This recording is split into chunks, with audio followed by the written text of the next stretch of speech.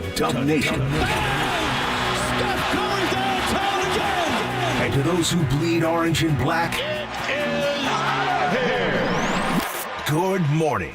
This is Murph and Marcus. Brian Murphy and Marcus the Waterboy Boucher. Streaming live at twitch.tv/The Sports Leader. Hey, welcome in. Happy Labor Day to everyone. I guess this is Murph and Marcus on a Labor Day Monday. You're telling me, JD. A little bit of a later start, 8 o'clock. It's John Dickinson and Dieter Kurtenbach, our Labor Day special, live and local.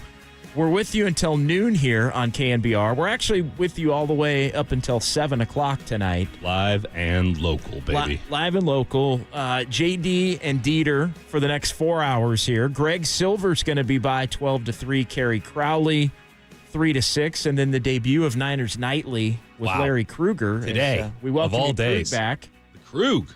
He will be on from 6 until 7 and from 6 until 7 every day here on the Sports Leader. So Weekdays. Yeah, well, you never know.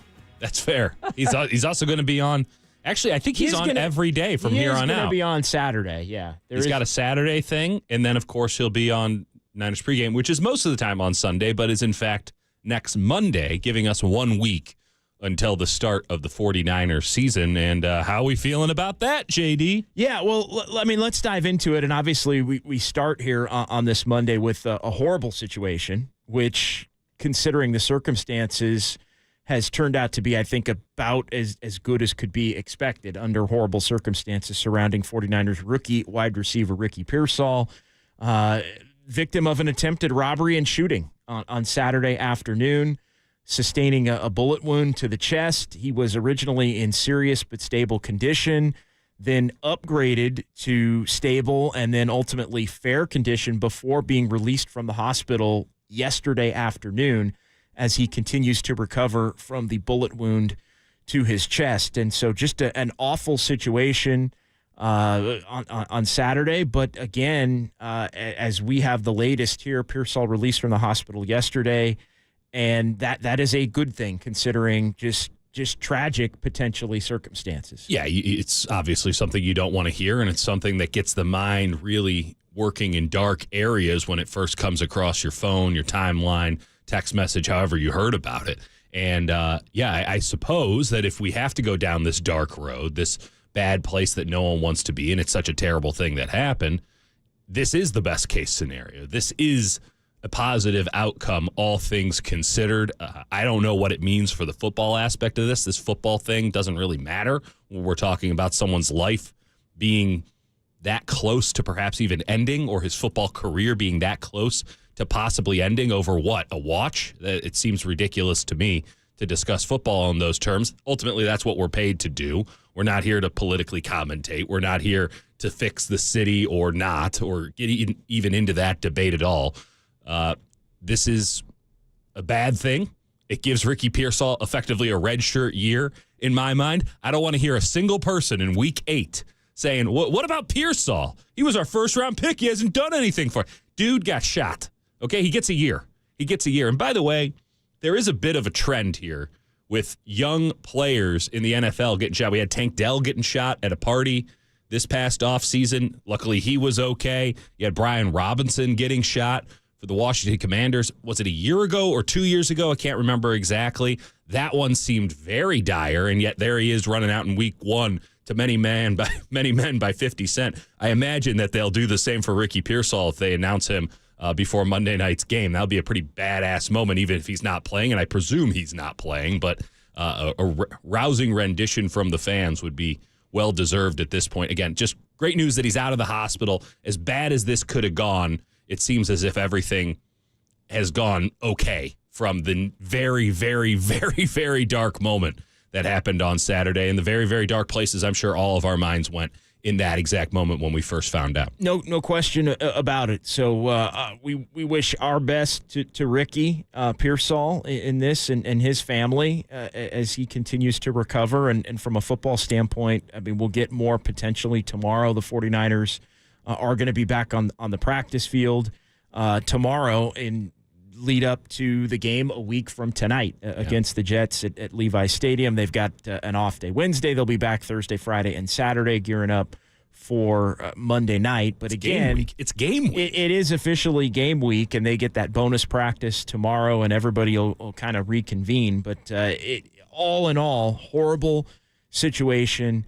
But I think we can say that the best possible outcome for the horrible situation for Pearsall to be released from the hospital yesterday afternoon, continuing to recover. If there is any new news to report on that, we will obviously bring it to you here on KNBR between now and noon, and then throughout the day. As you mentioned, and I thought you did pretty eloquently, Dieter, it just, that's never been alleged before, so thank you. I mean, there are, and we're not going to get into it, and I think that's kind of setting the table. There's nothing that can be accomplished, right? Like, we're trying to get somewhere with these shows, JD. Whether we get there or not is the audience's interpretation. But we know that this is a fool's errand to get into this deep. And I think as the 49ers get back to normalcy, again, as much as can be expected tomorrow, I think it's on all of us to get to normalcy. And yeah, I don't want to gloss over it either. I mean, it's bad. It's a bad situation. And it's not, it's a black eye on the city, right? This is a very public thing. But there's a lot of bad faith actors diving in right now who have never been here, never lived here. Hell, I don't even feel fully qualified to speak on the matter. I live in Oakland. I live in Alameda. I'm not sure. I've lived in the city, sure, but 2 years, what's that? I don't want to step on any of the longtime locals, the people who have grown up in this city, the people who put in work in this city on a day-to-day basis. I don't even want to step on that because I'm an East Bay guy. People coming from outside, forget that, man. Well, and all of that is to say, Dieter, that we're not going to have the show devolve into a debate about. I'll give you 4 hours, JD, but I'm not going to do it. I don't want to do it. San Francisco safety. And all of that. Find me a safe city. And look, there is going to be a debate as well about, how this relates to, some of the issues that the Giants have had over the years in terms of, perception becomes reality, right? And those kinds of things. But today is not the day for that. And I don't think this program is really no one tell Juan Soto about what happened, and we're going to be fine. No, I'm kidding. I definitely don't want to do a Juan Soto thing at any point over the next 6 months, and I definitely don't want to get into the mud with a bunch of folks who, by the way, wouldn't be listening. That's not our audience right now. I mean, we do have a worldwide audience. This thing beams out further than you could possibly imagine, but there's just a lot of bad faith actors diving in on the state of San Francisco, and it's like, buddy, I don't know what to tell you. It ain't perfect. No one's alleging that it is, but I saw a lot of people with smiles on their faces coming in as tourists this past summer, enjoying some of our natural air conditioning here in the city.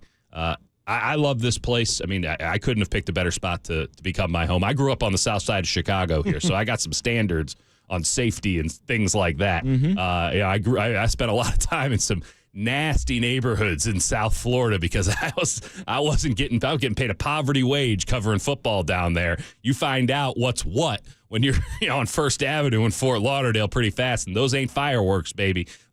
There's a standard that needs to be upheld. Don't get me wrong, but let's not pretend as if this is the only place in America where this sort of thing happens.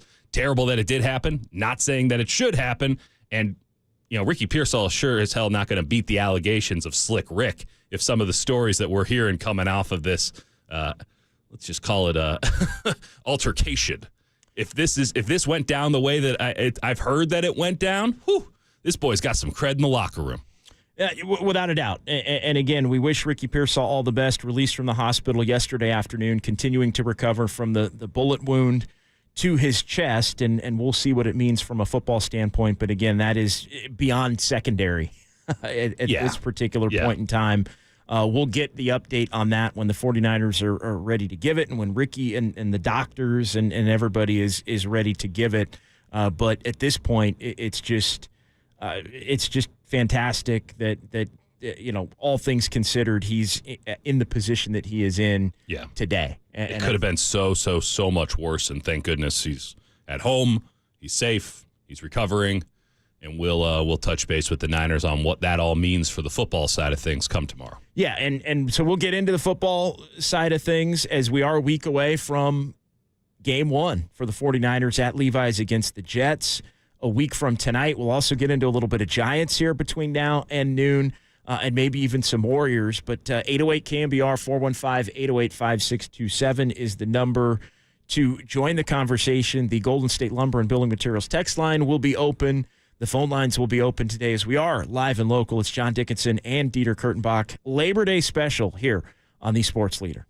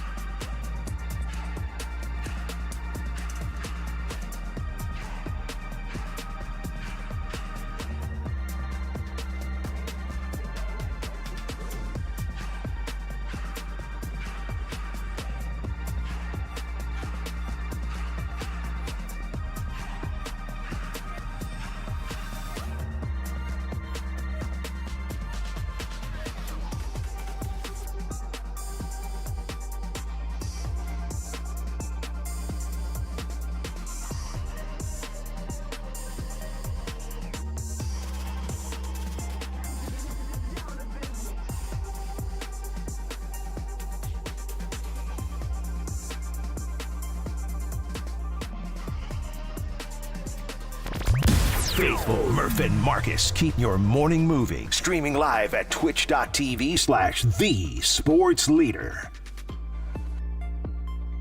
All right, welcome back. John Dickinson, Dieter Kurtenbach, in for Murph and Marcus here on Labor Day. So we're told. Live and local with you till noon. A little bit of a different schedule. JD and Dieter here until noon. Greg Silver, 12 to 3. Kerry Crowley, 3 to 6. And the debut of Niners Nightly, 6 to 7 here on the Sports Leader. What's it say about Larry that he needs 3 lead-ins in order to get that thing off On a the holiday. ground? On a holiday. But listen, it's a week away from football, so is that a holiday? I mean, I guess it'd be really ridiculous if we were a week away from football and we weren't live and local, wouldn't it?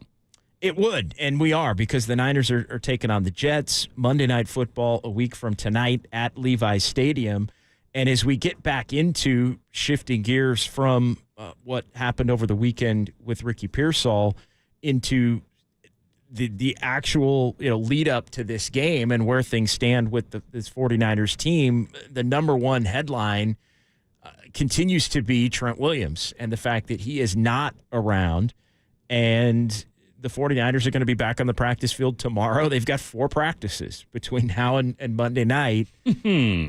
And is that enough time for Jalen Moore to turn into a real left tackle? And look, the Jets defense can bring it. And, for all of the positive vibes, which I think were more relief in the Brandon Ayuk saga finally ending late Thursday afternoon and on into the evening, Trent Williams was, and I know you've said this, I've said this, that was the number one box that needed to be checked for the 49ers, even with Ayuk. And so it still goes unchecked here now with a week to go before game 1.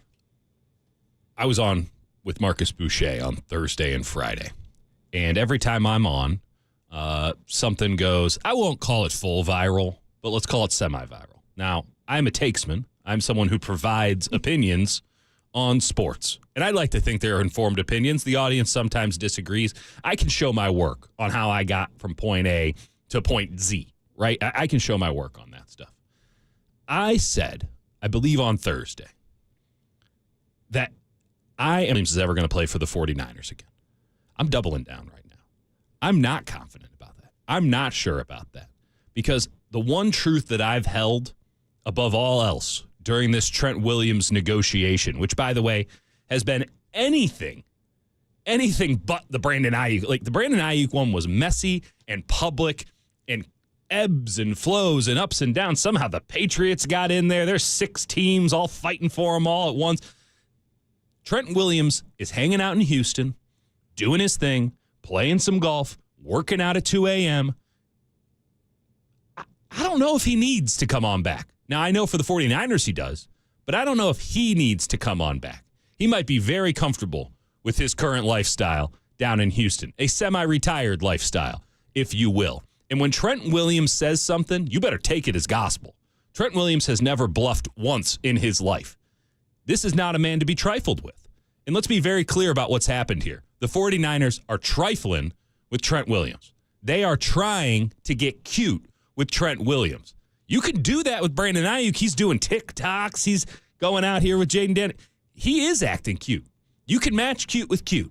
And sure enough, when you look at the Ayuk contract, the Niners might have gotten one over on Brandon Ayuk. He got what he wanted in $30 million a year.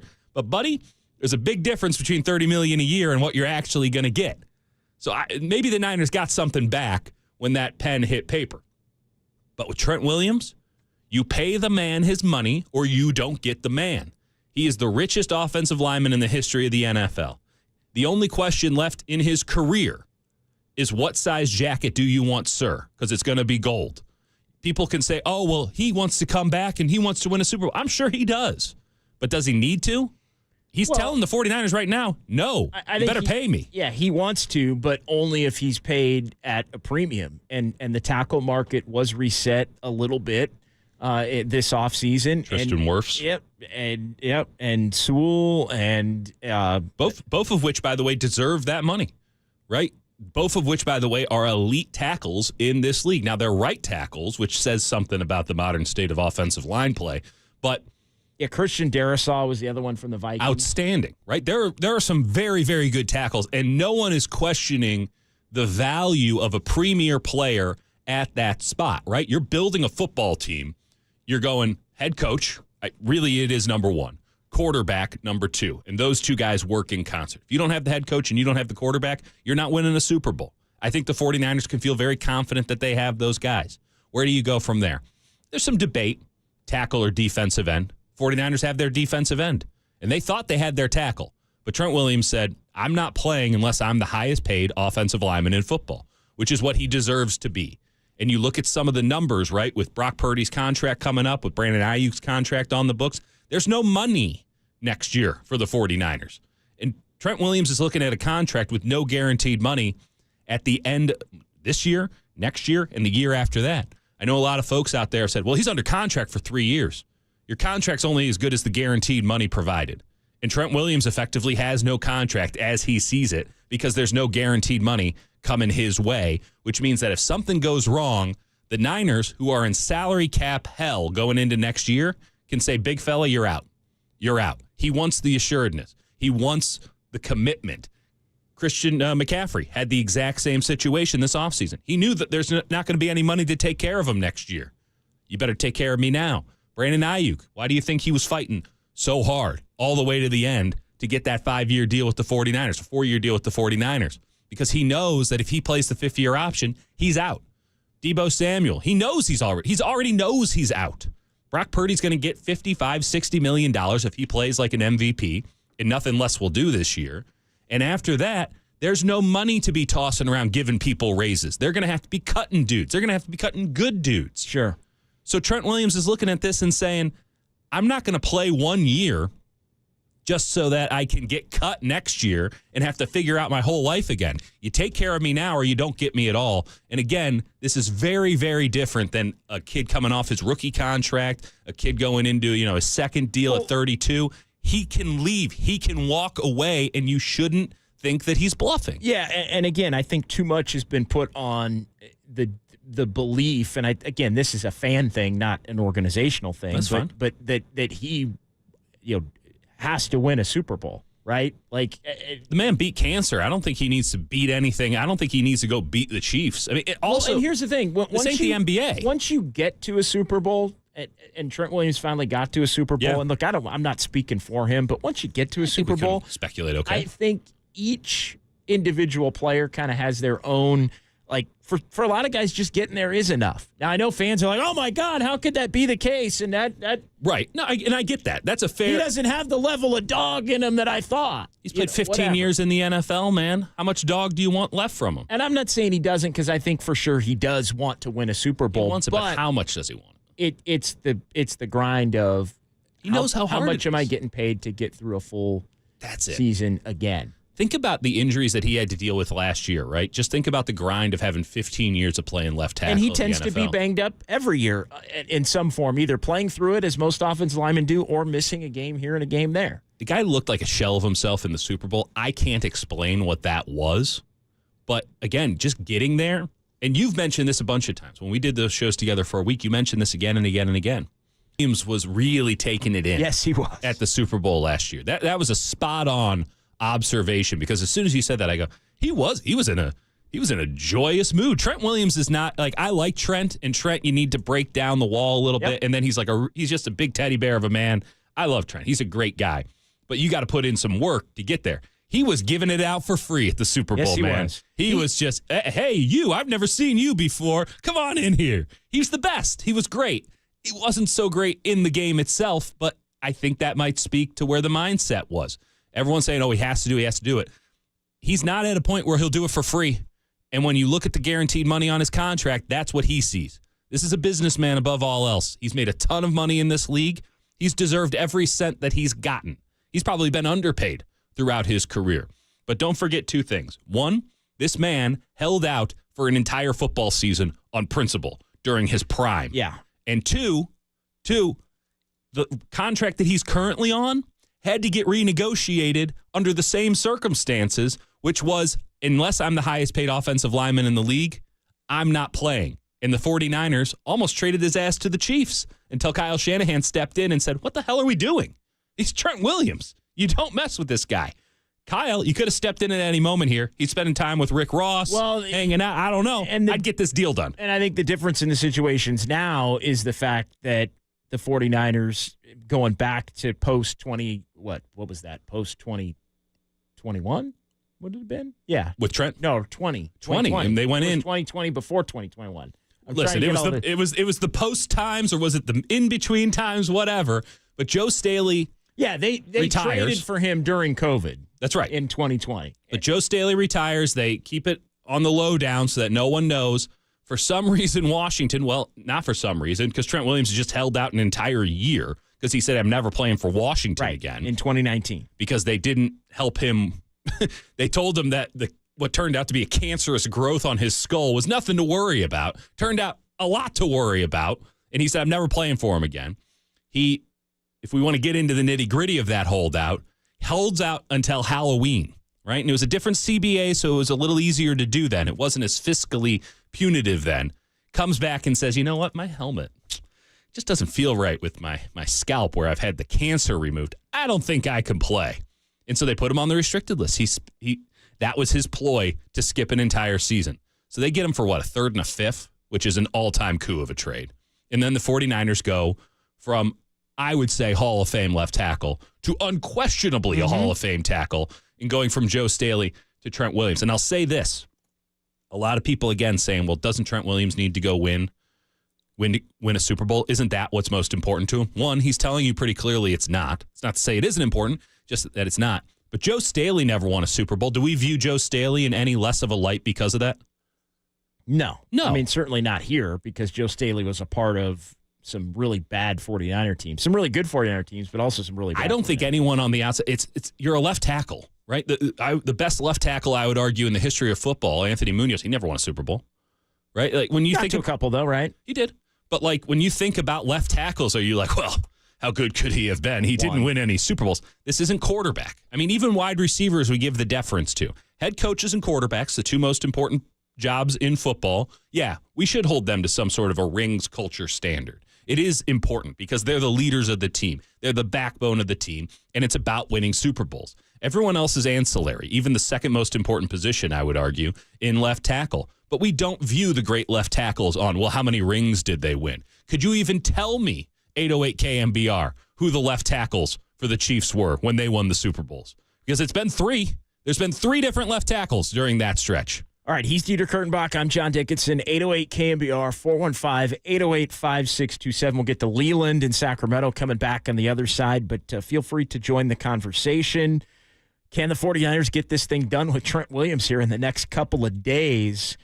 And would he actually sit out week one? I think we know the answer to that, but we'll continue the conversation coming up next right here on the Sports Leader.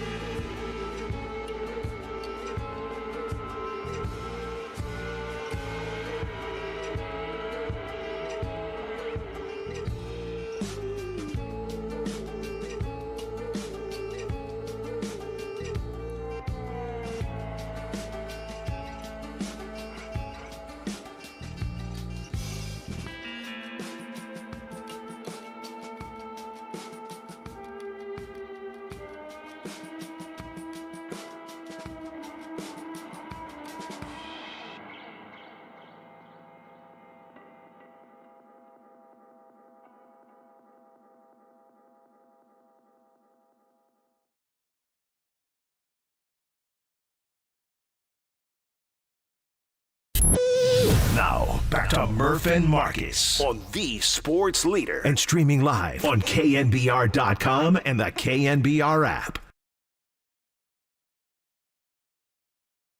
All right, welcome back. It's John Dickinson and Dieter Kurtenbach sitting in for Murph and Marcus here on the holiday Monday here on the Sports Leader. We're with you until noon. Little different schedule, holiday schedule today. No Giants game. Giants are in a bad way. It was fun. Who could have seen this? Remember when they pretended like they were in the race for, 2.5 weeks?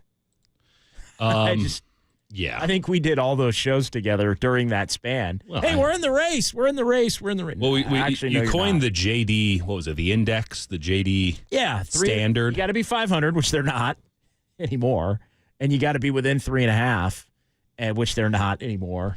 What a waste of they couldn't even make it to September with plausible deniability. Well, it's just, this was the real, and I think it hit everybody with them losing 2 or 3 to the Marlins. And we'll get into some Giants coming up a little bit later on. But in Leland, we're coming to you in just a second here at 808 KNBR. Any Marlins takes Leland? Well, no, but they lose. I basically was like, they've been done for really since they lost the first 3 games to the Braves. They've been done. And then they lose that game to the White Sox, which was the next. That's a disqualifier, right? And then they go 2-4 in the trip in to what, Seattle and Milwaukee. They go 2-4, and that was the point where it's August 29th. There's a month to go. They basically are playing out the string, 6.5 back, 7 in the loss column. What are we doing here? And they were done. That to me is how this Giants season should be remembered.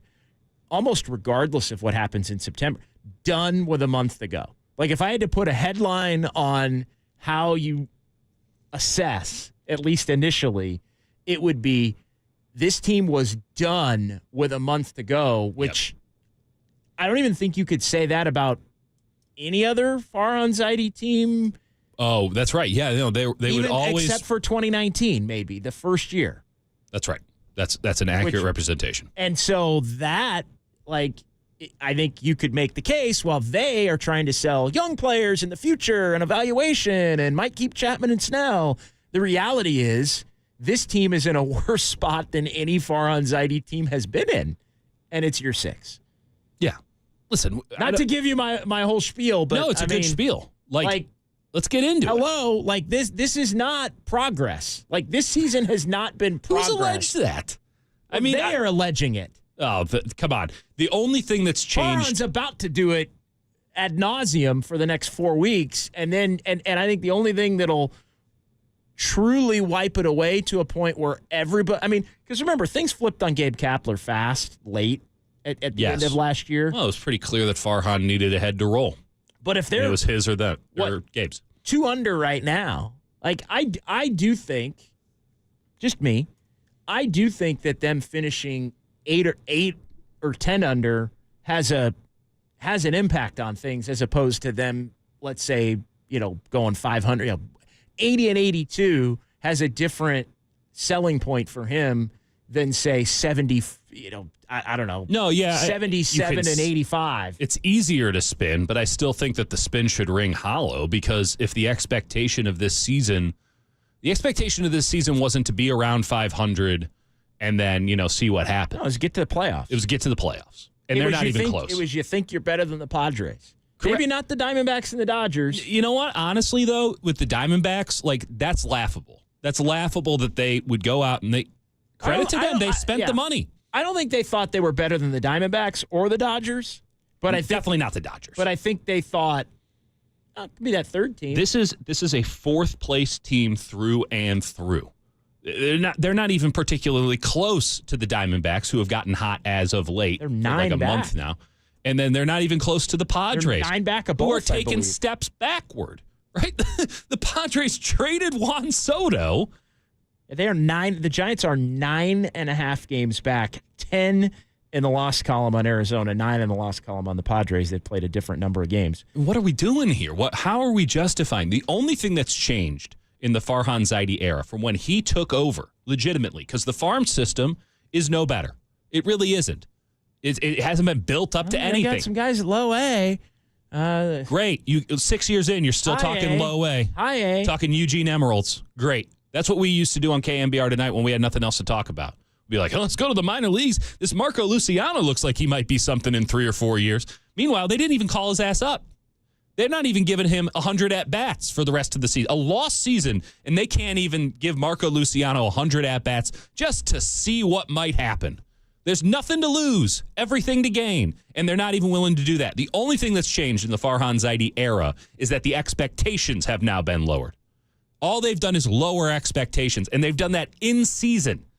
They've tried to spin this thing as, it's been progress. Well, we got Ramos, so that's progress. One player at a time. Hell, in 12 years, we might actually have a team that can make the playoffs. They haven't had one single young player come up on standing defensive catcher. The metrics love them. All the stuff. Take that for what it's worth. Well, we all agree that Patrick Bailey should be in the lineup every day, batting 6th or 7th. Look, this is that's a dude. I don't know your standard for dude has gotten very low. Well, no, it's. When is there the guy that's in the minors that's crushing it, that's like 20, 21, that it's his time? Wow, when he get the Jackson Churio, right? Where is the Jackson Churio? Where is the Junior Caminero? Where's the James Wood? I mean, even the Dylan Cruz. Right? This is a functional part of baseball. Probably too much of baseball these days. Even Jackson Merrill. Jackson Merrill's a little bit ahead of schedule. But they call him up, and they say, we're going to give you the shot. 20. He comes up, he's 20, turns 21. And look who keeps getting better. Looks a little lost early in the year. Yep. Certainly did that first weekend of the year against the Giants. And then he's an all-star 3 months later. It's like there isn't one guy that they can point to in terms of position players where it's like, this is the guy everybody's waiting for. He's here, and he's awesome. They couldn't do that. And even Elliot Ramos doesn't count. No, they had to call up Elliot Ramos because they didn't know what else to do. They didn't know what else. I guess we got to call this guy up. We'll give him another shot here. Round 3 with Elliot Ramos, and it clicks. They don't get credit for that as much as they want to take it, right? Okay, yes, you developed him. He's an all-star player. He's awesome. Even when he was struggling beginning of this month, you go, man, that thumb, the high fastball, I'm not so sure about this guy. What's he do? He adjusted. He made the plays. He's a dude. He's someone that I want in the middle of the lineup from here on out, right? That wasn't part of the plan. You lucked into him. I want a plan to be executed. What part of the Giants' plan, which has any semblance of relevancy in modern baseball, where you see other teams are doing it, what part of the Giants' plan has worked out this season? Blake Snell hasn't worked out. No. I mean, he's been awesome. Don't get me wrong. Let's say for the last time. No, but we're going to look up at the end of the year. And Matt Chapman? I think Matt Chapman has worked out, but Matt Chapman can't be your best player. Like Matt Chapman can't be your best position player. He can if you're a bad team. Well, that's what I mean. If you want to be good, he can't. Like I love Matt Chapman. I don't want to be talking smack on Matt Chapman. He's awesome.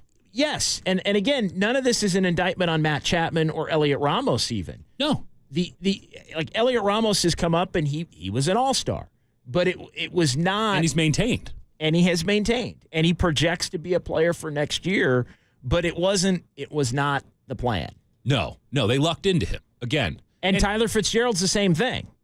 You got the 707 coming in and saying, well, what about Birdsong and Harrison? Well, Harrison should have been shut down. Birdsong hasn't even been good. No, Birdsong Look at Birdsong's numbers. Now, listen, if Birdsong, and I don't want to write the kid off here because he's young. But he hasn't been good this year. He has not had a good year. When he plays the Rockies, JD, he's awesome. He's part of the best rotation in baseball when they play the Rockies. And we're going to get into that, believe me, because we brought that out when we were doing the morning shows at the beginning of August, and we're going to reevaluate some of the questions we had at that point.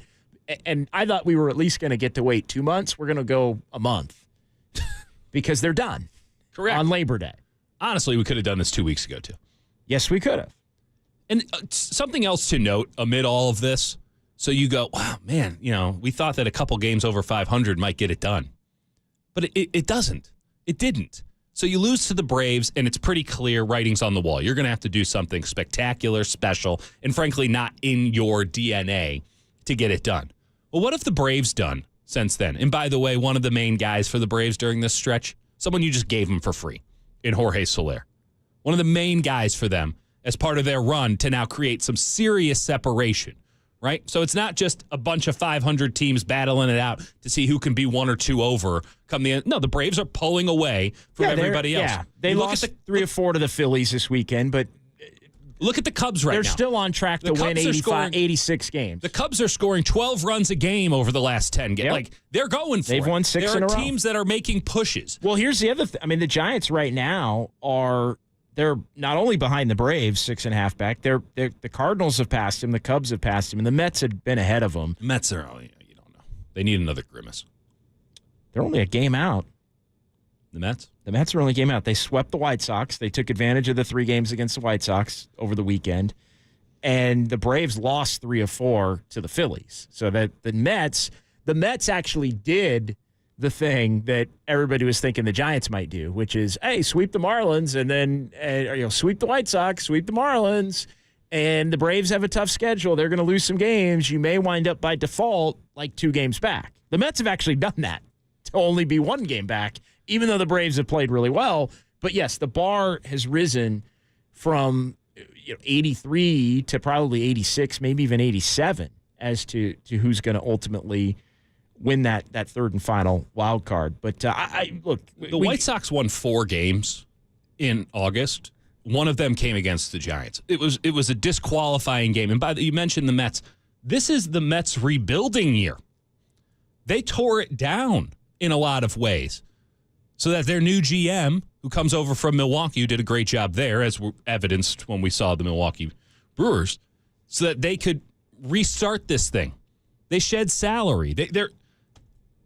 This is their rebuilding year, and they're still better than the Giants, who have been building, quote unquote, for 6 flipping years. What are the Cubs? Where are the Cubs right now? Well, the Cubs are in kind of a Giants-y mode, right, where they just want to break even fiscally, and they just want to be a little bit over 500. And they're doing that better. The problem is it seems as if they can actually develop players like a Pete Crow Armstrong.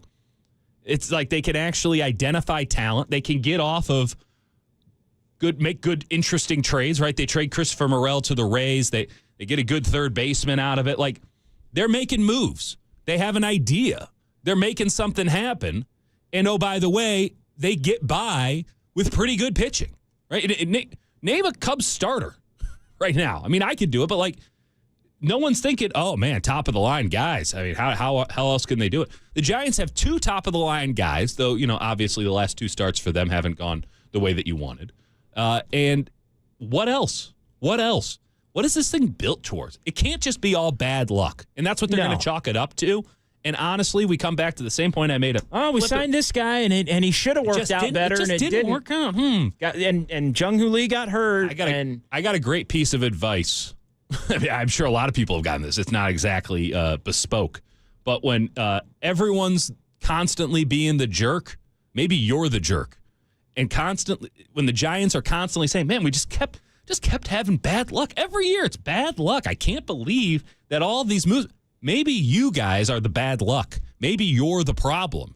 And ultimately, the issue that we're going to get into, certainly not today, but down the line, because we'll have some time to fill outside of 49ers talk, because I'm not thinking the Warriors are going to be taking up too many hours on these airwaves. Regardless, the question is, how do you get this thing onto a right track? Not the right track, because I don't know where that is anymore. How do you get this thing corrected? They need a more aggressive general manager and president aggressive? of baseball. Yeah. Do you tear it all the way down and then try to build it up? Is that going to work for this organization and the way that they're structured and the way that they need view somebody, the finances? They need somebody that is willing to make trades for players that you wouldn't otherwise be able to sign. Right. That you need to force them to come. And you need to be honest, that the template is AJ Preller for me. The template is somebody that's can build a farm system, trade those guys away, bring back guys that you wouldn't necessarily otherwise get. I know they've also signed some big-time free agents. They've overpaid to do it. You got to be willing to do that from an organizational franchise standpoint. Right. I think the Giants have shown that they would be willing to do that if they could get guys to come. But you have to be willing to also, all right, we're not going to pay this guy again, Juan Soto, so we're going to trade him for you have to be able to do both. You have to be able to use the guys that you have to get players that you wouldn't otherwise be able to sign in trade. Then you have to trade those guys for guys that you come back to restock the farm system, and you just have to be aggressive about it. Let's put a pin in it, because I do think that there is something that the Giants are currently doing that is very similar to the Padres, and it's an important aspect of getting this thing on the right track. Ultimately, there's a larger question to be answered, but there is one thing I want to put a pin in, and we'll get back to it later. All right, we'll get back to it. 808 KNBR, off on the Giants tangent, because they're done with a month to go. 415-808-5627. We should be angry. Sometimes it makes decent radio. And we'll also get back into the 49ers as well, as Trent Williams continues to hold out. 1 week to go before week one. We'll get into some realistic 49ers expectations for the 2024 season as well. It's all coming up right here in the Sports Leader.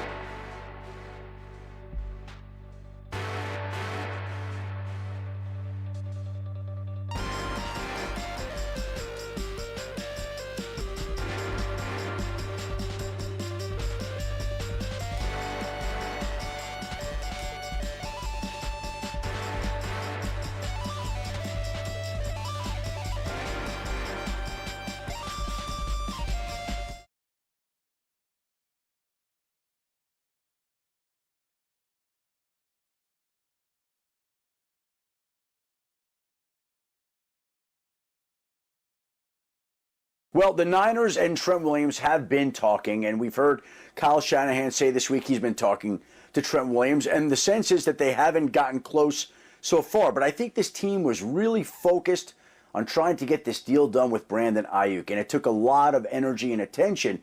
And now that Brandon Ayuk is done, and now that that regular season opener, that Monday night game against the Jets, is a week from Monday, I would think that the 49ers' full attention and focus will shift over to Trent Williams, who's got no more guaranteed money left on his deal. They know that they want him back. They know they have to have him back, and it'll be up to both sides to try to figure out an arrangement that could get back their Pro Bowl left tackle.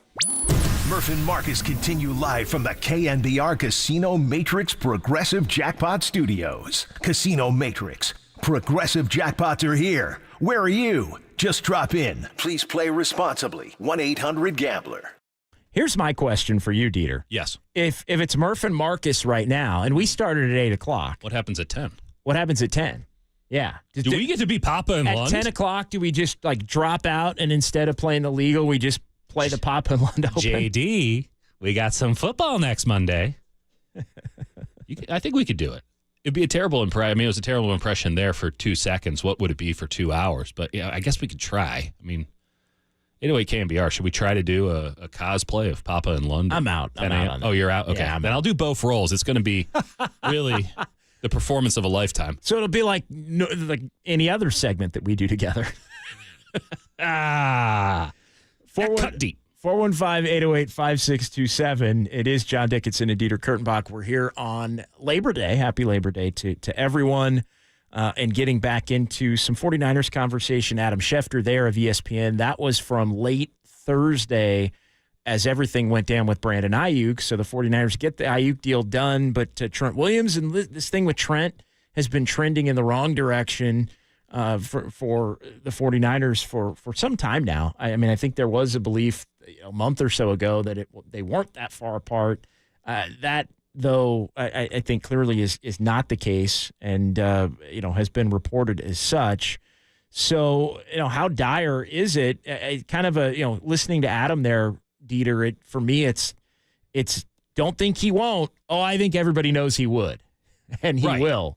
Right. And so I think the next, 24, 48 hours, really, I think the target is Wednesday night to get him, you want to get him in the build. He didn't typically practice that first. He's not much of a practicer, but we're really pushing the limits here, right? We're really pushing it. Like, I think the day to have done this was yesterday or the day before. Well, it'd be today or tomorrow. I mean, honestly, it would be tomorrow, get him in by Wednesday, and have him on the practice field Thursday, or at least have him watch practice Thursday. I think you need a practice. Get a few reps. Well, Friday's the big day this week. Friday's the normal Thursday. What's the joke that Kyle likes to tell? Like, Trent won't bend his knees during practice as a bit. I need to see Trent bend his knees once, just once, before we head into a game against a pass rush in the Jets that. Listen, it's not crazy. It's not like they're going up against the Ravens here, and they got. But Robert Saleh knows how to bring it on the front four, and they got some dudes who are going to have fresh legs. So this is about the worst case scenario, because let's also note this: structurally speaking, the Giants are structurally screwed too. But structurally speaking, the 49ers only have 2 tackles on their team.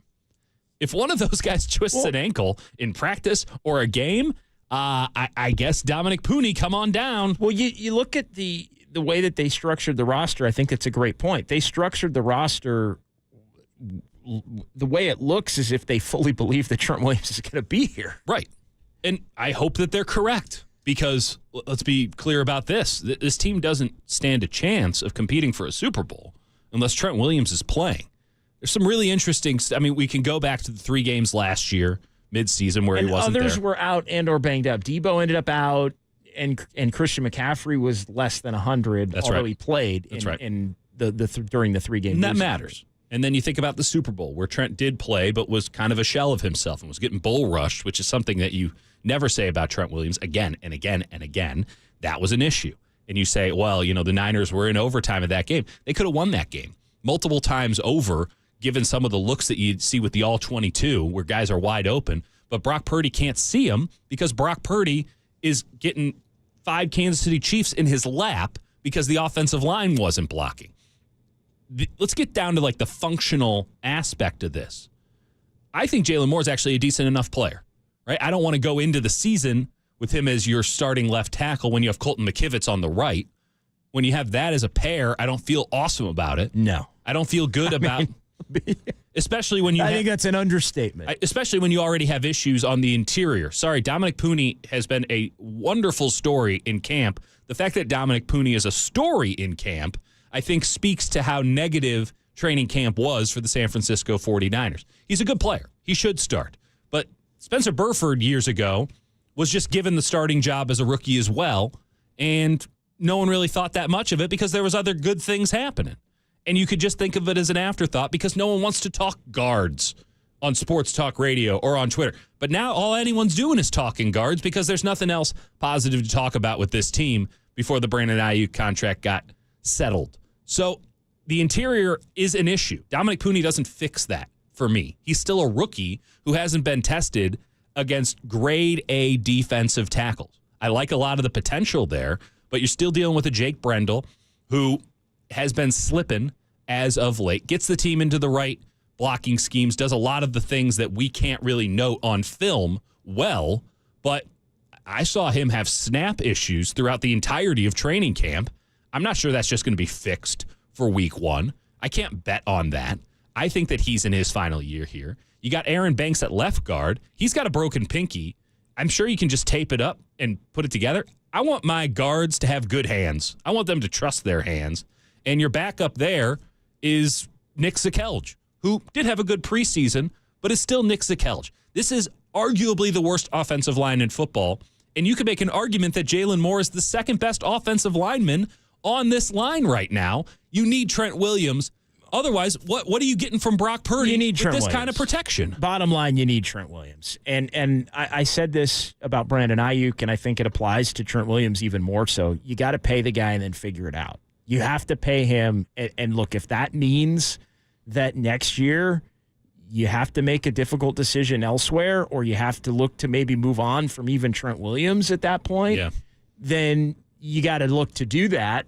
But at least you have a year to plan for how it is going to have to look. But right now, you look at everything that's happened in this offseason to get to this point where they're now a week away and to still have this hanging over their head.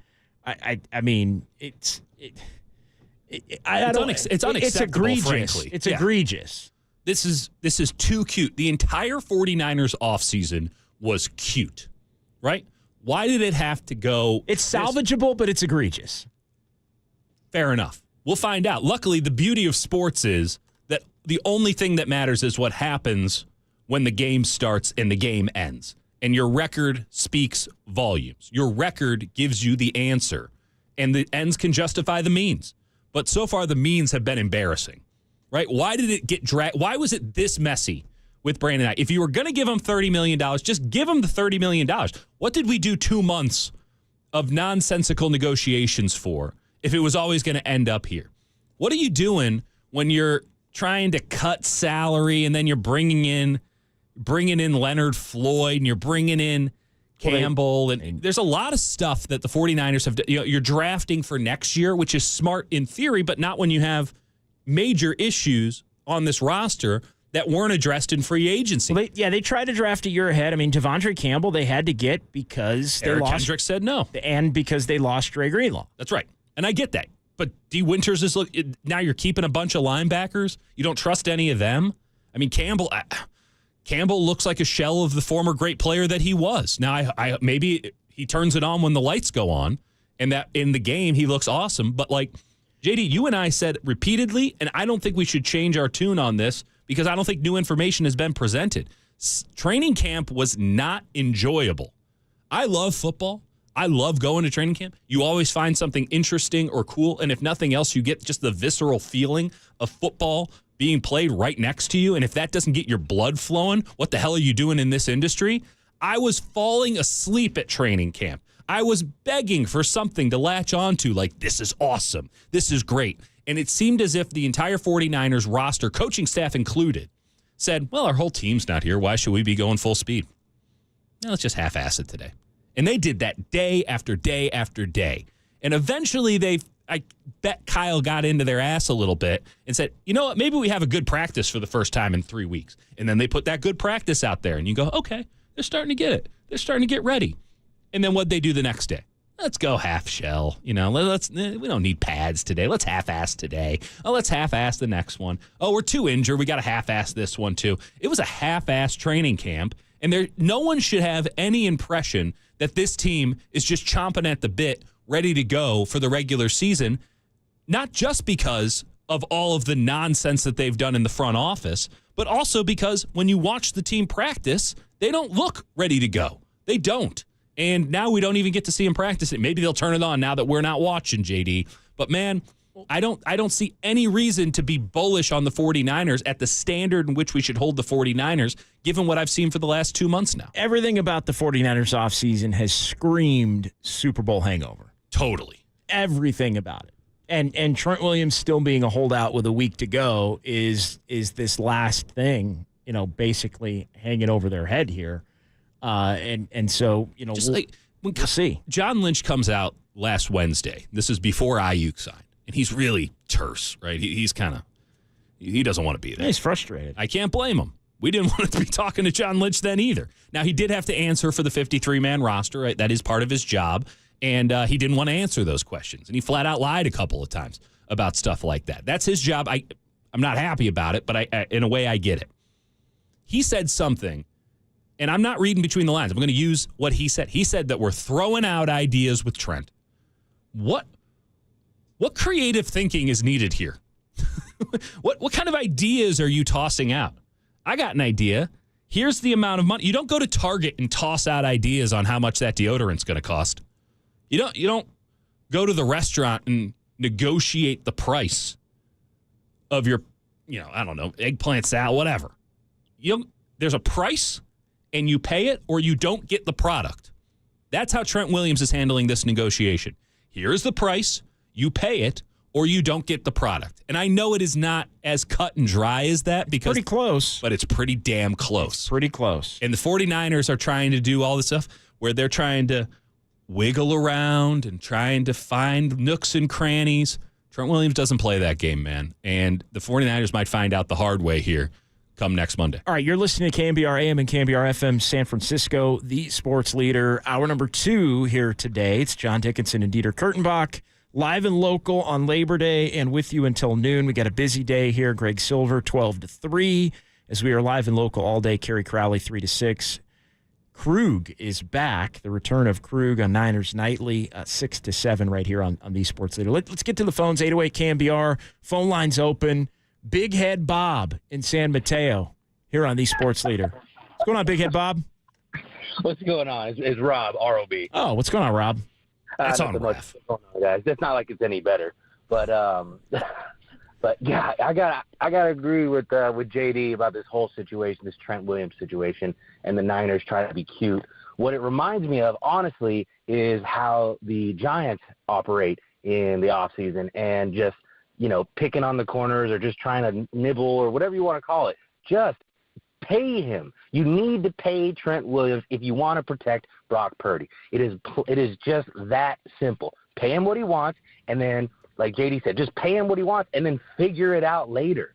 Does anyone know if Brock Purdy actually wants $60 million a year? I mean, I'm sure everyone wants $60 million a year, but what if Brock Purdy goes, you know what, I want to go the Tom Brady route? Yeah. I don't know if that's even something he would do. I don't know the guy. I don't know his character. I don't know anything like that. But this is just, a pipe dream in my head. If he's like, well, what if I want to go the Brady route? I'll take $30 million a year if you guarantee all of it for 6 years, 8 years, whatever. I don't know. But, do we even know that Brock Purdy's going to go that route? Look, and Rob, thank you for the call. Look, nobody should expect Brock. Why? And look, maybe I'm just completely amiss here. A moment on Brock Purdy. Yeah. Why in the hell would Brock Purdy go the Brady route on his first big contract? Yeah, he's been going the Brady route this whole time. He's been not. Yes, I mean, and he could have at any point said, you know what, I'm the starting quarterback. We just went to the Super Bowl. Let's talk contract. Well, yeah, I mean, they couldn't do that, though. Well, no, they can get the extension in place well before his contract expires. I don't think they could even negotiate. I think that was fair enough. Regardless, I'm sure they've had these conversations, and ultimately, I've now heard this. I think that was like part of the deal. Like that was like actually part of the deal was like they couldn't even negotiate until after this season. Right, and he still does have 1 year left beyond this season on his rookie contract, where he's making legitimately a rounding error. But people should not. Again, people should not be thinking, oh, the humble, quiet Brock Purdy is just going to take 45, instead of 60. People thought that about Kirk Cousins. How'd that work out? Look, 49er fans have got to get that out of their head. Like, if that winds up happening, then great. Yeah. But assume that is not happening. In fact, assume the opposite is going to happen because of how little he's made to this point in his career. Maybe he goes the Tom Brady route. By the way, after that deal. The Tom Brady route doesn't serve him or really the 49ers at this juncture any purpose. So the Tom Brady route only is operable. But Brady did this after 10 years, 15 years? Yeah, he never set the market, right? And so the argument is that he helped his team win. And I agree with that 100%. He helped his team win because he gave them more money to work with. That doesn't work functionally when you pay top of the market for 4 or 5 different positions. It only functionally works when you have a structure of contracts in place where you can bring in a bunch of middle-class guys, right? That's what the Patriots did. Tom Brady was there, and then they could sign a bunch of guys for what would be the equivalent now of about $10 million. But what the 49ers have done is they're now paying a bunch of guys top of the market at tight end, at running back, should be at left tackle. You're doing it at defensive end. You're doing it at defensive tackle with Javon Hargrave, too. Should be noted, because of Brock Purdy, you were able to do that. Hasn't aged so well. You're doing it at corner, and you'll have to continue to do it at corner, perhaps even 2 of those corner spots with Diamador Lenore and then Charvarius Ward this upcoming season. You're doing it at wide receiver now with Brandon Ayuk at 30. So I get the whole notion of, maybe Brock will save them. But there's not that much to be saved. Right? Brock Purdy giving up $7 or $8 million a year. Okay, that's one player. But Brock Purdy's that doesn't number fix the problem. Is also going from 900,000 or barely a million. It's like $1.2 million to 50, 60, whatever it is going to be. And even if you structure that, he's going to get the biggest raise in the history of the league. Even if you structure that creatively, you're still 20xing what Brock Purdy makes on the cap. Yes. Right? So I'm not saying that he won't do it. What I'm saying is that functionally it doesn't save the 49ers because you're already well over the cap.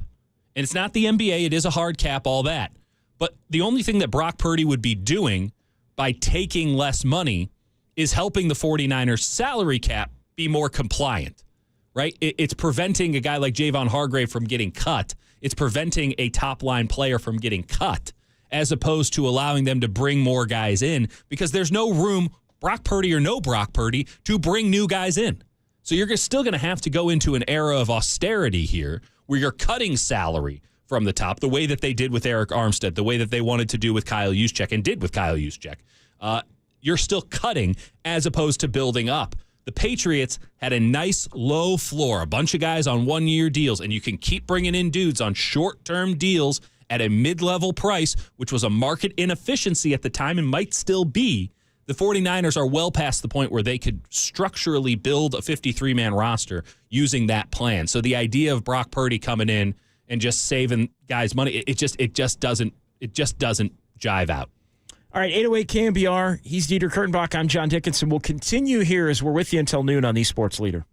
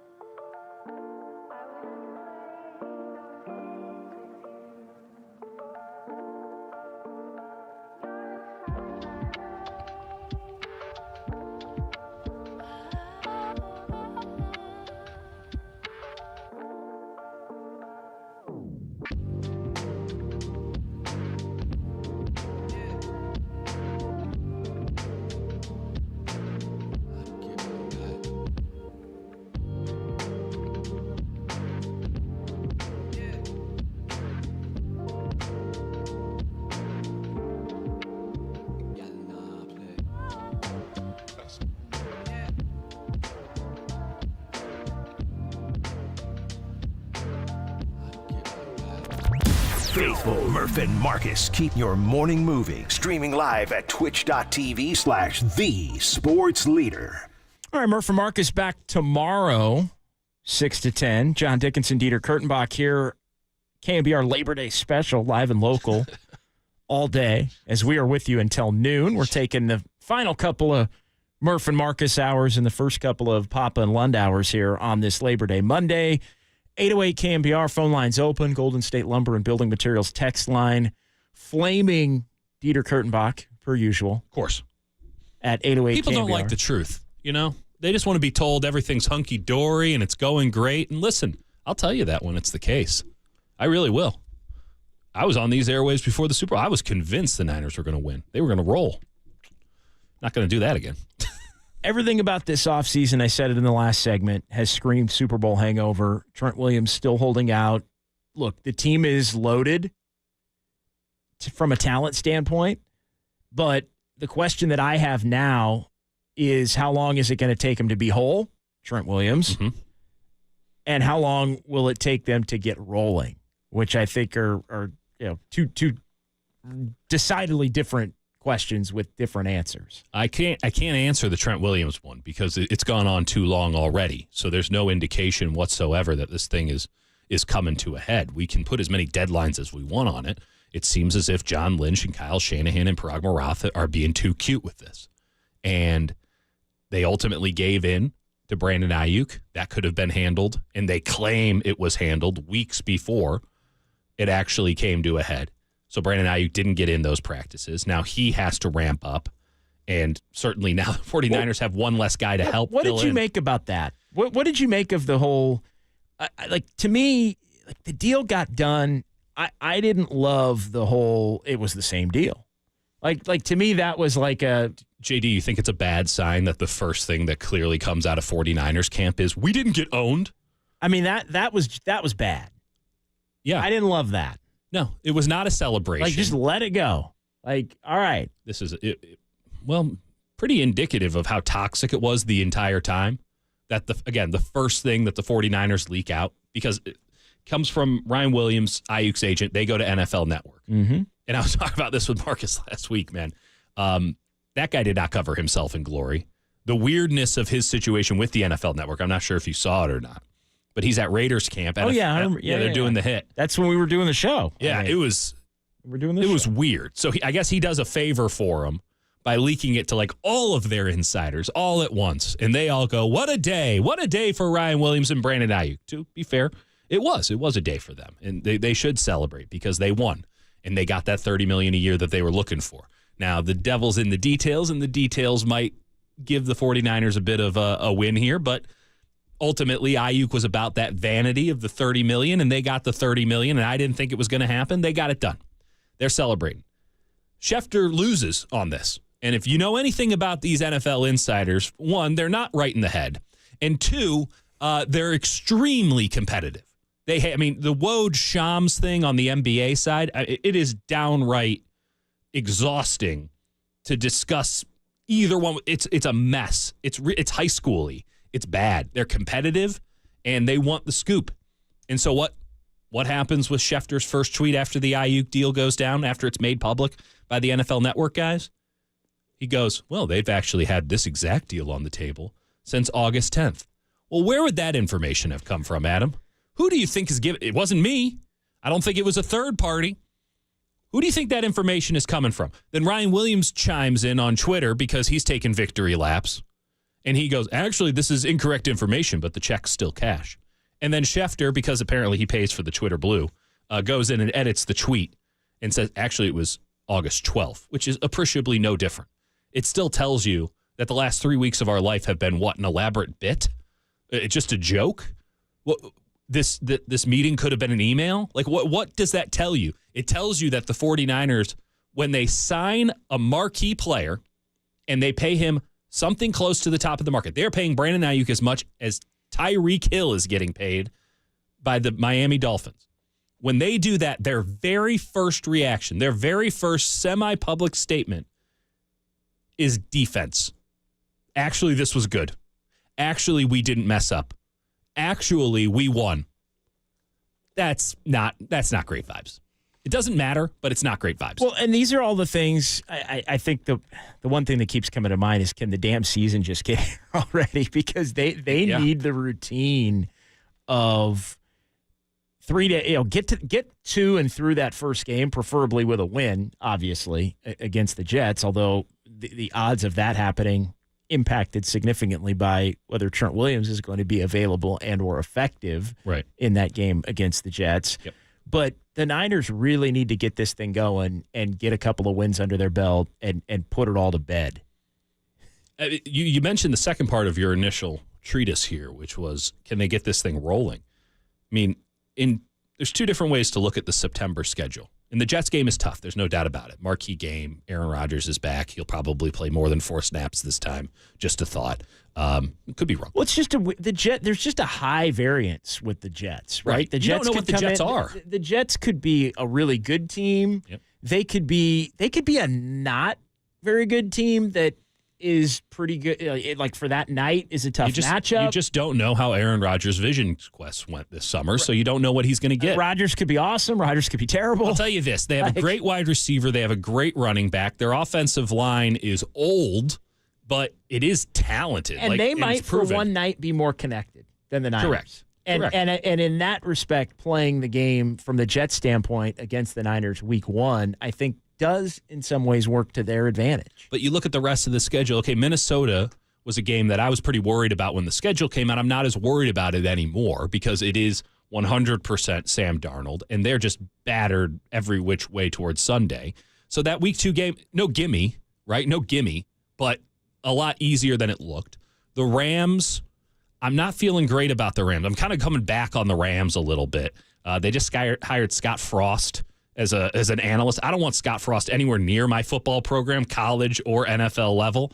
They're doing Kyron Williams as a punt returner. There's something off about the Rams. I'm looking at their depth chart on defense. I'm not sure there's another level they're going to get to, even though I did think they were impressive last year. There's just a lot of guys who have a lot of question marks on that side of the ball. So maybe getting the Rams early is a good thing. Then you think Patriots, well, the Patriots might not win a game this year, so that feels pretty good about that. Followed by the Cardinals, who I think are going to be feisty, and they always play the 49ers better than they probably should, given the level of talent disparity between the two teams as of late. So you can look at the September, the early schedule, September, first week of October schedule, and you can say to yourself, well, you got some room, right? You got some room to run this thing up. It starts hard, Monday Night Football, no doubt, but you'll be juiced. You'll be ready to go. You can maybe fake it until you make it through that game. And then the rest of the games, you're in pretty good shape. If you're not 100%, you can still probably win, and in some cases, handily. At the same time, let's flip that. If you don't make hay in September, if you don't get 3-4 wins out of your first 4 games, you are running uphill the rest of the season because the rest of the schedule is brutal. And just the immediate aftermath to those first 5 games of the season at Seattle, the Chiefs, Dallas, the Cowboys, which might be a reprieve at that point. Then you do have your bye and go to Tampa, but then it's Seattle again. It's the at Green Bay, at Buffalo, back-to-back surrounding Thanksgiving holiday, which is no picnic. The Bears project to be significantly improved. You're playing the Rams again, and we don't need to run through all of it, although I guess I will, at Miami the Sunday before Christmas, and then you play the Lions. So it's just, we've seen what the Lions can do to the Niners. And we don't know, ultimately, once the games start, things change, totally. And it's all fluid. Games that look like they're going to be easy or tough, games that look like they're going to be tough. Suddenly the Rams look like world beaters, or guess what? Arizona is the surprise team in the NFL wow. this How year. is, Tua got hurt, and the Dolphins are 5-10. It can all change with one singular play, right? The Jets thought they were going to the playoffs last year. Aaron Rodgers comes out with the flag, 4 plays in, season's over. Obviously, that same thing could happen to the 49ers. So I don't want to go too deep into the schedule and go win, loss, win, loss, win, loss. But if you were to take in the most likely probabilities here, I think anyone who looks at the Niners schedule goes, you got to get some wins early because they're going to be tougher, at the very least tougher to get late, and compound that with a roster that is still top-heavy and a roster that had incredible injury luck last year. They had the 4th fewest adjusted games lost last year. So that means the value of the player by certain metrics, when they lost them, their production. You take a player or two away and they plummet. That's right, because the depth chart is not deeper. It just isn't. It really isn't. I especially look at defensive tackle. Do you trust the backups there? Come on now. Do you trust what's going on the offensive line? Come on now. Maybe I'm old school. Maybe I'm an idiot. I'm sure the text line will agree. I still think you got to win in the trenches. I don't see how you can win in the trenches unless you have Trent Williams. And the 49ers have won in the trenches a lot on the defensive side, even when maybe it's been more cobbled together on the offensive side with, obviously, Trent Williams anchoring the whole offensive line. 808 KNBR. We'll pause here. Brett and Walnut Creek will get to you coming up first. Couple of lines open. John Dickinson, Dieter Kurtenbach here on a Labor Day Monday on the Sports Leader.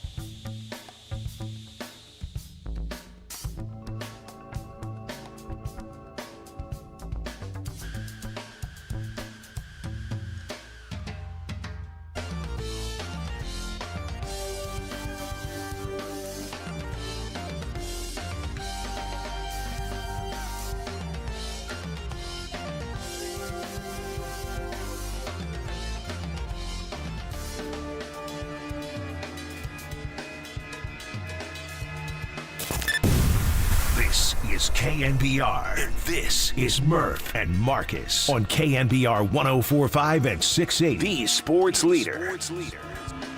All right, welcome back. John Dickinson, Dieter Kurtenbach here on a Labor Day Monday with you until noon. Let's get to the phones, 808-KNBR, 415-808-5627. We've been talking a lot about the ongoing Trent Williams contract holdout and where things stand here with the 49ers and Trent Williams camp far apart, according to the most recent reporting. And also, throughout the show, we are just kind of updating and acknowledging, and before we get to Brett, we can do this one more time, the horrible situation surrounding Ricky Pearsall over the weekend. 49ers wide receiver Ricky Pearsall, the victim of that attempted robbery in San Francisco and shooting on Saturday, sustaining a bullet wound to his chest.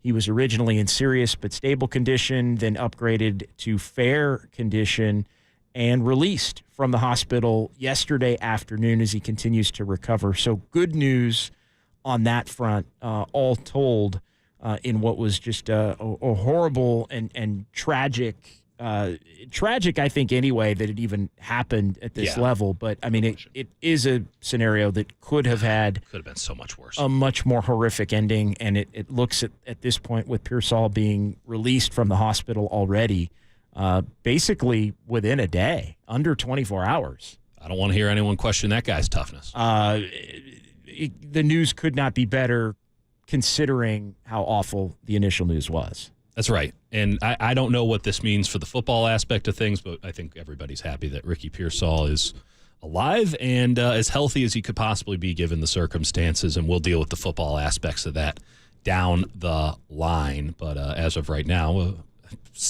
celebration isn't the right word, because obviously you have to take the good with the initial bad, and the bad outweighs all of it. This is he is just, what a brutal start to his NFL career. He's been injured, and then to have this happen, I mean, the guy's been going through it. Let's hope that he got all of the bad luck and the bad juju out of the way here, and maybe him getting out of the hospital quickly is a sign of great things to come for Ricky Pearsall, and this is all part of an incredible origin story for the 49ers wide receiver. Yeah, so that's the latest on all of that. We'll get more of maybe an update on the football standpoint of everything, potentially tomorrow, although the 49ers back on the practice field tomorrow, but it is a lighter day. Yeah, it's an ancillary practice. Yeah, right? It's an extra practice. Basically, the bonus practice. There are no coaches that are scheduled to meet with the media tomorrow. All the official week basically kicks off on Thursday with practices Thursday, Friday, and Saturday. So let's a week away from football.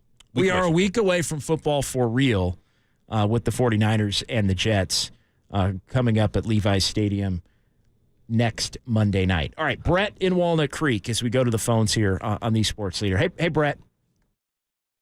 Hey, good morning, guys. Hey, first and foremost, really happy to hear that Ricky's been released. It's a pretty sad state that we've had 2 years in a row now that Rickie's been shot before the season started last year. I think you guys remember, I think it was Brian Robinson of the Commanders got shot in the leg when someone was trying to carjack him. So the fact that these things are occurring is just, it's really, really sad. But moving on to the Niners and Trent Williams and salary cap and what people are paid in contracts, I guess from my standpoint, and again, I'm not a master of all the financial shenanigans that occur, but I don't understand why people get so upset about either a player thinking that he deserves a certain amount of money or what they think, because at the end of the day, the business of sports is not about making money. The business of sports is not about how much did we save or how much of this contract or did we win in the deal. The business of sports is about winning. That's what the business – and if you have a winning organization, the money will come because the value of your organization will go up tremendously. The 49ers are one of the best organizations in all of professional sports. So why they would haggle over $1 million here or $1 million there, to me, doesn't really even make sense. I don't understand why you would worry if Brandon Ayuk got an extra $2 million than maybe you thought you were willing to pay him. Because it's not about he won and therefore they lost. No, the Brandon Ayuk signing is a win-win. People, when directors and producers put together movies and they got to pay Ryan Reynolds or Tom Cruise millions and millions and millions of dollars, they don't blink Because why? Because they're going to make millions and millions and millions of dollars. They're going to have people in the seats. They're going to have people watching the games. They're going to have networks and talk shows talking about them because it's something relevant. Because if you worry about making money or winning, you're the Oakland A's. That's who you are. That's the team that you are. That's not what we are, and that's not what we want to be. So, Brett, hang on one second. But Brett, let's have a conversation. There's no hard salary cap when you're making Deadpool versus Wolverine, right? It's all unrealized gains. And the flip side of that is in a movie business, right? It's all entertainment, so I think it's a fair comparison.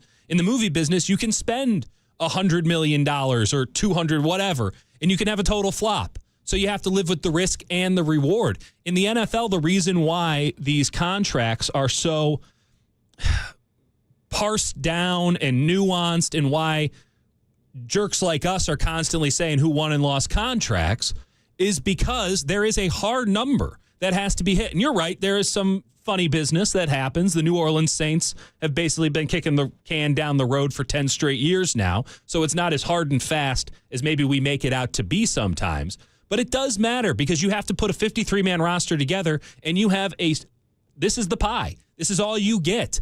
And right now, the 49ers, they have $44 million in salary cap space for this season. But they need to roll over a lot of that because they're already $39.4 million over for next season, and that's with like 30 players. And you can't field a team with 30 players. So I appreciate the points, and I'm with you, but like, doesn't the hard salary cap aspect of this change the dynamic just a little bit?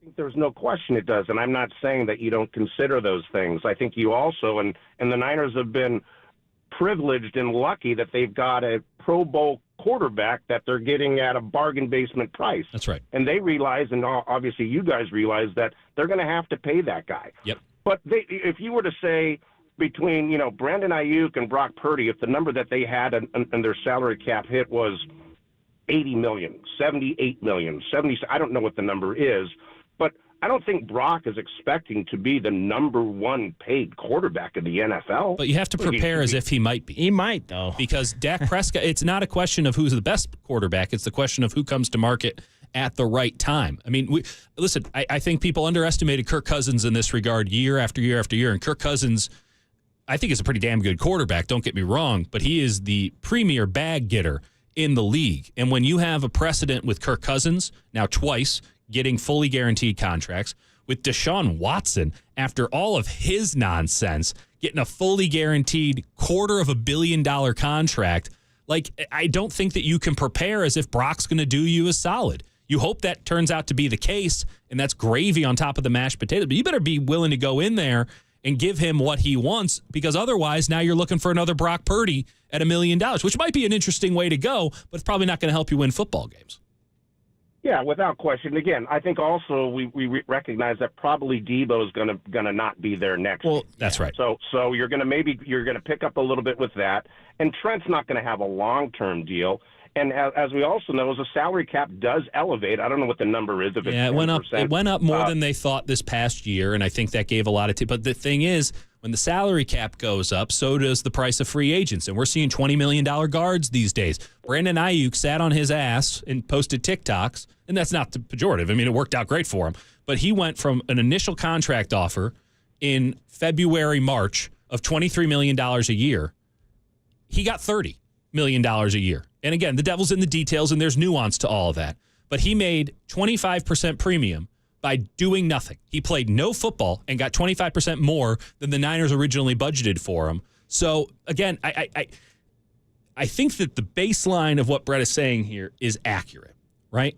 Why are we worrying about the money when this is a team that they should just be making money hand over fist. They don't own they get all the money from the stadium that they didn't have to pay for. They get, the World Cup and the Super Bowl are coming. That's extra money. They make playoff revenue. That's gravy. They have the largest fan base on the West Coast, right? That's just jerseys and T-shirts and those stupid-ass plastic gold chains that everyone's wearing these days. That's just money. They're printing cash. $22 beers. Printing cash. They print cash. The York family is doing fine. But this isn't the same sport as when Eddie D was in charge and he put the money into the team. The entire NFL is structured as a cartel so that cheap-ass owners don't feel like they're getting run over by the rich ones, like the 49ers are. And baseball used to have this issue year after year after year, where you'd have the rich-ass teams, like the Yankees, go in, and the Red Sox, and they'd go in and they'd buy up all the players from the cheap teams that didn't want to go into payroll. And baseball still has this issue. Now, the competitive balance tax has maybe leveled it out a little bit more, and analytics certainly has been a factor in that as well. But in the NFL, it is still a hard salary cap. And when you look at what the 49ers have going into next year, they have a team that is going to have to cut down significantly on the top level. Yeah, that's it. It comes down to, for me, and I've said this a lot, it's the fact that, to me, there are a couple of guys, and I think Trent Williams and Brandon Ayuk both fit in this category. You just got to pay them. You just got to pay them to get them here, and you got to figure it out. And that's where I do agree with Brett in the sense of, if we are talking about $2 million here and over the term of the Trent deal. Williams, I'm with you. See, Trent Williams, I'm with you. With Ayuk, I think that there was room for negotiation, and yet they still gave it to him. Well, so why are you messing around with Trent Williams? Trent Williams is a no-brainer. Because I think they realized too late in the game on Brandon Ayuk that they weren't going to be able to make the trade that they really wanted to make. Well, they should. First off, I know there were trades that they were willing to make. Don't even start. You want to talk too cute by half? Here it is. I'll give it to you real fast. They asked for 2 first-round picks in April before the draft for Brandon Ayuk, and everyone in the league is like, "What the hell? No, we're not giving you that." So then they don't trade him before the draft, right? It was 1 first-round pick for Debo, 2 for Ayuk. No one really met the offer. The trades never went through. Fine. Now they're going through, and they're still not there. And they go, you know what? We'll take 1 first-round pick. We'll take a first-round pick. And everyone in the league is like, we're not giving you a first-round pick for this guy. He's disgruntled. I don't want to pay him $30 million, $32 million a year and give up a first-round pick in the process. I'll just take a receiver with my first-round pick. And they go, okay, that's fine. What about if you gave us like a second and a player? And everyone's like, well, why would we give you a player? We're trying to get better. We're not going to give you a good player and a pick for Brandon Ayuk just so that we can pay him $32 million. And eventually the 49ers just said, I guess we'll just pay him $30 million. You want to talk about cute? Every single step of this process, they overthought it, and they got a little high on their own supply. And now, what? They're just realizing with Trent Williams that it's not a man to be messed with? Come on now. That's John Lynch being asleep at the wheel, if that's the case, JD. Yeah, and look, bottom line is you got to get those guys in. You got to get this season started, and you're going to have to acknowledge the fact that you're going to have to pay a price in terms of who isn't here a year from now. Yep. That is the reality. And that it's is a reality. It's just a question of how many of them are. Because right now there's some, and it could be way more. It could be way more. The Ayuk thing probably took Charvarius Ward off this team too. So now it's Debo and Charvarius Ward and Javon Hargrave, who is going to have to get cut, which I think everyone's okay with at this point. And you add in Trent Williams. Well, Trent Williams doesn't want just 1 year. He wants many years. He wants the security because he knows there's no money to do this again next offseason or the offseason after that. So he wants those guarantees in writing today, and the 49ers, understandably, a bit wary of doing that because the man's threatening to retire. But as you said, JD, what's your alternative here? Can you win without Trent Williams? Well, it gets down to, and the reason I'm so adamant on going all in on this year is because this very well could be the last best chance. We might look back and say 2023 was. That's right. I think that's a fair point. But that's not necessarily a conversation we need to have today. That's more of a let's see how 2024 plays out and then what ultimately happens in the spring of 2025. And then we can go back and say, because there's nothing going to be done about it now. Like that's more of a context. If you have to go all in on this year, the Niners very clearly in their minds, and I think they're correct about this, every dollar they put in on this year, they don't have for next year. And the operation isn't to just fall off or have a rebuild year. But next year's going to have to be dramatically different anyway because Brock Purdy's going to start getting paid. That's right. That's right. And then the years after that, he's going to get paid even more because that's when the contract extension really kicks in. So they're in a pickle, one of their own making, a good problem to have in many ways, but it's still a problem. And by the way, when you're giving everyone else top of the line dollars, but you're not giving it to Trent Williams, doesn't that speak pretty loudly too? And part of the other reason why I'm more willing for them to go all in on this thing is, I mean, at some point they're going to have to also, like you have to let a year play out. Like you don't know who you're going to have at different positions among maybe some of your younger, more cost-effective players. Some of this stuff takes care of itself in a good way and a bad way. Exactly. And so to me, that's how you have to view it is, well, you're going to have to hope that, okay, Renardo Green becomes somebody that makes Charvarius Ward expendable. But Pearsall was part of this. Demo Lenore, Yeah. and then but no they're doubt. not. This is No not doubt. a deep enough roster to where you can feel Pearsall like you was absolutely part of it. He's absolutely part of it, and who knows what that will bring in the future now. But like you drafted in 2024, you drafted for the 2025 team. That's a good place to be, but you still messed up 2 straight drafts before that. You absolutely got annihilated in 2 straight drafts before. Drake Jackson is persona non grata. Cam Latu, 3rd round. Get the hell out of here. You're not even going to play a game for us. All of these draft picks have failed. They have a lot of failing draft picks. Now, they luckily found Brock Purdy, but the Trey Lance deal they're still paying for. And when they're going ahead and now they're drafting in 2024 for 2025, I think it will work out for them. I think they've done a nice job. We'll see once the games start. But, man, you got a lot of spots. Defensive tackle, offensive line. Go down the list. Safety, you're going to need some depth at because Hufanga's gone. They're not deep enough to say, oh, well, we'll figure it out next year. I think that they look at this roster and they say, man, we're going to have to make some cuts, and we don't feel comfortable about what's coming on the back end. But they are still loaded for this year, assuming they can get everybody in 100%. And get everybody on the same page. And 100%. I think that's where the focus needs to be. Why? Well, because we're 1 week away from them actually playing a regular season game against the Jets at Levi's Stadium. All right, 808 KNBR. What are some realistic expectations for the 49ers this season, given everything that's happened from the Ayuk contract situation to Trent Williams, even to the situation with Ricky Pearsall over the weekend? What now are realistic expectations for this team this season? Let's dive into that coming up next. 808 KNBR. John Dickinson, Dieter Kurtenbach here on the Sports Leader.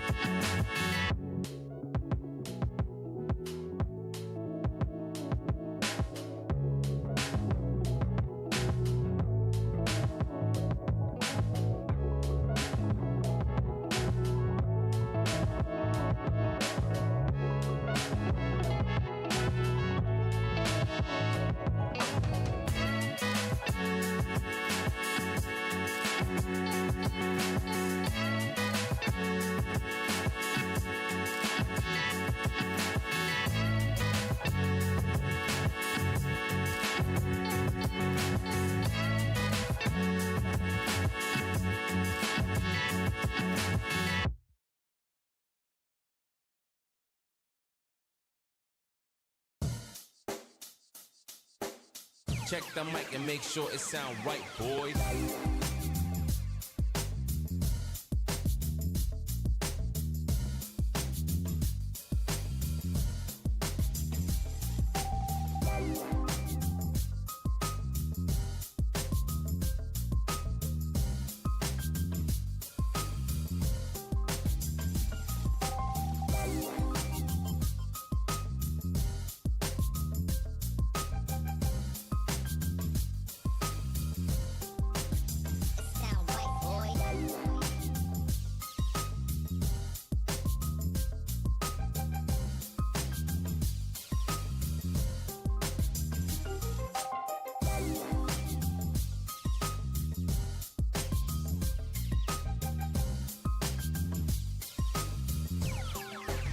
It sound right, boys.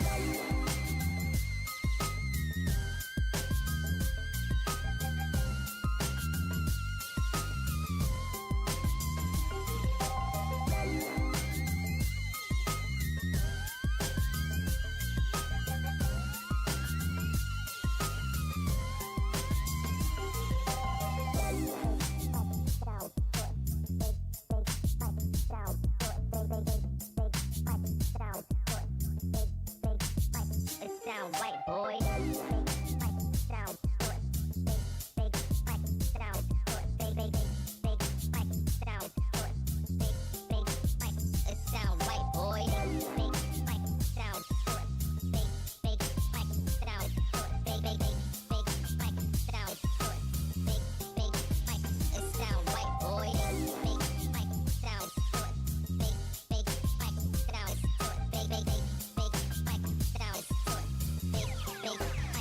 sound right, boy.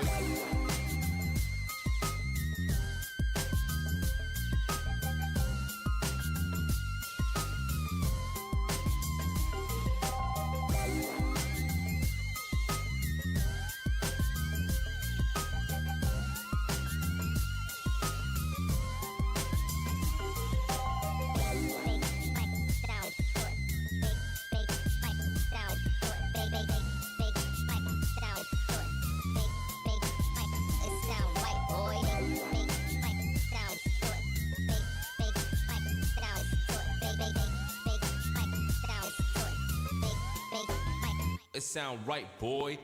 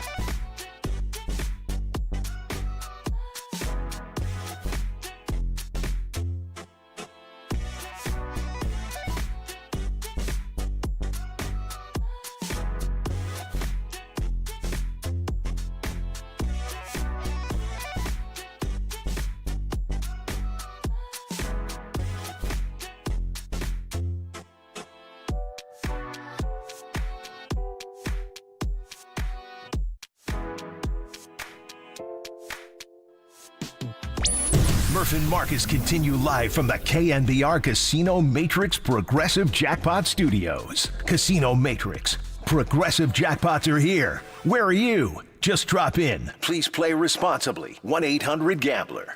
All right, back with you here on a Labor Day Monday. John Dickinson, Dieter Kurtenbach, 808 KNBR, 415-808-5627, as we are with you until noon, live and local here today. And we're going beyond noon. Well, not us specifically, Dieter, but Greg Silver is going to be on from 12 to 3. Wow. Kerry Crowley, 3 to 6. And then what would be a day on KNBR without some Kerry Crowley? No question. And then Larry Krueger. That's right. Who? Krug.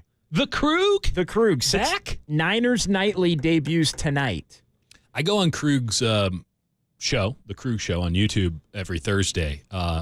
Love talking football with the Krug. I think the audience, listen, we all know the Krug, right? From many years of him being at the leader. I think in 1997, this is stint number 3 for him at the leader. We all know the Krug.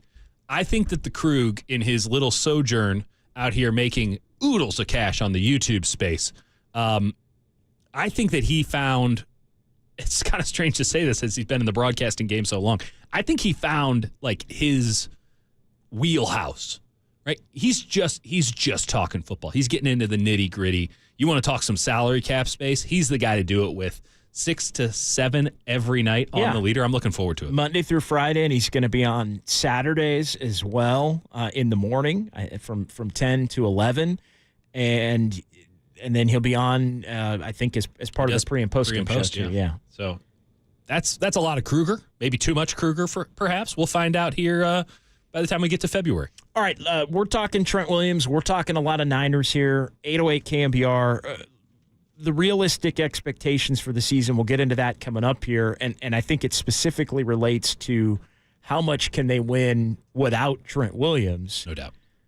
925 on the Golden State Lumber and Building Materials text line. At the end of the day, a player is under contract, and shouldn't they play it out to the end on Trent Williams?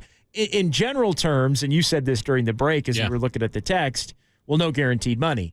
In general terms, and that's what I said, well, in general terms, yes, that's true, but not always. But more specifically to Trent Williams, I mean, that is... And when I say there's no guaranteed money, I mean literally there's no guaranteed money. It literally applies to the Trent Williams situation. So Trent Williams is going to get paid $20 million this upcoming season should he ever show up to work. And you might say, well, that's a pretty good deal. I'll take that. And Trent Williams Probably should. I get that. That's fair.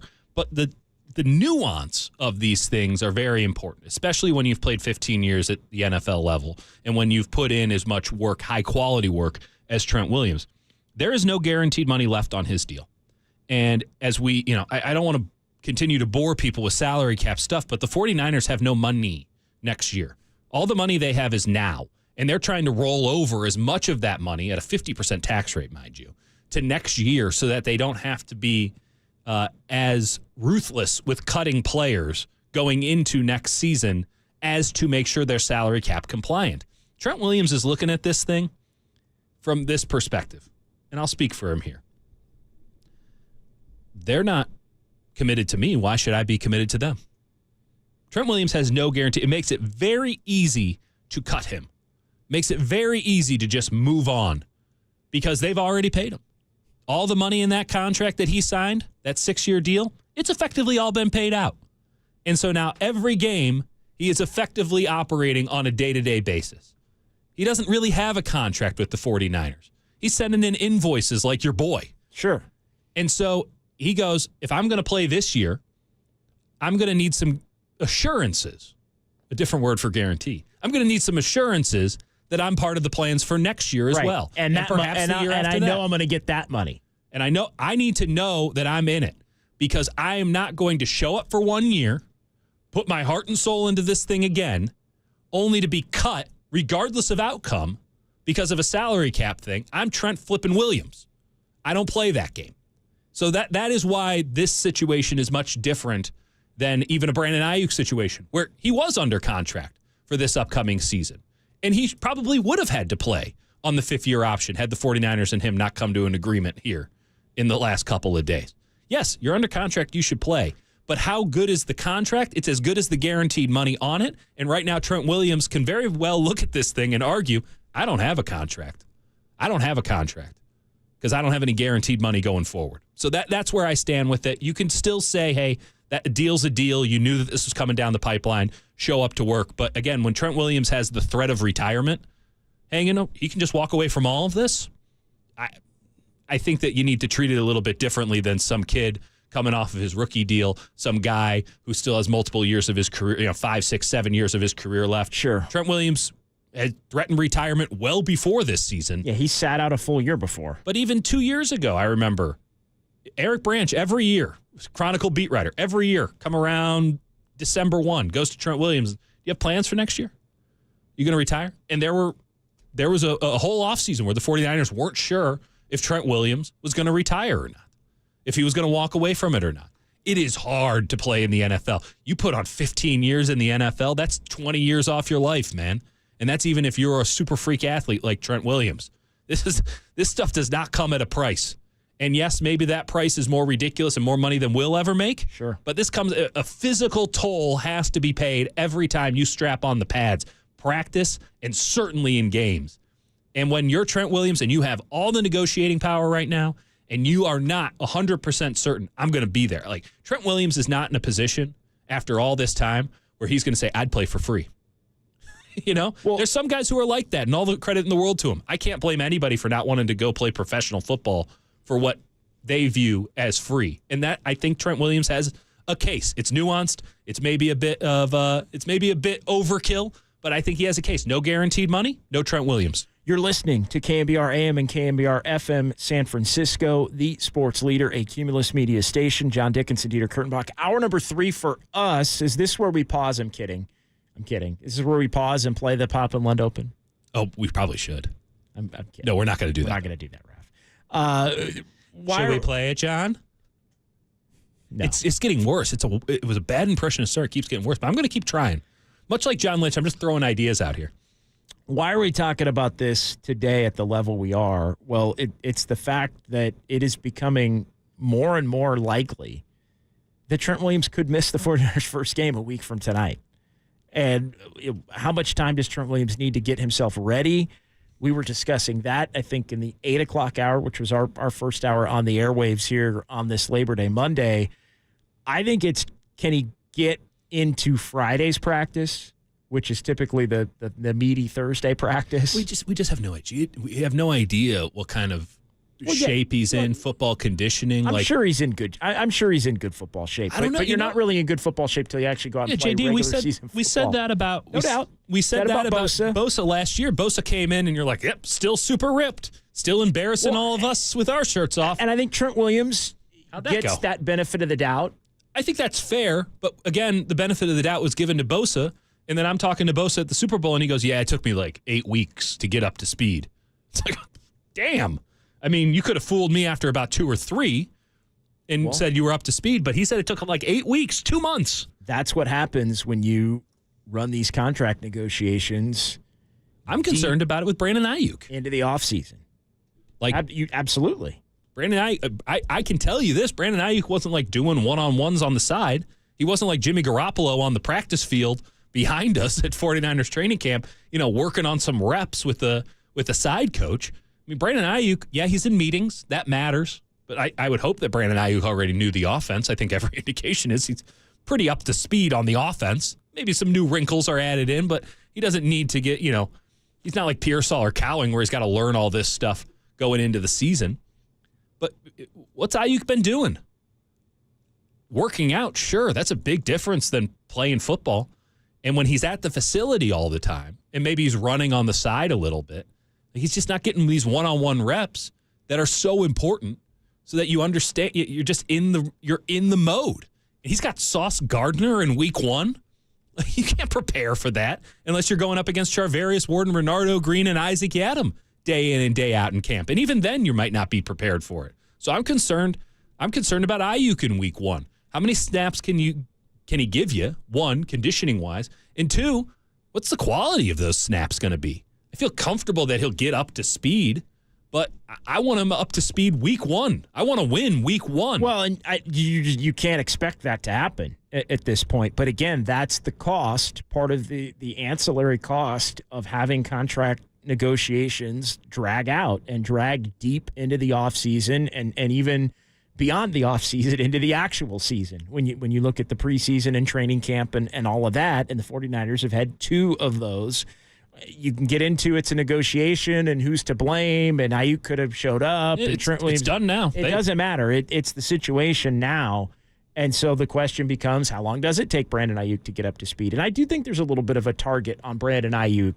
Well, let's be very clear. Let's be very clear about that from the media, from the fan base, and frankly, if Brandon Ayuk doesn't feel it, then he's not living in reality. The 49ers just paid Brandon Ayuk for something he is yet to be.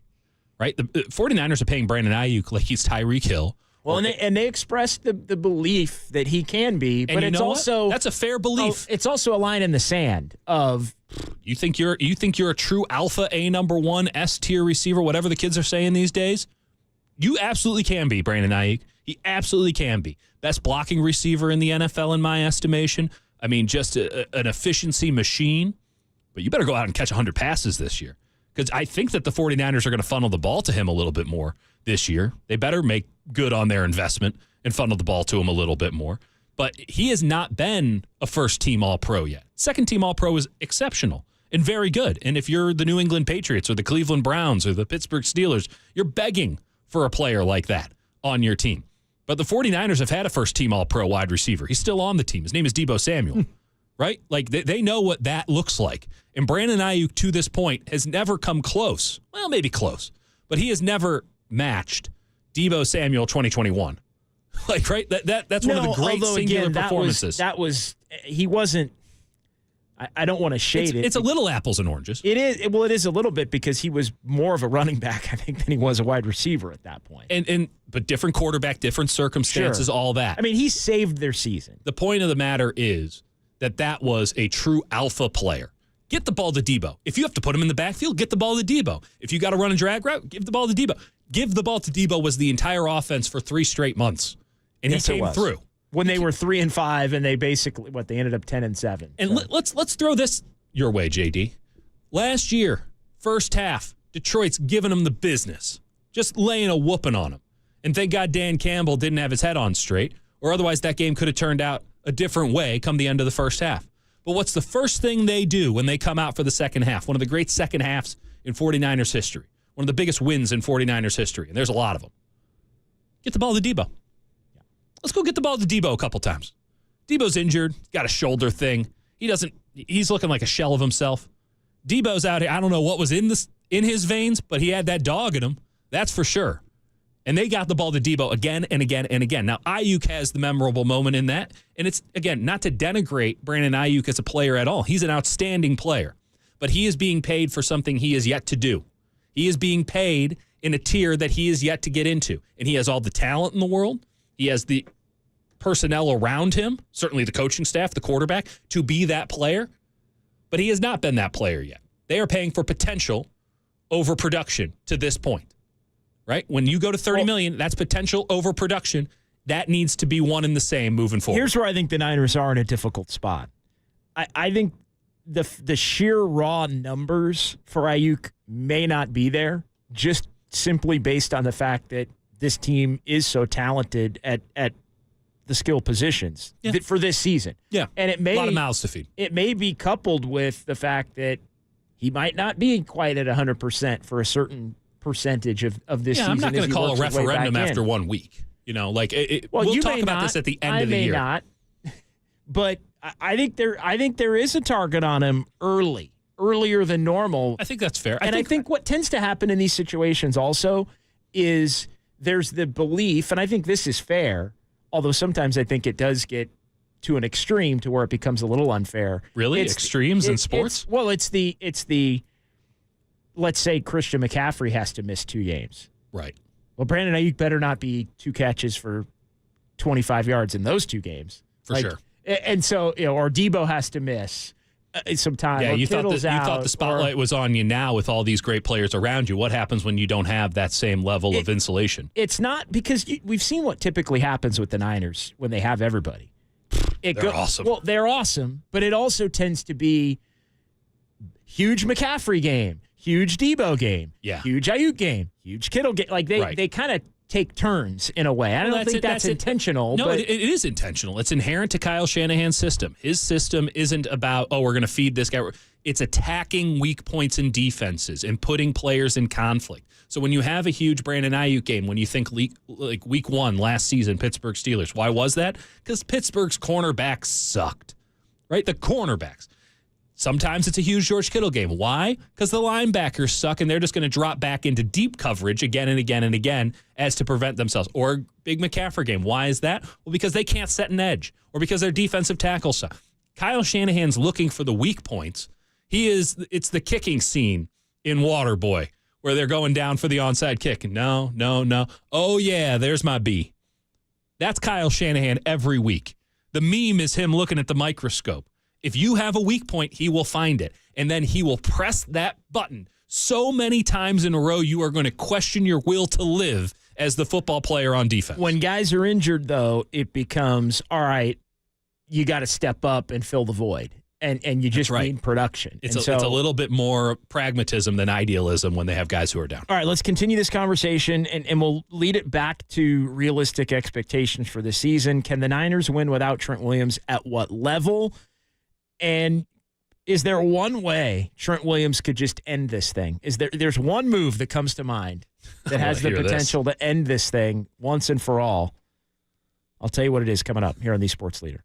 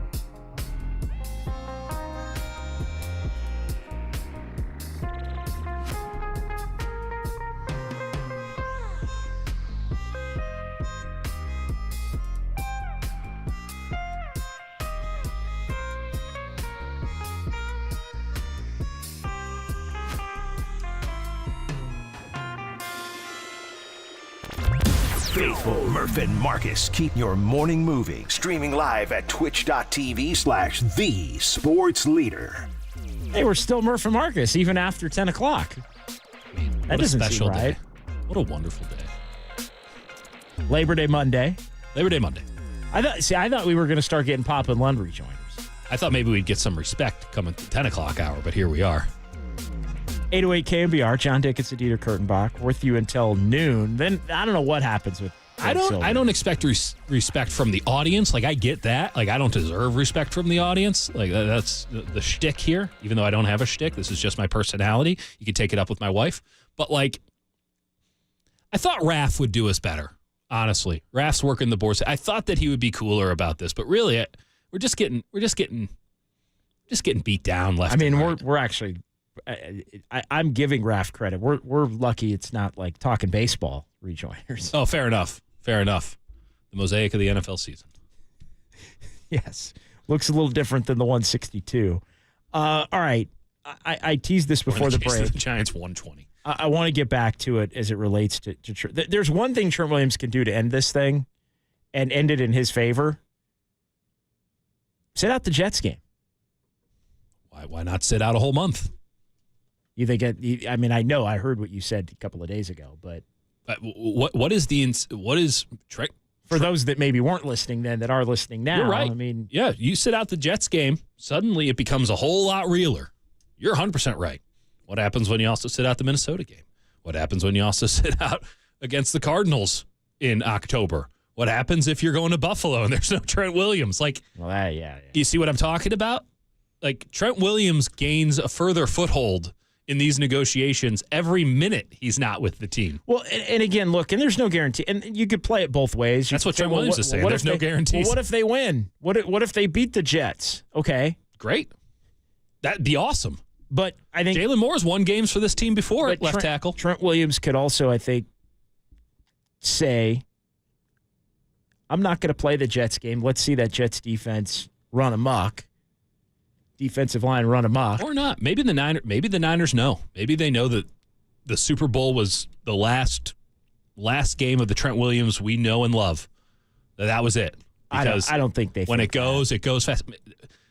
What else can I operate on here, JD? I don't think they think that, but I also think in line with they are more than comfortable and want Trent Williams back for this year. I think where they might be a little uncomfortable is guaranteeing future stuff if they have a belief that he is a declining player. Not that you, one that you don't want this year, but one that maybe, we talk about this all the time.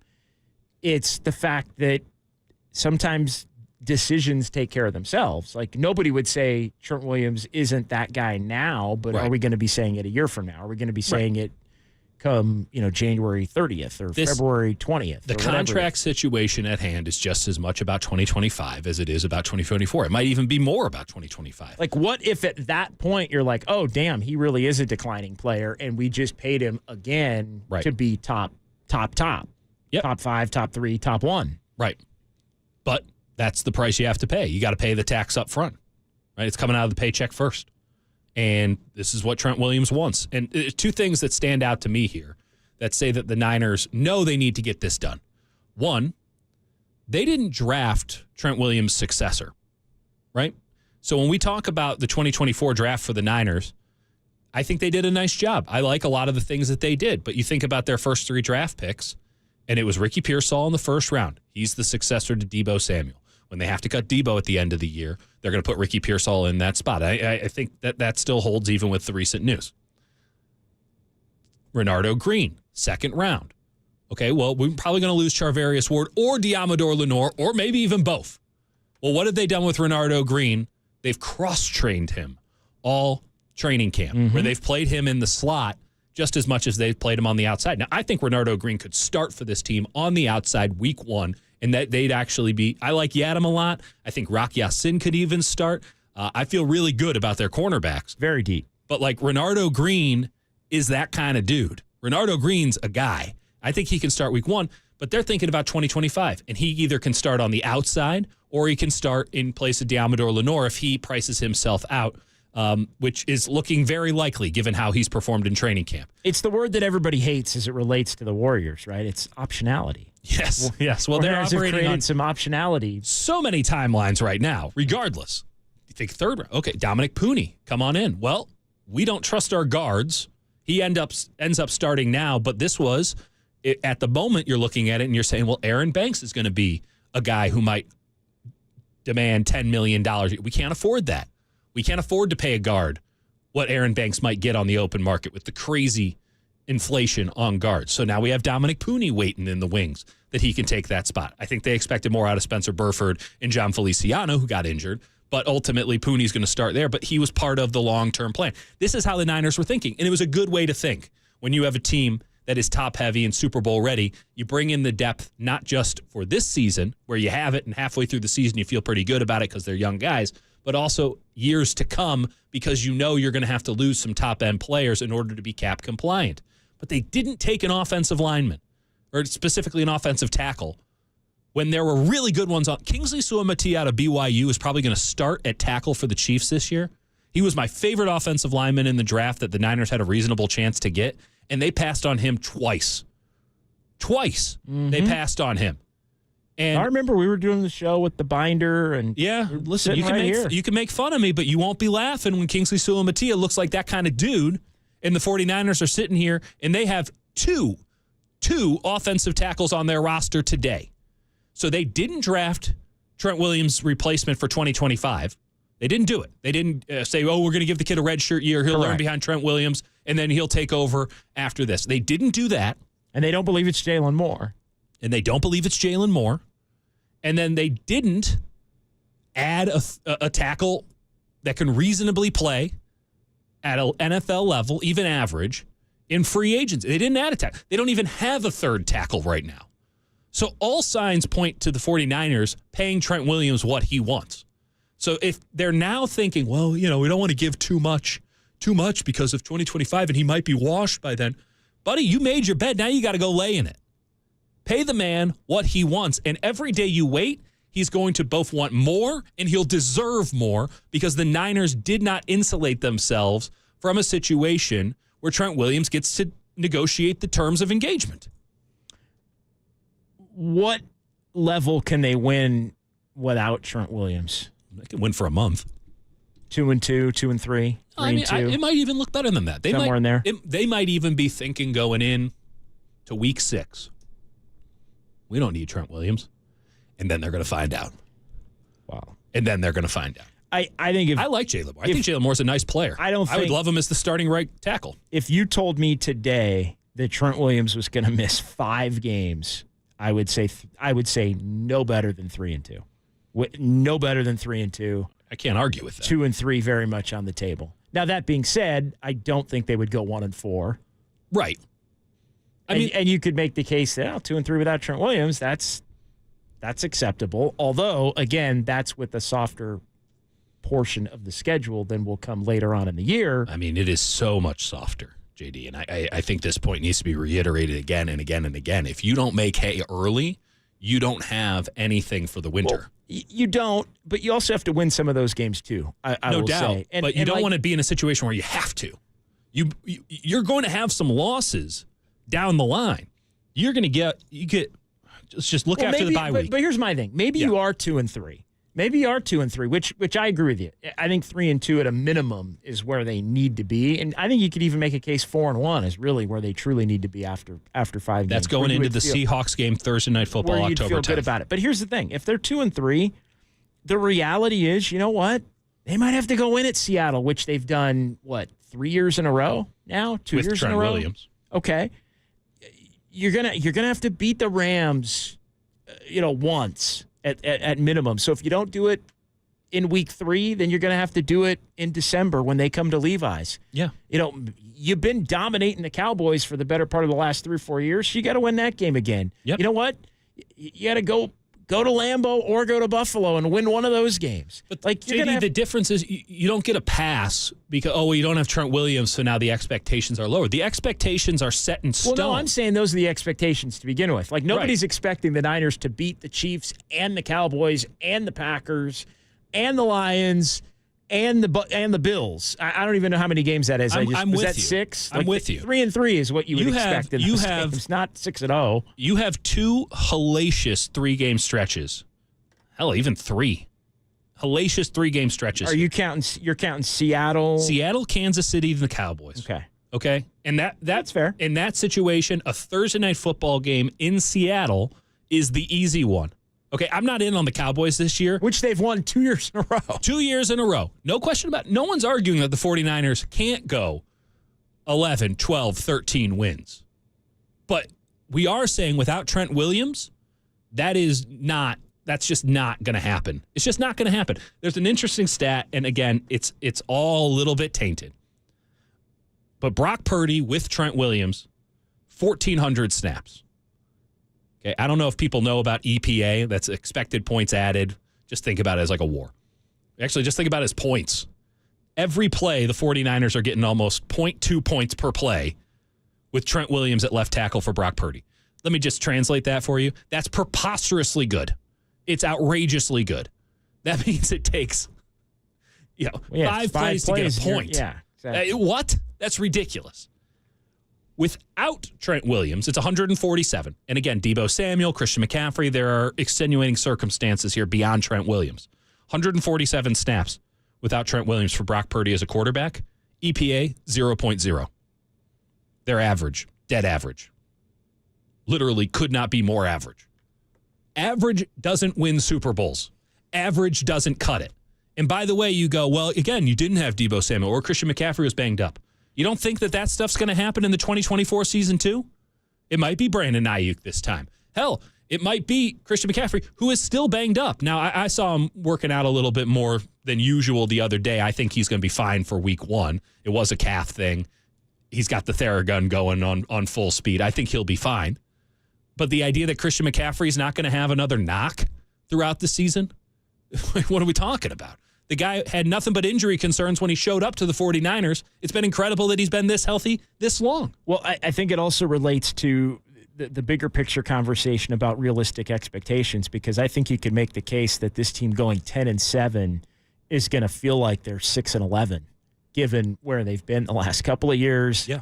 And the cloak that hangs over this whole thing, which is Super Bowl or bust. So I think all of that has to be factored in, and Trent's part of it, and Ayuk is part of it, and other injuries and pop-up problems, as I like to say, that happen in life and that happen during an NFL season or an NBA season or a Major League Baseball season. Professional college sports seasons have pop-up problems. And last time the 49ers went to the Super Bowl, ask how that 2020 team, the pop-up problems they had. And here's the thing. If you're 10 and the Niners have shown, and I want to get into this coming back, the Niners have shown that 10-7, they're not going to the Super Bowl.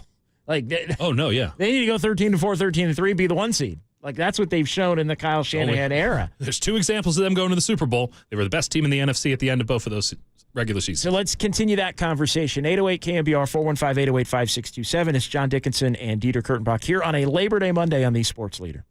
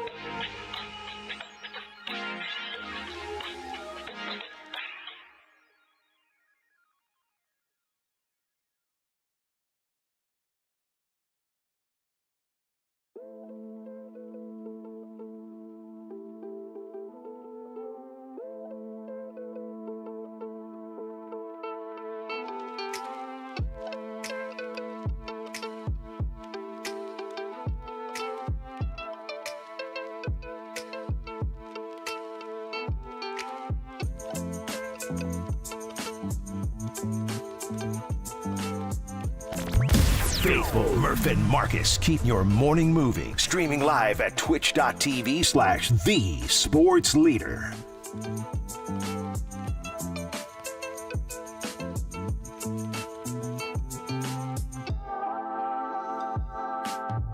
All right, welcome back. If I could get my headphones on. If I could get my headphones on. How you doing? You're like John Lynch negotiating with Trent Williams. You just can't get it done. Fumbling the bag over here. Hey, now. 808 KNBR, 415-808-5627. JD and Dieter here until 12 o'clock. So we're told. We'll give way to Greg Silver at that point. Realistic expectations for the Niners this season, 11-6? 10-7. Is anybody going to be feeling good if this team goes 10-7? Anybody feeling good about that? If you go 10-7 without Trent Williams, you actually should feel pretty good. But they're not. I mean, you know where we go. I don't even want to go that far. I think they may. I mean, it's becoming increasingly clear that they may have to play a game without him, depending upon how that game goes, or a month, or a season. I'm not, or an eternity. I'm not to the point where he's just not going to show up. I'm not saying that that's certain, but when I'll go back to the point I made last week. You got to pay him. Why would anyone feel faith that this thing is just going to get worked out? Because they're going to pay him. I mean, they have to pay him. I mean, that to me, that's why Did they not have to pay him last week? Did they not have to pay him the week before that? Did they not have to pay him 6 months ago? Like, the imperative has been constant. Now there's a little bit of a timeline here, but it's unacceptable we've made it this far, right? It's Monday. There's a game in a week. We're still talking about this. So this idea of, yes, they have to pay him, no doubt.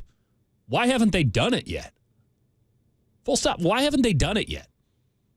Much like with the Brandon Ayuk situation.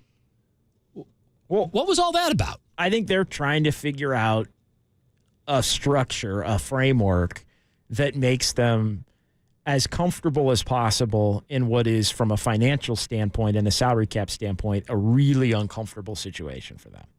You know what's even more uncomfortable? Having your franchise quarterback have Jalen Moore and Colton McKivitz guarding his sides. That's even more uncomfortable. Trent's got this thing nailed. Trent has this thing. He's got him by places you don't want to be carried. Let's put it that way. And frankly, Trent, he can just keep asking for more and more and more. Now, maybe that changes if he doesn't play on Monday and Jalen Moore looks pretty good, goes and has a Week 17 Rams-like scenario. Does it, though? I mean, maybe. You at least feel a little bit better, you know? Now, if Jalen Moore's out there and he's pulling a Colton McKivitz. Well, but maybe that leads to the path of, you didn't think I'm serious after one? Like, to me, that would be the one thing that would turn it into 5. Like, I don't, in terms of games missed. Like, okay, we'll ride it out with Jalen Moore. Okay, well, then I'll see you in October. Yeah. I do not understand the mindset of anybody who thinks that Trent Williams isn't willing to take this thing all the way. Oh, I think we know that. He showed that in 2019. And I'm starting to get the idea that the 49ers might be willing to take this thing all the way. What indication do we have to the contrary? I think he's getting signed. I think he is too. I think they'd be dumb not to. But I think they've been dumb not to do it to this point as well, because now you're putting week 1 in question whether he's signed or not. Right? If Trent Williams signed a contract today, if the good Lord graced us at 11 a.m. with the new Trent Williams contract for the San Francisco 49ers, one, no one would give a hot damn what the guarantees would be. The Niners would, but we wouldn't. And no fan out there would be like, I can't believe they gave him that much guaranteed for 2026. No one would care. No one would care. Just like no one cared, except for maybe me, a salary cap dork, when Brandon Ayuk signed. Everyone goes, oh, thank God it's done. What a celebration. What a day. And I go like, it seems like Brandon Ayuk just raked these guys over the coals. Now I'm very happy a really, really good player is in, but you just paid him great money. But he might live up to the contract. He might exceed the contract. That's something to be determined in the days, weeks, and years to come. Trent Williams, there is no nuance. He is the best left tackle in football. He wants to play multiple years. Now, he might not be the best left tackle in football in a couple of years, or he might just be immortal. I don't know. But if you want him for this year, you have to pay him for next year as well. This is the same situation that Christian McCaffrey had just a couple of months ago. He's looking at the books, and he's saying to himself, oh, they're going to cut my ass. I'm Christian McCaffrey. I'm Kyle Shanahan's favorite player, not named Debo. I'm the man. I'm an MVP candidate as a running back. I'm your number one pick in fantasy football. I'm the man. And they still might cut my ass next year because my salary and the guaranteed money, and I'm looking at these numbers, and oh boy, this might get hairy. If I got a calf injury and miss 8 games, they might just say sayonara, buddy. We're rolling with Isaac Guerrero and J.P. Mason from here on out. We're going to go draft 2 running backs. And so what did Christian McCaffrey do? He didn't hold out or anything. In minicamp, though, he said, you're going to need to give me a new contract. And what did the 49ers do? They said, yes, sir. And they gave him that contract faster than he can list out the demands. Meanwhile, there's Trent Williams. And I get why it dragged on as long as it did with Ayuk, because it was just a weird grayscale situation. I want elite, hyper elite money. Well, you're not that good of a player. You're a great player. We want to have you on our team, but we don't want to pay you like you're Tyreek Hill. We don't want to pay you like you're Justin Jefferson. We don't view you on that level. And honestly, our offense can't facilitate you on that level. Yeah, I think it's more the latter. I think it's more the latter. I think it doesn't matter because we're going to pay you for numbers that you're not going to achieve because, in part, we're loaded. But then what did they do? They gave him the money anyway. Because you have to. You have to. Again, what is the nuance with the Trent Williams situation? Why is it dragged out this long? We're past the point now where you can say, oh, Trent just doesn't want to go to training camp, which was a viable argument, by the way, which is Trent doesn't want to go to training camp. He just wants to hang out in Houston. He's paying $50,000 a day for vacation effectively, but he just doesn't want to have to deal with all of that nonsense. So they'll deal with this once the season starts. The season started last week. Training camp is over. They have a game in a week. Where is the nuance in this negotiation? Where is the grayscale? When Christian McCaffrey said, I want a new deal, I understand it's lesser money. I understand it's $10 million less. But when Christian McCaffrey said, I want a new deal, they said, yes, sir, here's your new deal. When Brandon Ayuk said, I want to be paid like an elite wide receiver, they hemmed and they hawed, and eventually they said, you know what, we're going to pay you like an elite wide receiver. When the best left tackle in football says, I will walk away from this sport unless you pay me like the best left tackle in football, the 49ers are like, yeah, but what if we don't? Well, yeah, there's a lot to negotiate here. No, there isn't. Get it done. Again, they don't like to get owned. They really have a funny way of showing it. They've been owned like 4 times in a row now.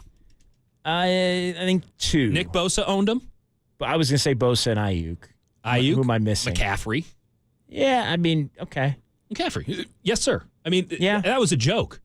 That was a joke of a situation. And I'm not saying they shouldn't have done it. I'm just saying they were really eager to give him that money. They were eager to give him a new contract, to guarantee some money for a running back who, I need to note it again.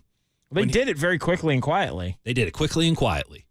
And to my understanding, it took less than a week, which is just laughable when you consider the Ayuk situation, which took 6 months and, took years off our life in the process. But how much of this, from the Niners' standpoint, really is the fact that they don't want to create this perception? And look, maybe it's too late for the reasons that you just specified. Deebo Samuel beat him. Bosa beat him.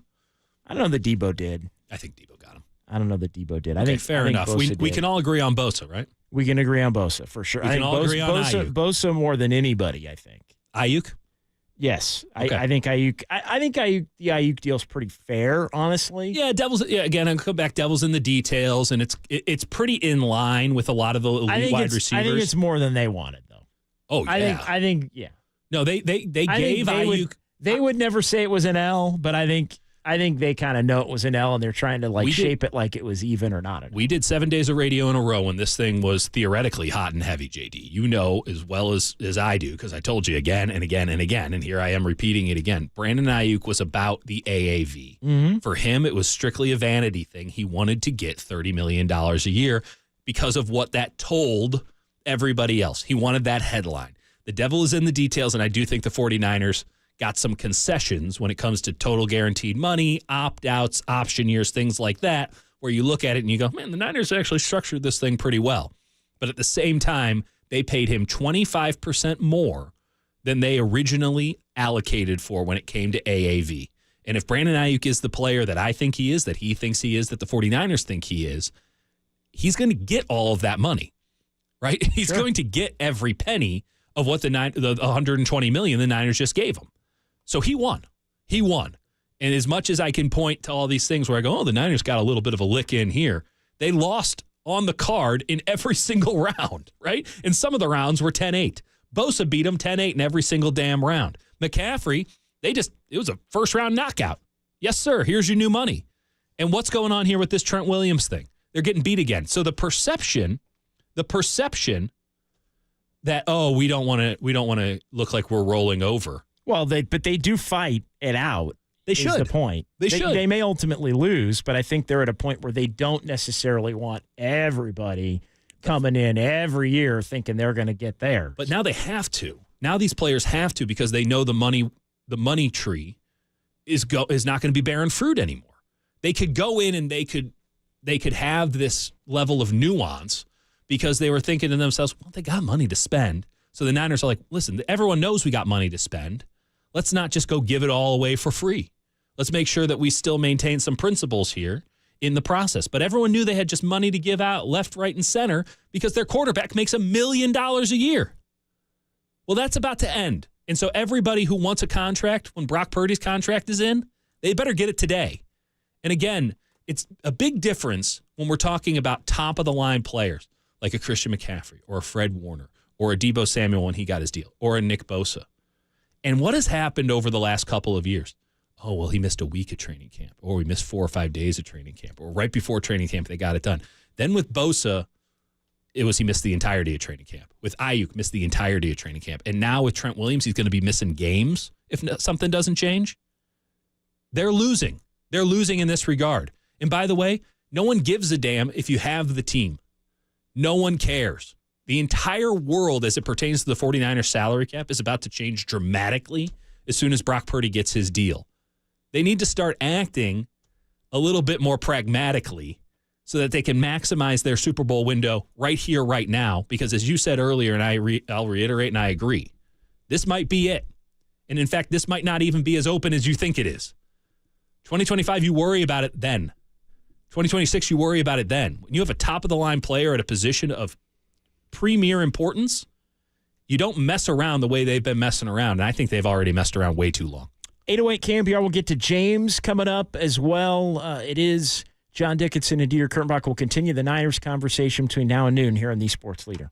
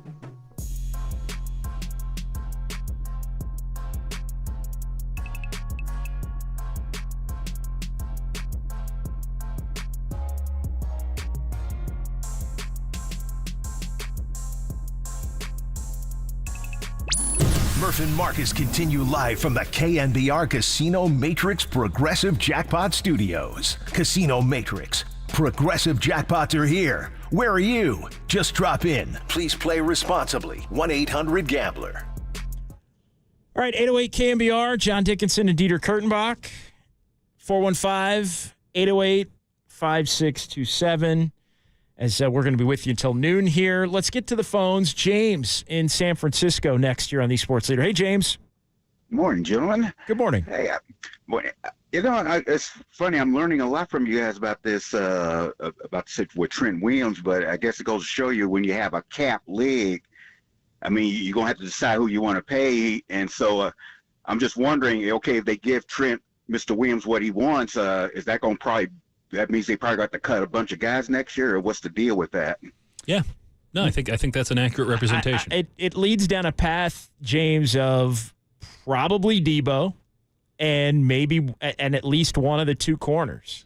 Talking about Lenore or Charvarius Ward. Ward obviously being the older of the two. I mean, that not an exact science there, but that's the thought process. Well, it should be noted that Charvarius Ward is in the final year of his deal. Right. Well, he's a free agent. And you might just let him go. The way that he's played. Well, no, actually, even if you let him go, he's still going to count $12 million against your cap because he has a void year.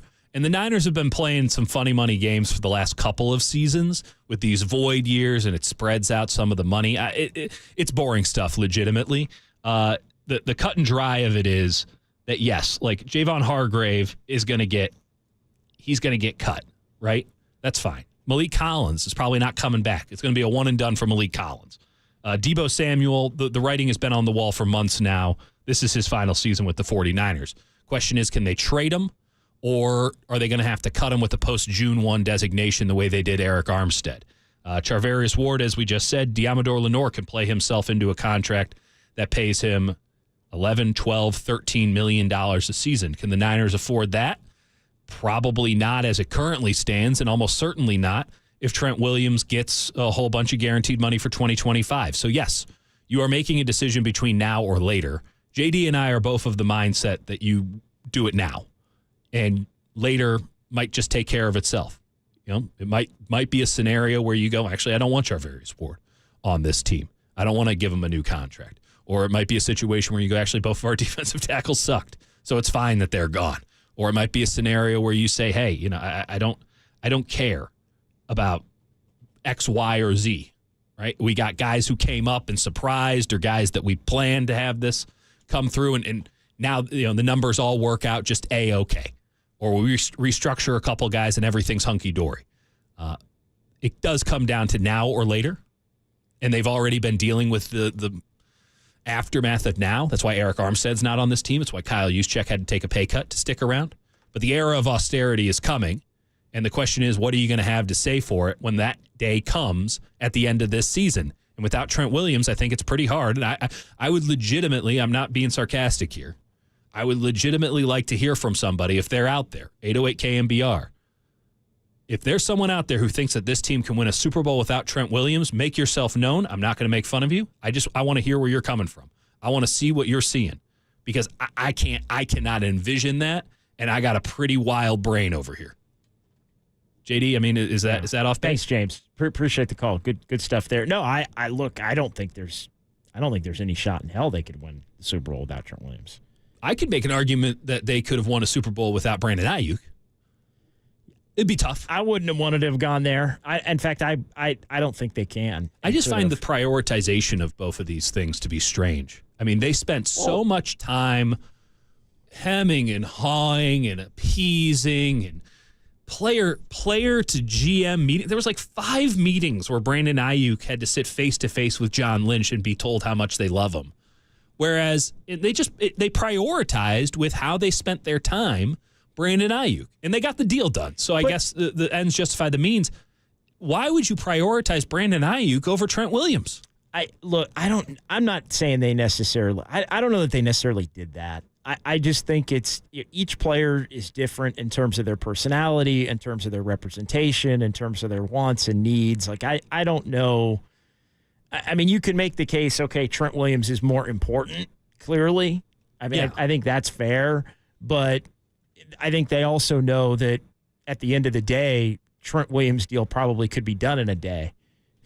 And I'm waiting for that day. And I think we're getting closer to that day. It sounds like John Lynch doesn't agree with that sentiment when he says they're throwing out ideas. They're just throwing it up against the wall and seeing what sticks with Trent. Now, I don't know. But that's structural more than bottom line dollars. But if we're all down to structure at this point, what is there to figure out? Like, how is this not? If this is supposed to be an easy negotiation, why is it dragging on to this point? Because at some point, the time frame or these sort of artificial deadlines only hurt the 49ers. Trent Williams is not being hurt at all by these deadlines. Trent Williams just makes more money as the day of reckoning comes. Whereas the 49ers now have just backed themselves into a corner by not getting this thing done a month ago, 2 months ago, 3 months ago.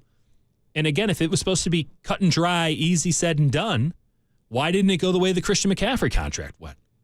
There's a weirdness to this that I can't pin on anybody other than John Lynch and the 49ers front office maybe taking their eye off the ball when it came to Trent Williams and not realizing that he's more important to their Super Bowl aspirations than Brandon Ayuk, and allowing all the Brandon Ayuk drama and nonsense and TikToks to take up too much of their attention to the point where now they're left having to figure out what the hell they can do to get the most important player on their offense, not named Brock Purdy, back into the fold. I don't even think Ayuk had much to do with the Trent Williams. I think it was I think there was a misread on Trent Williams specifically, Clearly. independent of Brandon Ayuk. Like, I don't think those two are necessarily related. I think it was more maybe they didn't check in on how serious Trent was soon enough.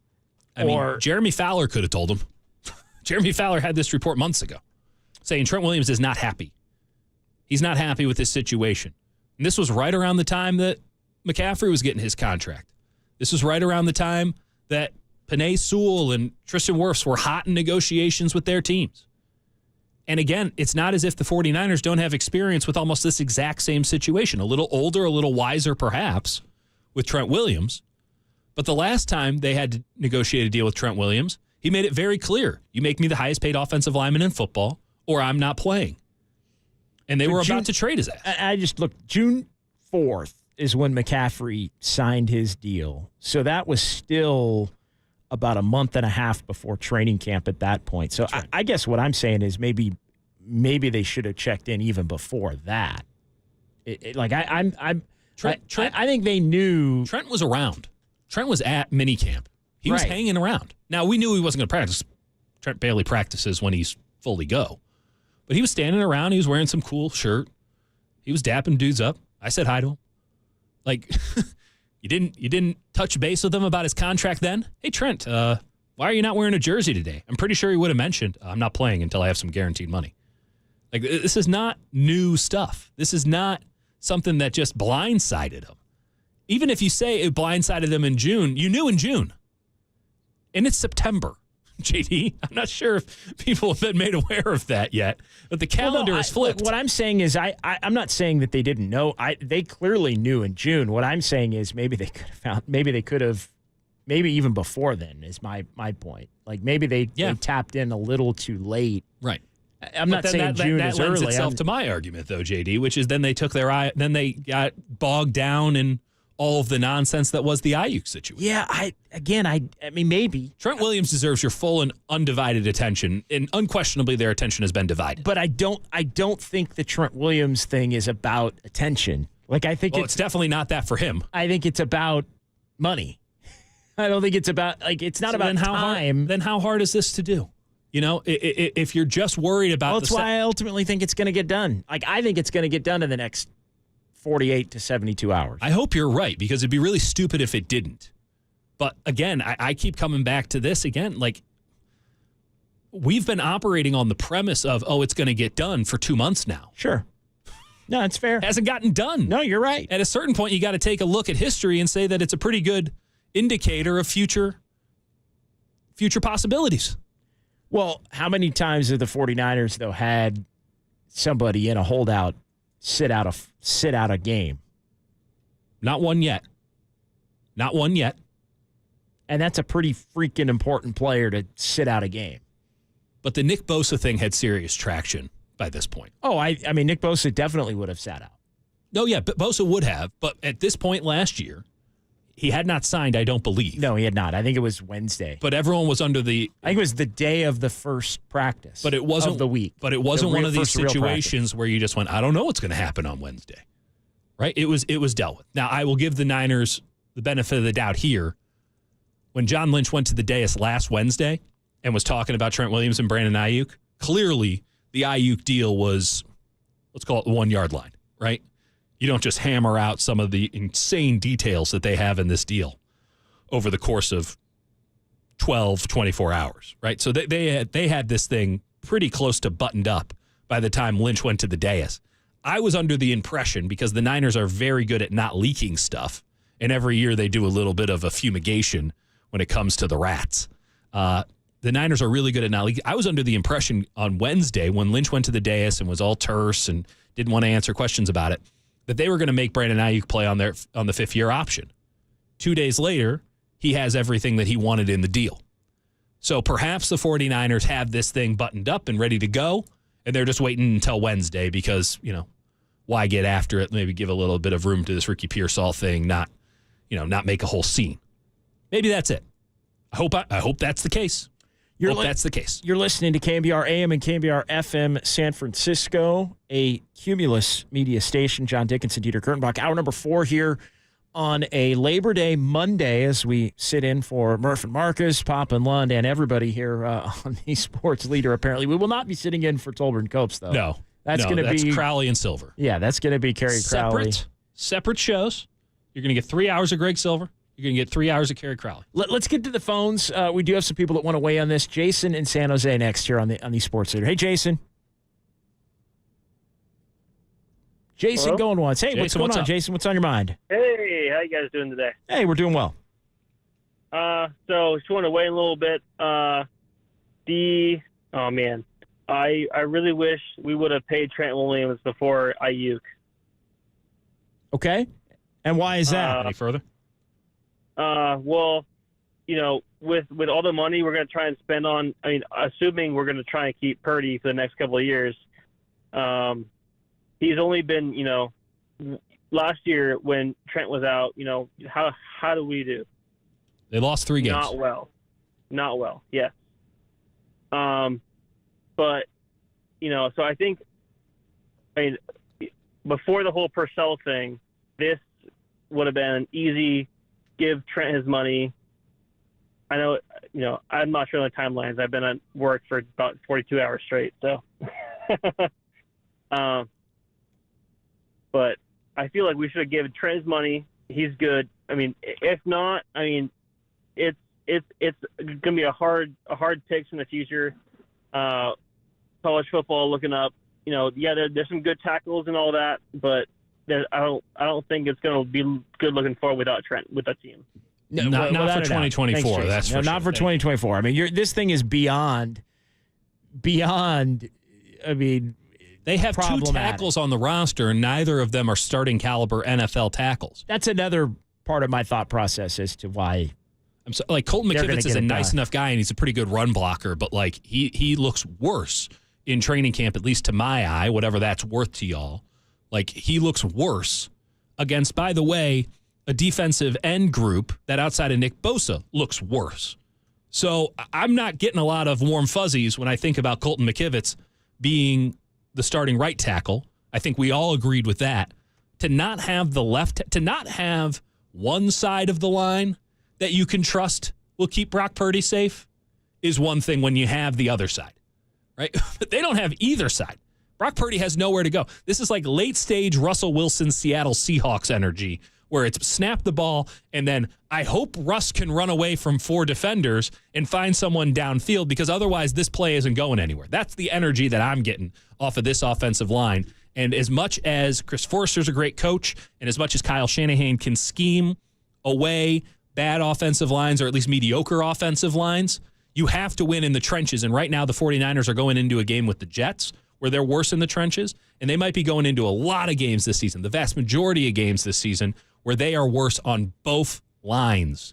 I don't think that screams Super Bowl to me, but you might have a different opinion, JD. Yeah, I mean, look, they're going to have to be better, I think, than expected both ways. It's going to have to be Kyle Shanahan's scheme and run blocking and play action and all of those things. You know, mobile quarterback. I mean, all those things are going to have to be, I think, in play for them to be at their utmost of effectiveness on the offensive end. But we've seen them be able to do that. Like, I don't foresee a scenario where the offensive line should be dramatically worse, assuming Trent Williams is back and in the fold. Dramatically worse, no. I mean, maybe a bit of a drop-off, but they were average last year with Trent Williams. They'll be average this year with Trent Williams if he comes back. Yeah, manageable to where you're still scoring with the weapons that they have 30 points a game. You can run left. You can pass it if you roll to the left. You have a safe space. Now, as far as the defensive line goes, I think they are going to be more dependent on their secondary this year, being the dominant part of the defense. The problem is they were already not good against the run, and I think teams are really going to try to kick their ass on the run. I like Malik Collins, and I think Javon Hargrave, at least early in the season, stands a chance of looking like the Javon Hargrave we saw early last season, which was a really impressive and important player for this team. The cover 3 system that they're moving to also gives them a shot where you're going to have an extra guy in the box.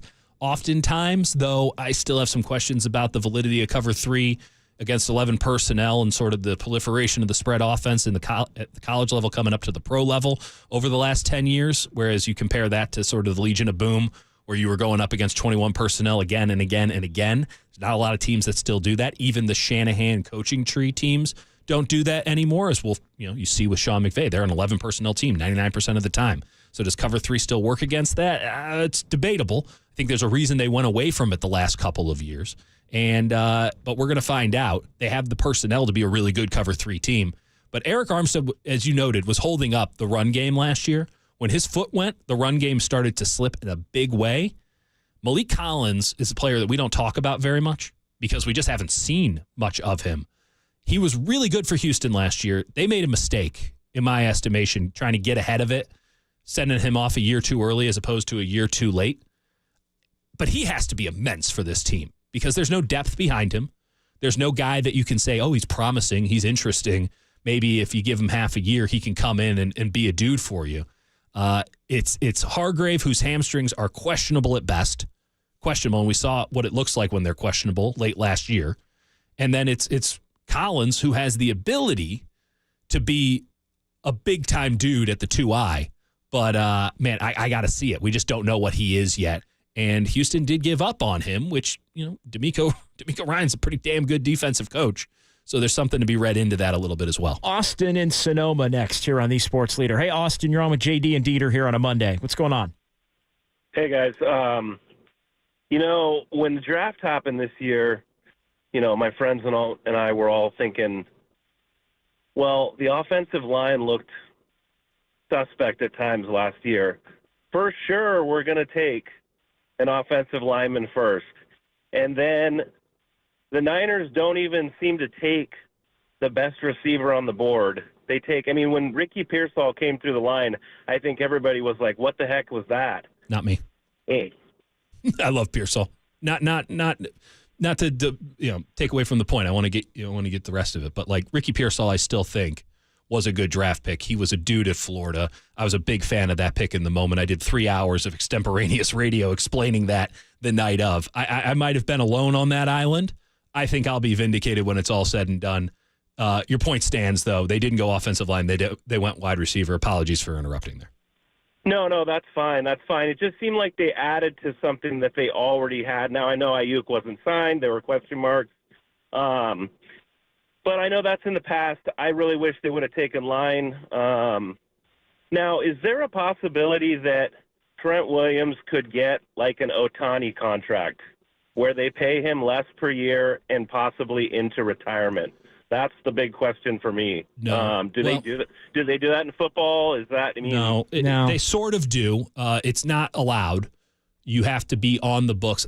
So these void years, you can sort of do that, but you can't do them into perpetuity because it then sets you're basically eating any increase in the salary cap it's a hard cap. Yeah, but players that aren't there at that point. So when you do it in baseball, which is the only sport in which they do it, it's because there's not technically a hard cap, right? It's because you can pay these guys on the books 20 years, 30 years down the line, Right.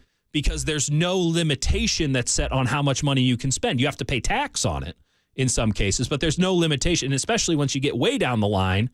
Well, then that's tiddlywinks compared to what you're paying him in the moment. In the NFL with a hard salary cap, you really can't do it. You can add 2, 3, 4, 5 void years, but as you look with the 49ers, they got $12 million in dead cap on the books for next year already. They're already eating up. I mean, just appreciably speaking, they're going to have 10% of their salary cap next year in dead cap money with void years, with guys they got to cut. So you could do that. You could just push it down the line, but you will have to pay the piper. And in a hard cap league, that's money that you now cannot spend on a player, and you got to fill out a 53. So it's not the best business, though the Niners, maybe more so than any other team in the league right now, have really tried to pass the buck down the line until the cap, goes up and up and up. But the cap's also not going to explode the way that it did in the NBA in 2016, because they're a lot smarter in that league about how money is divvied out. 808 KNBR 415-808-5627. More phone calls coming up right here. JD, Dieter Kurtenbach, Labor Day Monday, the sports leader.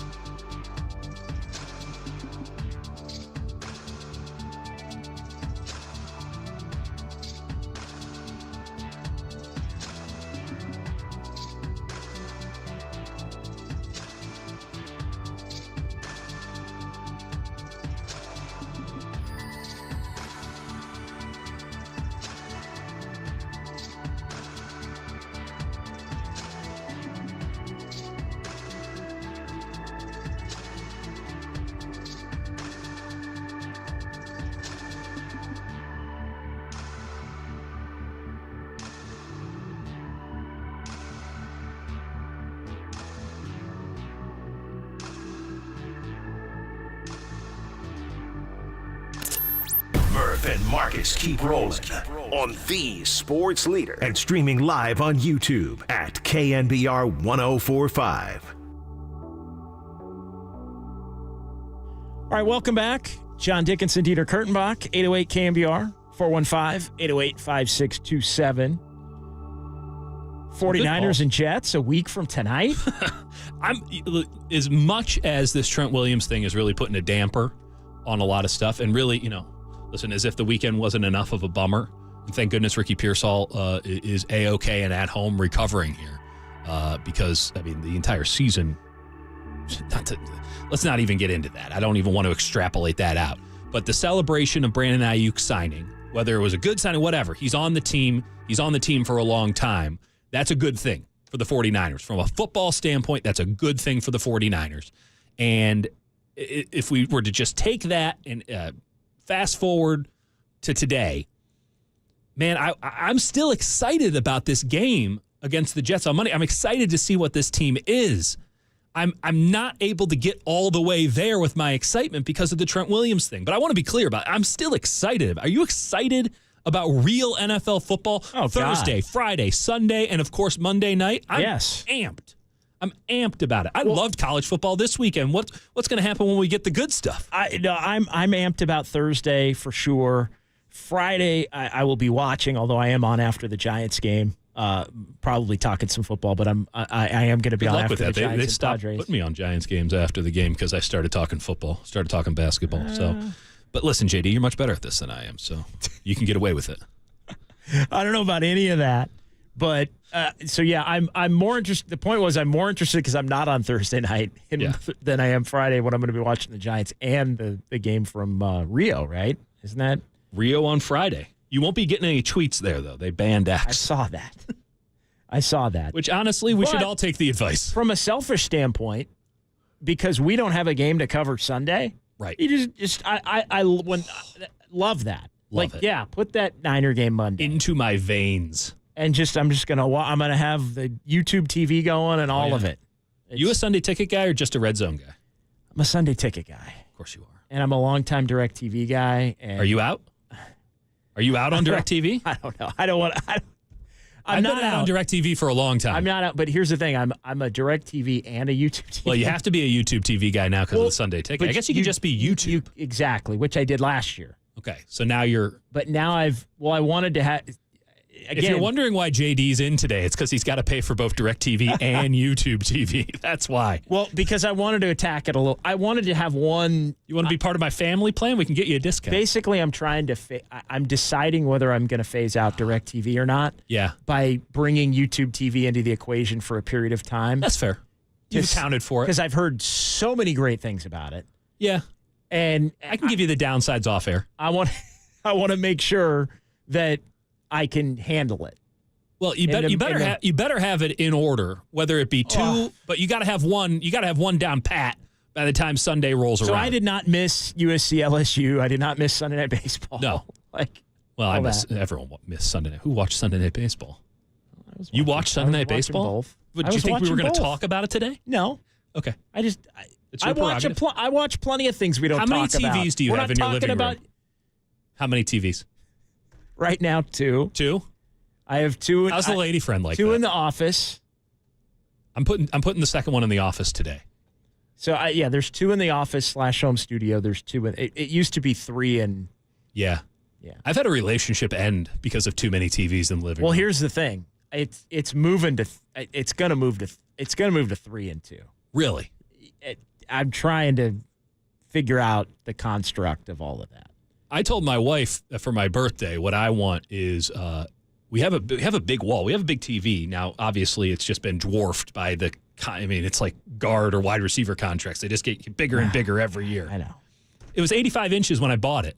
And I'm like, that's a big-ass TV. Like, this is even not going to go over great. We have a huge wall. I could probably get like 4 90-inch, 95-inch TVs. Bang, bang, bang. I want the Jumbotron. That's what I want. That's why I told my wife. I said, I want the Jumbotron. And she said, I want a divorce. So we're going to see how that ends. And I want the multiple. I want the flexibility. I miss 2 and 2 is fine. I miss not having 3. Well, the beauty of and where I miss not having 3 the most is NFL Sundays. Right. And because you have it.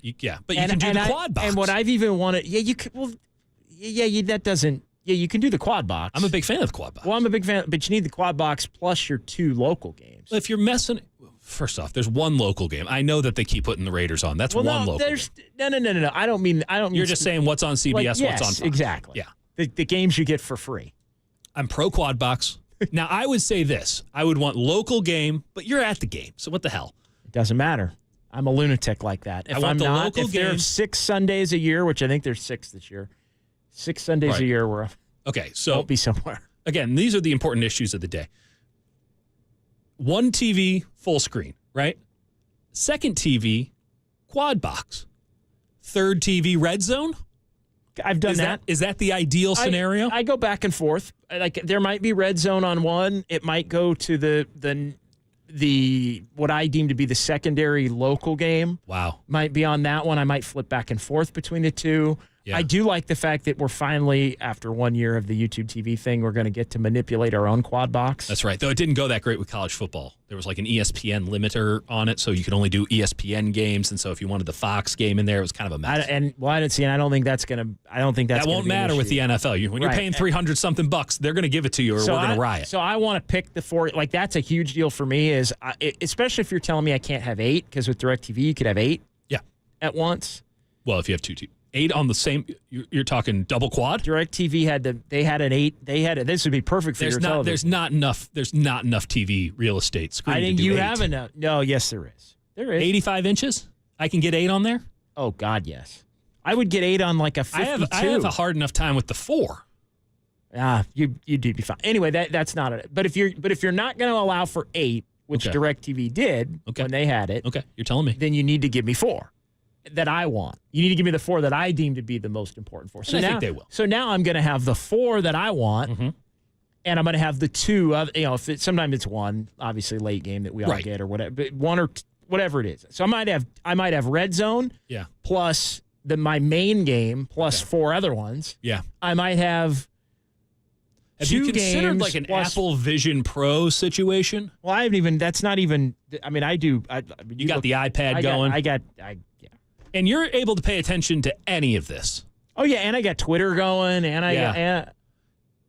I'm a lunatic. You might have an undiagnosed. I mean, you're talking about preparation lunacy, and I'm very pro. I'm very pro preparation. What else could you be? Your boy also has the baseball package. I'm sorry, you subscribe to MLB or what? I have the baseball extra package. innings. I have the baseball package. I mean, I have MLB TV. I have MLB extra innings. Yes.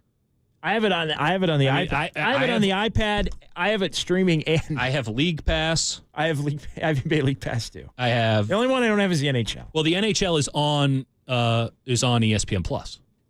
Oh, you get it for free. It's on the ESPN Plus package. Yeah, it is. Oh yeah, it's been that way for 3 years. I might have it. You do. You have them all. All these games are at your fingertips. By the way, you could also just pull them up on a computer. They're pretty easy to find these days. Yeah. So anyway, I don't want to belabor the point.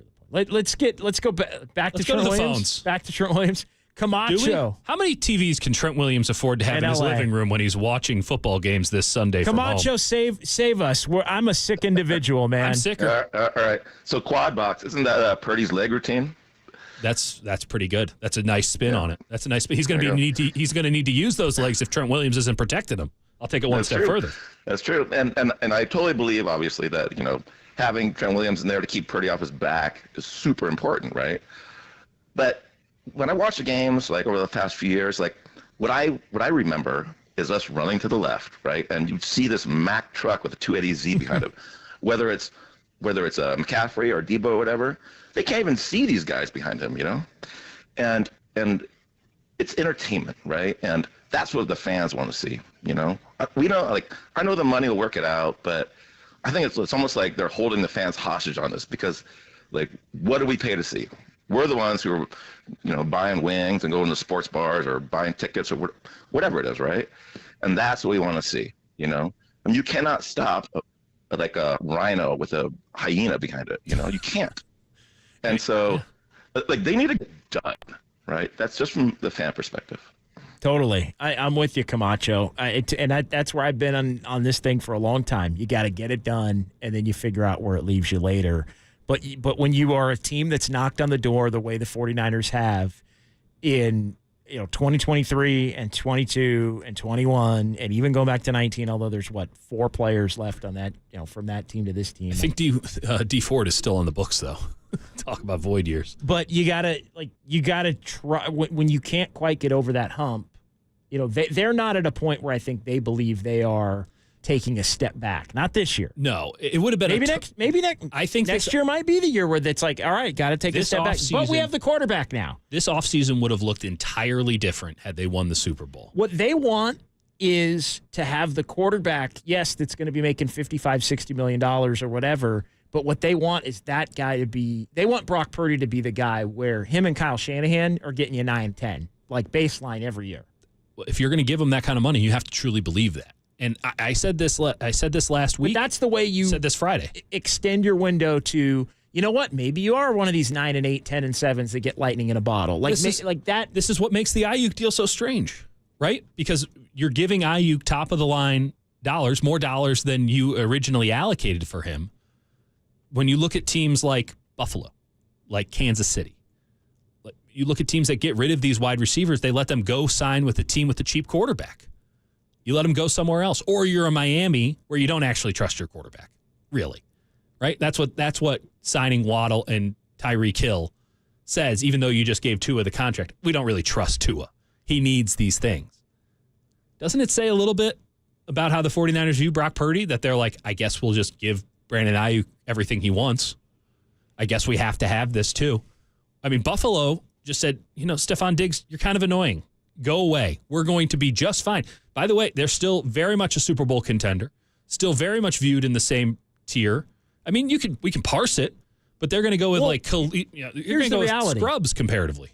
Here's the reality, and we can continue to discuss it at 808 KNBR. The reality is the 49ers don't totally know as much as they love Brock Purdy. This is what, 26 career starts? They don't totally know exactly how much help he needs. Correct. To be what? To play like they should know that he needs Trent Williams. They should know that by now, which I don't think is an indictment on any quarterback, right? To need a good left tackle, to need a good tackle one way or another, whether it be right, left. Hell, you need to have an elite offensive lineman in this league.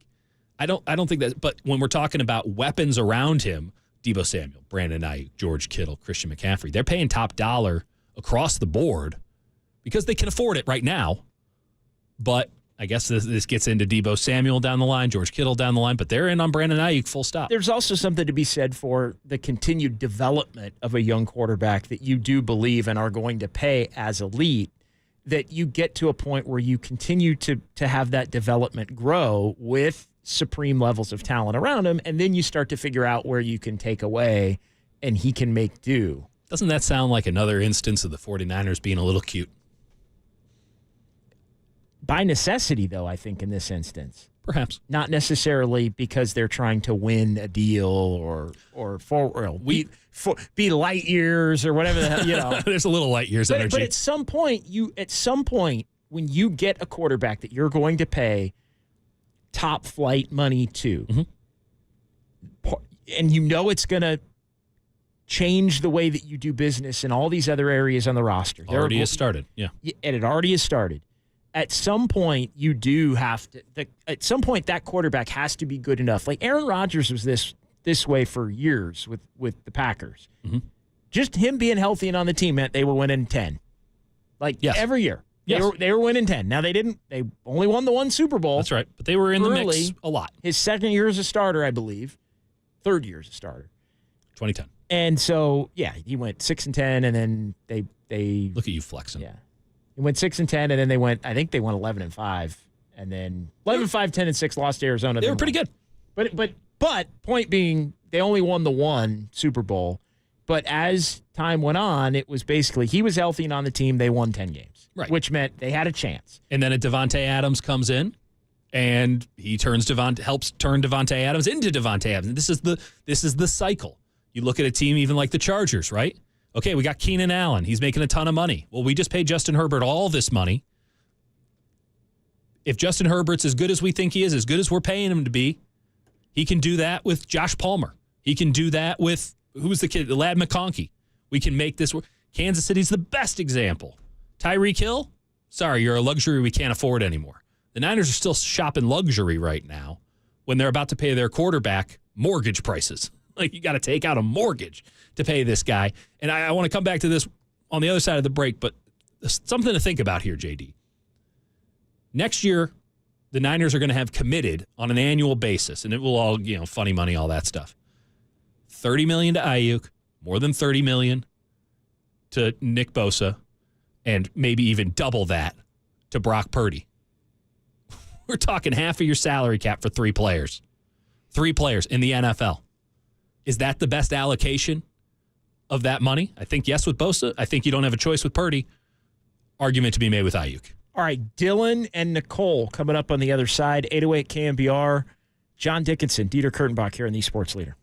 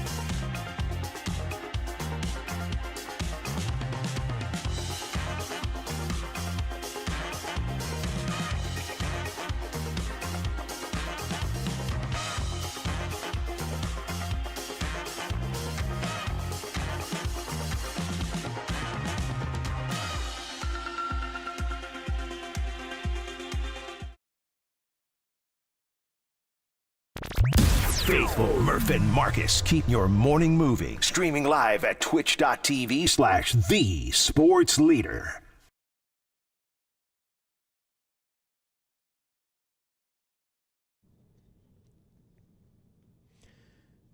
All right, welcome back. John Dickinson, Dieter Kurtenbach here on Labor Day Monday. You don't want to be stuck in the middle.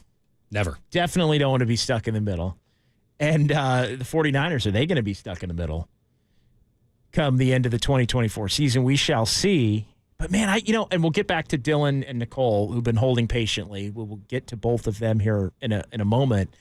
I keep thinking of this season and everything that's happened to this point in the offseason and in the preseason. And it all, I think, it just Super Bowl hangover. The Ayuk deal, the Trent Williams deal, the way that they conducted themselves in terms of practices at training camp, all of those things. I'm separating the Ricky Pearsall situation from that because that's nothing to be tragic in its own way, and that's not about football. I'm not factoring that into the equation. And by the way, just to kind of reiterate again, Ricky Pearsall released from the hospital yesterday. No new news on Pearsall today, but released as he continues to recover from the bullet wound to his chest following the attempted robbery and shooting on Saturday afternoon in San Francisco. So considering the tragic nature of that, which obviously could have been worse, all in all, a pretty positive outcome considering where it was. I mean, not even 48 hours ago here as we sit on Monday. So good news on that front, and him not even being in the hospital for 24 hours, obviously a big-time positive. No question about that. I don't want to hear anyone question Ricky Pearsall's toughness again, and honestly, I don't really, unless it's good news, I don't want to hear anything about Ricky Pearsall when it comes to the football side of things all year. Exactly. I don't want to hear anybody coming in week 9 saying, what about Pearsall? He was a first-round pick. I'll tell you, he gets a red shirt year. He gets a pass. That is real serious stuff, well beyond the realm of football. And anyone who wants to trifle with that, anybody who wants to denigrate that, anyone who wants to pretend as if this has anything to do with something that isn't real life, you can get the hell up out of here. Yeah. And we'll see where things stand, maybe more from a football standpoint as the 49ers get back to practice tomorrow, and then when Kyle Shanahan meets with the media, I think the next time is not until Thursday. Sounds right. That he's going to meet with the media. And then, of course, we'll have him here on KNBR as well. But yeah, to that point, positive news considering the circumstances on Ricky Pearsall. As far as, so setting that aside, as we've done here for the last couple of hours, everything from a football standpoint it's just screamed Super Bowl hangover.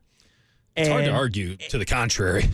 And now, look, they're still an extremely talented team. Trent Williams could still be back before Monday night. Brandon Ayuk is now signed. Mm-hmm. I mean, hell, there's even a chance. Again, I know I just separate, but there's even it sounds like there's a chance that Ricky Pearsall could even play this year. Yeah. Again, I don't know. I'm going to throw that aside. Let me put it to you this way. I'm not expecting Ricky Pearsall to be out there in week 1. No. And I'm not saying that either. But I know. But we're dancing around this thing a little bit. Oh, the Pearsall thing. There's nothing to report. There's nothing football related. The point I'm getting at is there is still time for this season to take a positive turn. Well, let's be pretty clear about this, JD. Has anyone... Because they haven't played a game yet. Has anyone dropped the Super Bowl or bust expectations for this team? No. So and nobody's going to. Nor should they. So it's the same as it ever was, except for all this other stuff that's happening. If Trent Williams signs today, if Trent Williams flies in on a helicopter to the 50-yard line on Monday and then takes 65 snaps at left tackle and is Trent Williams that we've all known and loved and respected for years to come, then it didn't matter. It didn't matter.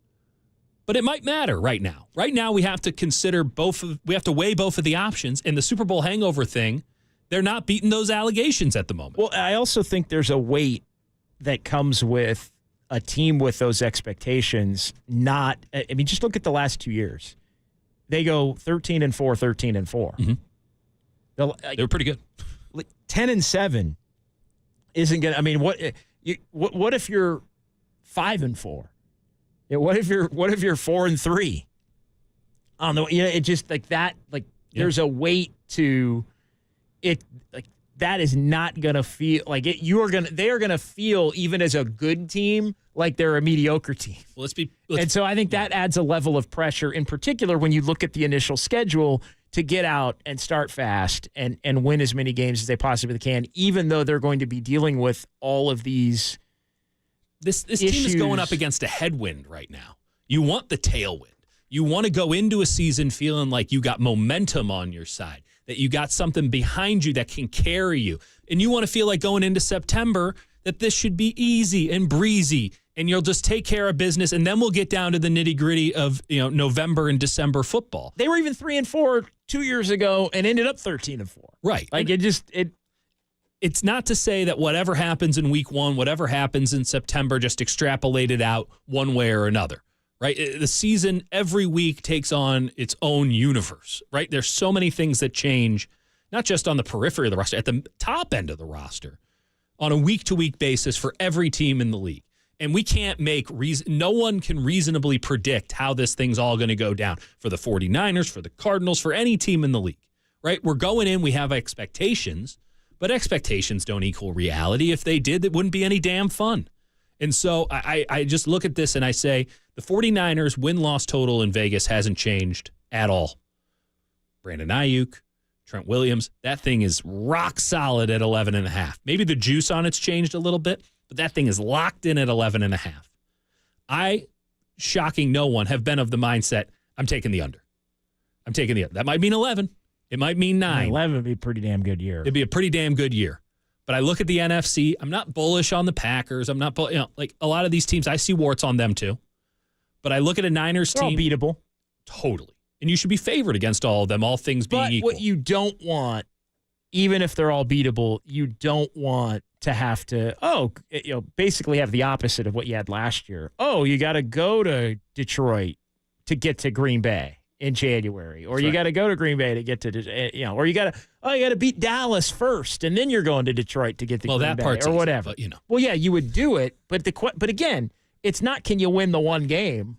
It's can you win 3 or 4? It's can you win the 4 games, or can you win 3 games to get to New Orleans and then the 4th? Well, and as you accurately pointed out, the 2 times the Niners have been to the Super Bowl, they had 2 home games. And think about just how difficult those home games were last year. Yeah.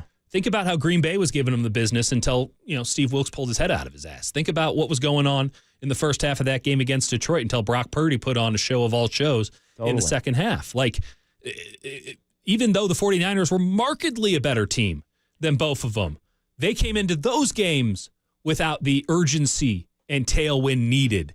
And they had to fight and scrap and claw to the very end to win those games. What happens if they take that same energy, which is the only energy I'm picking up while we're down in Santa Clara? What if they take that energy that we saw in the first half against the Packers, against the Lions, and now you got that in the regular season? You can get got real easy in this league. Let's get Dylan next here on the Sports Leader. Hey, Dylan. Good afternoon, guys. So I was wondering, what would the record have to look like for the Niners to potentially start looking at trading Deebo Samuel? And what would the return be, or I guess what would the ask be? I'll hang up and listen. Do you mean at the deadline? Do you mean like in the middle of the year? Yeah.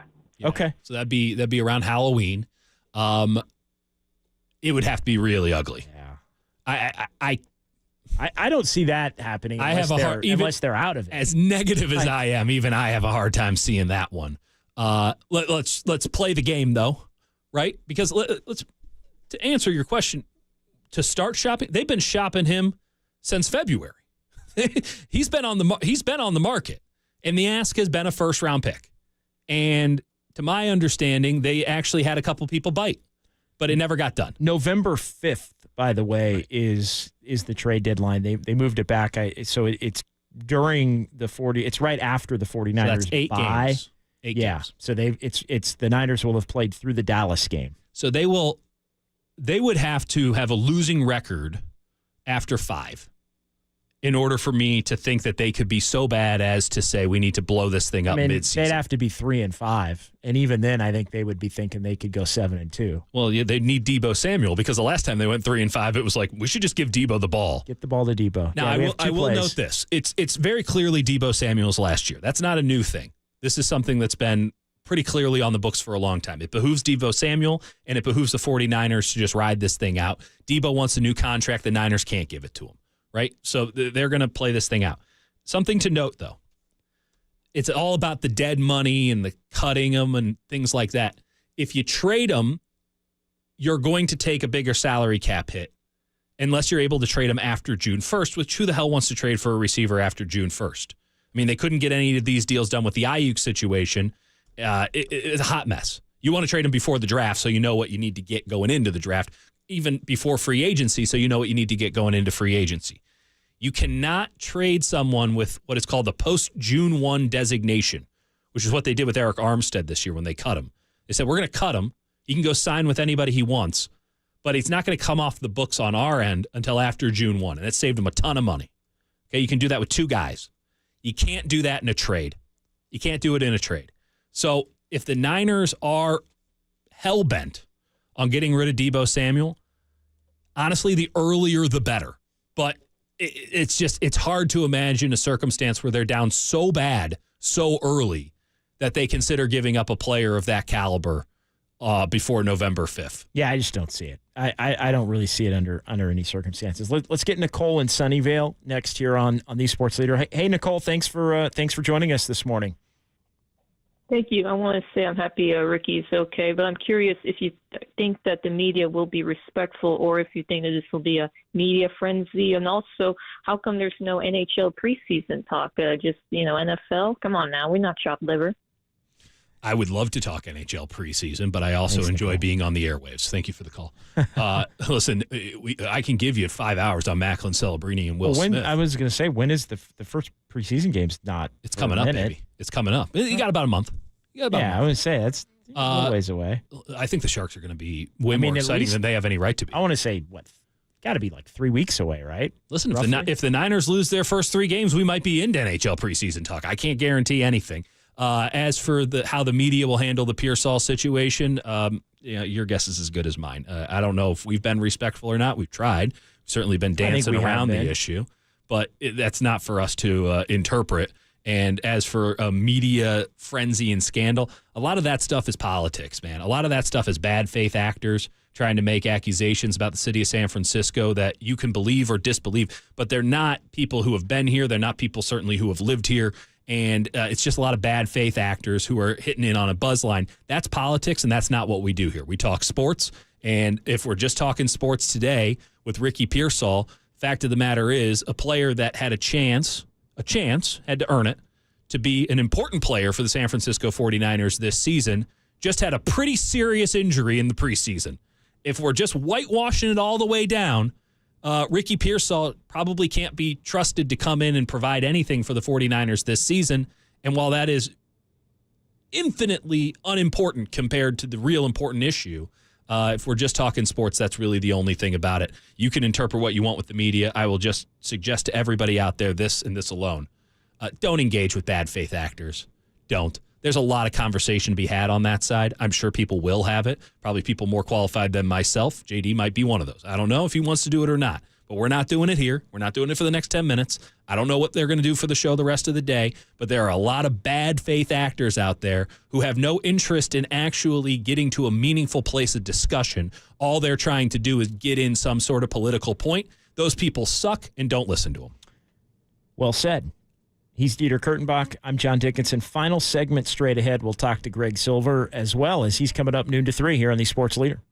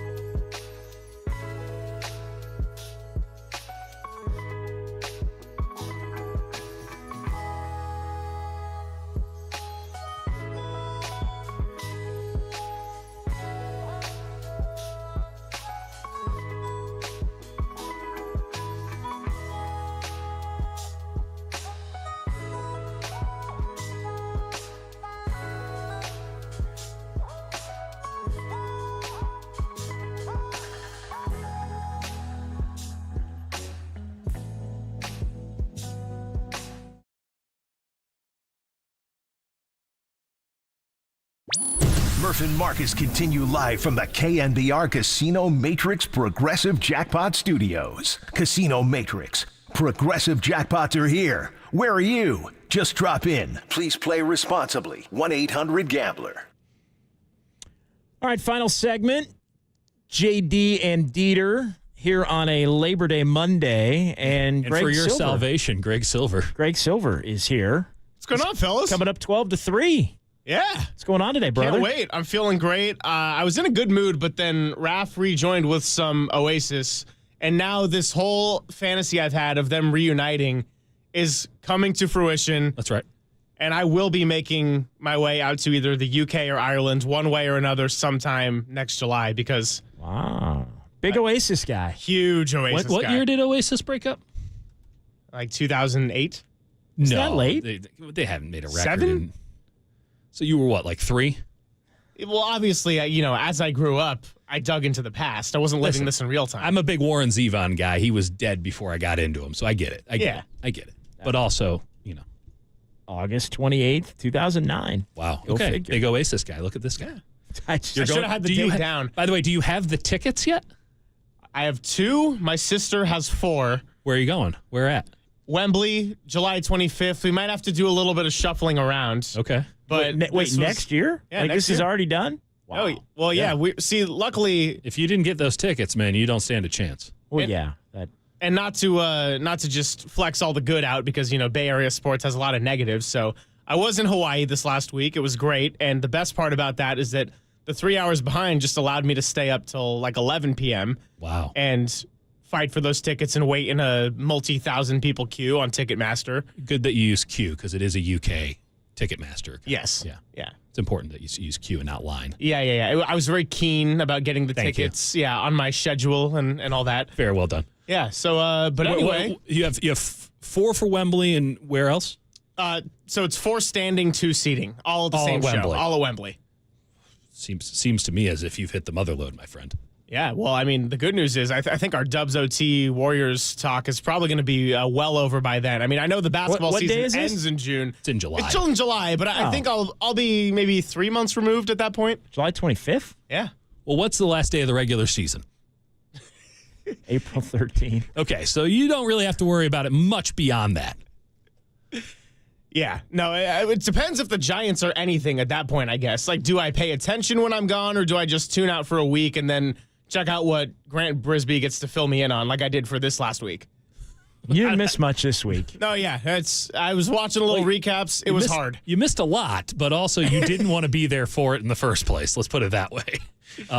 Yeah, they're not in a good spot. I'm glad that they didn't make it. The 49ers will be in their next training camp, July 25th.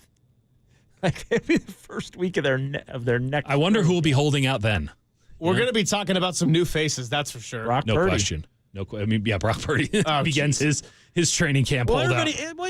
Just to get into that, yeah. Why does everybody think that Brock Purdy's just going to take a discount when he's on like he's one of the such a most nice guy. asininely low contracts in the history of professional sports? He's been risking his life for less than a lot of the season ticket holders make. Is there another contract in NFL history that's even as close to a value win as what the Niners got on Brock Purdy? I guess it'd be parsing, right? You'd have to be making some. Like, I don't know what Kurt Warner was making. Kurt Warner would be up there. Yeah. Brady, I think, initially. Yeah, any guy who was on a rookie deal, you could make the argument. But no one, relative to the salary cap, no one was as cheap, right? So Brock Purdy could not have been cheaper. If you had gotten Brock Purdy as an unrestricted free agent out of the draft, he would have cost more money. Right. They gave Evan Anderson, who they cut because he had no reason being on a team, more guaranteed money to come and sign with the team as an undrafted free agent out of Florida Atlantic than they did pay Brock Purdy last year. So it would have been in Brock Purdy's best interest to have not gotten drafted, but he got drafted. That locks in the lowest possible contract number. And, so I guess you can make the argument on like a Russell Wilson where he was drafted. They won a Super Bowl with that, So you're parsing. Yeah. But ultimately, the point stands. I mean, you want to talk about value, Brock Purdy. And what's the incentive for him to be nice?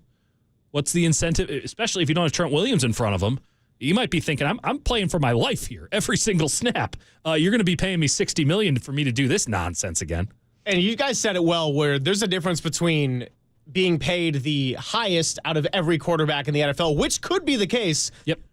And just taking the team-friendly pay cut. Like, he might not be making the most money in a given year out of any QB in the NFL, but the notion that he'll take $42 million instead of $60? Yeah, no. Where's that coming from? Well, and beyond that, it wouldn't even matter. I said this earlier in the show, JD. Like, it wouldn't even matter. I may not have been listening, so I don't, and I don't blame you. But it would when you're already paying all of these guys. Like, it's one thing when you have the ability to build out a roster accordingly because the quarterback is making less money, right? So they're already almost $40 million over the cap. So they've already allocated all of this money that they could possibly save. They've allocated too much money already. So Brock Purdy taking a pay cut only helps the Yorks and only helps the organization have to maybe cut one less player as opposed to building up where you did with Tom Brady. He's taking less money. Well, that now gave them 3 or 4 middle-class players that they could add. The Niners are not in a position to add anyone outside of the draft. They're only in a position to cut fewer based on Brock Purdy's contract demands. So I find the whole thing, also, it's just a total savior thing, right? Like, oh, no, Brock Purdy will save it. He'll make sure that everything's A-okay. It said that about Kirk Cousins. How'd that turn out? You're listening to KNBR AM and KNBR FM, San Francisco, Cumulus Media Station. We got JD, Dieter Kurtenbach, Greg Silver here as Greg is set to take over until 3 o'clock here on this Labor Day Monday. That's right. Just getting that business in. Well, after all of your thoughts going on in the 10 o'clock hour, it made me realize, is this Papa Lund Tolbert Cope's Silver? What do we call this thing? Well, I think because we played the Murph and Marcus Open. So I have to be Papa and Lund's, even past the 2 o'clock. I think if you can do a better impression than me, I mean, that would work out well for you. If we played the Murph and Marcus Open at 8, then I think that means you play the Papa and Lund Open at 12. I think it's only fair. It's only right. Hell. It's just, and it's then all, Kerry it's will play, Well, Kerry, I'm sure, has his own intro and outro. Maybe Silver's got his own. I don't know what's going on in the system. Maybe they built out a bunch of nice stuff for young Mr. Silver here so that he has his own intros and outros. They didn't do that for JD and Dieter. JD's got his whole Dubs OT just Dubs. Well, then I came in and ruined that for him. They couldn't even play that. Oh. Also, we didn't talk any Dubs. Yeah, well. No, we did not. There was not much Thank reason God. to. Plenty of time you could for say that. Steph Curry signed a 1-year contract extension, and that's that. That's the discussion. 4 weeks from Media Day, 4 weeks from today. Well, Jonathan Kuminga, what is it, October 21st, October 23rd? That's the extension deadline, something to that effect? Yeah, the day before the regular season, which is 21st. The regular season starts on the 23rd. For them, it starts on the 23rd. Yeah. For everybody else, 21st. So, first games are on the 22nd. There's something there. Going all in on Jonathan Kuminga. That's a choice you can make. I mean, I wouldn't give him the extension until he shows he's worth it this year. That's for darn sure. I'm not saying he's not worth an extension, period, but what's the advantage of doing it right now? Well, there's no number that I think you can get to him to agree to now. Outside the max. That makes any sense. Yeah. So you saw what Franz Wagner got. I think it becomes an easy extension. I think it becomes an easy decision to make him play it out. Who was the other one that got a big extension? Mobley? Evan Mobley. Yeah. Mobley could be a hell of a player, though. I mean, I think Kuminga. two better players than Kuminga at this point. Yeah, at this point. But Jonathan Kuminga's only 21, and did you see what he did in that empty gym? He's very good. He's very good in empty gym. Anyone can put together a highlight tape, and that's not a dig on Kuminga. That's just a dig on highlight tapes. Like, I'm sorry, what does that? What does that show you? That's a classic Dieter Kurtenbach Twitter trope. I call it empty gym season. Russell Westbrook was knocking down like 80% of his threes in an empty gym. Ben Simmons is Steph Curry in an empty gym. That's right. Ben Simmons, a lot of talent. Yeah, doesn't matter. Can't help the club if you're in the tub. What have you got coming up today, Greg? What are you going to dive into at 808 KNBR for the next 3 hours? Going to try to restrain all the Oasis talk as much as I could just do that for 3 hours. We're going to talk a lot of football, get a little bit into the college stuff too, because we got friend of the program, Justin Allegri, joining us at 2:30. Bears beating Davis. Yeah. Cole's Aggies. We got Cole running the board for the show, so I'm going to try to, go easy on him there. The Aggies acquitted themselves pretty well early on in that game. Yeah, I had the did. ESPN Plus going. Yeah, Cal's offense ran about 6 plays in the first half, it seems. So shout out to the Aggies. ACC. We're going to have some guy named Walter Icabalseta joining the show at 12:50. Are the Aggies in the Pac-12 yet? I keep waiting for Sac State to get to the Pac-12. It's almost imminent. We can get into that off the air. Okay, I'm sorry. Go ahead. It's a fair question. Sac State is playing San Jose State. Like, what do we like? Listen, it's Aggies are playing Cal. Let's just put them all together. Were you at the game on Friday with Brandon Ayuk watching some Sac State, San Jose State? Because I was watching it. I only go to home games. Only go to home games. Okay. Got you. But anyway, we do have our guy Walter, fine producer of the real Pop on Lunch Show, joining us at 12:50. We might dive a little bit into the Giants, but I also want to get his take on Papa's playbook and everything he's been running behind the scenes there. And then my good friend Serena Morales, the former team reporter for the Los Angeles Rams, will be joining at 1:50. And in addition to just loving getting to talk to Serena, I'm really excited about that conversation because she was there day to day in the weeds following a team that had a really deflating Super Bowl loss and had to fight their way back the next year. Mm-hmm. And they didn't make the playoffs. So, not saying that will happen to the Niners, but I think it'll be good to get into some of the psychology and the reality of being in a building like that. We've been kicking this around. What are realistic expectations? Because they are at a point, talking about the Niners, where 10-7 is going to feel like 6-11, like week to week. Like it won't be, but there is just a weight I think that this team carries based on their success and based on the way this offseason has gone, which just they got to get it together, otherwise risk having some real pop-up problems that might come to fruition. Yeah, in the grand scheme of things, it's getting to the playoffs. We've seen them have road upsets and beat top seeds on the road, get to NFC championships. We've seen them scrape by with home field advantage like they did in the NFC side of the bracket last year. So I think it's getting the playoffs in the grand scheme of things. Now, I do think, JD, the noise is going to be very, very loud and apparent if this is a 3-2, 3-3, 4-3 start. The Brandon Ayuk thing still going to be a thing. Who knows what's going to happen with Trent Williams? If he's not there, then we're not talking about expectations of Super Bowl or bust unless Jalen Moore does the all-impossible and pulls off the most unlikely season we've ever seen. That's not a diss on Jalen Moore. No, let's go, Jalen. Let's do it.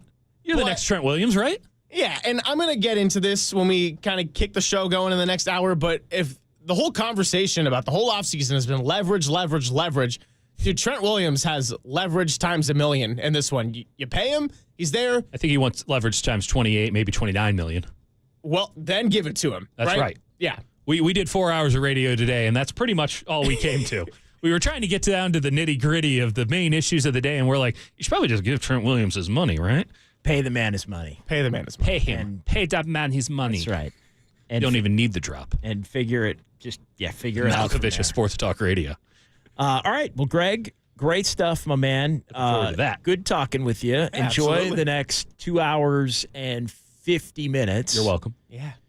And we'll talk to you when we talk to you. Absolutely. Great seeing you guys. All right.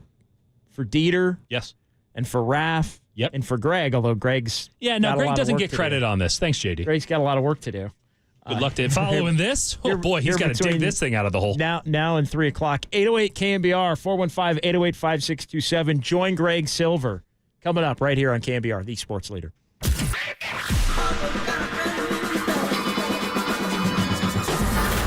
Ladies and gentlemen, Prepare yourself. prepare yourselves I love it when you call me Big Pop. for Greg Papa Sleeping Giant Superman. San Francisco. and John Lund. It's 10 o'clock. Let's hit it. This is Papa and Lund That's right. We're getting it going. on KNBR 104.5 and 680. The sports leader.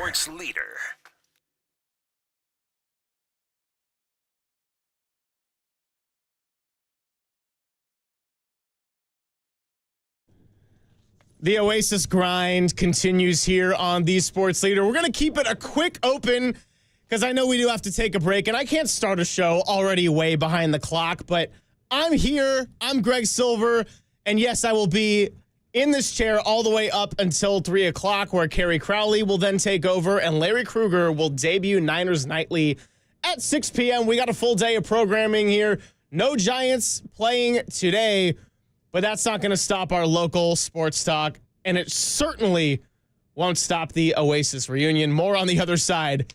KNBR 104.5 and 680, the sports leader.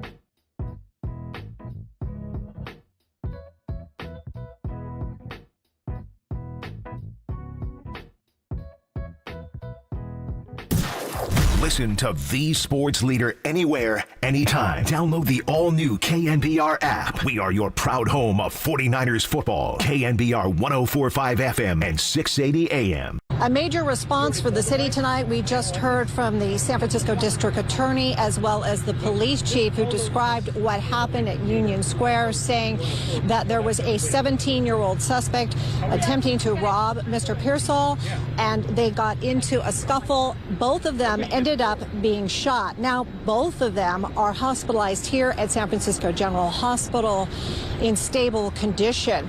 Also, Mayor London Breed said that she looks forward to seeing Pearsall make a full recovery and get back on the field, but she also addressed the fact that she said there is no room for this kind of violence in the city of San Francisco. What is going on, everybody? Happy Labor Day Monday. I'm Greg Silver, taking you from 12 to 3. Great job by JD and Dieter, covering 4 hours in the morning. I do just want to get this out there, by the way. If anyone's watching us on YouTube at KNBR 1045 or twitch.tv/thesportsleader, and you saw me flash a little grimace and laugh while that sound was playing, two completely independent events. Cole, fine producer who we're going to bring in just a moment here, was playing Wonderwall, keeping the Oasis theme going, and the irony of Wonderwall playing underneath that sound is what made me chuckle.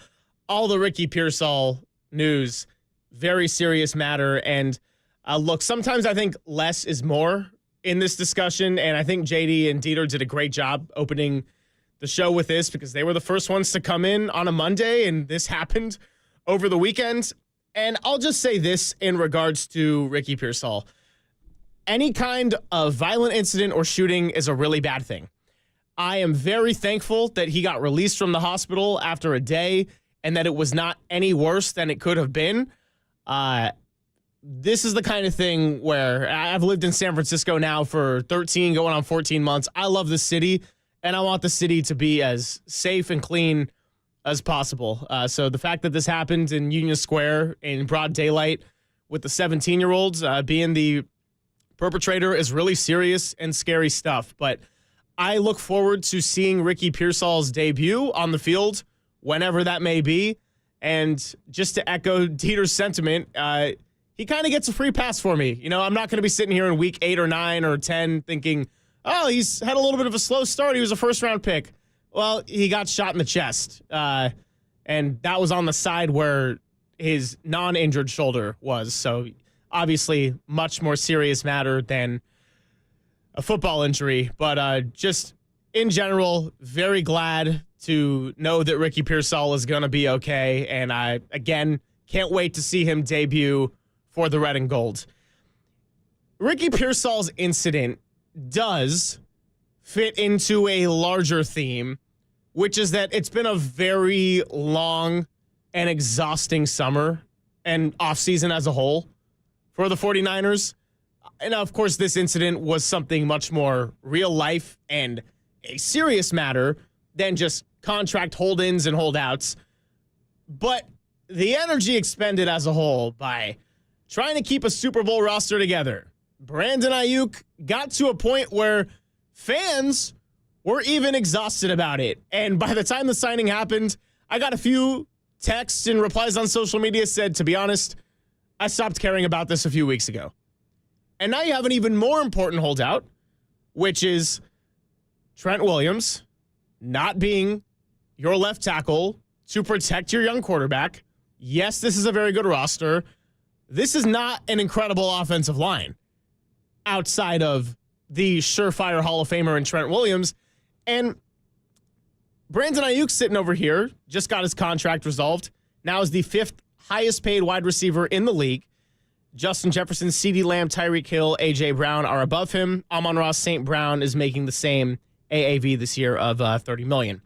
So in terms of fully guaranteed money this season, he's the 6th highest paid. Calvin Ridley is just a couple million above him. Signed a deal with the Tennessee Titans from the Jaguars.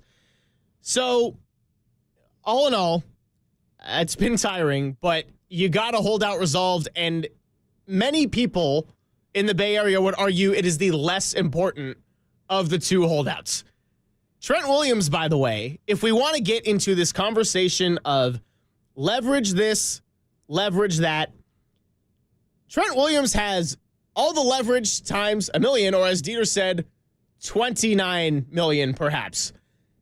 And I don't see a way out of this other than you will pay Trent Williams. You did it for Christian McCaffrey quietly during this offseason. You now put yourself in a position where Deebo Samuel is going to be on his farewell tour, and he knows that. If you don't have Trent Williams, then it does shift the expectations. If you tuned in about 15 minutes ago, John Dickinson floated out the question, what are the expectations? And I said, big picture, you got to get into the playoffs and then win game at a time. That's what it is in this league, in the NFL. Large picture, if this is the window and you're accepting that it's a last dance kind of effort with this group, you have to bring back number 71. There really is no alternative option. If it looks like he got owned in the negotiation, if you're John Lynch or the 49ers front office or Jed York, then you're going to eat it because you're already too far deep with everything else. And then if next year you're going to pay Brock Purdy the money that he deserves and move on from a handful of players, whether that be Diamador Lenore, Charvarius Ward, Dre Greenlaw is an upcoming free agent, and he's coming off a brutal injury from the Super Bowl, then so be it. But what I do not want to see as I sit in this chair here in Monday, September 2nd of 2024, I don't want to look back and say a year from now, well, really their best chance to win it was 2023 when they took the ball in overtime or they didn't capitalize on the Jair Brown interception and so on and so forth, bringing up painful memory after painful memory from that Super Bowl in Las Vegas. So this is the path they have committed to. I don't really see a way out other than through, and through means you pay Trent Williams what he asks, because you know what the big difference is between Brandon Ayuk and Trent Williams?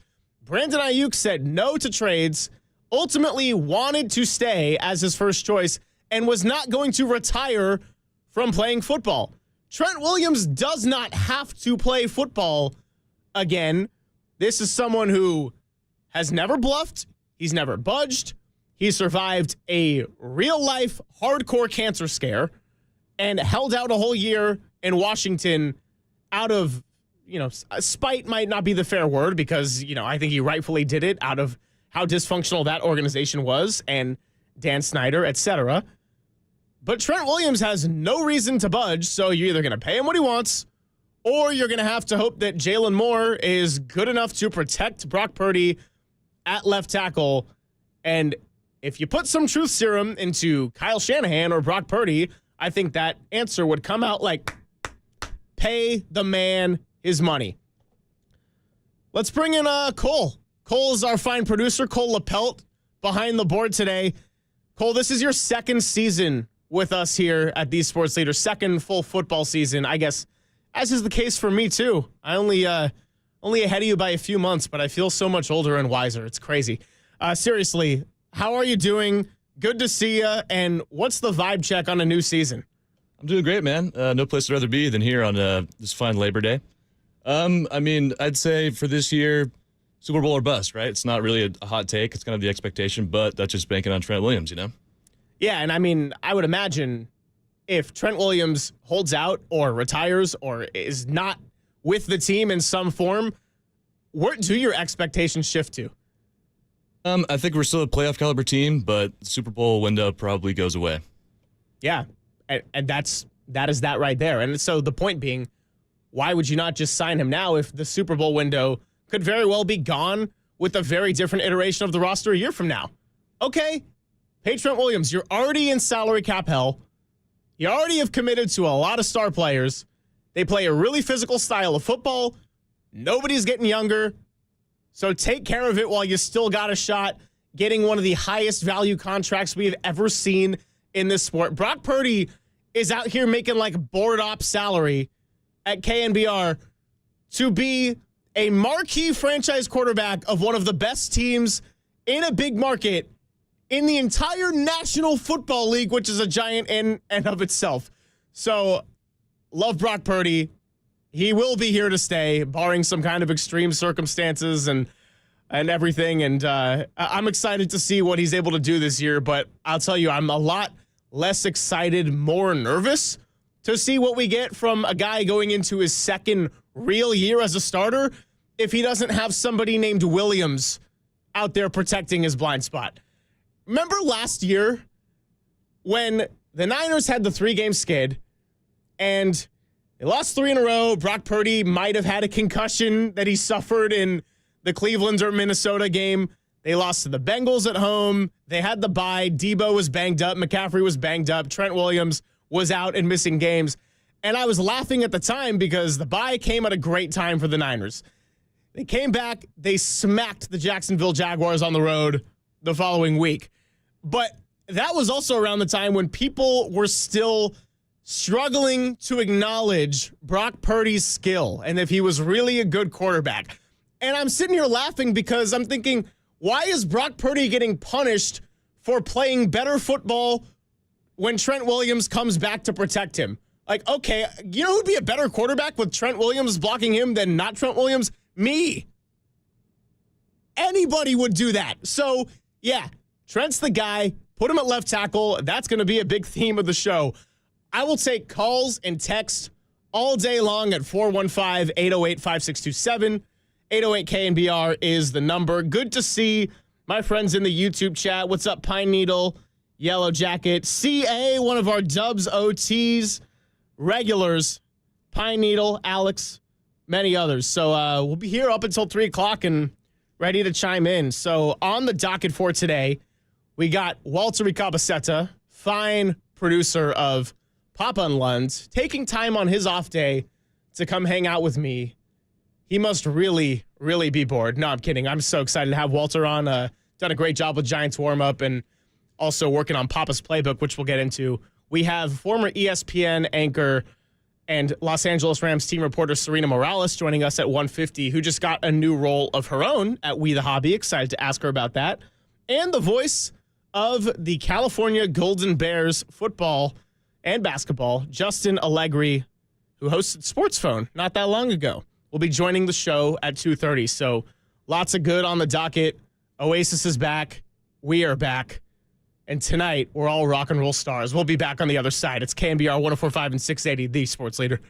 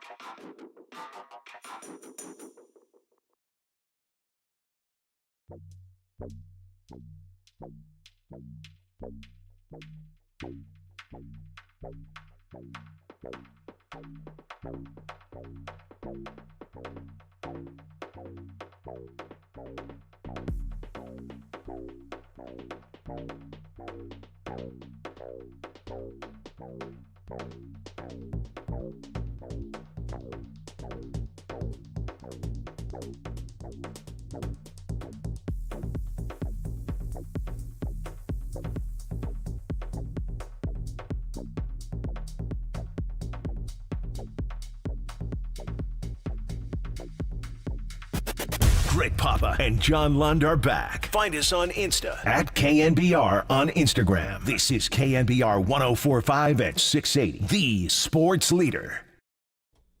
It's flying by already. Half hour down, 2.5 to go. Happy Labor Day Monday. I'm Greg Silver, and I'm part of your awesome midday programming. Dieter and JD took the morning shift from 8 to noon. Carrie Crowley will be taking you on 3 to 6, and then debut of Larry Krueger's Niners Nightly starts tonight from 6 to 7 p.m. Good to see everybody. Good to be with everybody. Nice to be back here in the San Francisco studios after a little bit of time off. I'm feeling nice and refreshed, but also itching to get back to this grind. Football season and basketball season with Dubs OT coming back with your boy, John Dickinson.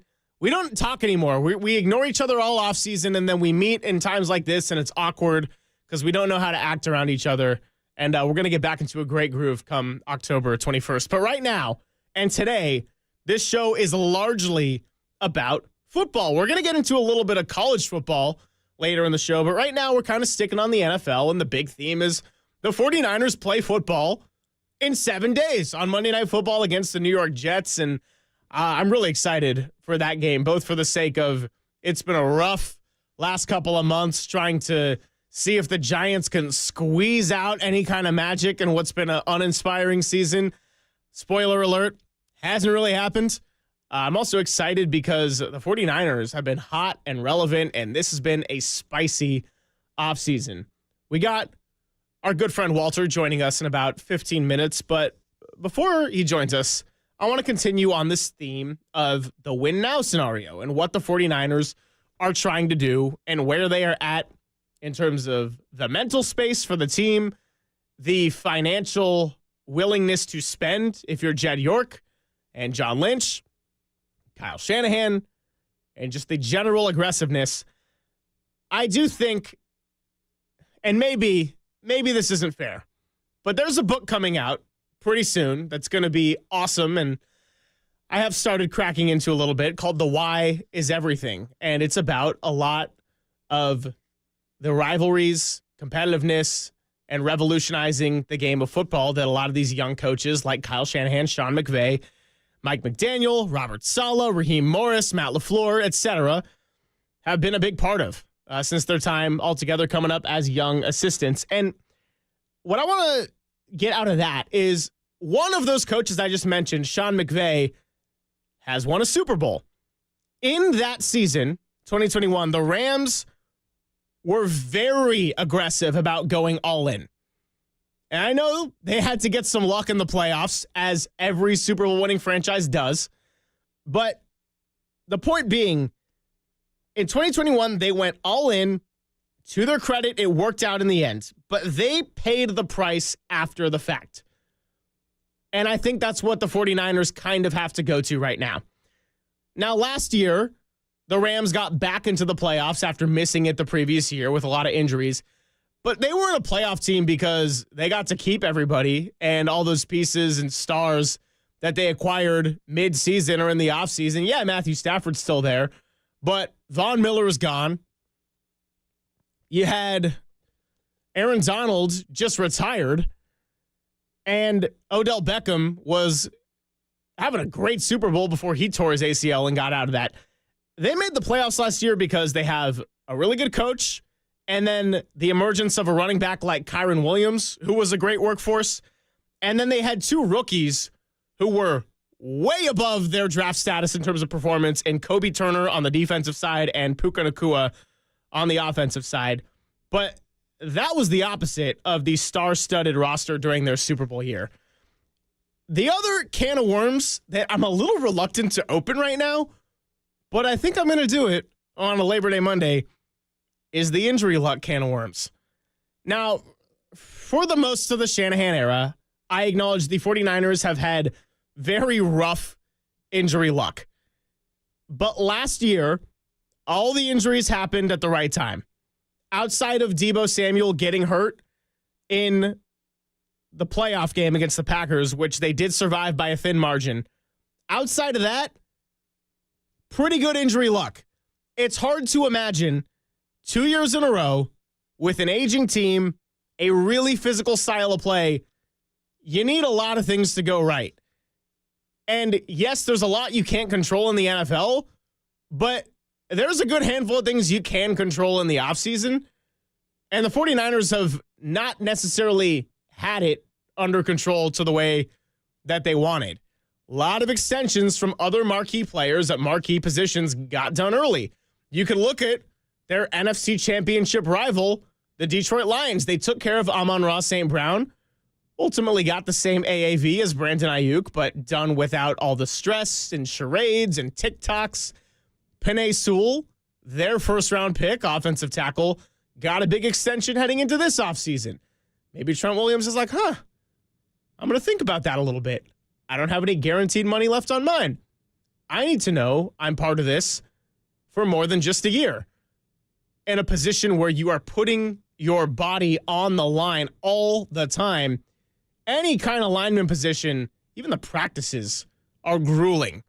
And yeah, it takes a big toll on your body. So Trent Williams, you got to take care of him when you look at everyone else that they could have and ultimately did take care of in the past 3 years with this current regime. Deebo Samuel, looking at a little farewell tour, trading him in 2025 is going to save the Niners a little over $9 million in the salary cap space. By the way, Deebo has led the NFL in yards after catch per reception 4 different times. I don't think any player in the last 30 years has done it more than twice. So that also speaks to what a dynamic talent he is. That speaks to what you could be losing, or will be losing, frankly, after that Ayuk deal, unless some craziness happens. And that's a piece that, outside of Christian McCaffrey, or at least right up there in that same tier, is your most versatile, dynamic piece and the type of player that Kyle Shanahan has a really hard time functioning without and looks like the best coach in the NFL with. So I'm curious as to how this all goes for Deebo. And look, yeah, you're not just going to lose Deebo next year. You're going to lose a lot of other players. But I don't think I'm going to be sitting here this time next year saying, the 49ers have a Super Bowl roster. When you look at what they had in 2023 and you look at what they could have right now in 2024. And they understand that to some degree. Like, they didn't trade Brandon Ayuk or weren't willing to trade him if they couldn't get another established piece back right now. And, of course, this is all before the Ricky Pearsall incident. But even before that, they weren't thinking, okay, well, let's just have the rookie fill right in and take his place, or have Jawan Jennings go and be that guy. They wanted Amari Cooper. They wanted Cortland Sutton. And as far as Pittsburgh, they could never get a deal off the table because Pittsburgh wasn't willing to throw in George Pickens. They wanted to throw picks in. Okay, well, yeah, picks might help when you're in a salary cap mess next year and it's the offseason, but what good does that do you this year? And you've been so close many times with a lot of heartbreak. I think they're a little too far deep in the tunnel to turn back and make a move. I think, yeah, paying Trent Williams isn't going to help your money situation, but it's not going to save it to not have him on this roster. So 808 KNBR is the phone number. That's 415-808-5627. We got Walter Ricabacetta joining us up in about 8 minutes. We've got a little 5-1 action later, going over some standouts from this first full weekend of college football, which had a lot of surprises and was good to see football back on Saturdays. We're going to have some funny sounds later. Darius Slay explained why he did not want to go to Brazil for the Eagles-Packers game. We're going to have Justin Allegri joining us to lament over Cole's UC Davis Aggies. Cole's laughing at me right now. He said to me before the show, I'm kind of partial to this stuff. Like, I'm never going to expect UC Davis to win. Meanwhile, my parents, who are Cal alums, are sitting there watching this game every time these two teams face, like, well, you know what's going to happen if they lose the game? We're going to have to move. And I'm thinking, like, okay, this might have been a problem when I was in 8th grade, but thankfully I'm out of the house now. So actually much closer to the Berkeley territory. It all ended up being okay. I digress from all those silly little tangents, but it's a lot of Niners. It's a lot of football. And we got the Jets coming to town. The Jets had a disaster of a Monday night performance to open their season last year. They're going to be looking to right a wrong that is about 1 year in the making and see if Aaron Rodgers can play more than 4 snaps. We'll get to all of that on the other side. I'm Greg Silver, taking you up to 3 o'clock. 808 KNBR, the number to call and text in. You can catch us on KNBR.com, the KNBR app, YouTube, and Twitch. And we're staying right here on The Sports Leader.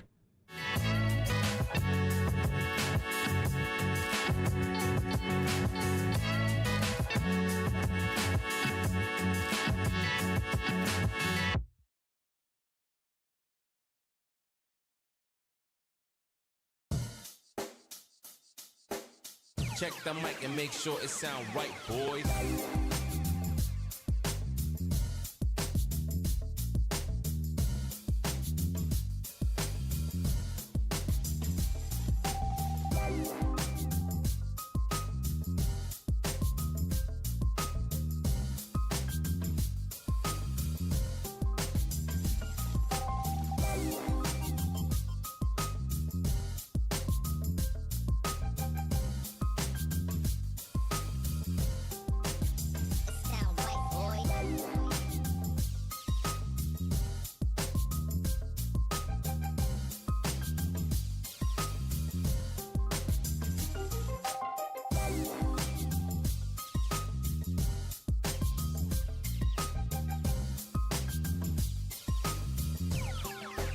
It sound right, boys.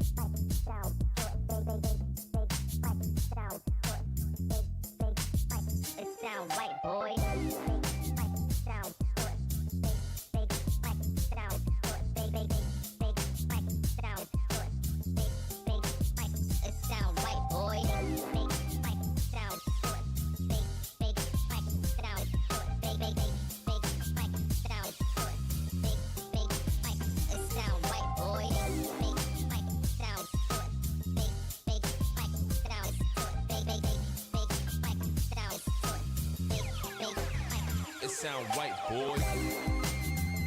right, boys.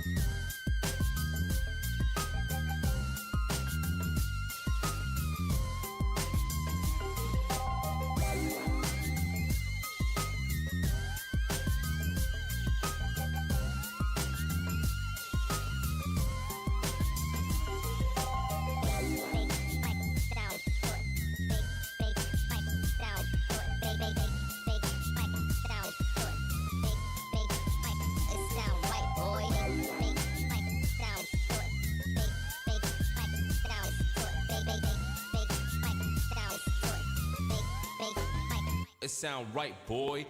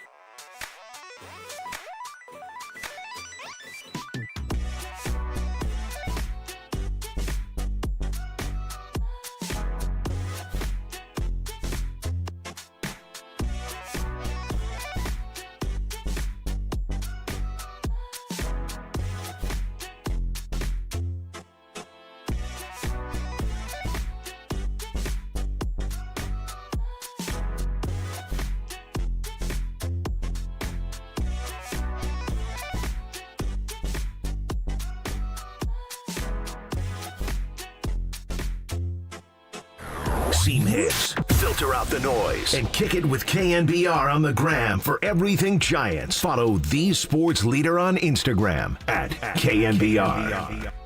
2-2 the count. Here it comes. Struck him out swinging.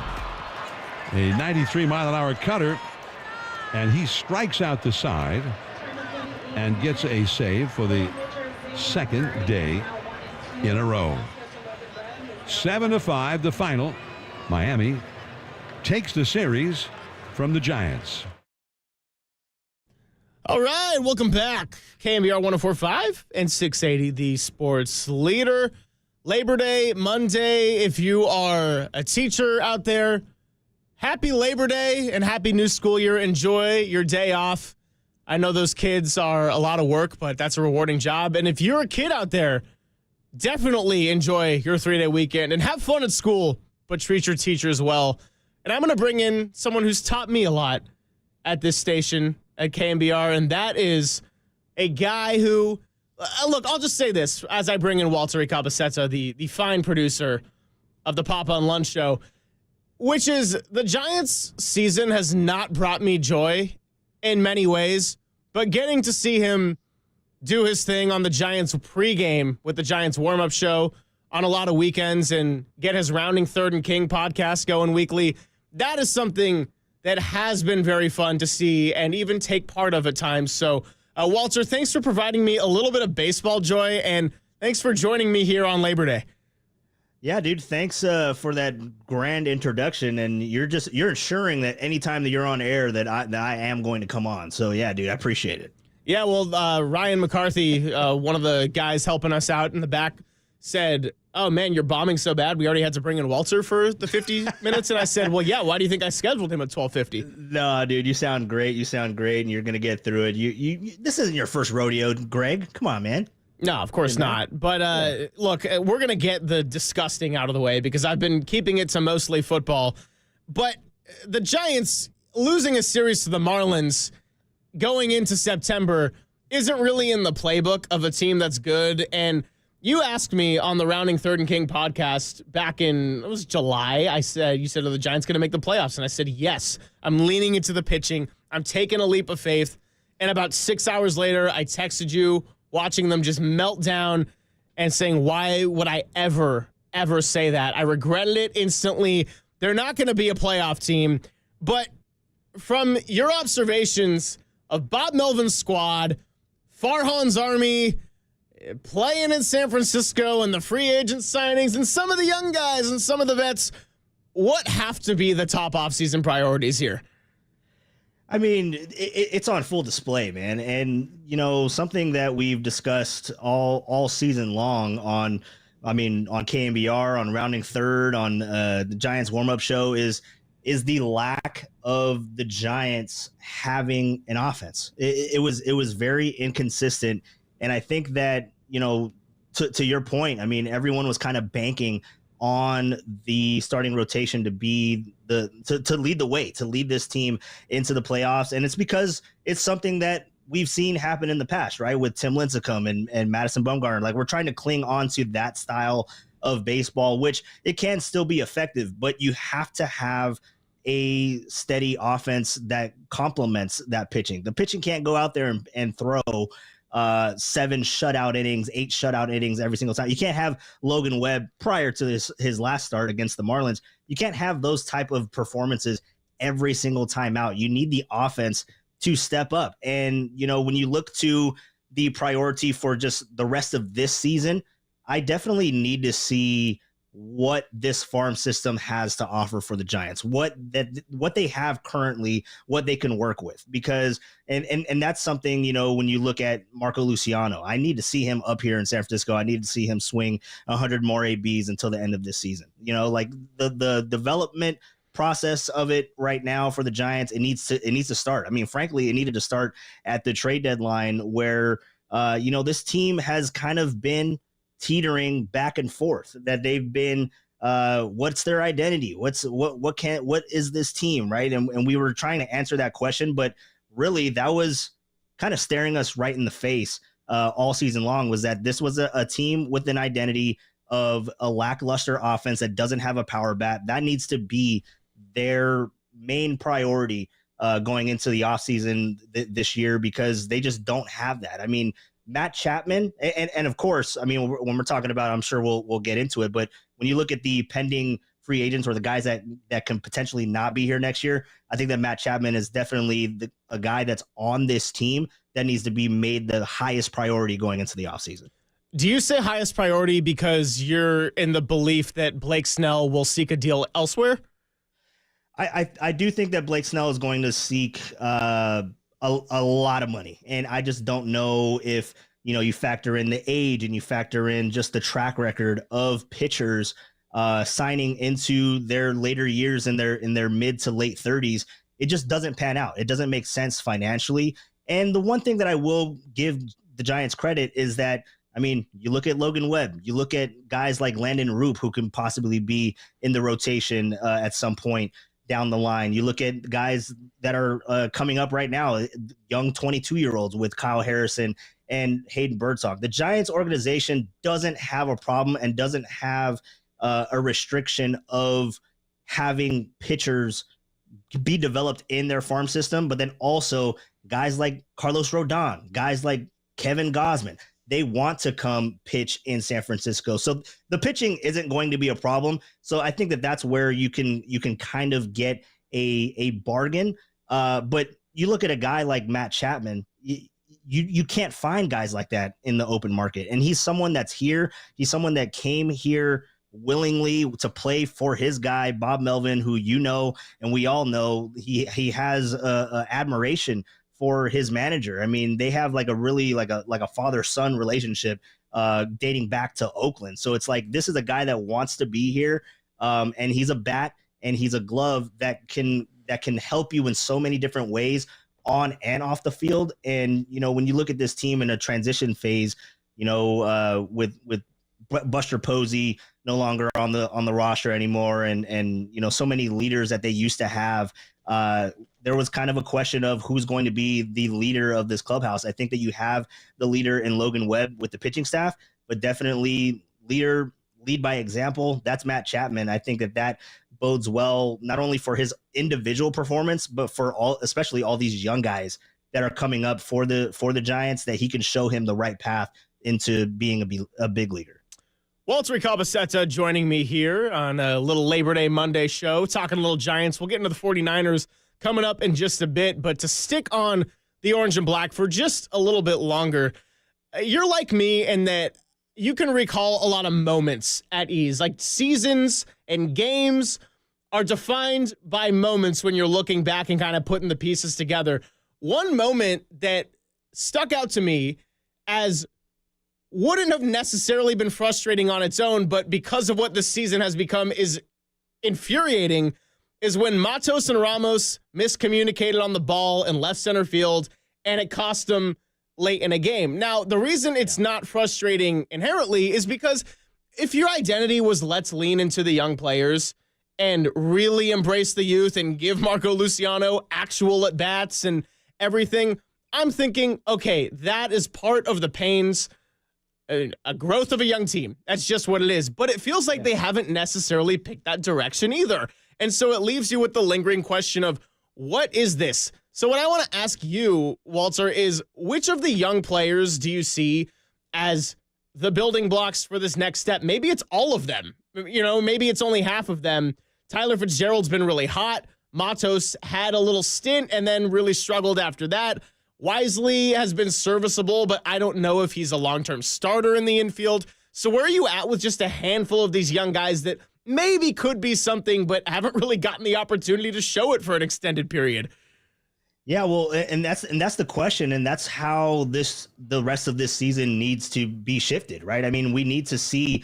I mean, we all saw what Luis Matos was capable of doing. That after Jung-Hoo Lee got hurt, he comes up in that weekend after Mother's Day in May, and he had 11 RBIs in 2 days. I mean, you don't do that on accident, but he did fizzle out after that, and he wasn't able to string solid ABs together, but he has that in him. And that's something that I want to see with this Giants team, is that give him the ABs in the big leagues, right? And I'm not only just singling out Luis Matos because I think that he is somebody that is kind of like on the bubble for this Giants team as far as if this is going to be a key cog of the team moving forward. I think going back to your question, the guys that you can kind of rely on to be there, or I think that would get a extended look is Elliot Ramos. I mean, he came out and, he started playing May 8th, and this guy just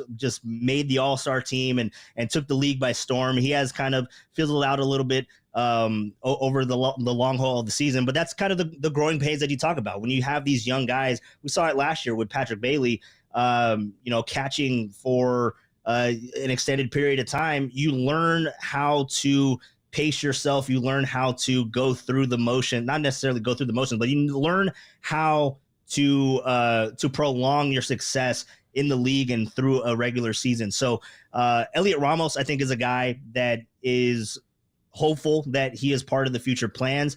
And you mentioned there Tyler Fitzgerald. Tyler Fitzgerald has been a huge surprise. He has a lot of speed, a lot of athleticism, and that's something that the Giants, going back to our earlier conversation on what they need to prioritize, they need a power bat, but they need to get more athletic.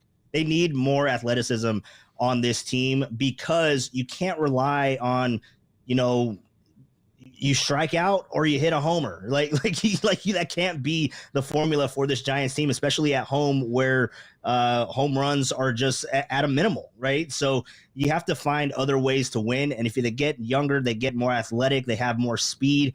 That's something that also Matt Chapman adds to this team, is that he's fast on the bases. He's not going to steal you like 25 bases a year, but he has great baseball IQ. He knows how to get from first to third on a ball to the gap. I mean, this guy, he's really good. But just going back to the young players with Tyler Fitzgerald, he was tearing the cover off of the ball, and now we're starting to see a little bit of strikeout numbers, right? He's striking out an alarming amount of times, and that's just the maturation process of what it means for a big leaguer. Because now guys aren't throwing him strikes. They are throwing him garbage balls, and he's swinging at it because he had such a hot bat. So he needs to kind of get into, and that's what a lot of these young guys need to do and need to focus on. That's what I want to see going into September, is that they need to have plate discipline. They need to understand where their strike zone is, where their hot zone is, and stick to it and be disciplined to that. And that's the next step, right? Because these guys come in and they're hot, like Luis Matos, like Elliot Ramos, like Tyler Fitzgerald. I think those are the guys that you want to look at for the future of this ball club. And once they can get that plate discipline and understand their path and know their role, then that's where they can take the next step into being a big leaguer. When I think of plate discipline, I think of Casey Schmidt. When I think of the home run or strikeout coin flip, I'm thinking Jorge Soler, baby. Welcome to 2024 Giants baseball. You are listening to KNBR AM and KNBR FM San Francisco, the sports leader, a Cumulus media station. Always good catching up with my guy, Walter, and the Giants. It's something we probably won't talk too heavily about. Up until it starts coming about February, it's coming around a little bit. Maybe there's some offseason changes that, get the fans a little bit excited. I couldn't possibly name what those would be because nobody voices their opinion ever, myself included. Now, just to pivot to the Niners for a moment, because it is awesome that we're 7 days away from Niners football being back in our lives.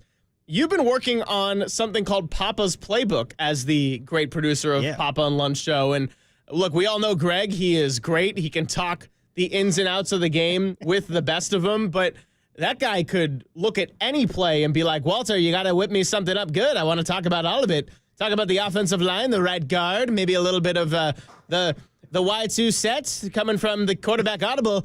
And anyway, that's all to say, I can't even begin to imagine everything you've had to sort through when making these Papa's Playbook.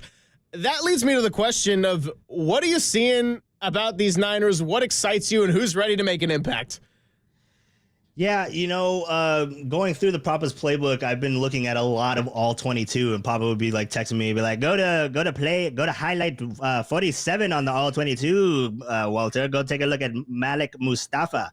But there's a lot of young guys on this team that this draft was really important. It's like kind of like a pivotal moment of this franchise moving forward because, and the reason for that is, I mean, we see everything that's going on with Brandon Ayuk and with Trent Williams and all these guys, and these contracts are going to turn over. And at some point, the bill's going to come, right? At some point, not all of these talented players can be on the same team. At some point, something has to give. So that's why this draft class was so important in that you can reset the timeline, right? Everyone's talking about windows. Everyone's talking about how relevant the 49ers can be. And if you're a team like the 49ers and you know how to draft, then that's how you prolong your window. That's how you have long periods of success in the NFL. So when you look at this year's draft class, I mean, looking at the all 22 for way more than I should have because of Papa's playbook, Malik Mustafa, he looks incredible. He is built like a linebacker, but plays safety. I mean, that guy can really, he kind of reminds me of a little bit of like a mix of Dante Whitner back there, just how hard he can hit somebody. So I like what I'm seeing with him and just his future role. If we're not talking about draft picks, I do like Jair Brown. He had a really good preseason, and he had a really good season last year. So guys like that, just to keep the talent pool churning with the 49ers. But also, I mean, you talk about Trent Williams, and he may not be on this team come week one. He may not be he may not play football again. I mean, we just don't know what's going on with Trent Williams. So you have to look at the development of the offensive line. And I know that right now he's slotted as a guard, but I think that they've drafted him because he does have potential to move over to tackle. And that's Dominic Pooney. He looks really good in everything that he's been doing in the run game and in the pass game. I believe in college he's playing on the opposite side of what he played in college. So there's a little bit of the motions and the footwork that needs to be worked on, definitely. But those guys, again, the draft class, that's what you need. You need to continue to build your team throughout the draft. You can't keep spending a lot of money, but that's why this year's draft class was so important for the Niners. So I'm really excited about the draft class, but also seeing the growth of Brock Purdy, right? I mean, there's been a lot of questions, everyone not wanting to give Brock Purdy his due.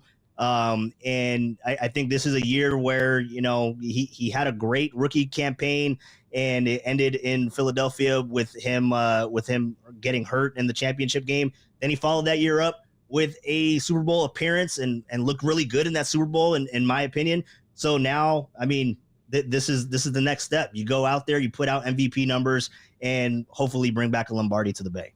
You know what would help a Brock Purdy campaign? Trent Williams. Oh, dude. they cannot, Greg, they could not go into the season without Trent Williams. Yeah, I think that's been the pretty definitive opinion from Dieter, JD, you and me, and everyone else in the building today, as well as many of the callers. So definitely not the hot take place to go, KNBR, today on a Labor Day if you want to get some wild opinions on the Trent Williams situation. By the way, Pine Needle, our guy in the chat, big fan of Papa's playbook, so keep that going. And hell yeah, segment that I'm excited to keep watching myself. So yeah, man, dude, we'll be doing that all season long, just to let everybody know. Papa's playbook, it is. I mean, you can hear it. You can hear Papa break down the plays, but go to YouTube. That's where the magic is. You get to see all this footage from the All-22 and from game film and all that kind of stuff. And we'll be doing it 2 times a week, one to review and one to preview every matchup for the Niners. So Papa knows his stuff. Oh, yeah. I'm excited. It's going to be a great segment. You can catch us on YouTube at KNBR 1045 and twitch.tv/thesportsleader for all the goods. I want to get into a little bit the wide receiver situation specifically, because of course Ricky Pearsall is going to take a little bit of time to get back to the field. We're very thankful he's okay, as that was a major unexpected event that occurred over the weekend. But also, Dieter said something this morning that was really interesting to me, where he referenced the conversation he had with Nick Bosa at the Super Bowl last year, and Bosa told him it took him about 8 weeks to get back up to speed from the holdout. Now, Bosa could have told me 3 or 4, and I would have bought it because he's so great as it is that it didn't look like he was that far behind. It seems like for as long as you've been working at KNBR, there's always some kind of crazy contract holdout. And this year it was Brandon Ayuk. So now you have what happened with Ricky Pearsall. You had the whole Brandon Ayuk hold-out, hold-in situation and a contentious negotiation. And you have Deebo Samuel, who had a great training camp, but essentially has been told, hey, this is your farewell tour, buddy. What are you expecting kind of out of the gates with this first month of the season from this wide receiver core? Yeah, it's going to be really interesting, man. I just want to see how soon, how quick Brandon Ayuk can get ramped up, right? I mean, because you talk about what you said there with Nick Bosa, and it took him 8 weeks. I mean, we heard Deebo Samuel talk about, because he was holding out for quite some time, and he said that he didn't feel 100% through the first month of the season. So it's going to be really interesting to see how that dynamic is. But I think the Niners have set themselves up pretty good in the wide receiver room.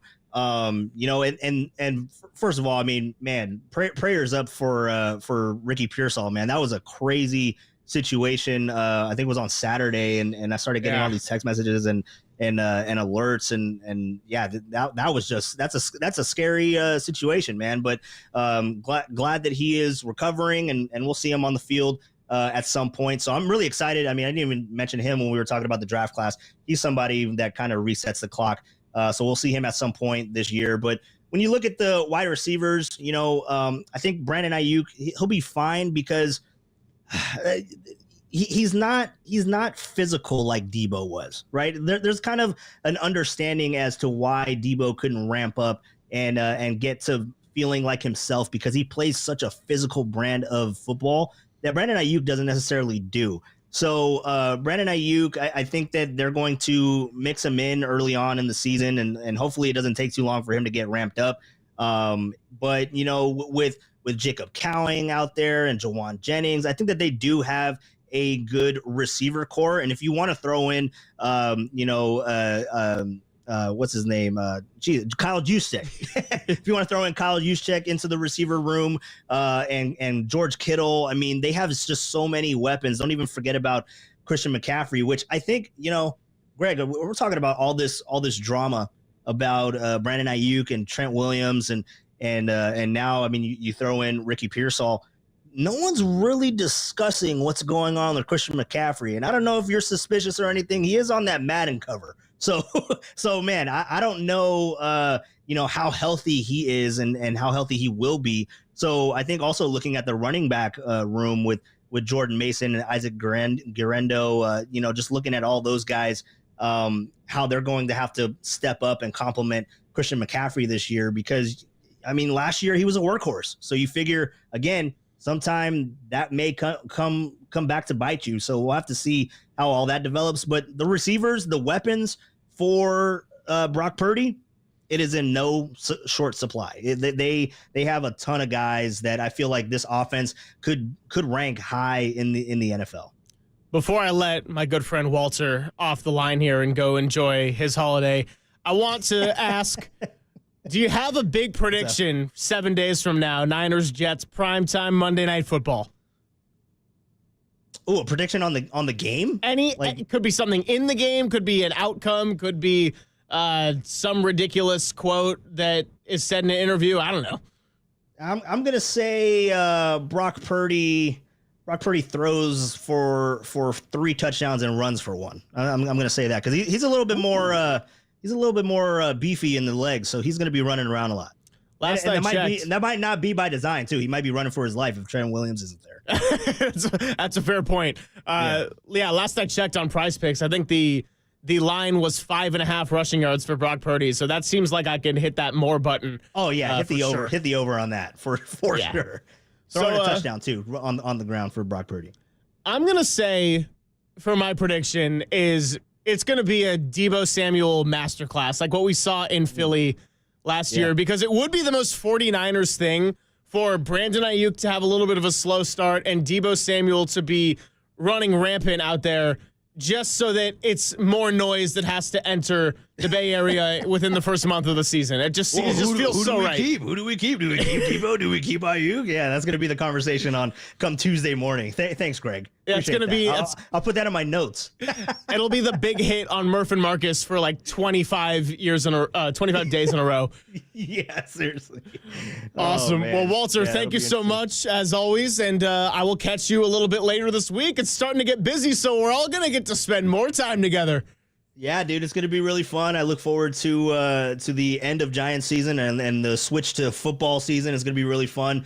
And hey, hold on, before I leave, I know we're on the clock, but I got to ask you, what's your strategy for Survivor football, man? You finished second in my pool last year. Got to shout you out. What's the strategy? How should I look at week 1 especially? Oh, okay. Yeah, you know what? It's okay. We can take a few minutes on this. So Walter's massive league couch potatoes open to everyone, by the way. So we might get about 50,000 text line. Yeah, 50,000 entries this year. Call in 808 KNBR text line 415-808-5627. It's all there for the taking.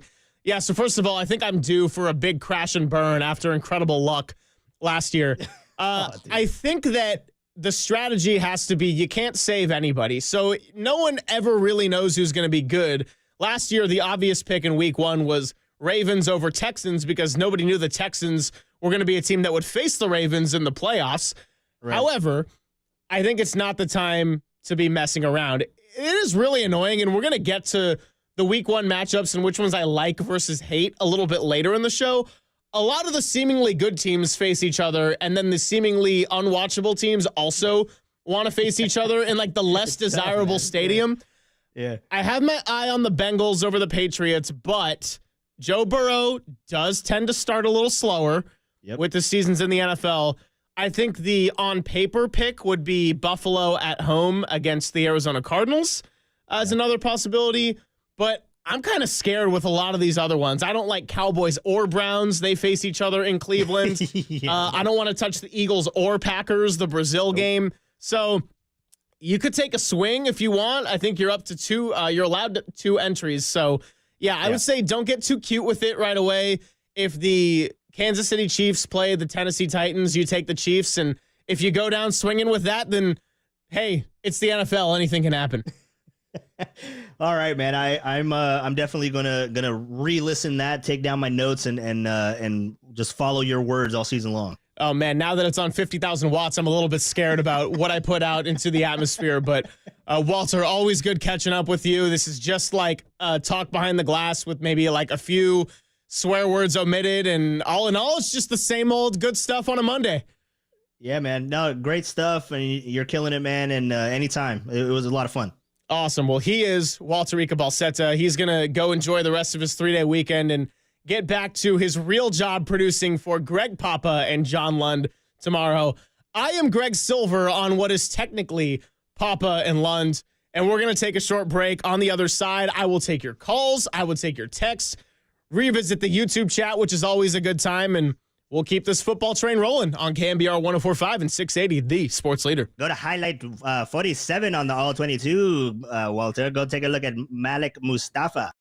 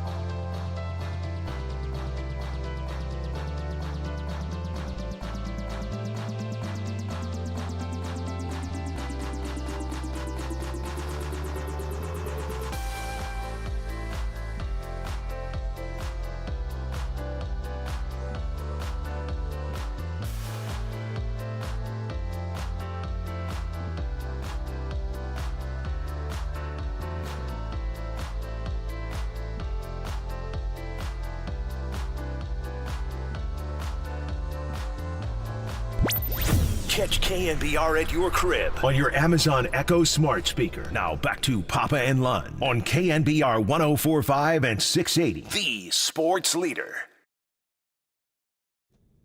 It's never, ever a shortage of good music when you got Cole LaPellette back there producing your show.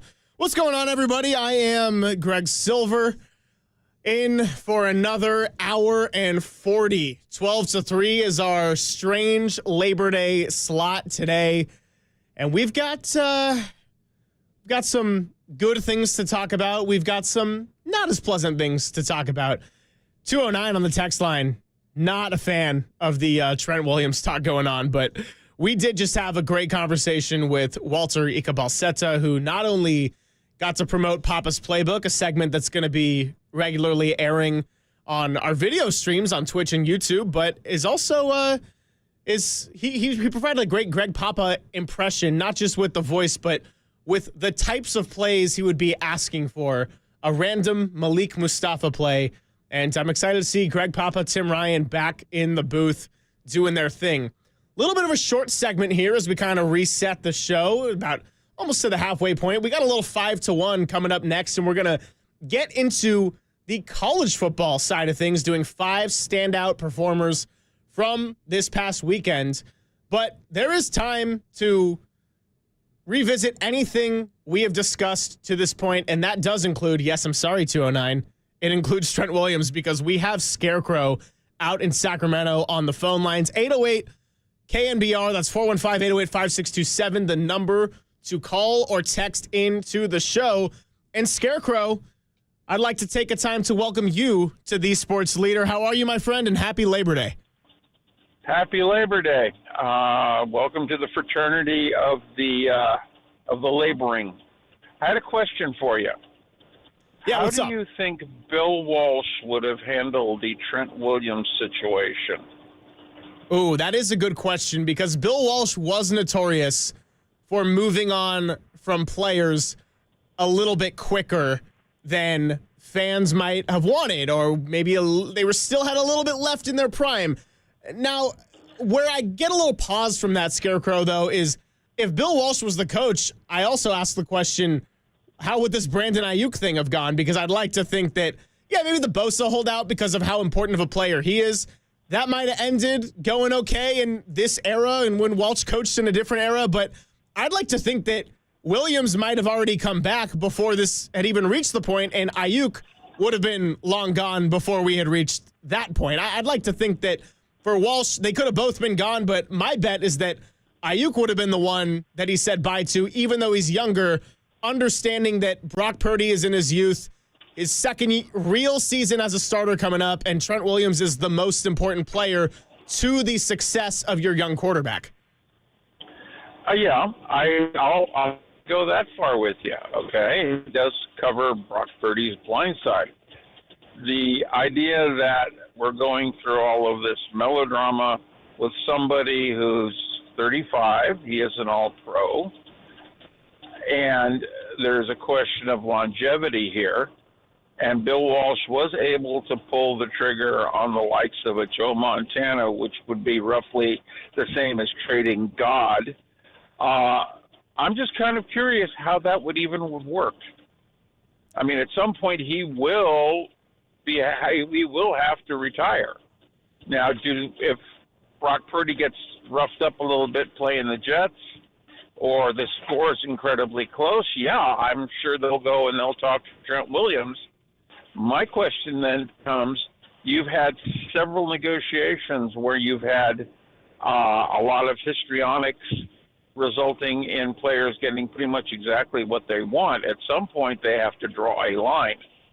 I just don't know where that line is.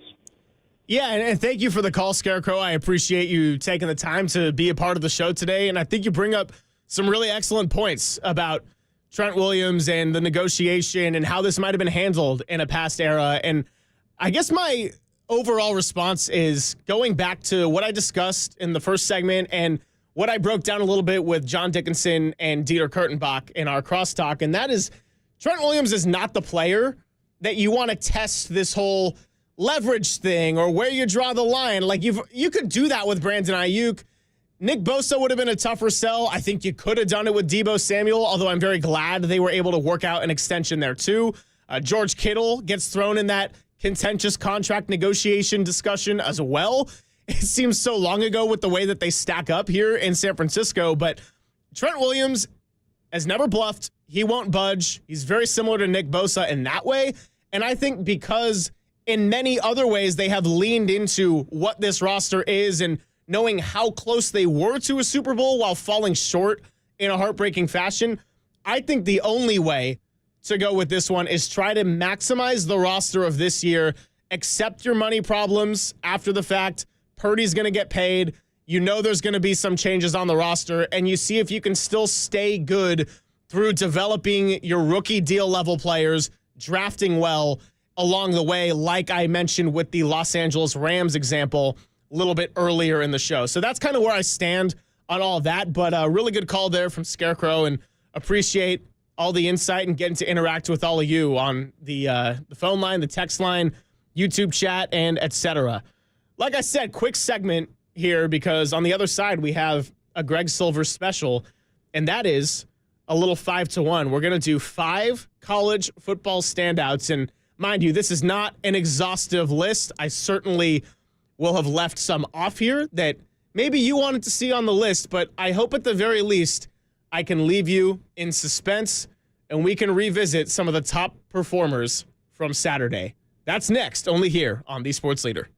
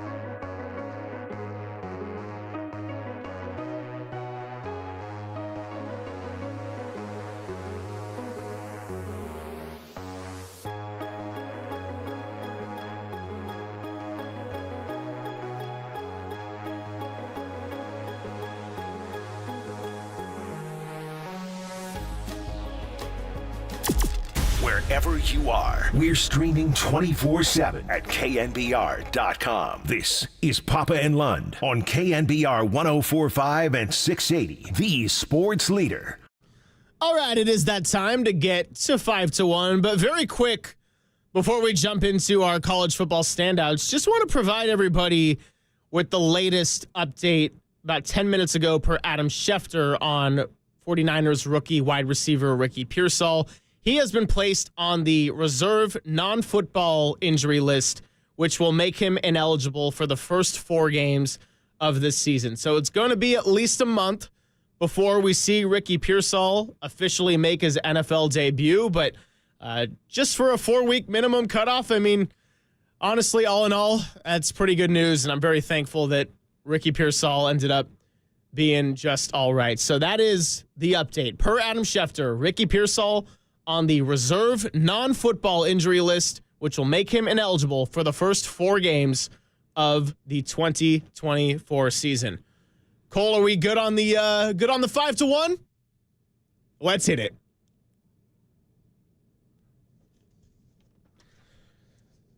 So this is our 5 college football standouts from the past weekend. Going to keep it on the West Coast to start things off, and that is none other than Arizona wide receiver Tetairoa McMillan.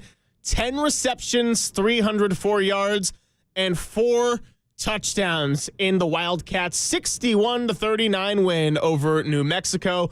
T-Mac becomes the first player in FBS history to have a game with at least 10 receptions, 300 receiving yards, and 30 yards per reception. That guy was everywhere, and he got things going with a 69-yard touchdown on the 3rd Arizona snap of the game. From there, he never looked back. Fafita looking for T-Mac across the middle. T-Mac, give him another 6.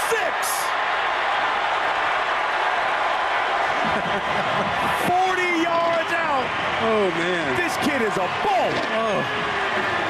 I mean, he's been better than we advertised. And Fafita has been everything we've said about his accuracy and those intermediate throws over the middle. 56. He is considered to be a lock to be a top 10 pick in the next NFL draft. The only other receiver who's considered in his class 16, is Luther Burden at Missouri. And those two will jockey for who will be the top receiver taken in the next draft. But the accuracy of his quarterback giving him a chance to make a play, to get yards after the catch, I mean, this combination is outstanding. So Twitter or X or whatever you want to call it can be the worst app in the entire world at times. There are also times where you live for the memes or ridiculous commentary. And the best one that I heard / saw over the weekend from McMillan's performance was, we are literally watching D-Hop in Mike Evans' body, and you guys want to talk about someone named Luther Burden from Missouri. Tetairoa McMillan, unbelievable debut working with his good friend Noah Fafita, and a lot of U of A players decided to stay after their head coach Jed Fish left to take the Washington job in the offseason. Pac-12, no more. Let's move to number 4, and that is Boise State running back Ashton Jeanty. 20 carries, 267 yards, 6 touchdowns from the big fella. That's school records for single game rushing touchdowns and rushing yards. And with his 6th touchdown, he also tied the Mountain West Conference record for most rushing touchdowns in a game. Here is said 6th touchdown on his 19th carry of the game. Boise State back on offense. Ashton Jeanty, breaks free. Has a player tracking him down. It's TJ Smith. Can he get to him? Jeanty, touchdown. Get out of town. 75 yards. A new school record. 6 touchdowns today. Get out of town, Ashton Jeanty. I don't care who you're playing against. 267 on the ground and 6 touchdowns. Look out, big fella. And by the way, if Christian McCaffrey's calf ends up becoming a thing, can we get this Ashton Jeanty guy to come in and take a few snaps? That is, of course, if he's running behind Trent Williams. Oh, no, I said it again. Let's move on to number 3. That is Cam to Cam in the University of Miami. So Miami of Florida embarrassed the University of Florida at the Swamp this past weekend, 41-17, and they were led by new quarterback Cam Ward, who was a Washington State transfer. Now, Ward put up 385 passing yards and 3 touchdowns, and let's be honest, the dude has full-on complete swagger, but the scoring opens up with a play from a different Cam. That is Cam McCormick, a 9th-year player in the NCAA. And from Joe Pompliano, Cam McCormick arrived at Oregon with Justin Herbert during the Obama administration, transferred to Miami after multiple season-ending injuries, and is the first player ever to be given a 9th year of eligibility. Here's what he did with that opportunity on the first drive. Ron Roberts, one of the gritty veterans of coaching. Ward drifting back again, floats it complete, and into the end zone goes Cam McCormick, one of the great stories of college football. And here on the touchdown catch, he pays it off, right? Came back, wanted to be a part of this team, felt like it was going to be something special. And on the very first drive of the season, Cam McCormick is 1 year older than me. He is older than Cole. He is older than our guy Ryan in the back room. He's older than young Tony. If anyone listens regularly to the morning show, you know what I learned today? That Cam McCormick could be running the board in place of Tony Farias. Of course, that's a joke. Nobody can touch what young Tony does, and nobody can educate themselves like young Tony with the help of Brian Murphy. So that's our third, is Miami. And we got a little bonus sound from that game coming to you at the end of the segment, but let's jump to number 2, and that is the University of Texas, a college football playoff team last year, came out with a defining 52-0 victory over Colorado State. And of course, the story was how awesome the starter was, right? No, it wasn't Quinn Ewers and the 38-0 lead he helped build up and the no-look touchdown he had on a slant route, which was filthy if you didn't see the clip. It was the backup quarterback, Arch Manning, getting his first touchdown pass because some things never change. And Arch Manning, well, let's just say everyone was ready for the hype. Arch Manning steps up, pumps, flips it out wide to Bolden. Touchdown! Making something out of nothing on the move. You just need reps, you need plays. And Arch does it, takes off and runs and realizes I've got a guy on the outside wide open and just improvises. Silas Bolden waiting for him, keeps his eyes down the field. Does Arch Manning just a flick of the wrist. And Arch Manning, his first touchdown, bow down to it. Don't get me wrong.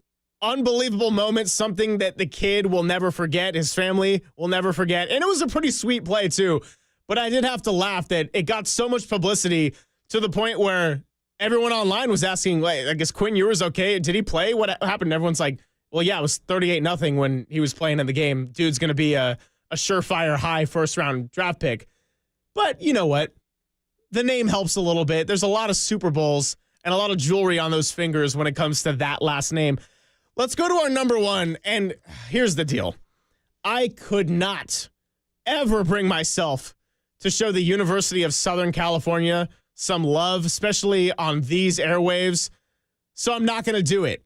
That was an incredible game, LSU versus USC. It was a wild ending with the running touchdown, but the nod that I'm going to give in this 5-1 segment is Brian Kelly's passion for the game, because yes, college football is about the sport and it's about excitement, but Brian Kelly is also here for the entertainment, and he had some funny things to say after the game. He also had a quote that I'm going to share with you after the audio we have. Are we good to go on that? Let's hear what Brian Kelly said in postgame. And we're sitting here again. We're sitting here again talking about the same things.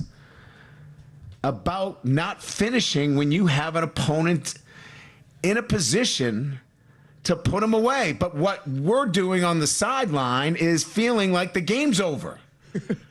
And I'm so angry about it that I got to do something about it. I'm not doing a good enough job as a coach. And I got to coach him better because it's unacceptable for us not to have found a way to win this football game. It's ridiculous. So you'd like to think there's some accountability and passion there, which I'm not going to disagree with at face value. But then I'm also scrolling through online last night trying to go to bed, not have the gears turning too late the night before I host the 3-hour show. And what do I see? I see Brian Kelly talking about USC quarterback Miller Moss. Simple quote, he outplayed our quarterback. Does that sound a little bit throwing under the bus to me? I mean, look, again, it's not here for like taking everything literally.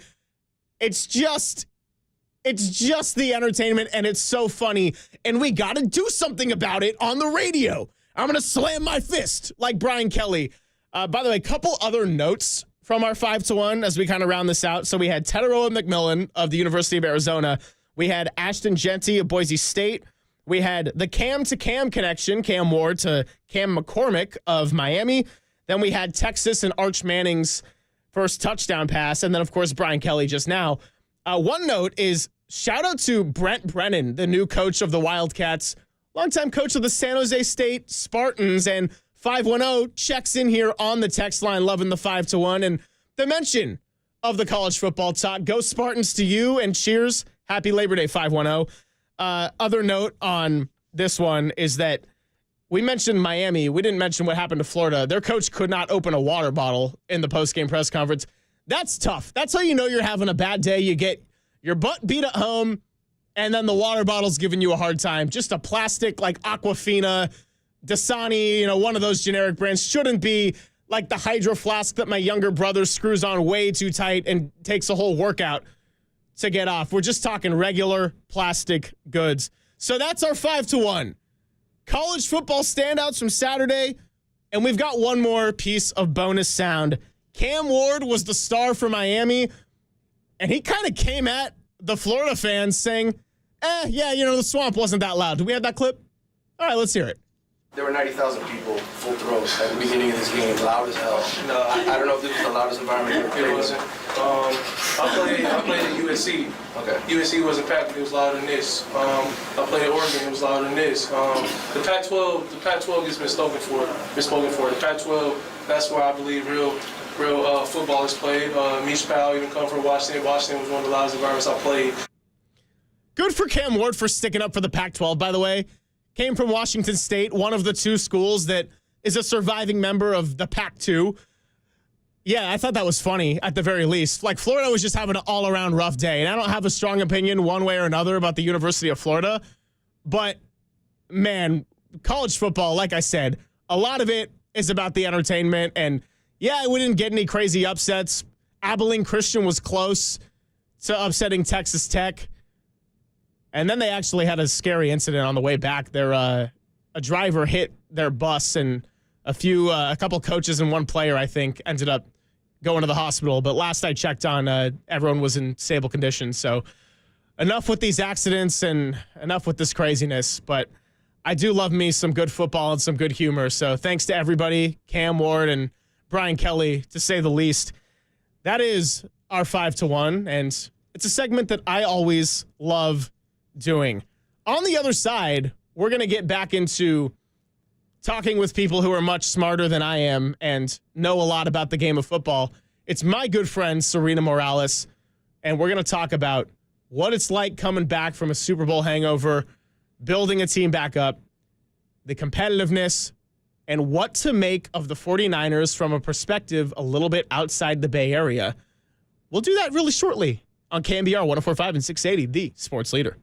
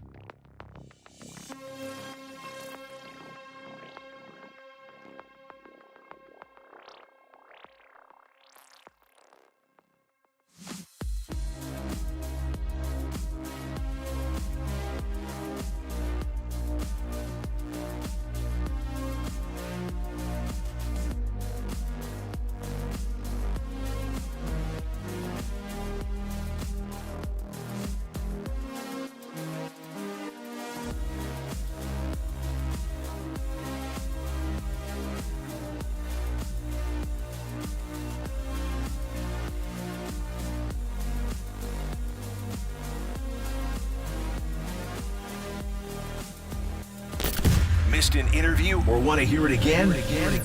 Catch them all at knbr.com/podcast. You're tuned in to Papa and Lund on KNBR 104.5 and 680, the sports leader. Be tighter, going to block as he goes out, crossing route wide open. Puka Nacua beating Charvarius Ward with a big chunk on third down. Banged in a bounce finally by Demo Lenore, but he's out on the 49er 35-yard line. They love those layered crossing routes, T-Rock. From tight right, Nacua on the shallow cross goes 20 yards. The show goes on here in the late afternoon. We're approaching the 2 o'clock hour coming up, and we've had about an hour since our last guest, and I've been looking for some more conversation. I'm very, very excited to welcome one of my good friends into the show. We met down in rival territory in Agora Hills and Los Angeles, where the Rams were trying to get their Super Bowl 2021 campaign going. It ended in the Lombardi Trophy, and now the 49ers are looking to do the same. She is a former anchor on ESPN. She is the former team reporter for the Los Angeles Rams, and most recently, the latest senior hire at We The Hobby. It is Serena Morales. Serena, long time no speak. How are you? Long time no speak, but glad to be here. We're hanging out. I love it. Happy day off for most of the folks out there, unless, again, you work in sports.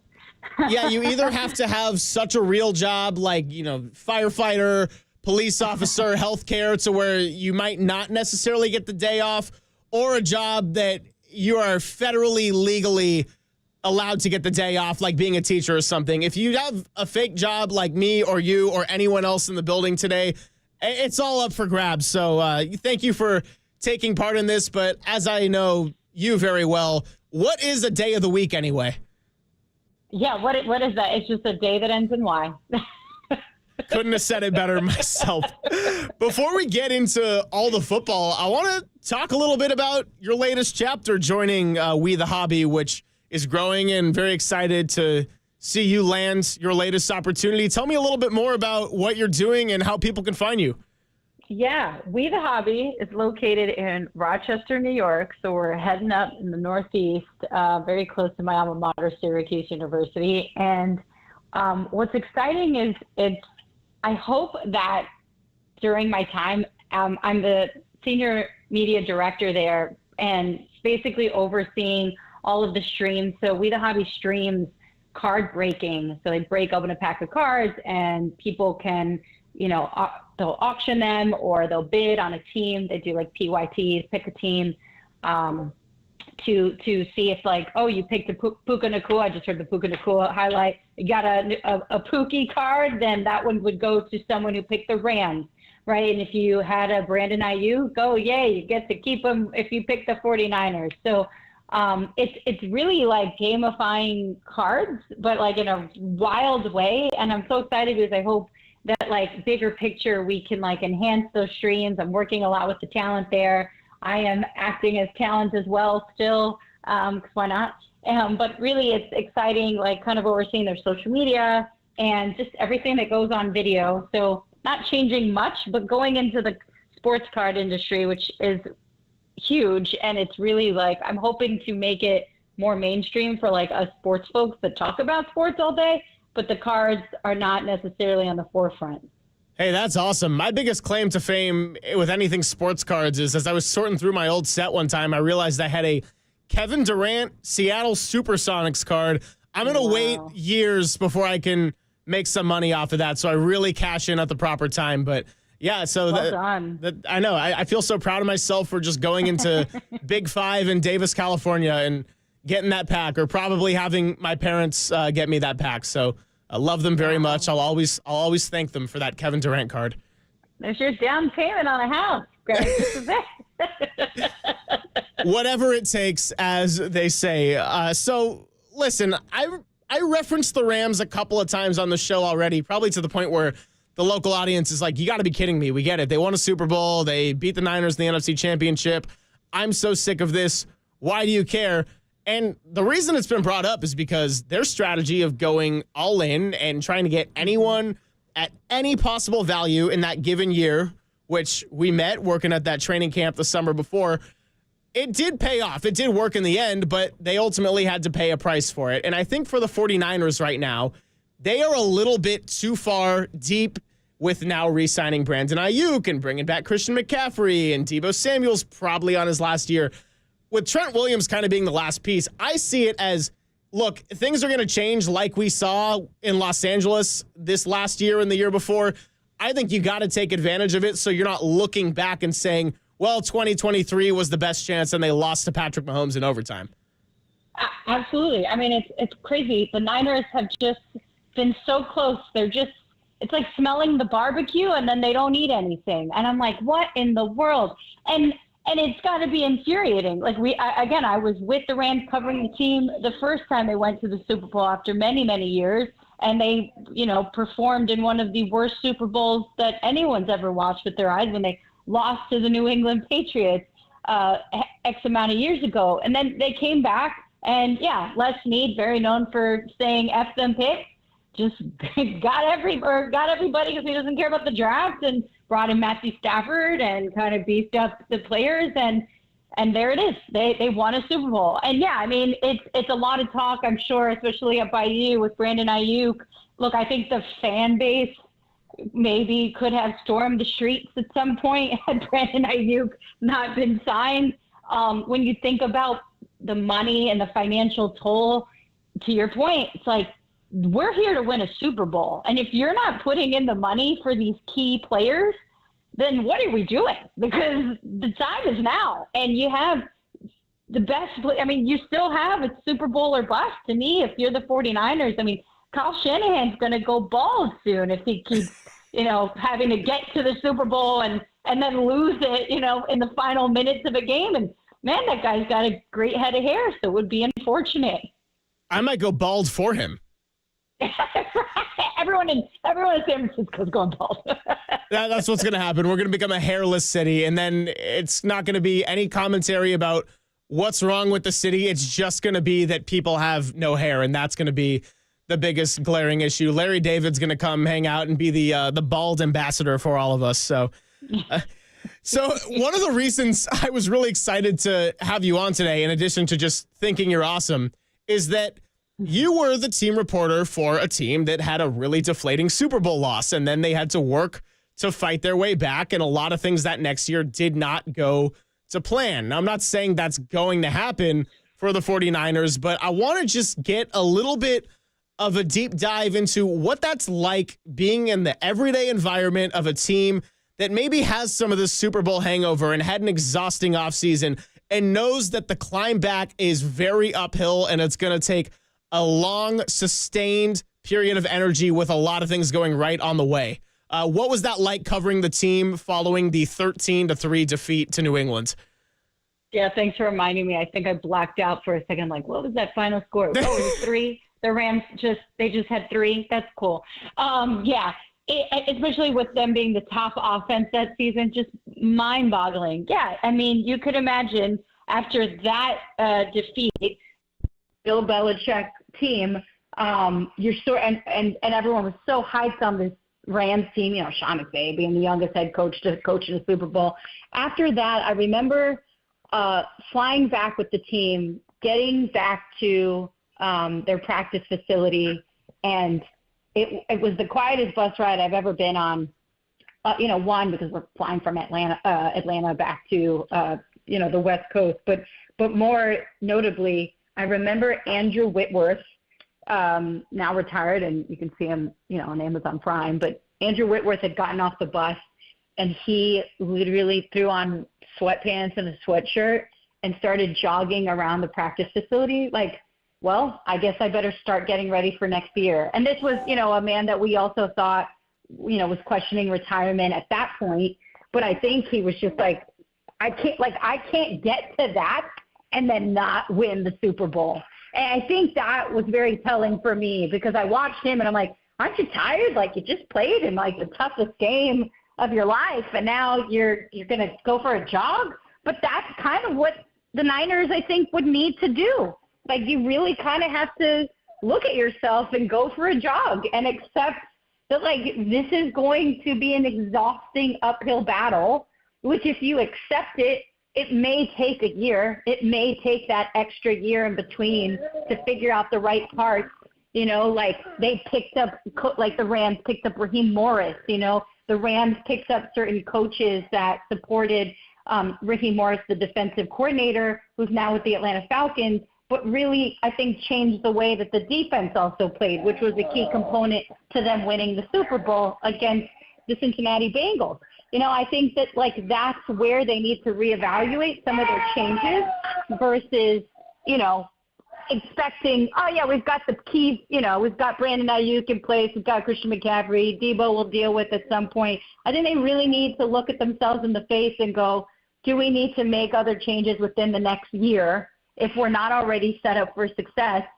Because, yeah, I remember that year after, it was like everyone was still jogging from the Super Bowl. So they were exhausted for like a year. Like it was just a different tempo. The team had changed a ton.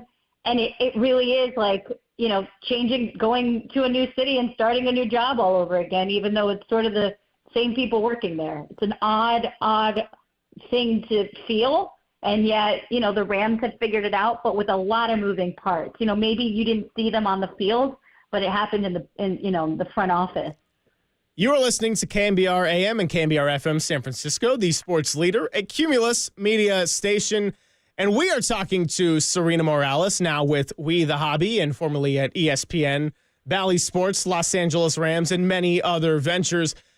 To talk about having a lot on your plate at once. You do this better than just about anybody I know. I can hear not just one guest on the show, but your baby boy is giving us a hello in the background. So I don't know. To me, that actually brings me joy because I can't wait to come down and meet the guy. And I'm glad that he's already getting his early sports radio presence. We're starting him young. He's my offensive lineman. He's my Andrew Whitworth. I mean, just protecting my blind side every day, Greg. Oh, I love it.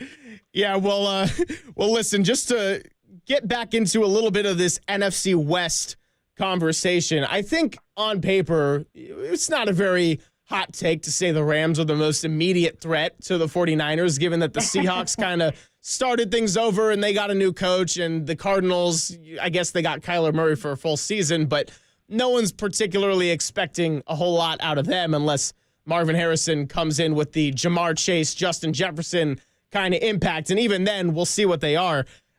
What do you make of the Rams as they're kind of in the zone of looking to rebuild and stay competitive? And do you think there's something to not having some kind of expectations that might pose a little bit of a threat in the division to San Francisco?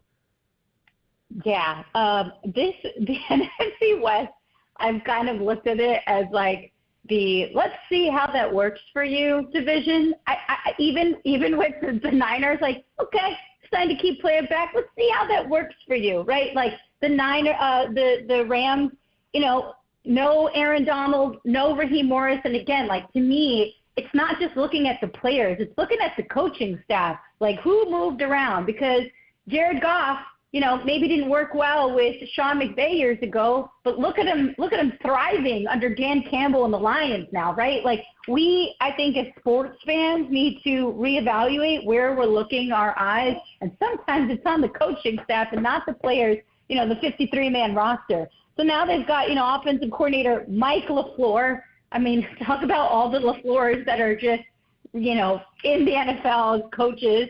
You know, your new defensive coordinator, Chris Shula, who's an amazing coach. He was a linebackers coach for the Rams for many years. He's stepping into a big role. Do I think he can fit that role? Absolutely. But, you know, you're missing an Aaron Donald, right, which I'm sure everyone's talking about. This is a young defensive line that is now getting ready to, again, compete against the Niners twice, with the Brandon Ayuk's and the Christian McCaffreys and the George Kittles, right? Like, so, yes, I think some coaching changes can be positive and could be really unique, but that's where I go back to the let's see how that works for you, because it's more than, you know, seeing these splashy offensive plays with Puka and you know, having cutbacks for the Niners, but there's a lot of significant coaching staff changes that I'd be curious to see okay, did we see this right? Did we not see this right? Was this a good coaching match or not? It's a long season to figure those things out. So, yeah, I am curious about that with the Rams. And then you think about the Arizona Cardinals who went 4-13 under Gannon's first year. Yeah, is Kyler Murray going to spark? Or are we, has he figured out how to hype Kyler Murray up enough? And is he going to stay healthy? Because, again, he's a guy who's running the ball a ton. So that's an injury-prone position to be in if he can stay healthy. Again, let's see how that works for you, right? And then the Seahawks, obviously, yeah, Mike McDaniels. I actually think that the coaching change from Pete Carroll could be interesting, only because I find that Mike McDaniels' pressers are way more, elusive. I don't know if you've noticed this, but, he just doesn't give away the game plan. He hasn't even, shared for week one who the starting offensive line is going to be, which I just find exciting. But also you're playing against, the Broncos with a defensive-minded head coach. So, to me, I find that to be a nice change. And, again, let's see if Geno Smith has a similar season to last year. But this is the NFC West is let's see how that works for you, West. Yeah, for sure. I mean, Mike McDonald's replacing Pete Carroll is going to be something that is an interesting experiment. I think Pete Carroll teams did tend to overachieve a lot. We'll see if the same happens with Mike McDonald. And I'm realizing we got too many Mikes as coordinators or head coaches. And then, we have Mike McDonald, Mike McDaniel. It's pretty soon it's going to be either you're part of the Shanahan tree or your name is Mike McSomething. And that's how you get your foot in the door in an NFL head coaching circle. Yeah, I'm McDaniels, McDonald's. I'm hungry. I need some chicken nuggets right now. Oh my gosh, yeah. There's a lot of mix in the NFL, but yeah, I mean, I still think that the Niners are primed to run it back at least. Not they haven't won, but I do feel Kyle Shanahan is one of the best coaches in the NFL. He's smart. He's going to test any defensive coordinator. He's going to test any defense. And I really do think the offense knows how to operate, but, especially with Brock Purdy. I mean, goodness gracious, we don't luck out on a quarterback that somehow, isn't injury prone and can operate at a very high level, which is what Shanahan has needed. But, you bring back certain pieces, and I think it's just a matter of how much they destroy through, the NFC West. But yeah, I'm really going to sit back and grab the popcorn and maybe do that meme for a while, because there's just a lot of different coaching changes throughout this division that those are the biggest question marks for me. And internally, there's going to be changes with the 49ers. Steve Wilkes got let go as the defensive coordinator after what was actually a great Super Bowl. And yeah, maybe he got scapegoated a little bit, but when you lose by the skin of your teeth in overtime in the Super Bowl, I don't think Kyle Shanahan's going to be too worried about the optics of everything. And now he's got Nick Sorensen as the defensive coordinator and also brought in Brandon Staley for some extra support. So this Niners unit is young on the defensive side for the most part. Nick Bosa now coming in as one of the old veterans feels strange when he's 2 years off of a DPOY stint, but that's something I'm most intrigued by with this team. And, of course, Brock Purdy has a big year coming up. And, fortunately for his sake, he's now got Brandon Ayuk back in the mix, and he's got Deebo Samuel for another year here. So we'll kind of see how that all shakes out.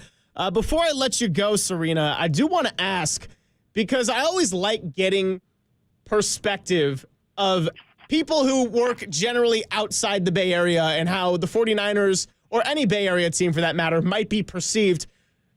Where do the Niners end up seeding-wise, or how many games do they win come the end of this regular season? Oh, they absolutely will have a winning season. I haven't done any of those early predictions as far as they're, these are the two teams that are going to be in the Super Bowl. I think everyone is putting, Taylor Swift, the Chiefs back into the Super Bowl. But I do. Oh, here we go. Gosh, can you just imagine? But I do believe that, yeah, they would have at least 11 wins. I just don't see how they have a losing season. I don't see how they don't win this division. Again, I would hope that as a Rams former team reporter, I'd love to see that team succeed, in a personal front.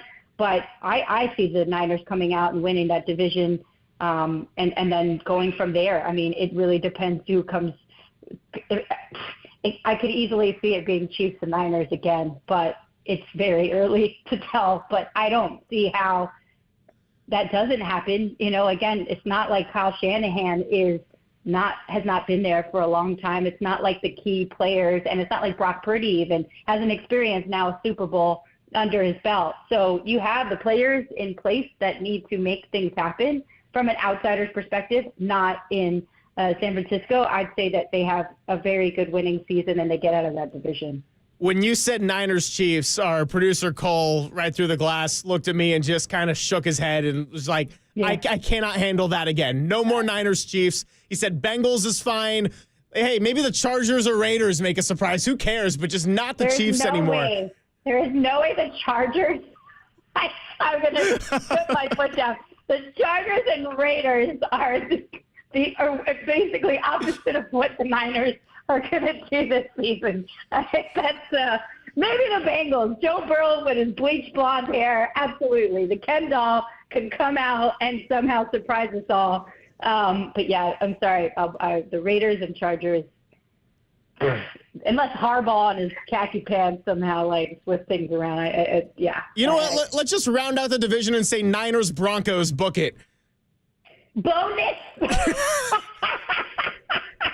I guess that's where I'm like, where else are we talking? It's really oof. And not to I think the Raiders are making very significant changes to their roster, and I think.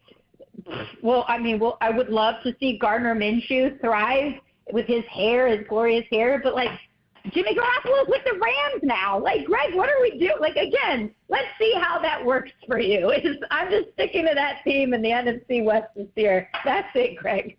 You know what? After a long and very drawn-out offseason here up in the Bay Area, sometimes you got to have a little bit of fun and just throw out other AFC West teams making a magical run, because we have been stuck in the mud on Brandon Ayuk and Trent Williams, and now we had a really serious matter with Ricky Pearsall, and of course we're glad that he got released from the hospital a day later. But this has been a long offseason before the Niners have even faced the Jets, and they got a big climb ahead. But listen, I'm so glad you got to join the show. I'm so glad that we had 2 members of the family join the show today, and please give please give your baby my best. I'm going to come and see him, and maybe I'll gift him with a video clip from this show one day, which he will not care about, but that's all beside the point.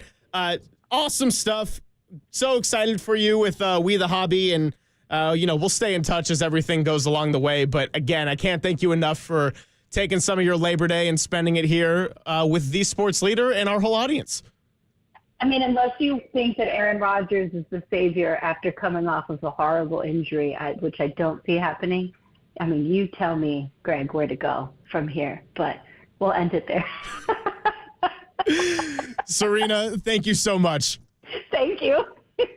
She is Serena Morales, the former anchor of ESPN, team reporter for the Los Angeles Rams, and now with We the Hobby, getting a little bit into the streaming and sports card business.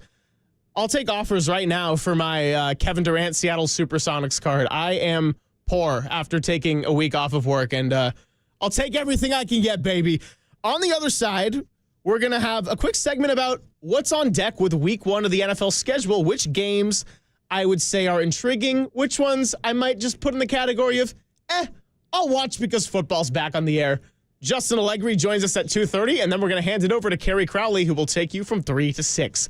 All that coming up on KNBR 104.5 and 680, the sports leader.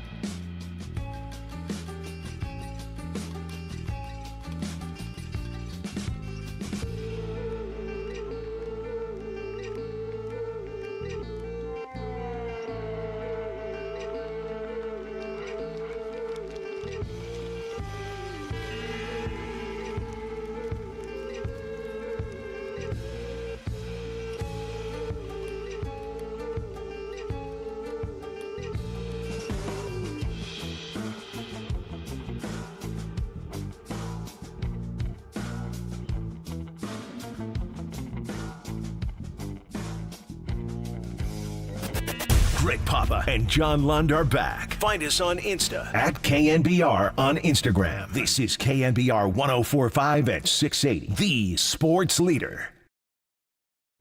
Oh, I love me the musical rejoins that we get on the show. It's Papa and Lund with Greg Silver taking you up to 3 o'clock. Kerry Crowley going to join us a little bit before then, and we'll get to see what's on the docket for his 3 hours before Larry Krueger's Niners Nightly debuts at 6 p.m. Always great to hear from my friend Serena Morales, who was kind enough to join us doing a little multitasking, being a mom and also talking about the NFC West, something that I cannot, nor will I ever be able to relate to. And so she is the best.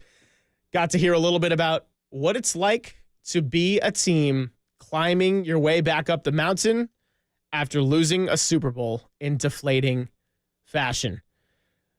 Week 1 it's here. Like, this is real life. I can't believe we made it. And I got to be a little excited because the people that I'm with here, Cole producing the show, Kyle Hard just entered the building. We've spent a lot of time here on the weekends getting to watch the Giants, and sometimes it's fun, and we love Bill Lasky, but sometimes the team itself has really just taken it out of us. The energy is just, and I'm happy that we get to have football back. So here's what we're going to do. We got a short segment before we bring Justin Allegri on to talk about some college football and the California Golden Bears, as he is the voice of their football and men's basketball programs. Here are my tiers. I'm glued to the TV. I'm intrigued. And then I'll watch because football is back. And it's week 1. And I got to tell you, we got some really good ones. First of all, let's just start with the obvious one. Ravens at Chiefs. I am glued. Why would you not watch the opener? Enough said. AFC Championship rematch. Lamar, Mahomes, boom. Jets at 49ers. Duh. Gonna be right here on KNBR.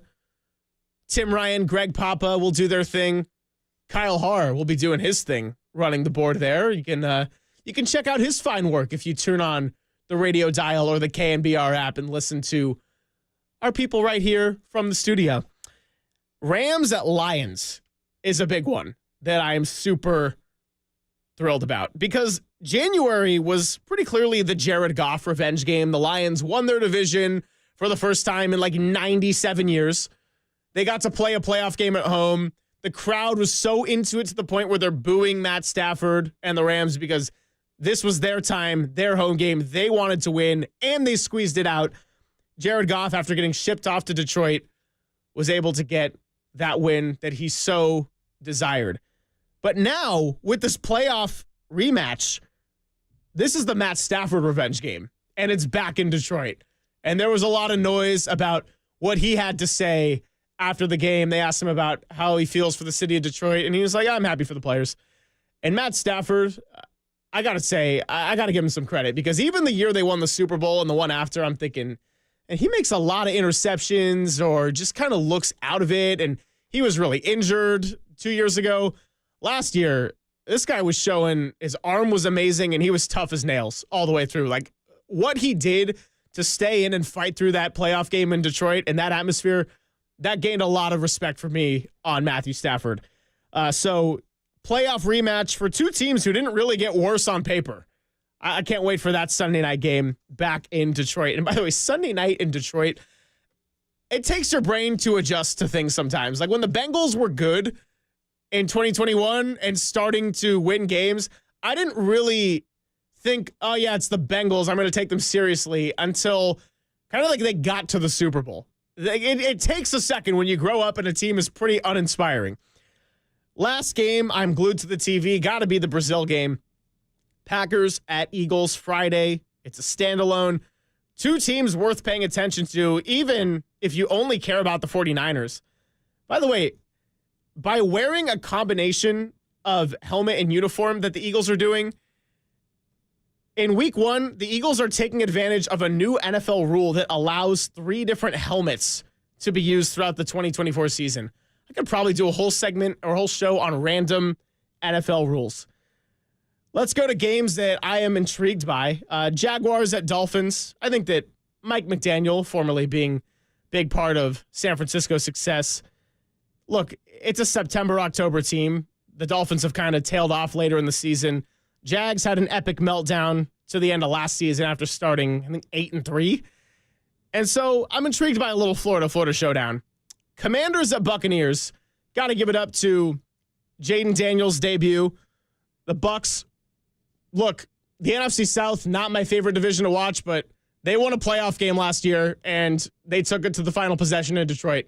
Got to give them some respect for that. The Jaden Daniels, Buccaneers, that'll be fun. Texans at Colts. Never thought I would say that I'm intrigued by that game in recent memory, but I think both teams feel very confident heading into this year. I think the Texans should feel very confident. Colts, maybe we'll see. Anthony Richardson did not get a lot of time to play last year.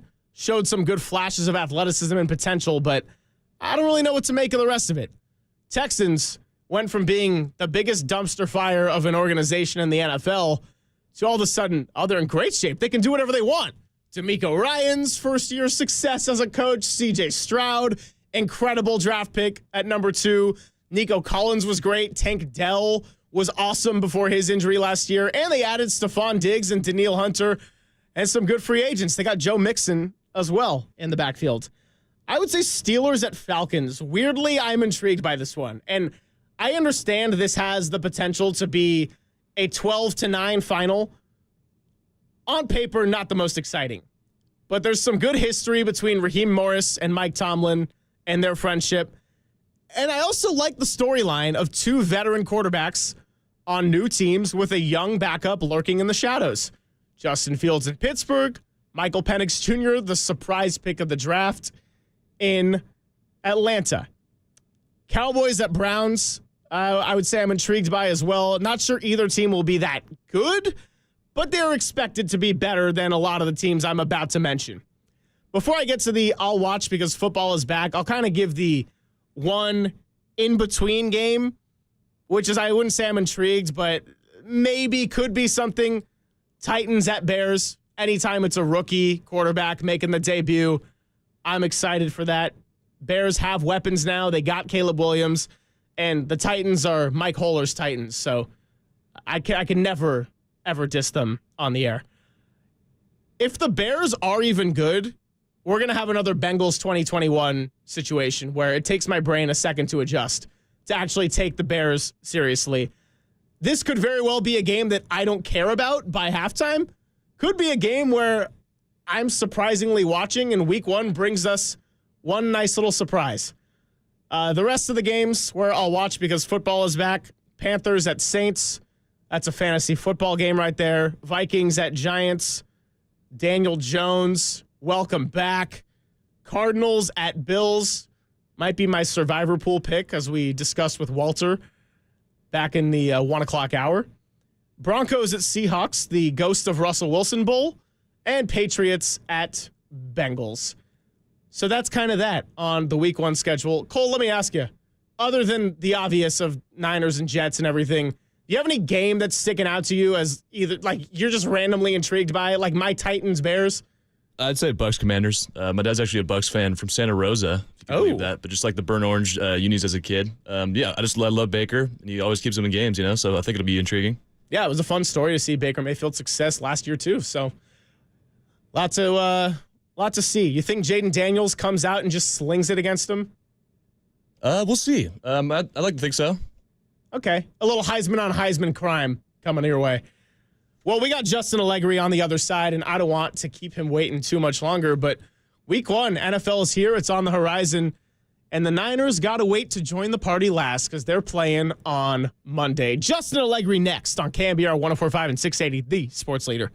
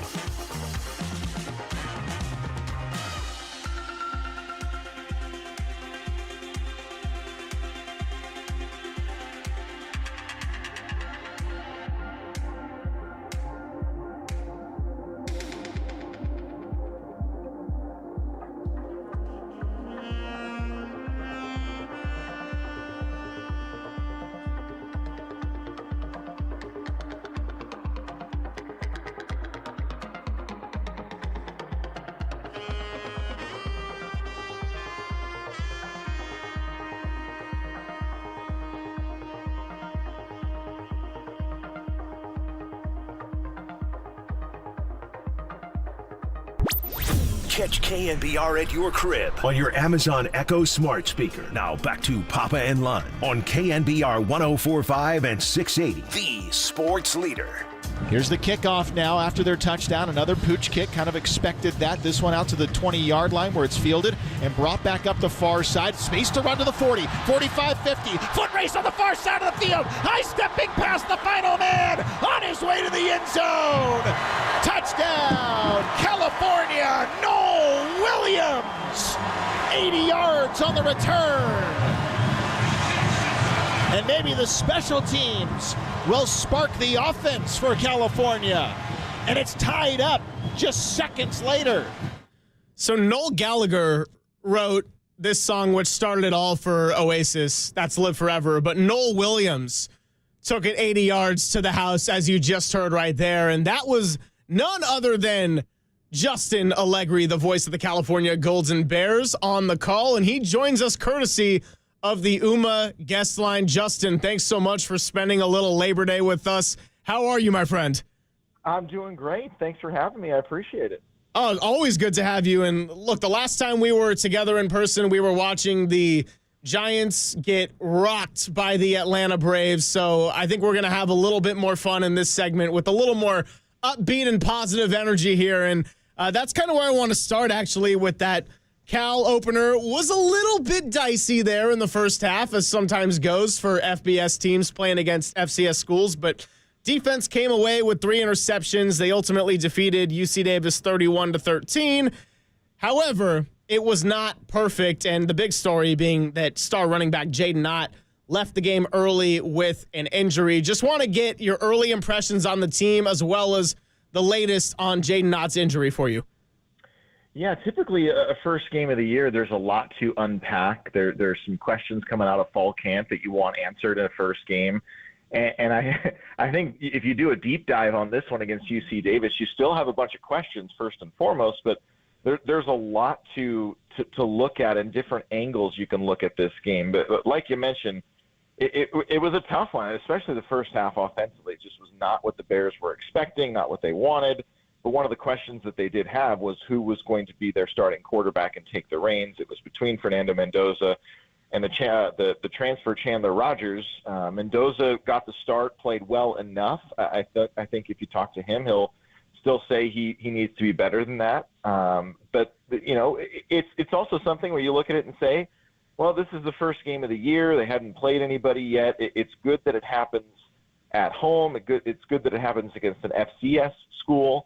Because it's not going to get any easier now, but there are a lot of questions still. And, you know, Jaden obviously is the big one. He's the star running back that's returning, top 10 rusher in the nation last year. He went down in that game. Still don't have official word on his status this week. I'll probably get that tomorrow at practice. The team will head out on Thursday for their game to Auburn. But indications showing that and even Jaden said it on his social media that he doesn't expect this to be terribly serious. But that's something that tests will need to reveal.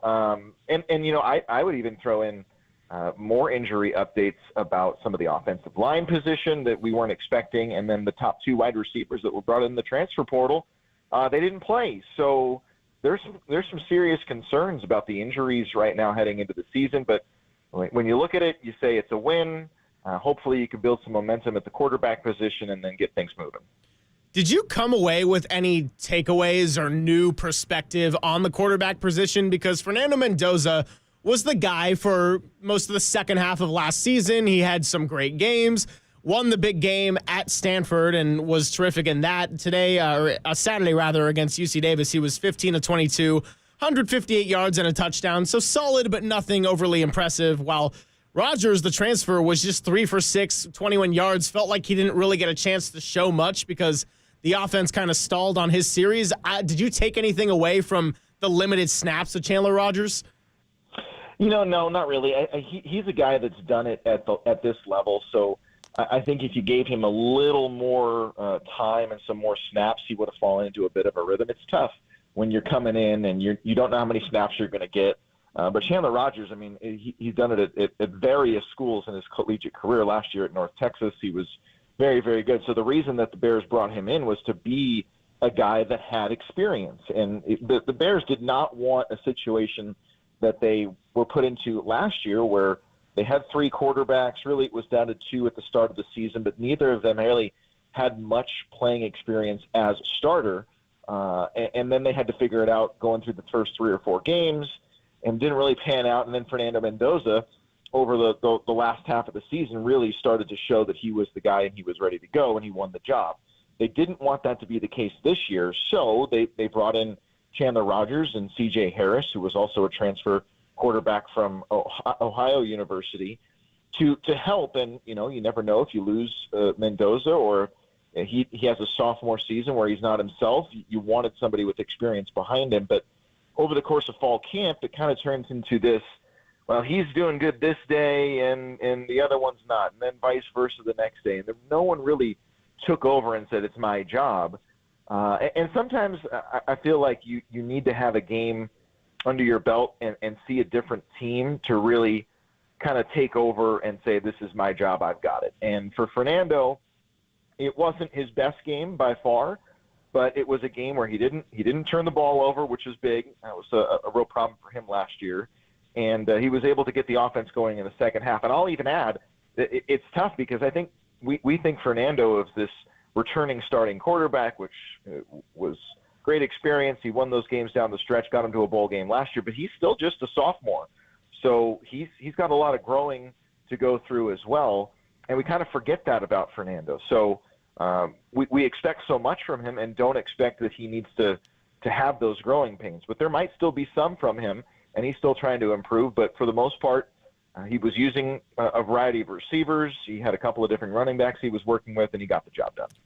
Justin Allegri, the voice you hear, and you can hear him all throughout the football and basketball season for California Golden Bears games on 810 The Spread. Does an awesome job in his second year with the role, and previously spent some time at San Jose State, a college we've mentioned on the show a couple of times with both Brett Brennan and going over our college football top performers of the week. Justin was locked in on Cal and UC Davis, talking about the quarterback situation. I want to pivot to the offensive line, which you mentioned, and some of the injuries. From watching that game, to me, that was probably the glaring weak spot. But, like to your point, guys were missing. So I guess I would say, how concerned are you about this piece of the team, given some of the injuries and their shaky performance on Saturday? Not as much as maybe the first game would show you. I do want to know the status of Matthew Wyckoff, who came into this year as the number 2 center, and with Will McDonald not able to start last week, who was the guy that they brought in from Coastal Carolina. He had something like 50 games in his career. He was very, very experienced. The Bears really wanted to solidify their offensive line with experienced transfers, and he wasn't available. So now you go back to Wyckoff, who was a guy that in different spurts last year played center. And then I know he went down in that game too. So then you have the third guy, Bastian Swinney, coming in, and it's kind of like, all right, well, where are we going to see what this truly was supposed to be? Siope Vadakani didn't play either, who is the right guard. So still a lot of questions from that. Now, that said, Nick Morrow, who's a freshman, just a huge, huge guy, 6'8", 305. I thought he looked pretty good, and remember, he's going to probably go through some growing pains too, but just his sheer size is something that kind of jumps off the page. Rush Reimer, Montana State transfer, he's been healthy. So if you can get that left guard position, especially Vadakani, so consistent, and the starting center, I think you'll really start to see a little bit more consistency. But the problem has been they haven't been consistent in fall camp, so that group really hasn't had a chance to mold together yet. But they're essential and critical if you want to have the cornerstone of your offense be Jaden not running the ball. Those guys need to get their job done and improve over the course of the year. The ACC is going to be the bulk of the competition that Cal will face this season. But before I get to them, I want to go to an SEC school. That's who they face next, Auburn. Auburn put a beating on Alabama A&M 73-3 on Saturday. And yes, might not be the best opponent, but 73 is 73. Have you gotten a chance to dive into Auburn to this point in the week, or is that going to be the stack of homework that lies ahead? You know, that's a tough game to digest, because you look at what Auburn did offensively, having no idea about Alabama A&M and what type of team they are. You know, Auburn had just a ton of explosive plays. It seemed like every play or every series there was a 40-yard catch or a 30-yard run, and I can't remember what it was. I think 6 different players caught touchdowns, something like that. So it's hard to look at that and say, well, gosh, is Auburn this juggernaut of offense, or were they playing a team at home that they should kind of go off against? So when I look at this game, the first thing I think about is last year's game, which was perhaps the most frustrating game for the Bears all season. It was the second game of the year. It was the home opener. Auburn came into town the first time those two had ever met, and it was a defensive battle, and the Bears missed 3 field goals and lost by 4. So it was a real frustrating outcome. And you know, when you're going into a season early part of the year, those types of wins are critical, and execution becomes a real key thing when you think back to that game. So for this game in particular, you know, the starting quarterback still returns, Peyton Thorne, who didn't put up tremendous numbers in that game last year against Cal, but has done that in his career, and he threw for something over 300 yards in the opener. Really good. But to me, it's the receiving core that looks very strong. Their tight ends will always be good. Those SEC teams, they get the big offensive line, they get the double tight ends, and they really try to pound it. So that looked good. But again, it's hard to understand what those numbers kind of translate to until they face another FBS school. A few more minutes here with Justin Allegri, very kind to join us here on Labor Day Monday. Let's pivot now to the ACC, because both for Cal and their rival Stanford, that's going to be a lot of cross-country competition. Have you had a chance to dive into the ACC and some of those opponents for Cal yet, or is this more the stage where you're kind of just figuring out the team that you have in front of you and that you got to announce every week? I think you have to do both, honestly. But the hard part is, you know, last year was my first year, as you mentioned, and I was familiar with the Pac-12. I hadn't really followed it intensely, and I hadn't covered it before, but I was at least familiar with some of the teams and what they'd done in the recent years. So it was a little bit easier for me to have the context going into some of those games last year. This year, it's like, well, what did Pitt do last year? I don't know. I don't think I watched a single snap of Pitt last year. But now you have to try and dive into that. So it's learning another conference and more fan bases and traditions and whatnot. But with all the transfers too, it's all the more challenging, because last year was decidedly different than this year for nearly every ACC team. I mean, we're going to see some former Pac-12 quarterbacks and running backs this year on ACC teams that will play against Cal. So you have to do a little bit of both. It's at this point of the year, you're kind of just monitoring who's having big outputs and which team looks strong, just so that you can have that in the back of your mind when you get ready for a game. But you're right too. This is the time of the year where you look at your own team and say, all right, what's the team identity? What are the storylines that are presenting themselves, and we need to focus on this year. But yeah, ACC, we're gonna get our air miles. That's for sure, Greg.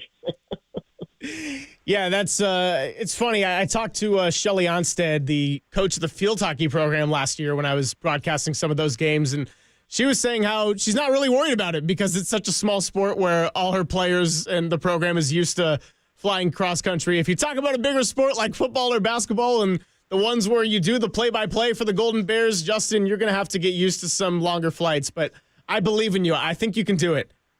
Yeah, I think we'll be fine. I'll get some noise-canceling headphones, get a neck pillow. We'll be good to go.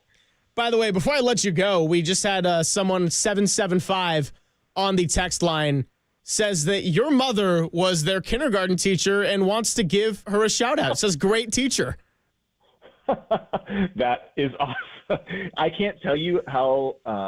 So I'm from Santa Cruz, which, you know, when you compare it to the rest of the Bay Area, it's a small town. I can't tell you how many people will come up to me and recognize her from a second grade class or a kindergarten class before anything else. So it's a lesson for all of you out there. Mom always knows.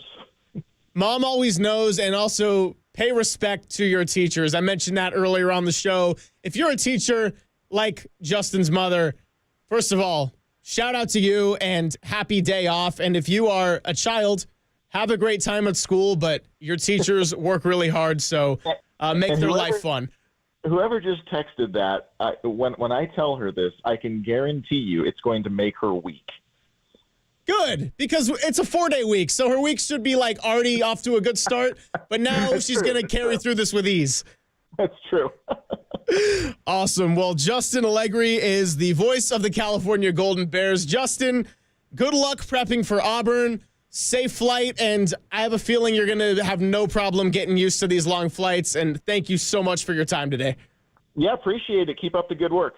Thanks, Justin. Well, good stuff, and yeah, shout out to the teachers. You know, it's been a common theme today. With Serena Morales earlier, we talked about real jobs. Teacher, you bet your butt it's a real job. So you either earned the day off or your job is so important that you could not afford the day off. If you're just me, not a real job. I'm just sitting here getting to blab, and I'm very fortunate to be able to have done that with you the last 3-ish hours or so. Got one more segment, and we're going to catch up with Kerry Crowley for a little crosstalk whenever he is ready. But in the meantime, just a whole lot of football and a good day. We had a good 5-1. We got to talk a little baseball with Walter. Serena Morales gave us the perspective of crawling back to the Super Bowl. And what do you say, Cole? I just talk about Trent Williams and only Trent Williams for the next 15. I'm joking. We're going to take a break. Be back in about 5, and we'll catch up with Kerry Crowley and close out the show on KNBR 104.5 and 680, the sports leader.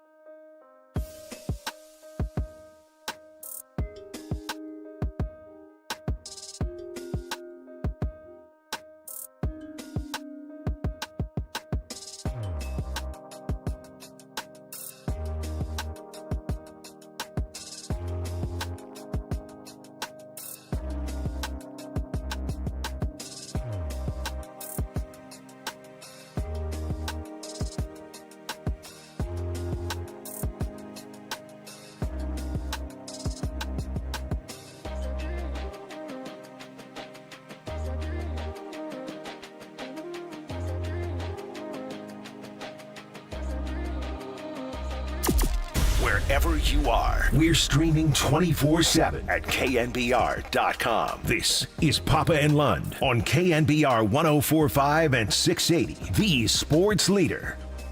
Almost time to get out of here on a little Monday holiday. Been an awesome 3 hours hanging out with everybody. I'd like to thank JD and Dieter for welcoming me into the show about 3 hours and 3 minutes ago. And now I'd like to do the same for your 3 to 6 host today. We got Carrie Crowley taking you up to our debut of Niners Nightly with Larry Krueger, which will start at 6. But Carrie, you get 3 hours to yourself. How are you, my friend? Doing quite well, Greg. How are you this afternoon? Oh, I'm pretty fantastic. I'm feeling nice and energized and totally like all is well in Ninerland. Super stress-free offseason. No, kidding about that part. But for real, I am happy that football's back. We got a good chance to talk a lot of football over the last few hours. Yeah, I can't wait. Honestly, like Thursday night, we get it going. Friday, there's the game in Brazil between the Eagles and the Packers. Can't wait to see. I think it's Sao Paulo where they're hosting that one. And then we get the full slate Sunday that we don't even have to pay like close attention to. We can go to a bar. We can sit down on our couch. We can do whatever we want because the real deal comes a week from tonight. 7 days from now, we'll be doing the pregame show here on KNBR. Adam Copeland, John Lund, Dennis Brown, the whole gang. Can't wait for it. And it's Niners Jets. And the countdown is officially here. The long wait is over, and I'm just ready to get it going, Greg. This is really fun. This is the best time of year as a sports radio host because you can talk Niners, you can talk Giants, you can talk a little bit Warriors preseason in a few weeks here. So I'm ready. I'm pumped up. Yeah, the long but fun grind starts today. I took advantage of my little time off in the last week, and now it's going to be a nice little marathon of a lot of grinding, but wouldn't have it any other way. Actually, before I kind of start wrapping things up and hand it over to you, I realized one thing we never did on our show, and you mentioned the Brazil game with the Packers and the Eagles. We never played the funny Darius Slay sound from a little bit earlier today where he kind of references how he is just not excited about going to Brazil at all. Cole, you got that up? All right, let's hear what he had to say. Week 1, I'm looking forward to it. I can't wait. But, man, I do not want to go to Brazil. You want to know why? I'm here to tell you why. They already told us not to leave the hotel. They told us we can't do too much going on because the crime rate is crazy. You know what I'm saying? I'm like, NFL, why would y'all want to send us somewhere with the crime rate this high? And like, we out the country. So, the first thing people think is like something terrible can possibly happen. I told my family, do not come down there because, I'm not going to be nowhere to be found. Really, I'm going to be in a hotel chilling, minding my business, playing my game after a long 9.5-hour flight. So some trip, I guess, for the team. I mean, fun for the fans. That's what it's all about in the entertainment. But Darius Slay not mincing words at all about his lack of enthusiasm for his trip abroad. Yeah, I get it. And it's interesting. So I used to cover Giants baseball pretty closely, and I would always ask players, 2018, 2019, I was begging the Giants to take a trip to like Japan or Australia, do something absolutely crazy because as a beat reporter, you'd get to go and you'd get to cover those teams and you'd get to be there for the season opener. And the Giants didn't do that. They didn't travel internationally until my first season off the beat, which of course was Mexico City, which would have been a tremendous place to go and experience the culture, experience the food. I mean, I did segments with John Miller that weekend where he was talking about, he just walked all around the city. He went to a free concert that was around Mexico City. He absolutely loved it. And fortunately for him, he avoided the food poisoning that befell about half the team on that trip. But I think for the athletes and especially for the people who are there for business reasons to play a game, it doesn't matter where you go. If you're in London, if you're in Japan, if you're in this situation, Brazil, where the NFL has never gone before, it's just incredibly difficult to feel comfortable, to feel at home, to feel like you can stick to your routine and be at ease. So I think that, regardless of any external factors and, just being outside your own house, being outside your own city, being outside your own country in this situation is going to make you feel a little different leading up to that game. And so it's probably good that they're doing this week 1. It's probably good that they're trying this out before the real regular season starts. And both of these teams are going to get, an extra 2 days of rest or so before they get back to it for week 2. But what I will say, Greg, is I think they sold out a stadium of about 60,000 people down there in Brazil. And from what I understand, I think they probably could have sold out a stadium of about 200 to 250,000. There seems to be that much interest in this season opening game between the Packers and the Philadelphia Eagles. So I'm jealous of all the reporters going to cover it because that would be an incredibly cool experience. It's no Oasis reunion, which I will shamelessly bash into the ground in terms of ticket demand. But yeah, you're right. It's been pretty crazy over there. And from the practical standpoint, Kerry, I get it. Like, you don't want to go out in Brazil where it's not always the safest and you're there to play football and it's a tight operation. But if we're just going to be a little bit silly with it, I feel like Matt LaFleur would be the coach where it's like everything's got to be detailed, it's buttoned up. My Packers are not leaving the hotel room. Whereas Nick Sirianni would be like, team bonding, we're going to go out in the street and promote the Eagles and Philly, baby, and just have them like, running all over the street. Big Dom there to protect everybody. Oh, and gosh. And that's kind of what I envision out this of Sirianni. This is the assignment of a lifetime for Big Dom, huh? Well, Big Dom allowed back on the sidelines, so he's he made it back. Dre Greenlaw sitting out the first week of the season. Something doesn't feel right to me about that, Yeah, not a lot feels right about how the Niners' summer has gone, including the more serious and severe incident of Saturday. But yeah, very thankful that Ricky Pearsall is out of the hospital after just a day. Mm-hmm, absolutely. Yeah, that was great news to see. And, of course, all the best to Ricky's family and Ricky on that front. You hate to see something like that happen. And so the initial reports that he's going to be okay and listening to Matt Mayoko and others who've been, breaking things down and getting those updates, just grateful to know that Ricky's going to be okay and come through this because my heart stopped when I got that notification on Saturday. Yeah, no doubt about it. What do you got for the next 3 hours for us? 3 hours of phone calls, Greg. We were taking anyone and everyone who wants to talk San Francisco Giants baseball during the first 90 minutes or so of this show. Read a really interesting piece from Andy Baggerly of The Athletic that I want to get into at the top that talks about Giants attendance and the numbers being up this year despite the team failing to perform up to expectations. And so I think we ought to look forward. They just lose a series to the Miami Marlins. They're clearly not making the playoffs. And so I think this is an organization at a crossroads. Do you bring back Farhan Zaidi? Do you bring back Bob Melvin? Do you dismiss both of them? I want to take the temperature of the fan base here. And then second 90 minutes of the show, we're rolling until 6 o'clock. Like you said, Niners Nightly with Larry Krueger debuting tonight. I'm fired up to listen to that. We'll go 49ers. We'll go season predictions. We'll get into whether Brock Purdy can be even better than he was last year when he finished fourth in MVP voting. So no guests, nothing taped, nothing recorded. We're just going all the way through 3 live solo hours of radio, and solo with the help of anyone and everyone who can get 50,000 watts of KNBR anywhere close to them. Give my man Kerry Crowley a call. Great stuff today on the 12 to 3 slot. I want to thank our guests, Walterica Balsetta, Serena Morales, Justin Allegri. If you missed those interviews, you can catch them on the KNBR podcast page. I want to thank Cole doing the dirty work, running the board behind the glass for 3 straight hours. And a big salute to you, my friend. Thank you to Kyle Haar for showing up and taking all the credit for the very end. And a big thank you to Ryan, who, despite picking up a baseball bat in the studio, did not break any windows to my knowledge. So all the sun, hey, by the way, 925 really is sad to see me go on the text line. So I just want to say, don't worry, I'll be back eventually. Kerry, you have a great show, and you are listening to KNBR AM and KNBR FM San Francisco, the sports leader, a Cumulus media station.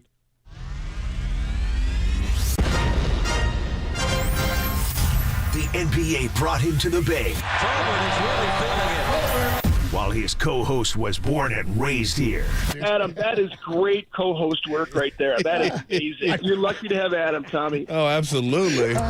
It's time for Tolbert and Copes. Let's get it on! Tom Tolbert. Yeah, thank you. Now if I could ever get some beer. And Adam Copeland. Adam Copeland has arrived! On KNBR 104.5 and 680, the sports leader.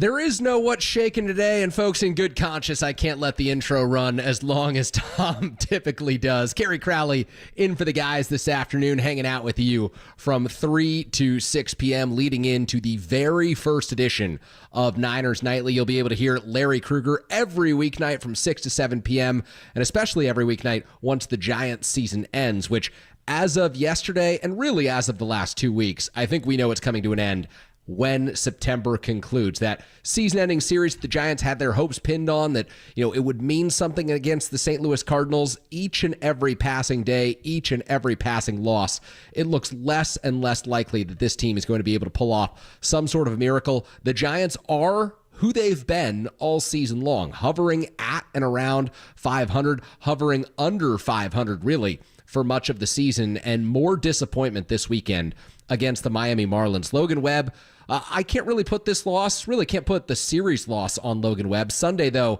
he took credit for it. He took blame for it, I should say, in giving up 6 earned against a Miami Marlins team that had not won a series since the month of July. It went all of August without winning a series, and it comes into Oracle Park, takes 2 of 3 from the Giants, and that's pretty much it. They are finished in my book, and it's time to start looking ahead to 2025. So what we're going to do over the course of the next 3 hours, we're going to look ahead to 2025 for the San Francisco Giants, and we're going to look immediately in front of us at 2024 for your San Francisco 49ers. Please do text in. 415-808-KNBR is the number, our Golden State Lumber Building Materials text line, and give us a call. 415-808-KNBR is the number. The phone lines will stay open throughout this show, but I want to devote the first half of this really to the San Francisco Giants, what went wrong and what must change for the organization, because I think we can all see that there are some significant and widespread issues that have existed really for the last 3 seasons for the San Francisco Giants, going back to the end of that 2021 season when they were bounced in disappointing fashion in the NLDS by the Dodgers. Camilo Doval giving up the go-ahead single to Cody Bellinger, who was, 2 for 50 at the time against the Giants that season, and he's the one who puts the nail in the coffin on 2021. Ultra disappointing, but the fact that the Giants have bounced back with an 81-win season, a 79-win season, and now this year, where it looks as if they could struggle to win 79 games, they're trending in the wrong direction. And it was very interesting to me to read Andrew Baggerly in The Athletic this morning, who I think just does an incredible job on the Giants beat with his big picture perspective, with taking a real hard look at the realistic expectations for this team and how it has produced to this date. Because, you go back to last offseason, and one of the things that the Giants were focused on, obviously making the playoffs was the primary goal. Obviously, improving and getting to the postseason, that was it for the San Francisco Giants. But one of the other primary tenets of their offseason plan was to gain some fans back, was to build this fan base back, build it up, and get some more casuals interested in the San Francisco Giants, and really get people back out to Oracle Park, put a more exciting product on the field. And it's interesting to me because I think that this year's team, from my perspective, the 2024 squad, has been anything but exciting. I think it's been fits and starts. There have been times where, they went on a run in late May, early June, before that Yankees series, where there was some real comeback wins. I think about the Pittsburgh series. I think about the Mets series in Queens at Citi Field, and they looked like they were gaining some momentum. They looked like they could be fun to follow throughout the summer. Blake Snell in the second half of the season, certainly his no-hitter against the Cincinnati Reds was a high watermark for this team. You look at Elliot Ramos's play, Tyler Fitzgerald's play. There's been some good things, but overall, I've been pretty disappointed in the San Francisco Giants. They have not come close to living up to my expectations that I had entering this season, which were really in the 86 to 88 win range, and they're going to fall well short of that. I thought that they should be competing for that second or third wildcard slot, and here on September 2nd, they're clearly not. And so it was interesting to me to look at the attendance number from yesterday's ball game. As Andrew Baggerly pointed out at the top of his story in The Athletic this morning, the Giants sold out Sunday's game against the Miami Marlins. And I know it's Labor Day weekend, and I know that the weather's great and people want to come out to the ballpark before, school really kicks back into gear and your kids have tests going on and high school sports really start to ramp up around the Bay Area and you get into league play and all of that. But it's interesting to me to see the actual real uptick in fan support this year. Because you go back to last season when the Giants were incredibly underwhelming during the second half of the season, when the offense was, quite honestly, even worse to watch than it is right now. And they ultimately finished with the 17th highest attendance total out of 30 teams in Major League Baseball. They averaged 30,866 fans. And this season, a team that may struggle to get to that 79 win threshold, may post an even worse record this year. They're averaging 33,768 fans per game, so up about 3,000 on average per game. They're 10th in attendance in Major League Baseball. And I find this really interesting because we can go back to Greg Johnson's comments that I know that he regrets from last offseason about breaking even and about there being a business component to what the Giants are trying to accomplish when they build their roster, when they set their payroll for the year. And it was a comment that obviously fans took and ran with. And look, I took and ran with it on the airwaves here. I thought that it's not something that as an owner of a Major League Baseball team, you should come out and say that it's a priority to break even. But I think we all know that deep down, that's how the owners of these teams think. They don't want these teams to be money-losing ventures. They want to win and make money. But if you're losing, it's a little easier to stomach when you're coming close to breaking even. So the Giants, they go out and spend like they never have before in the Farhan Zaidi era. They go out and they sign Jung-Hoo Lee to the 6-year, $113 million deal. They bring in Jordan Hicks. They get Tom Murphy to be an expensive backup catcher. They get Jorge Soler, Matt Chapman, and Blake Snell. They spend the second most money of any team in Major League Baseball last offseason, behind, of course, the billion-dollar offseason of the Los Angeles Dodgers. And they anticipated, like I anticipated, that they would be a whole lot better. But they also anticipated that they would be a whole lot more watchable, that bringing in these quality Major League players with proven track records would make them more exciting, more fun, and would compel fans to show up to Oracle Park. One part of that bet has proven to be pretty good. Fans have shown up this season. You can tell that there is a difference. And on TV, it looks like there's more than a 3,000 fan difference. It really does look like they're filling the ballpark up most nights compared to last year. And again, this is all anecdotal. This is all from memory. But it really does feel like they have got more people in the seats this year than just the 3,000 that you see in the attendance boost this year. Now, they've also been worse as their on-field product. They've also really struggled to win games. So where does the organization go from here? How long do fans keep coming to the ballpark? Because I said 2 weeks ago when they really started to fall out of the playoff race, I said, I would anticipate that in September, as you see this team fall out of the race, you'll start to see fans stay home. You'll start to see the attendance dip, and you will start to see fans take away that monetary reward the Giants have gained this season from spending money on this team. And I think it's going to be interesting because they spend much of September on the road. They've got this week's series against the Diamondbacks, then they're on the road down in San Diego, then a 6-game homestand, 3 against the Brewers, 3 against the Padres over the weekend, and then they finish the year at home against the Cardinals. So ultimately, 12 home games in the month of September. They're sitting at a little over 2.7 million in terms of attendance this year. I am curious if they can continue to break 33,000 per game. Because if they do, I've said all along that if the Giants don't make the playoffs, I don't see any way Farhan Zaidi comes back to San Francisco next year. I think that if the Giants miss the playoffs, as I've said throughout the season, the Giants will make a change in the front office. But now that I take a longer, harder look at the attendance figures and realize that fans were energized by the additions of last offseason, and that quite honestly, last offseason went about according to plan if the plan didn't include Shohei Ohtani. And Giants probably felt as if they weren't going to land Ohtani. They didn't land Ohtani, and so they settled for an otherwise pretty good offseason on paper. And now it hasn't translated to results. It hasn't translated to a team with a winning record, a team that's headed toward the postseason, a team that will break this October baseball drought that has now existed from 2022 to 2023 and will exist continuing into the 2025 season. But I wonder if that attendance uptick and the way that the Giants went about last offseason is meaningful enough that the Giants would give Farhan Zaidi another season. Again, I say that if you don't make the playoffs in 3 consecutive seasons, I don't care which organization you're working for, but if you're a president of baseball operations who's not in a full-scale rebuild and you miss the playoffs for 3 consecutive seasons, I believe that it's time for ownership to tab a new person. But I don't know that ownership in San Francisco feels the same way, and so I'm curious to throw this out to you on the phone lines. 415-808-KNBR is the number. Would you bring back Farhan Zaidi? Would you bring back Bob Melvin? Would you blow it up with both?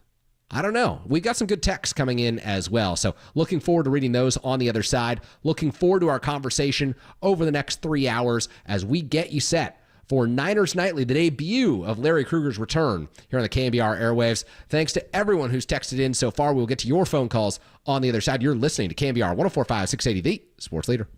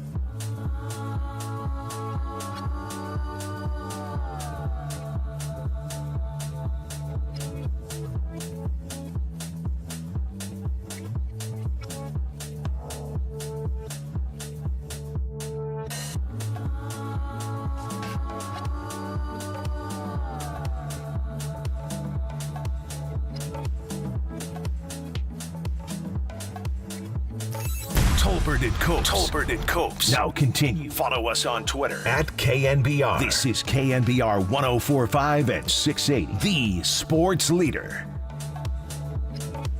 2-2 the count. Here it comes. Struck him out swinging. A 93-mile-an-hour cutter, and he strikes out the side and gets a save for the second day in a row. 7-5 the final. Miami takes the series from the Giants. Back here on KNBR, shout out to our producer Kyle, who just said in my ear, you can hear it in John Miller's voice. I mean, the season's kind of over. 68-70 right now. The Giants way out of the wild card. It's time to turn our attention to 2025. It's time to look deep into the future because, folks, staring down the September schedule is, well, it's not all that fulfilling or entertaining of a task right now. The phone lines are open. 415-808-KNBR is the number. Your thoughts on what the Giants need to change this offseason. Do they need to change their president of baseball operations? Do they need to change their manager? Does this organization need a full-on reset, rebuild? Your thoughts, 415-808-KNBR is the number. Let's head out to John in Santa Rosa. John in Santa Rosa, you're on KNBR. John, how are you this afternoon? Very frustrated, Kerry. Been a long season. Really long season. For sure, Farhan has to go. Kerry, he made all these promises. We were going to get younger. We were going to get faster. This and that, blah, blah, blah. None of that has happened this year. We can't steal a base. We're old. The roster, is just decrepit. I'll go over it real fast. The corner outfielders, your Skrimsky, Conforto, they've done nothing to really do anything. First base has been bad. Second base, the right side of the infield is a mess. Shortstop, I don't know about Fitzgerald. He could be the answer. Third base, I'm not sure that Chapman's going to be back. We know that Snell won't be back. Mm-hmm. It's just Farhan is just he's got to go, and I kind of think that Milton probably needs to go too. Okay, so you're in favor. You're in favor of the full scale. Let's start this from scratch. New president of baseball operations, new manager, new philosophies all around the organization. Absolutely. I've been a Giants fan for a lot of years, and Kerry, it seems like these last few years, mediocre is where we want to be. We'll settle for that. We'll settle for maybe the 6th seed in the wild card. That seems to be the goal right now, and that should not be the goal. I know we're miles away from the Dodgers, we're miles away from the Padres, we're miles away from the Diamondbacks. But this mediocre thing that the front office has is just not. I can't put up with it anymore. Yeah, I understand. I totally understand where you're coming from here, John. Thank you for the call. 415-808-KNBR is the number.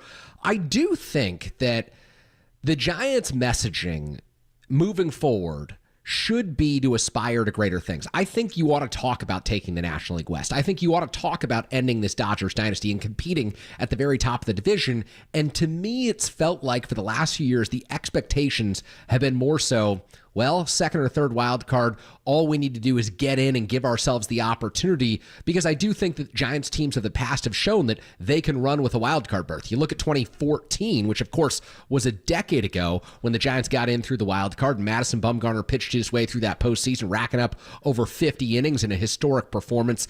Those playoffs, I think that you can look at the wild card and say there's a path there. You can look at other teams like the 2023 Arizona Diamondbacks and say there's a path there.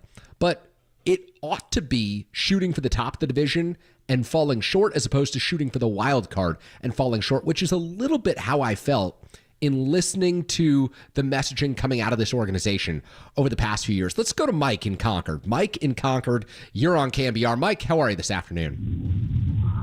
Hey, Kerry, thanks for taking my call. I really appreciate it. I think you do a great job. Oh, thank you so much. What's on your mind this afternoon, Mike? Yeah, I'm thinking about Farhan, and I'm thinking about Trent Williams, and I think, you know what, we need to be really patient with Farhan, because let's think about all the patience Farhan gave to guys like Connor Joe and all the guys that came up and down. I mean, he gave them so much time to grind out of these slumps and get profound confidence from succeeding at these failures that, they're big league players now for the Giants. Connor Joe's 15 at bats in the Giants organization. That was what made him a major league player. Exactly, and we need to have that same patience with Farhan and really stick with him through next year, because that's what he's modeled and embodied. And I want to take it one step further. Let's say Trent Williams, who needs him? Let's, instead of paying him $29 million, let's get 58 guys to make $500,000. We can bring him up quarter one and then sign him to the practice squad quarter two. We don't even need Trent Williams. We don't need anybody like that, because we've got the brilliance that Farhan brings us. Yeah. There you go. I see where you're headed with that, Mike. Thank you for the call. The Moneyball take on Trent Williams, which quite honestly, we'll get to that later on in the show. It does worry me that the 49ers might go down that path of, hey, if Trent Williams isn't ready to go, they may be rotating tackles in at left tackle this year. They may be looking to elevate guys off the practice squad. That concerns me. But right now, let's keep this on the 49ers. Obviously, cycling through all the players the Giants did in the early years didn't sit well with a lot of fans. And, it doesn't sit well with a lot of fans to this day, the way the Giants treated the roster in 2018, 2019, and 2020, or 2019 and 2020, I should say. 2018 was Bobby Evans last year in San Francisco.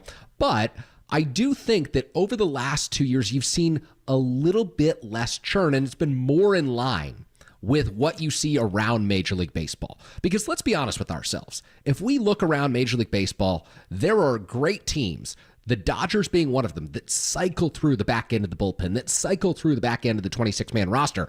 The difference is you can get away with that when you're really good. You can't get away with that strategy when you're mediocre and when you're under 500. And I think that's where that begins to haunt you. I don't think Giants fans were complaining about guys coming up and down from AAA Sacramento when guys went on the IL back in 2021 when they won 107 games. I think that it comes back to haunt you when you're on pace to win about 76, 77 games, as the Giants are this year. Let's go to Paul in Lodi. Paul in Lodi, you're on KNBR. Paul, how are you this afternoon? I'm fantastic. What's on your mind, Paul? What I'm seeing right now, Farhan needs to go. Okay. You've got a GM that keeps looking at the mass unit, at the triage unit, and he's picking up players that you don't know what you've got. Look at Blake Snell the first half of the season. Has he performed second half? Yeah. However, he's neglected pulling up guys that have talent. I'm looking at Elliott Ramos. I'm looking at McCray. I'm looking at Fitzgerald. Why are these guys staying in the minor leagues that have the potential to play Major League Baseball that he doesn't recognize? Okay. Well, I think it's interesting in those specific situations, Paul, and I'll thank you for the call and give you those individual assessments. I think that last September, Elliott Ramos should have been on the roster. I think maybe last August, Elliott Ramos should have been on the roster. The same is true of Tyler Fitzgerald, and Grant McCray was up about as soon as you could possibly have him up. He got to AAA this year, and you can't really speed someone who was drafted out of high school who's just 23 years old. The Giants realistically aren't going to bring up a 20, 21-year-old Grant McCray when he's taken this long to develop, and who knows if he's ever more than a fourth or a fifth outfielder. But I think that where the Giants have missed the mark a little bit is waiting too long on some of these players. Nick Ahmed should not have been the shortstop for as long as he was this season. They should have given Tyler Fitzgerald the opportunity sooner than they did. It shouldn't have taken until May 8th for Elliott Ramos to come up and play in the outfield for the San Francisco Giants when we saw the at-bats that Austin Slater was putting together through the first month of the season. I do think that you can make the case that the Giants should be aggressively moving their prospects up through the farm system a little more frequently and take some more gambles with players like that. But we've also seen the Giants pull players up who haven't performed. We've seen a Casey Schmidt. We've seen a Luis Matos who performed for 1 week and then went back to being the player that he was at AAA Sacramento, which was a player who wasn't consistent. We've seen Marco Luciano come up, and while the Giants have billed him as this big prospect for several years, and the prospect industry has indicated that he's going to come up and be a big difference maker, the organization clearly doesn't have the confidence in Luciano to deliver right now. So 415-808-KNBR is the number. We're going to take one more call before I start reading a few of these texts, and then we will get to plenty of other calls. Let's go to Pugly in West Sacramento. Pugly in West Sacramento, you're on Sports Phone. Pugly, how are you this afternoon? Hey, Kerry. Thanks for taking my call. Pugsley from the Addams family. But love it. What's on your mind? Anyway, a lot of guys were paid a lot of money this year on the Giants, and they didn't perform. I mean, Farhad, yes, Farhad maybe. It's a question with him. We lost Jung Ho. I thought he was going to be. That was to me was a real mortal thing that happened to us early. But also, we don't. Everybody swings for the fences. I don't understand a team that doesn't have home run hitters. Why you don't make other adjustments? I blame the coaches and maybe the hitting coach here that I bet the Giants led the league in leadoff base runners, and they didn't score. Where there was no adjustments. Yeah. I mean, none of these players make two-stroke adjustments. Kind of choke up. Try to just it's all swings for the fenceless. And that doesn't work when you don't have anybody that's over. We have one guy with 20 home runs. There's other ways to win this damn game. And just so frustrating to see that leadoff guy get on. I'm on my text phone to all my friends. Here we go. Leadoff hit. Leadoff nothing. I mean, you can't believe how many texts I made in that aspect. But, yeah, it's just, I don't know what the young guys need to come up. Yes, the earlier caller right now. Those young guys should have been up earlier. Short, guys we had, but that's what I got to say. There's other things to win games. Score one run at a time.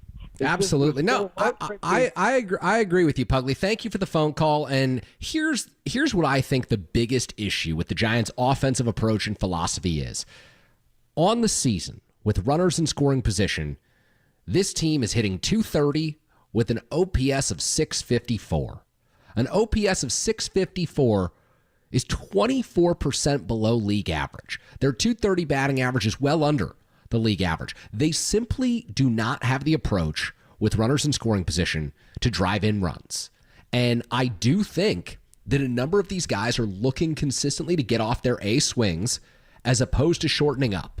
And I do think that is the way that probably 27, 28 other franchises operate, in that, hey, if you're at the plate and there's a runner in scoring position, we still want you swinging as hard as you can at a pitch that is in your zone. We don't want you to change your approach. We don't want you, if there's a runner on second and nobody out, to just shoot the ball to the right side of the infield and advance that runner. We're not looking for sacrifice flies. We're not looking to play small ball. And I think that when the Giants adopted this new philosophy in 2020, 2021, when they really adopted the teachings of different hitting coaches that hadn't been in the organization before, it worked right away. You saw an uptick in the power. You saw an uptick in the number of extra base hits. And that has changed in 2022, 2023, and now 2024, especially the last two seasons, where the Giants lineup just hasn't consistently driven in runners in scoring position. And I think what hurts the most is you're playing in a home ballpark at Oracle Park that's not conducive to hitting home runs. It is conducive to small ball. It is conducive to a different style of play. And so while the rest of Major League Baseball may try one thing, I think that the Giants ought to zig while others zag. I think that the Giants ought to prioritize speed and athleticism, kind of the way that the Arizona Diamondbacks have done through bringing up guys in their farm system. I don't think that Diamondbacks organization is full of guys who are hitting 30 to 40 home runs a season. I think that it is full of guys who play great defense, who are speedy, who put pressure on opposing teams, and take advantage of the vast expanse of outfield at Chase Field, because that's the way that their home ballpark plays. And you can still hit one out of Chase a little easier than you can at Oracle Park in San Francisco. But look from the left center field gap to the right center field gap at Chase Field. Look from the left center field gap to the very deep right center field gap at Oracle Park. And I do think that the Giants are an outdoor ballpark where you can have some success if you change the approach and if you go with something different than what we've seen over the last 2-3 seasons. So we've got a few texts that I want to read as well. 559 on the text line asking, my question is, where's the energy? Where's the fight? The Giants didn't have a base runner after the fifth in yesterday's game. If it wasn't for Chapman's heroics late in the game on Friday night, the Giants would have been swept by the Marlins. By the way, the Marlins had not won a series in a month. I do think that teams tend to take on the personality of their managers. Bob Melvin, more of a laid-back, reserved guy. You're not going to see him, up in people's faces a whole lot. And I do think that teams take on the, approach of their coaching staff and their manager. And so I wonder, long-term, 415-808-KNBR is the number. Do you think Bob Melvin is the guy who should be managing the San Francisco Giants? Let's get to one more phone call before the commercial break here. Trenton in Santa Rosa. Trenton in Santa Rosa, you're on KNBR. Trenton, how are you this afternoon? I'm doing good, man. How are you? Doing well on mine. What's on your mind, Trenton? I'm just confused with the decisions that the organization's making. Like, it doesn't make sense to me to keep Camilo Duvall at the deadline and then decide to bring him down to AAA, and then have a guy like Hicks, who we kept as a starter a lot longer than we had to. Like, what do you think about? I mean, bullpen, of course, you want to start there. You could start there, or you can, continue to rebuild. But what do you think about someone like Hicks being a closer? And I just don't understand, I guess, why we'd never move Duvall if we were just going to send him down a month later, or 2 weeks later, 3 weeks later. Yeah, hang with me here, Trenton, because this to me is one of the two most puzzling decisions that the Giants made at the trade deadline this year. You can't tell me that Camilo Doval goes from one day being your closer to the next day being ninth on your bullpen depth chart. Exactly. Like, you can't go from being the closer to the ninth best guy. I think typically you're like, okay, let's give this guy maybe the mop-up duty the next day. Maybe we throw him in a sixth-inning situation where we're losing by a run. Maybe we want to take some of the pressure off of him. But to option him and not have him available for 15 days, that hurts the Giants. I'm right there with you, Trenton. Yeah, that doesn't make sense to me, as well as, we have all these hopes, and Farhan goes and, tries to push the hand of our team and say, oh, hey, we need to start being better. Like, we're going to make a bunch of big moves. And then basically just to sit on our hands and then watch the entire organization crumble down. And then now what's he going to promise the end of this summer? What's he going to promise when baseball starts back up again for the offseason?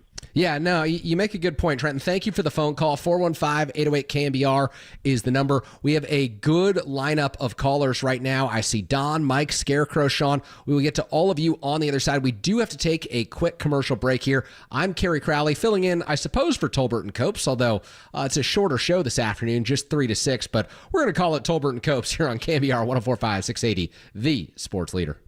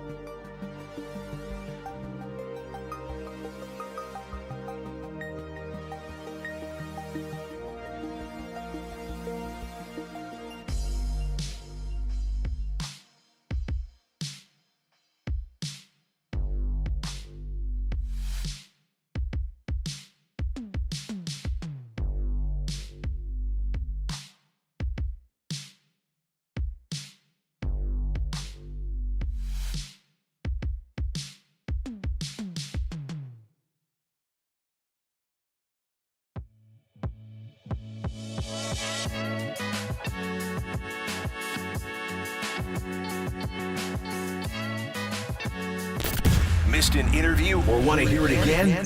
Catch them all at knbr.com/podcasts. You're tuned in to Tolbert and Copes on KNBR 104.5 and 680, the sports leader. Again, it's as good as stuff as we've seen him had all year. I think if he gets through that inning, he just keeps sailing.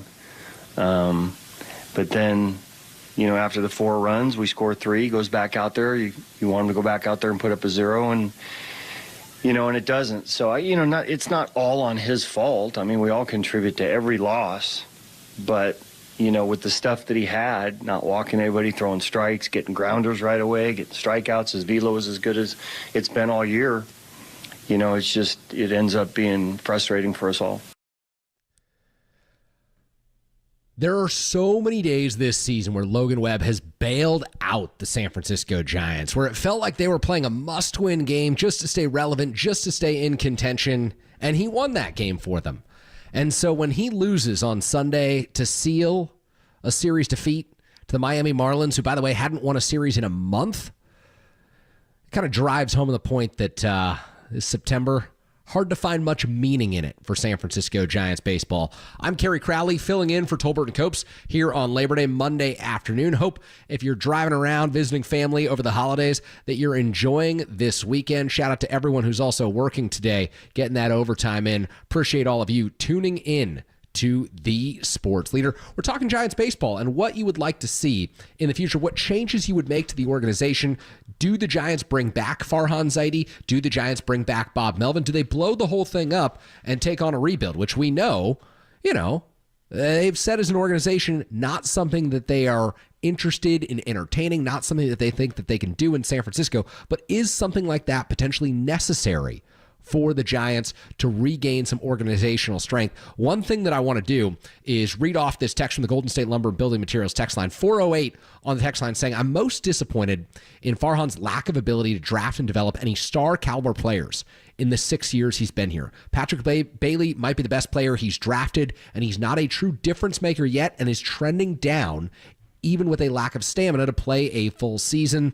And look, I think that is one of the major criticisms of this front office right now is you look at the players that they've drafted, and you've got Patrick Bailey up at the big league level. You've got Kyle Harrison up at the big league level from the 2020 draft, but both have fallen off during the second half of this season, and it doesn't appear as if Bailey is ready entering 2025 to take down 120, 130 games as a catcher. He might need a full-time complement at that position. It might be 81 games for Patrick Bailey when you're really maximizing his potential, because we've seen the offense fall off a cliff during the second half of this season, just as it did a year ago. Kyle Harrison, someone who I think Giants evaluators thought could be 97, 98 from the left side. He's more like 92 to 94 from the left side. And so you're not getting that premium velocity that would distinguish him from other left-handed pitchers with his caliber of stuff. But regardless, we head out to the phone lines. 415-808-KNBR is the number. Mike in Seaside. You're on KNBR.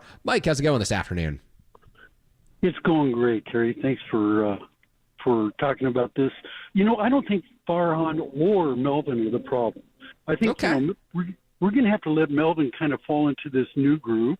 The guy has proven himself as a manager. There's no question. So, he's trying to find the vibe. He's trying to find where the chemistry is with this team. Now, we look at Farhan, 2021, what were we? We had 107 wins or something like that. Mm-hmm. Farhan was our general manager. Yeah. He's doing some things right. I think between you and me, nobody else listening, of course, but the concept of incorporating a hitting coach like Bam Bam Newlands used to be, he had a lot of effect on the production of the Giants back then. Rags, as a pitching coach, had a lot of effect as a coach to the guys, and they both incorporated really good chemistry during that time. Buster, of course, I think Buster and Crawford together were part of that whole chemistry that made a big difference during the up times and the down times, man. Yeah. So, I don't think it's on Farhan yet. I don't think it's on Melvin at all. Okay. Give him a chance. Farhan, I can understand people being frustrated. Man, I get frustrated too, Farhan. But, you look at all the other teams in both leagues, they're, what's their average? About 248, 250, all the other teams. Yeah, batting average is way down. People always call up and say Giants need 270, 280 hitters. Those don't exist. And if you do, you're just a clear-cut all-star. Like, if you're hitting 240 these days, that's right around league average, Okay, so my suggestion is just a hitting and a pitching coach and working on the chemistry, man. I think that's all it needs. Yeah, no, Mike, I really appreciate your phone call. Thank you for your perspective. Good stuff. One thing that I'd just like to say to echo Mike's comment in discussing how the Giants coaching staff was structured under Bruce Bochy, man, there was so much longevity, sustainability, and really continuity that coaching staff was afforded. Because you go to the end of really 2008, 2009 seasons, and there were folks who were upset they wanted Brian Sabian out as the general manager. After 2009, I think there were folks who weren't quite keen on Bruce Bochy being the manager. He'd never won anything of significance in San Diego, and they were questioning why he was the manager in San Francisco. Then 2010 happens. And look, I'm not here to say that next year is going to be the Giants 2010, But what I am here to say is that regime, that front office, and that coaching staff, they were afforded some continuity. And I do think that 6 years in, the Giants front office has been afforded something pretty similar. I think that Farhan has had a longer runway than maybe some organizations would give their general managers or president baseball operations, which is why I think that Greg Johnson and the rest of Giants ownership has a difficult decision to make. You know, I maintained throughout this regular season that if the Giants missed the playoffs, the Giants would change their president of baseball operations. I just don't think that in the expanded wildcard era, you can miss the playoffs 3 years in a row and keep your job. But I also said attendance is up. You look at last offseason overall, the moves that were made were about the best moves available to the Giants at the time, and things didn't pan out this season. So do you gamble with one more year? Do you gamble on continuity and organizational stability, or do you try to blow things up knowing that it could take 2, 3, 4 seasons before you can get back to a level where, you know, you've got some hope, where you've got some optimism, where you can enter a season saying, hey, every day we've got the opportunity to compete right now. So I think the Giants are at a very interesting juncture. It's an organizational crossroads.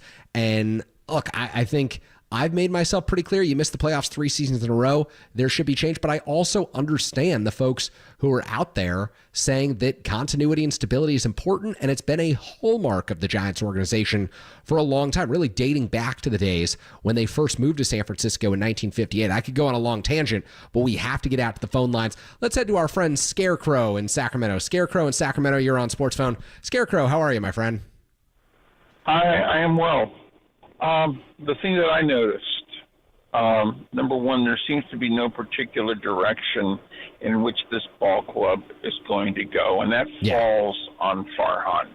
Are you going to get younger? Are you going to get more athletic? Because those guys aren't falling off the trees. You're going to have to develop them. The fact of the matter is their approach is horrible.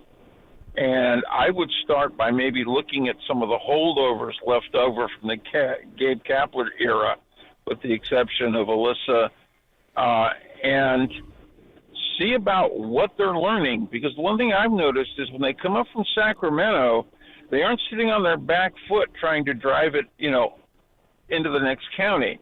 They are trying to play some small ball. The fact of the matter is far too few of them to make any serious impact. I've seen that with Fitzgerald. I've seen that a little with Wesley as well. Mm-hmm. The point being, unless there is a clear and established direction, good luck to them. And there is a little 500-pound gorilla in the room here that nobody's really talking about, and that will be, there are a lot of Giants fans in Sacramento who may be forestalling a trip down to see the Giants to just see the curiosity factor of the Fisher Cabal traveling clown show. You make a good point there. That's going to end up in Sacramento.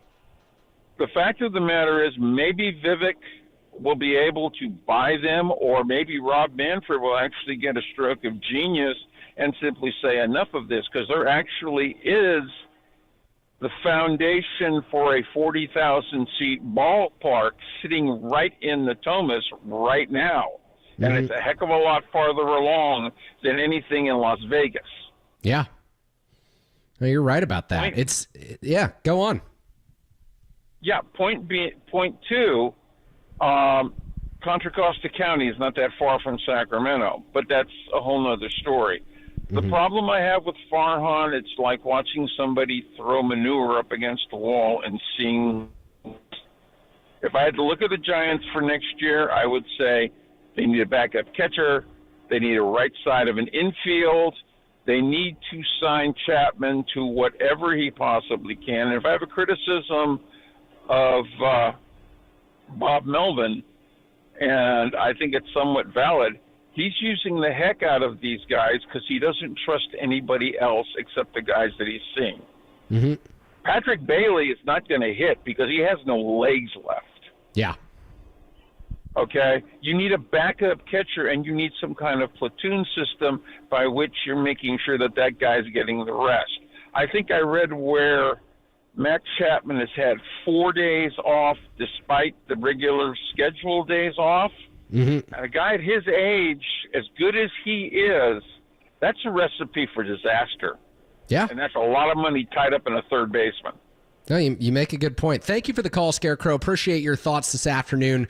Good stuff. And I do think that Sacramento thing's not one that I considered. I know so many people who drive down from Sacramento to San Francisco to catch ball games, particularly on the weekends. Obviously, everyone's got more free time on the weekends. It's why you see attendance dwell on the weekends. It's why you see, or swell on the weekends, I should say. It's why you see those numbers go up. We all have more free time. But also, I do think there are a number of folks who make that drive regularly, who are willing to drive an hour, hour and a half, sit in traffic for 2.5 if need be to go catch a ball game. And I wonder if, you see a team that's interesting coming through on the schedule next year. And if the Giants aren't very good next year, that you just rather go and watch a ball game in Sacramento that night, or watch a ball game in Sacramento on the weekend, even if it's not going to be a major league caliber stadium there. So probably not a conversation for today, but something that's on my mind for sure now, or at least on the radar now as we move forward. But again, what kind of changes do you think that the Giants need to make? Do they go full-scale rebuild? Do they bring back Farhan, bring back Bob Melvin, and prioritize organizational continuity and just make some philosophical changes to their offensive approach next year? Just make some philosophical changes, in terms of bringing in new voices to the coaching staff next year. Would love to hear from you. Let's head out to Sean in Vacaville. Sean in Vacaville, you're on KNBR. Sean, how's it going this afternoon? Hey, what's going on? All right, so I think that the Giants are in need of a full rebuild, not this half rebuild like they're doing it. They're I hate to say it, the way they've been running this half rebuild reminds me of the Sharks, and the fact that they're go all in or go all out. I do think this season was all in. I mean, it may not look like that from the outside, but when you spend the money that they did, it's all in. But it's all opt-outs. It's all, but you can be all in on a yearly basis without being all in over the next 5 years, if you get what I'm saying, Yeah, but I hate to say it. I don't know, other than Patrick Bailey, Logan Webb, I don't know what jersey I could buy right now. Yeah, that's completely fair. That's a completely fair criticism. You wouldn't buy Elliot Ramos or Tyler Fitzgerald moving forward. I mean, you let them develop, let them keep playing. I really like both of them. I thought Fitzgerald should have been on the opening day roster, and I've seen Elliot Ramos play in Sacramento, and I knew he would come up eventually. So, I mean, I'm happy for him, but I want to see where they are 2-3 years from now. I would hate to buy a Fitzgerald jersey and then he gets optioned and he doesn't get to play. Yeah, Nick Ahmed should not have been on this team. Agree with you. And as much as I love Brandon Crawford, I understand why they didn't re-sign him, because they didn't want to have to do what the Cardinals did, and they needed to get younger. But they really haven't gotten that much younger. Yeah. In my eyes. No, I totally get that, and thank you for the call, Sean.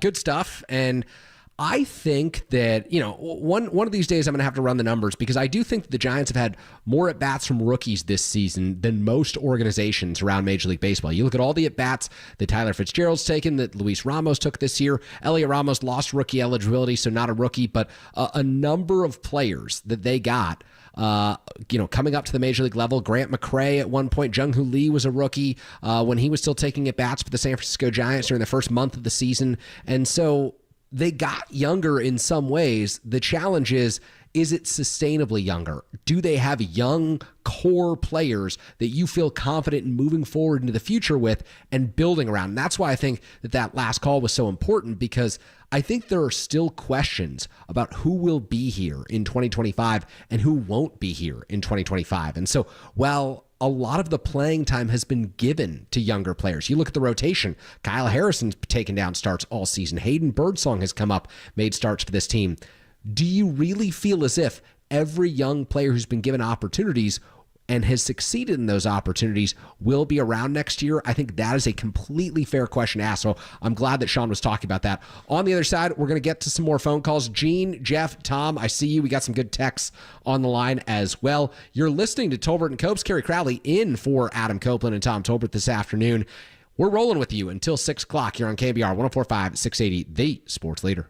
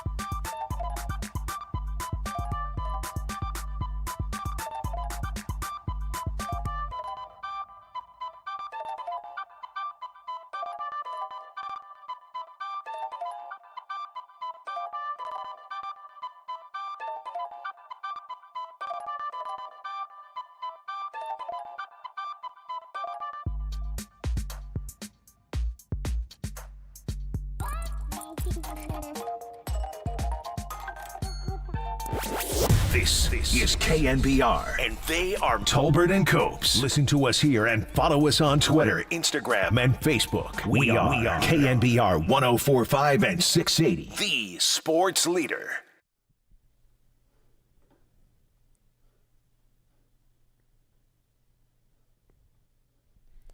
All right, we are back here. Tolbert and Copes is the show. Kerry Crowley filling in here on Labor Day, Monday afternoon, debating the future of the San Francisco Giants.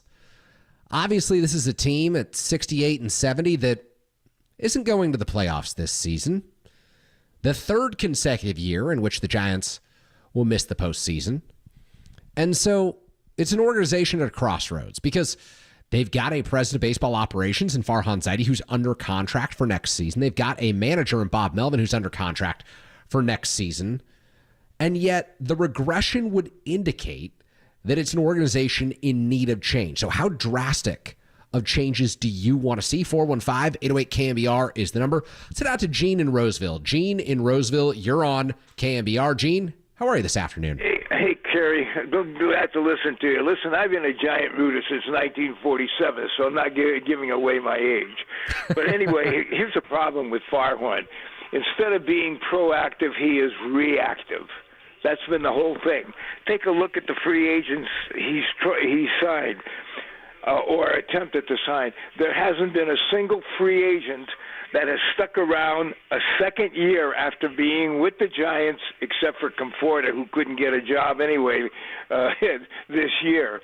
I think that what you're looking at is the fact that they're not coming to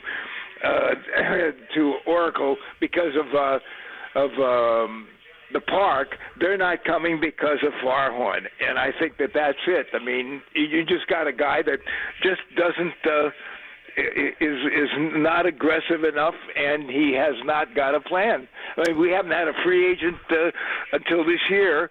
We haven't had a free agent that wanted to stick around or has even been a building block for the future. Yeah, I get where you're coming from on a lot of this, Gene. I really do. But they did get Blake Snell. They did get Matt Chapman. They did get Jorge Soler, and they did get Jung-Hoo Lee, who were all considered top free agents. The Giants just didn't offer them, outside of Jung-Hoo Lee, long-term contracts to stick around in San Francisco. And so they were given contracts. They did sign with the San Francisco Giants. They are premium players, at least according to last year's free agent market.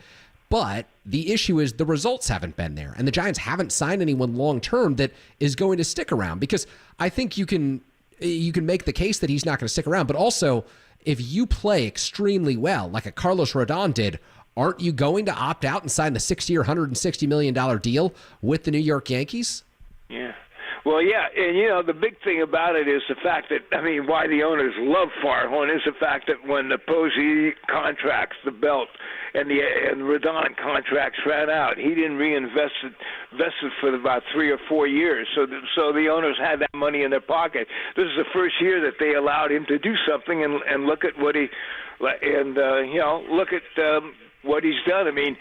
It was helter and skelter, and the only reason we got Chapman and Snell was the fact that a lot of the other teams weren't going to be paying that type of money to get them. Yeah, look, totally fair criticism. Thank you for the call, Gene. 415-808-KNBR is the number.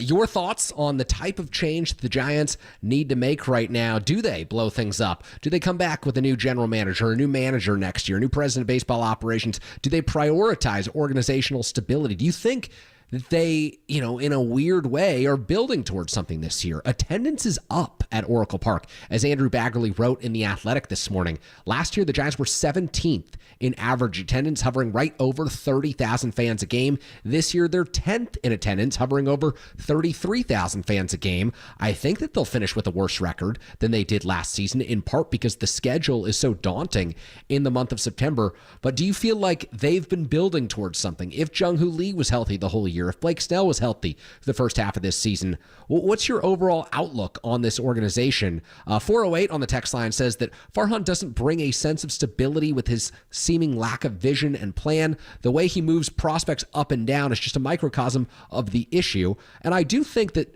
there are certain prospects that you point to and you say, where is the plan for that particular player? Marco Luciano being the first guy who comes to my mind in this regard, because you trade Jorge Soler at the deadline. You say that you want to free up at bats for Luciano. He doesn't really take at bats after the deadline.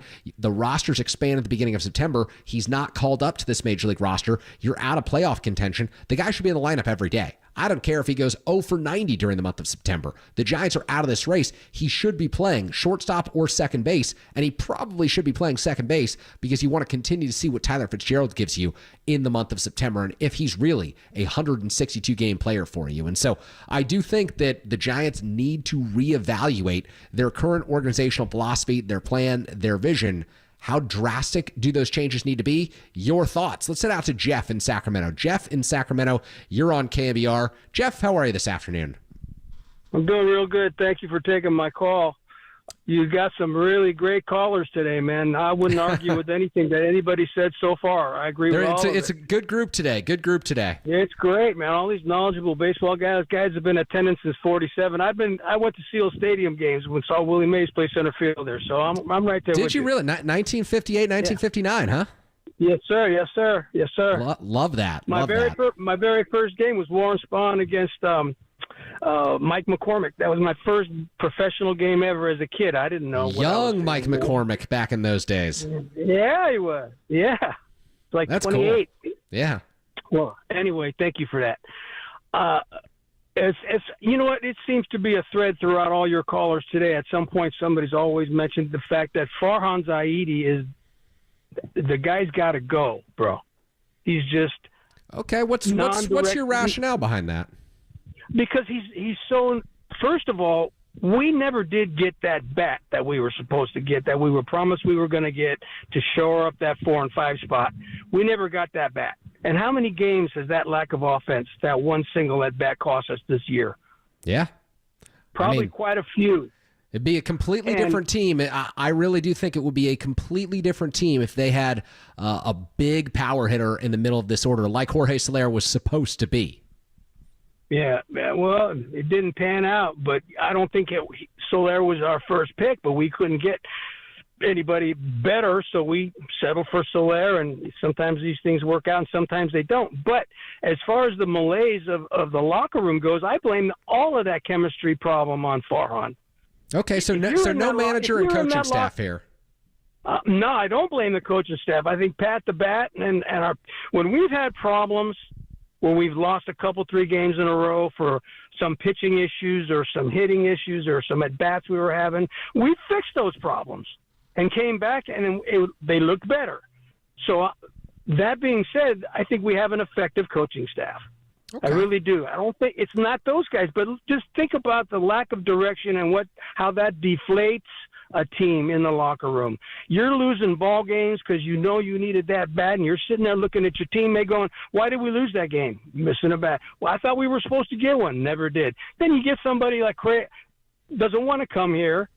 We can't get anybody big.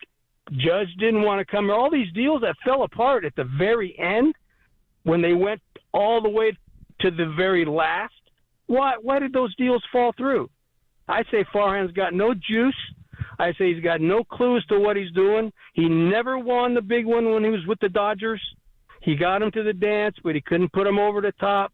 And I think ownership needs to back up and get themselves a general manager that's not an ex-Dodger. First of all, that was a dumb move. See, we disagree there. We disagree there. Every organization was going to pull from the Dodgers back in 2018 when the Giants were hiring. Every team. I think that is you can criticize all the moves that the Giants have made. That's the one thing that I think is just, I don't agree with fans on. He was clearly, at the time, the most sought-after person available to be a president of baseball operations. Doesn't mean you're going to be a good president of baseball operations. Doesn't mean you're going to be great at your job. But at the time, he was a top candidate around. But look at his record. He never got the Dodgers like I said, doesn't win. Yeah, so I mean, how sought-after could he have been when he never was able to pull it off? Number one. So that doesn't bode well. The other thing is, what is going on behind the scenes where this guy can't get the big deals done? That dates. Problem? I mean, go back to the dawn of free agency in San Francisco. The Giants have signed one hitter who they had the hometown advantage with. It was Barry Bonds in 1992, 1993. Other than that, it's been, it predates Brian Sabean and Bobby Evans, too. The general managers before them couldn't sign the big hitter in San Francisco. Everyone was acquired through the draft or through a trade. It's been true since the dawn of time, since the start of free agency. This isn't something that came true in 2018, and it's not something that I think the next person will be able to fix either. Could be right about that, but it just seems to me that there's enough guys with that right field wall where it sits. I mean, enough true pull hitters. They could get a left-handed bat that put it up there in the seats. Barry Bonds is the only guy alive that was able to do that. Yeah, I'm right there with you, and I do think a $350 million deal instead of the $330 that Bryce Harper would have gotten back in 2018 when he signed with the Phillies, I think that would have been the difference for the Giants as an organization. But again, they came up $20 million short in their offer. The Phillies offered $330. The Giants offered $310. Thank you for the call. It should have been $350. It probably should have been $375 or more to get Bryce Harper to San Francisco because he wanted to play for the Giants way back then. Let's head out to Jeff in Sacramento. Jeff in Sacramento, you're on KNBR. Jeff, how's it going this afternoon? Oh, we got... Sorry about that. We're headed to Tom in Pleasant Hill. Tom in Pleasant Hill, you're on KNBR. My bad about that. Tom, how's it going this afternoon? We're okay. We're doing okay. I think the blueprint is pitching. I think clearly 10, 12, 14. Yep. I think over history, you look at teams that are nicely balanced, but if they're going to make a drive to championships, it's pitching, whether it's the Yankees. When the Red Sox broke through, it was, they had great clutch hitting, but they had big pitchers. I think the Astros really drive on pitching. The Dodgers, historically, pitching. So Farhan, I'm here or there on him, but he's had decent quality starters in the building. Mm-hmm. And they've let a couple of them get away.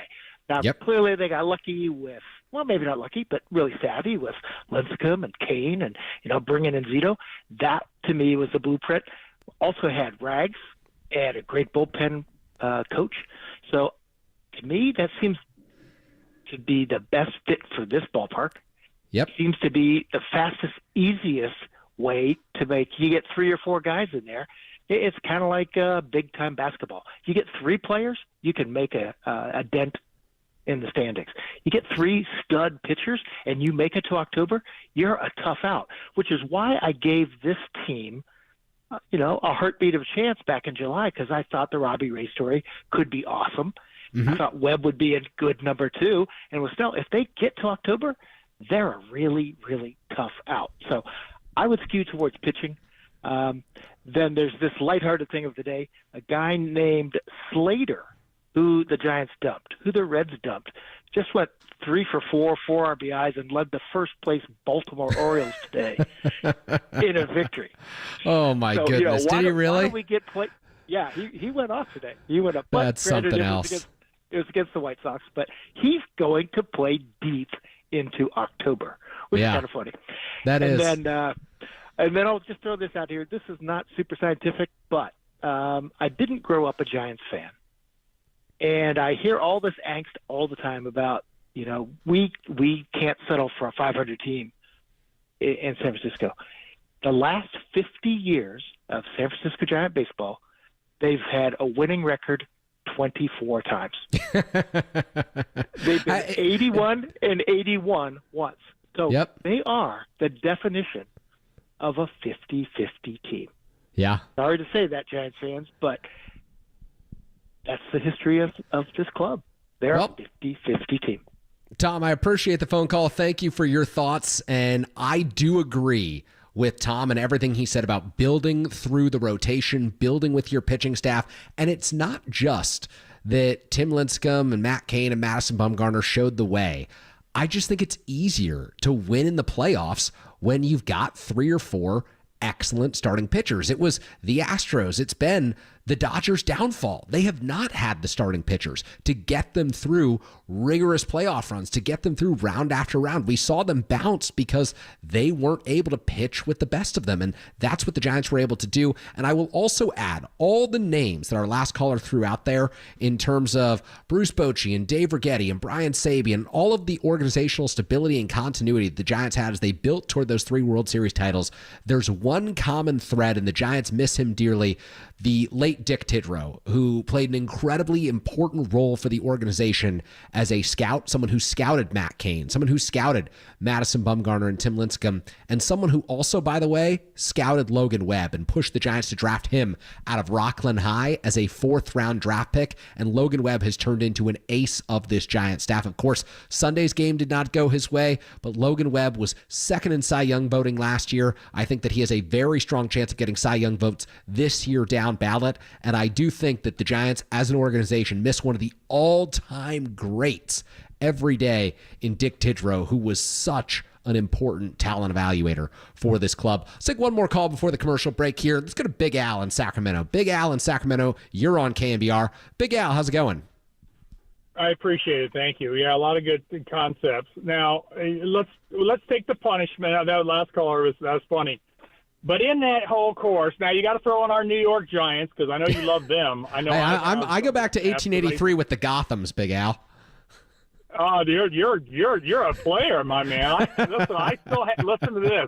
I don't know how old you are, but listen, I still have all, and I mean all, of my Stratomatic Baseball League teams with every World Series team going back to my mom buying that for me in 1967. That's cool. That's really cool stuff. Yeah. So, and our Giants are second behind the Dodgers and only got recently passed up for NL Division Championships. NL thing, we were ahead of the Cardinals by 4 or 5, and then we've gotten passed up. Now, my point is this. I became a Giants fan when I lived in Anaheim. We didn't move up here until 1967. So my first Giants game was in the Big A when Giants broke spring training camp, and they'd play the Angels down in the Big A, and then they'd come up. And I saw Mays and McCovey and Perry and Marichal and all that walk on the team bus. And this is amazing. Mm-hmm. And I hated the Dodgers. I just hated the Dodgers. So the Giants have always been my team. But what I remember is there was that era, let's say late 60s, more 70s, when when the Giants system had players coming up. I think in the 70s, at least 2, maybe 3 rookies of the year coming up, whether you have Spire, whether you have I want to say, oh God, not Maddox, Jack Clark? but who am I? Yeah, I'm blanking out now. I'm sorry, but we've had that kind of talent. My point is they had the talent, especially on the hitting side. Mm-hmm. Never so much on the pitching side. So the point is, where are we getting the hitting from? Now, I can go to Giants games. I see the farm system games here in Sacramento, and there's some talent, but the influential talent, the real player talent, we don't get through the farm system. And then that makes you pray. You're on it. You absolutely can chide your Giant callers in here. Listen, it's hard to get great top quality hitters come into this area. Yeah. That park is not made for great hitting. It's just not. And how are you being compensated, by the way, as your agent works the process? When your numbers fly through the roof, and it's never going to happen there at Oracle. Yeah. And so you have to draft and develop your hitters. You can sign pitchers, but you have to draft and develop your hitters. It's why you saw, 2014, the homegrown infield of Buster Posey catching, Pablo Sandoval at third, Brandon Crawford at short, Joe Panik at second, Brandon Belt at first. All of those impact hitters that year, they came up through the farm system. That's how the organization has to build a winning ball club. I'm with you, and I wish we'd go back. There were some great power numbers, albeit we know Mr. Bonds might have had a little bit of help too. Maybe. Maybe it's just a teeny bit, but not my beloved, my God, not the greatest ball player I ever saw in my life, Mr. Willie Mays. No damn way. That guy was natural, and he had to stay. So what my point is that you laughed at me because you couldn't remember the Gotham. There was a time when the Giants actually had speed. Now it was the New York Giants, but why can't we have more of a speed club? Why can't we drill singles and doubles and take extra bases and take extra base? I just don't. I don't get it. I don't get why that can't be a winning formula. No, it's a good call. Thank you for your perspective, Big Al, and I appreciate the phone call. And it is one that I think about a lot because, look, I call for the Giants to get younger and more athletic all the time, but I also realize that batting average is down across Major League Baseball. Pitching is better than it has ever been before, even if starters are only going 5 innings at a time. And I say that because strikeouts are at an all-time high. They're missing bats. So you can say, look, hitting's worse than it's ever been before. But I say starters are throwing harder than they ever have before. You're seeing entirely different looks out of the bullpen on a daily basis. It has just never been so challenging as a hitter. Over the course of 600 plate appearances over the course of a season, you might see 300 different pitchers. Back in the day, 600 plate appearances, you might see 50 different pitchers. You're just seeing entirely different looks all the time. And as a result, the era of 3 hits in an inning, of 4 hits in an inning, it's slowly dying. And so a lot of these teams have taken the approach of you have to swing for the fences because if you get a guy on base, it's not so easy to get him in. Now, I think the Giants are a little bit extreme in this. They've shown how difficult it can be this year as their runners in scoring position, batting average, and OPS has plummeted. But I do think that adding a little bit of speed, adding a little bit of athleticism, and changing up their approach ever so slightly would help them hit better in their home ballpark. But again, you look at the last few years, their record on the road has been abysmal. And so it's been their record at home hasn't been holding them back as much as their record away from Oracle Park, where they still have figured out ways to win ball games. This series against the Marlins notwithstanding. I'm Kerry Crowley in for Tolbert and Copes this afternoon. More phone calls on the other side. We're rolling until Larry Krueger takes over with Niners Nightly debuting at 6 o'clock this evening here on KNBR 104.5, 680, the sports leader.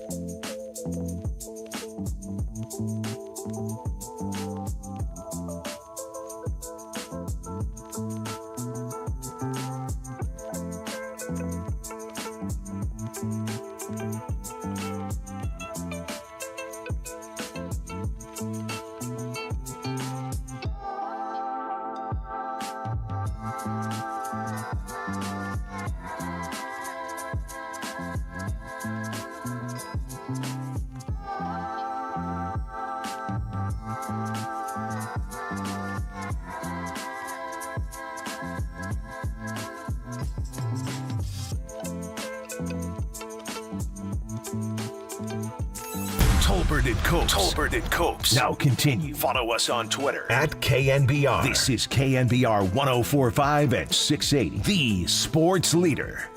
1-2. A lot of movement on that changeup. The sat. Soriano pitches. Swing and a liner into the gap. Left center field. It gets down to the wall. 1 run in. 2 runs in. Ramos racing around third. They all score. A double for Chapman. 3 runs are home. 3-1 Giants. Not too many highlights from this weekend. When you lose a series against the Miami Marlins, typically the calls are going to be full of criticism, which we've heard largely over the first hour 20 of this show. Kerry Crowley hanging out with you, filling in for Tolbert and Copes here on Monday afternoon, discussing the Giants as an organization and where they go from here. 68-70, clearly they're not heading to October playing baseball. They've lost ground in the National League wildcard race. The Chicago Cubs have passed them up. The St. Louis Cardinals sit ahead of them.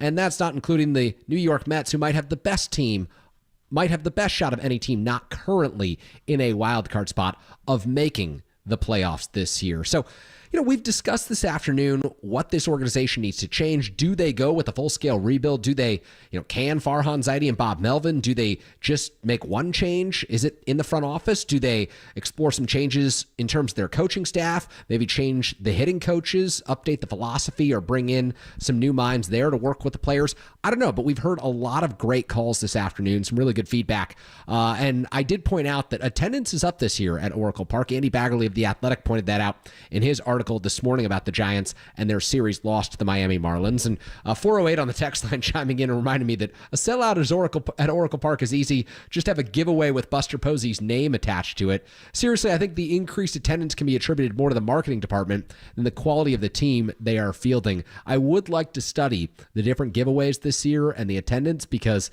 the marketing department has been putting in overtime this year to make things work for the Giants. Let's head out to Matt in Millbrae. Matt in Millbrae, you are on KNBR. Matt, how's it going this afternoon? Oh, I'm doing okay. Really a lot of good calls today. That's pretty cool. Yeah, we've had some really energized Giants fans who they want to see change. It's real nice to hear some really knowledgeable insights on what's wrong with the game, and you're guiding it along really well. And for me, I wanted to take a different view on your perfectly valid original point, apparently, that all of MLB is swinging for the fence, that everybody, nobody's doing any situational hitting, so to speak, anymore. For me, MLB baseball today reminds me of basketball in 2008, where all the focus and conversation was on the big, the strong, and the stupid. Where if you're 270 pounds in a center and can dunk it, that's how you build a franchise around that. And then we had this guy named Steph Curry come up and transform the way the game is played. And now everybody's copying the three-point model. And for me, the model of the new baseball is Ichiro. That, The ideal hit for Ichiro was a gap-to-gap guy and always go for a double. Not a single, but always go for a double, and then naturally the homers will come. But think about tennis.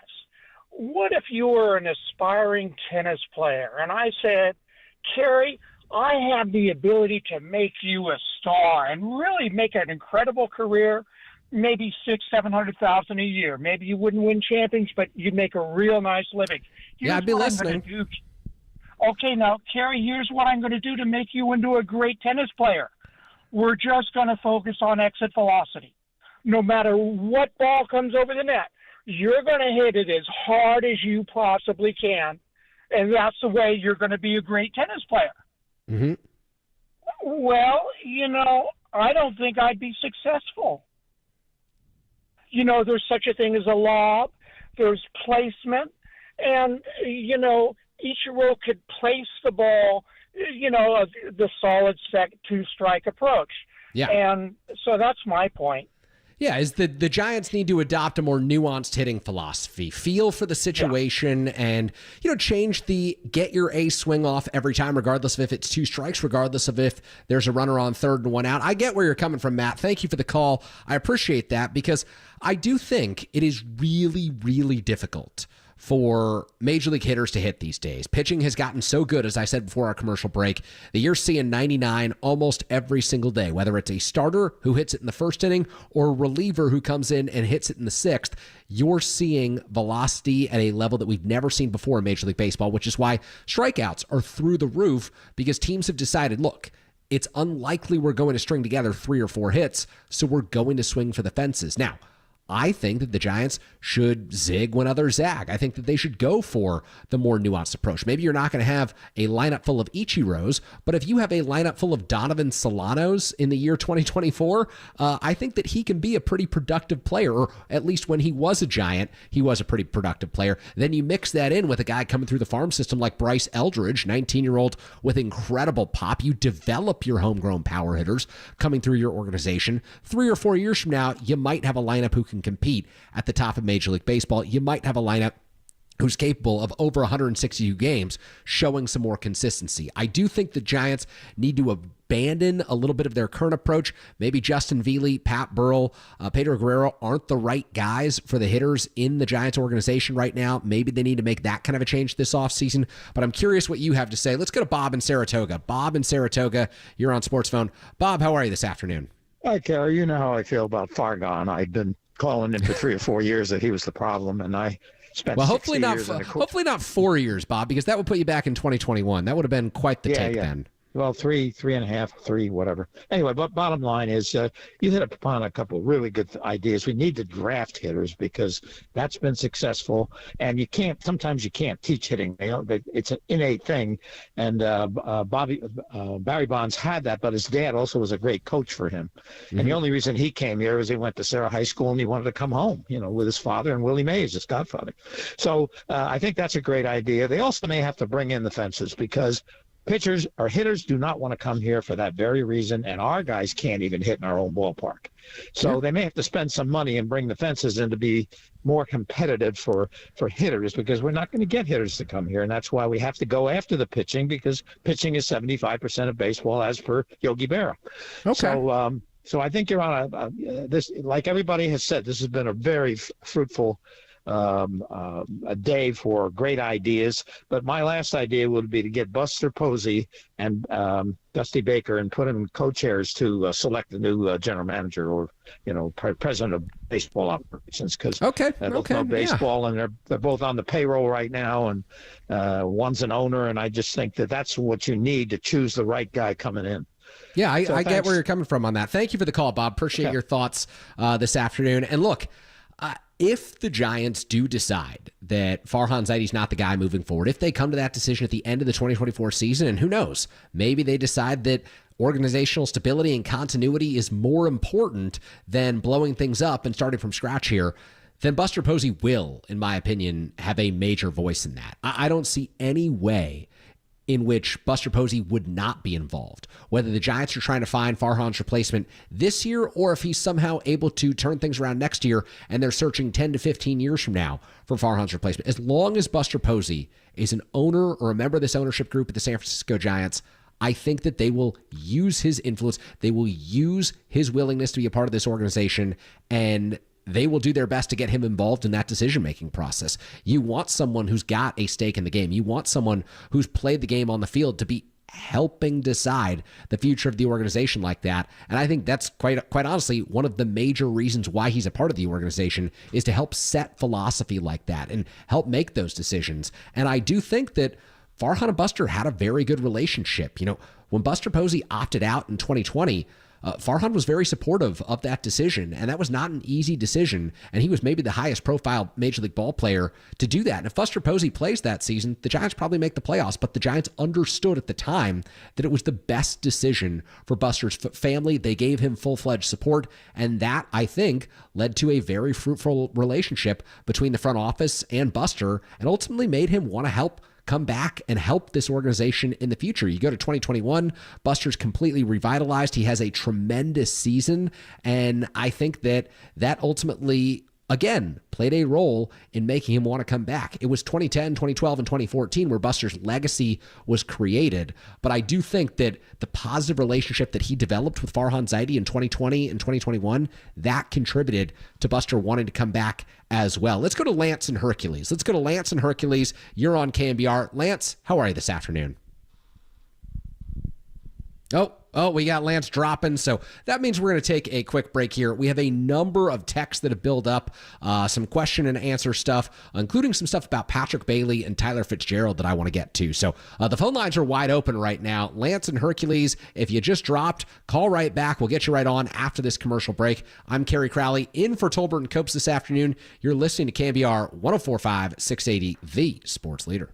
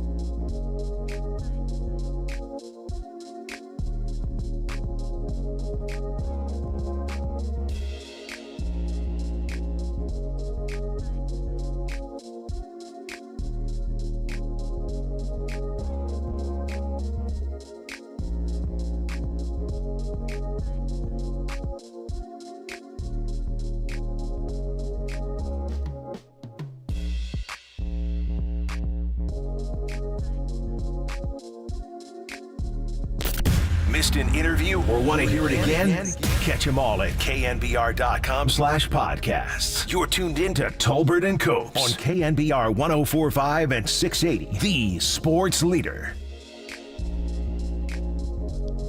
All right, we are back here. Tolbert and Copes are off for Labor Day. Kerry Crowley hanging out with you on Monday afternoon. Major League Baseball missed opportunity. No Labor Day game for the San Francisco Giants. Turned on the TV earlier. Baseball was nowhere to be found. So I think there's some games this evening, but come on. Feels like a pretty obvious opportunity to take advantage of.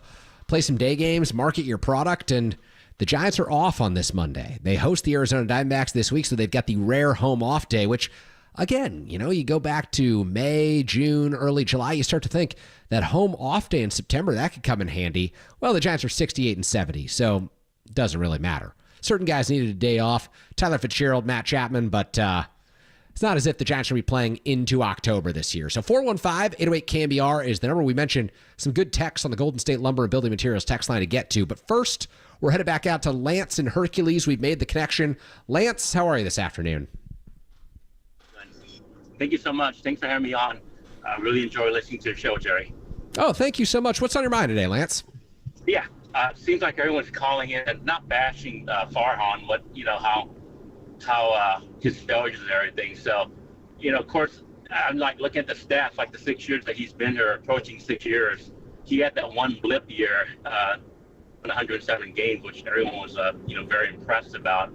That also depends on the health of a team, right? So everything like on paper looks really good start of the year, but then as the season goes through, injuries come through, and then not stuff is expected, and you don't expect everything on paper with the pitching as well.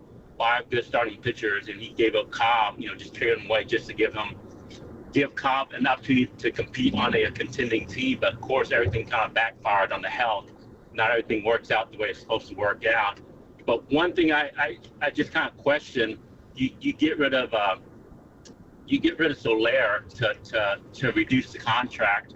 Yeah, and he made a pretty good signing with Gerard Encarnacion, even though he's only batting like 215, but he comes up with like big hits to start rallies. That's pretty cool to see. But then I'm confused about Marco Luciano. Like, why not give him any at-bats at all?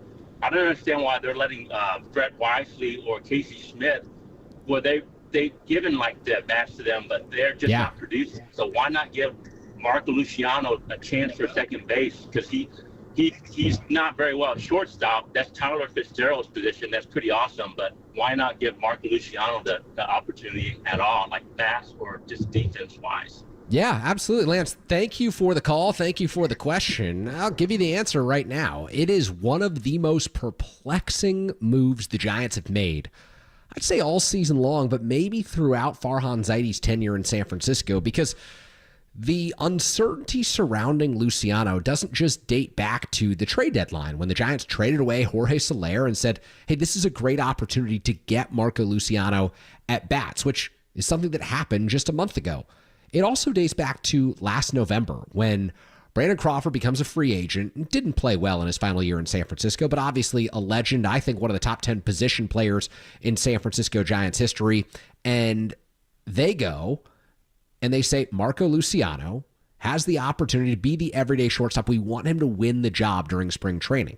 So he's given, I don't want to say a full and complete opportunity to win that job down at spring training in Scottsdale, but it was very clear that he needed a little bit of seasoning in the minor leagues. He wasn't quite ready. He showed up to Scottsdale, and the swings weren't good. There were a lot more strikeouts than there needed to be. There were a lot of empty at-bats down in Scottsdale, but early in the season, Luciano starts to get it going a little bit at AAA, and to me, that's the time.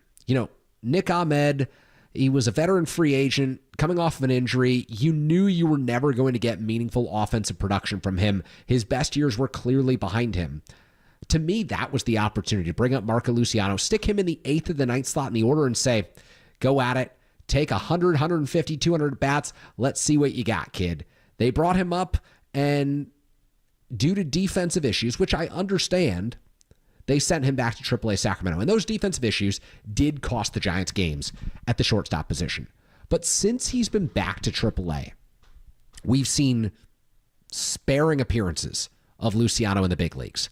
We've seen him come up, we've seen him sit on the bench, and we've seen other players prioritized over this 22-year-old prospect who was given a record bonus sum by the Giants as an organization way back in 2016, who's been billed as a top prospect by this organization, who they continue to keep around. Look, they could have traded Luciano long ago if they didn't believe in him. They could have gotten a valuable major league player in return for Luciano back in 22, back in 23, back last offseason, if they didn't believe that he could be a guy. And so when rosters expand on September 1st and you end up calling up Blake Sable as your position player, someone who's been in the organization all season just to be a third catcher, it doesn't make sense to me. It didn't make sense to me when Luciano wasn't getting playing time after the trade deadline. It didn't make sense to me when they didn't move off of Nick Ahmed sooner. And the Giants have put themselves in this position where headed into the offseason, they're not going to know enough about Marco Luciano. Because let's say he comes up tomorrow and plays second base for the remainder of this regular season. They're still not going to know if Luciano can be a productive everyday player over a 162-game season. If he had maybe a 60, 70, 80-game sample size where he was playing shortstop or he was playing second base or he was a designated hitter, they could project out. They could go into the offseason saying, hey, here's what you need to work on. We know that this is an issue for you. We will work with you down in Scottsdale. We will correct these things, and we will figure it out for you. But the Giants are at most, and that's assuming he would get called up tomorrow, which I have no idea if they would do that, or if they plan to leave him in the minor leagues for the remainder of the season and just consider this year a wash. But they have at most like a 30-game sample size to evaluate Marco Luciano, and that's not fair to him. It's not fair to the Giants as an organization. They can't bank on anything headed into next season. He's already used 2 option years. So next year's kind of make or break for him. And they can't say he's going to be anything more than about a 5th or a 6th infielder. So to me, it's an organizational issue. It's a problem. I don't want to call it a failure yet, because I think last season I would have said that Elliot Ramos' playing time was a problem, that they didn't give him enough of a leeway in September to take at bats when they were out of the race, that Tyler Fitzgerald playing time was a problem last year. But they didn't become full failures for the Giants because Ramos got his opportunity on May 8th this year. When he came up, he seized it, he became an all-star, and he looks like he should be the everyday left fielder next season. And Fitzgerald got his opportunity, albeit around the trade deadline, or at least a little bit before the trade deadline when he really got hot at the shortstop position. And so you can't look at those situations as failures, but you can say that not giving them opportunities during the second half of last season, those were problems for the Giants. And they didn't have solutions by April 1st of this year. And so there were questions in the outfield. There were questions at shortstop until those 2 players came up to plug those 2 holes. And I fear that Luciano has the potential to be a bigger problem for the Giants as an organization, because they have not shown any commitment to getting him the playing time that I think he needs at the major league level to figure things out. Because one thing I know about Luciano, if you watch him as a minor league player, a good friend Roger Munter, who writes that There Are Giants Substack, has written this several times, that Luciano takes a while to adjust to the next level. That, when he got up to AA in Richmond, it was ugly at first. Maybe a month of games where it wasn't so good, and then he figured it out. And then he got up to AAA, and it was ugly at first, maybe a month of games, and then he slowly started to figure it out. Well, he's had about a month's worth of games over the last 2 seasons at the big league level, and it's been ugly at first, but you would like to see him be given the opportunity to figure it out. And I think that the Giants, for whatever reason, whatever their motivation is, are unwilling to see him. They're prioritizing at bats for the likes of Brett Wisely and Casey Schmidt right now, and it just doesn't make sense. 925 on the text line said, Farhan Zaidi and Bob Melvin are not playing Luciano because they're trying to save Farhan. There's some profanity mixed into this text. It's a selfish move. I actually think one of the reasons they might not be playing him is because if the Giants are going to acquire a major bat this offseason, the best way to do it might be through a trade. It might be through trading Luciano and maybe Carson Wisenhunt and another up-and-coming prospect out to another organization to acquire a big middle-of-the-order bat who's under team control. Because I really do think the Giants understand that signing free agent hitters is incredibly difficult at Oracle Park. It's not really realistic to think that that's going to happen. So you've got to either develop your guys, and Bryce Eldridge, who was promoted to AA earlier today, he looks like he's going to be a guy one day. 2023 first-round draft pick, just 19 years old, tearing it up in the minor leagues. He looks like he'll be a guy one day. But to get the guys who fill out the middle of the order, they're going to have to trade prospects. And I do think that maybe they believe that by leaving Luciano at AAA and by not exposing his defensive inadequacies to the major league level and not adding to those strikeout totals and not seeing his batting average dip, maybe they'll protect a little bit of that trade value this offseason, because otherwise it doesn't make a whole lot of sense to me. So more from the Golden State Lumber and Building Materials text line when we come back. 415-808-KNBR is the number. We're going to get to your phone calls as well. Got a few more Giants segments I want to get to before we start talking San Francisco 49ers leading into Larry Krueger's Niners Nightly, which kicks off at 6 o'clock here on KNBR 104.5, 680, the sports leader.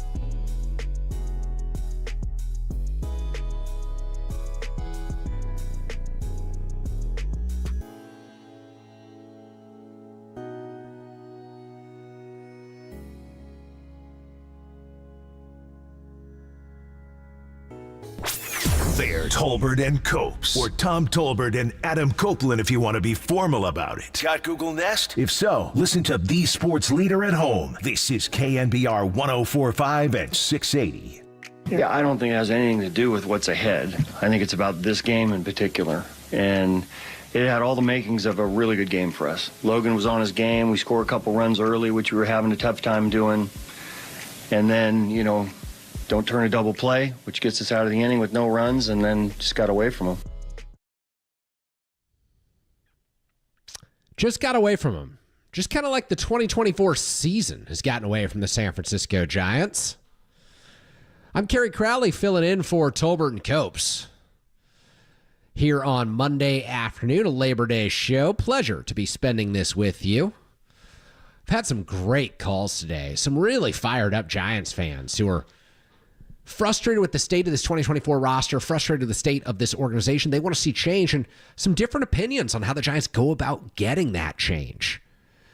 Some folks have talked about organizational philosophies ranging from drafting and developing talent to what the hitting coaches are talking to players about to just starting from the top. Farhan Zaidi, his decision-making, Bob Melvin, his managerial style, and there have been many times this season I've criticized both of those folks. And Melvin, some of the in-game decision-making has not been necessarily up to my liking. Farhan Zaidi, some of the roster maneuvers, as I discussed, particularly with Marco Luciano, that's been one that I've questioned throughout the course of this regular season. But folks, for the first time all afternoon, our phone lines are wide open. 415-808-KNBR is the number. If you've been waiting to get through, if you've been getting that dial tone, Kyle is there, ready to take your call. We are rolling until 6 o'clock this evening as Larry Krueger takes over with the debut show, Niners Nightly, this evening. I can't wait. Looking forward to it. A week from tonight, the 49ers take on the New York Jets. Week 1, Monday Night Football. It should be incredibly fun. So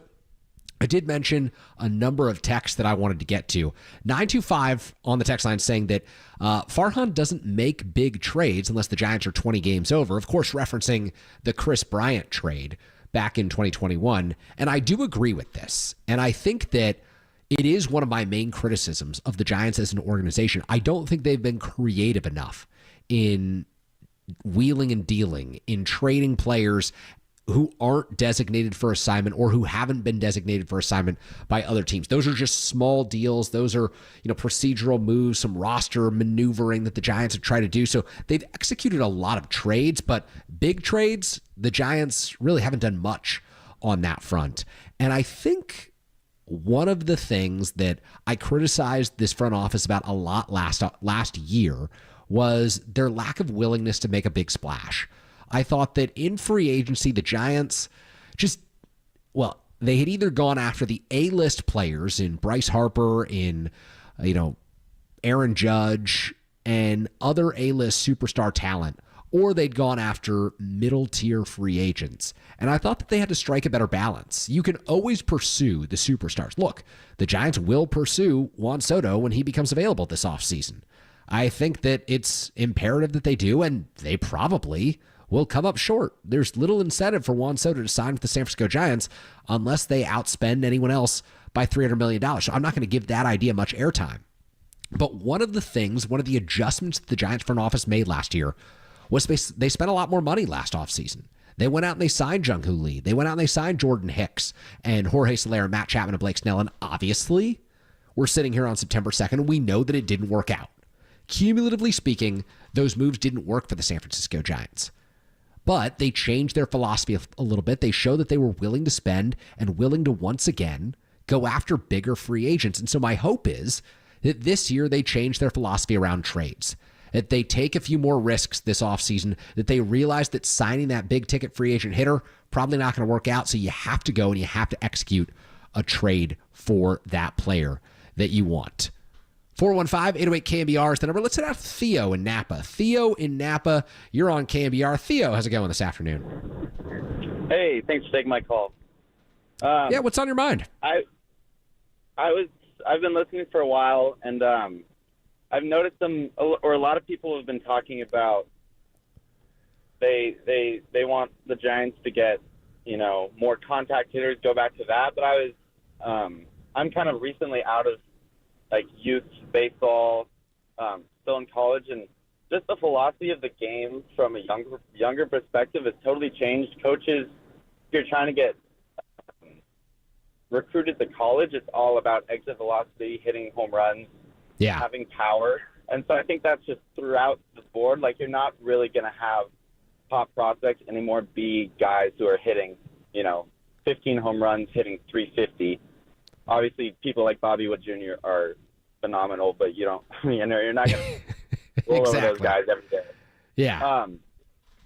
And then I also want to talk about how I definitely think Bob Melvin needs to have at least a couple more years to kind of make his mark on the franchise. You're talking a lot about continuity with the coaches, and I think you can't give up on him that fast because he's a successful manager in the past, especially with the A's, which is really impressive.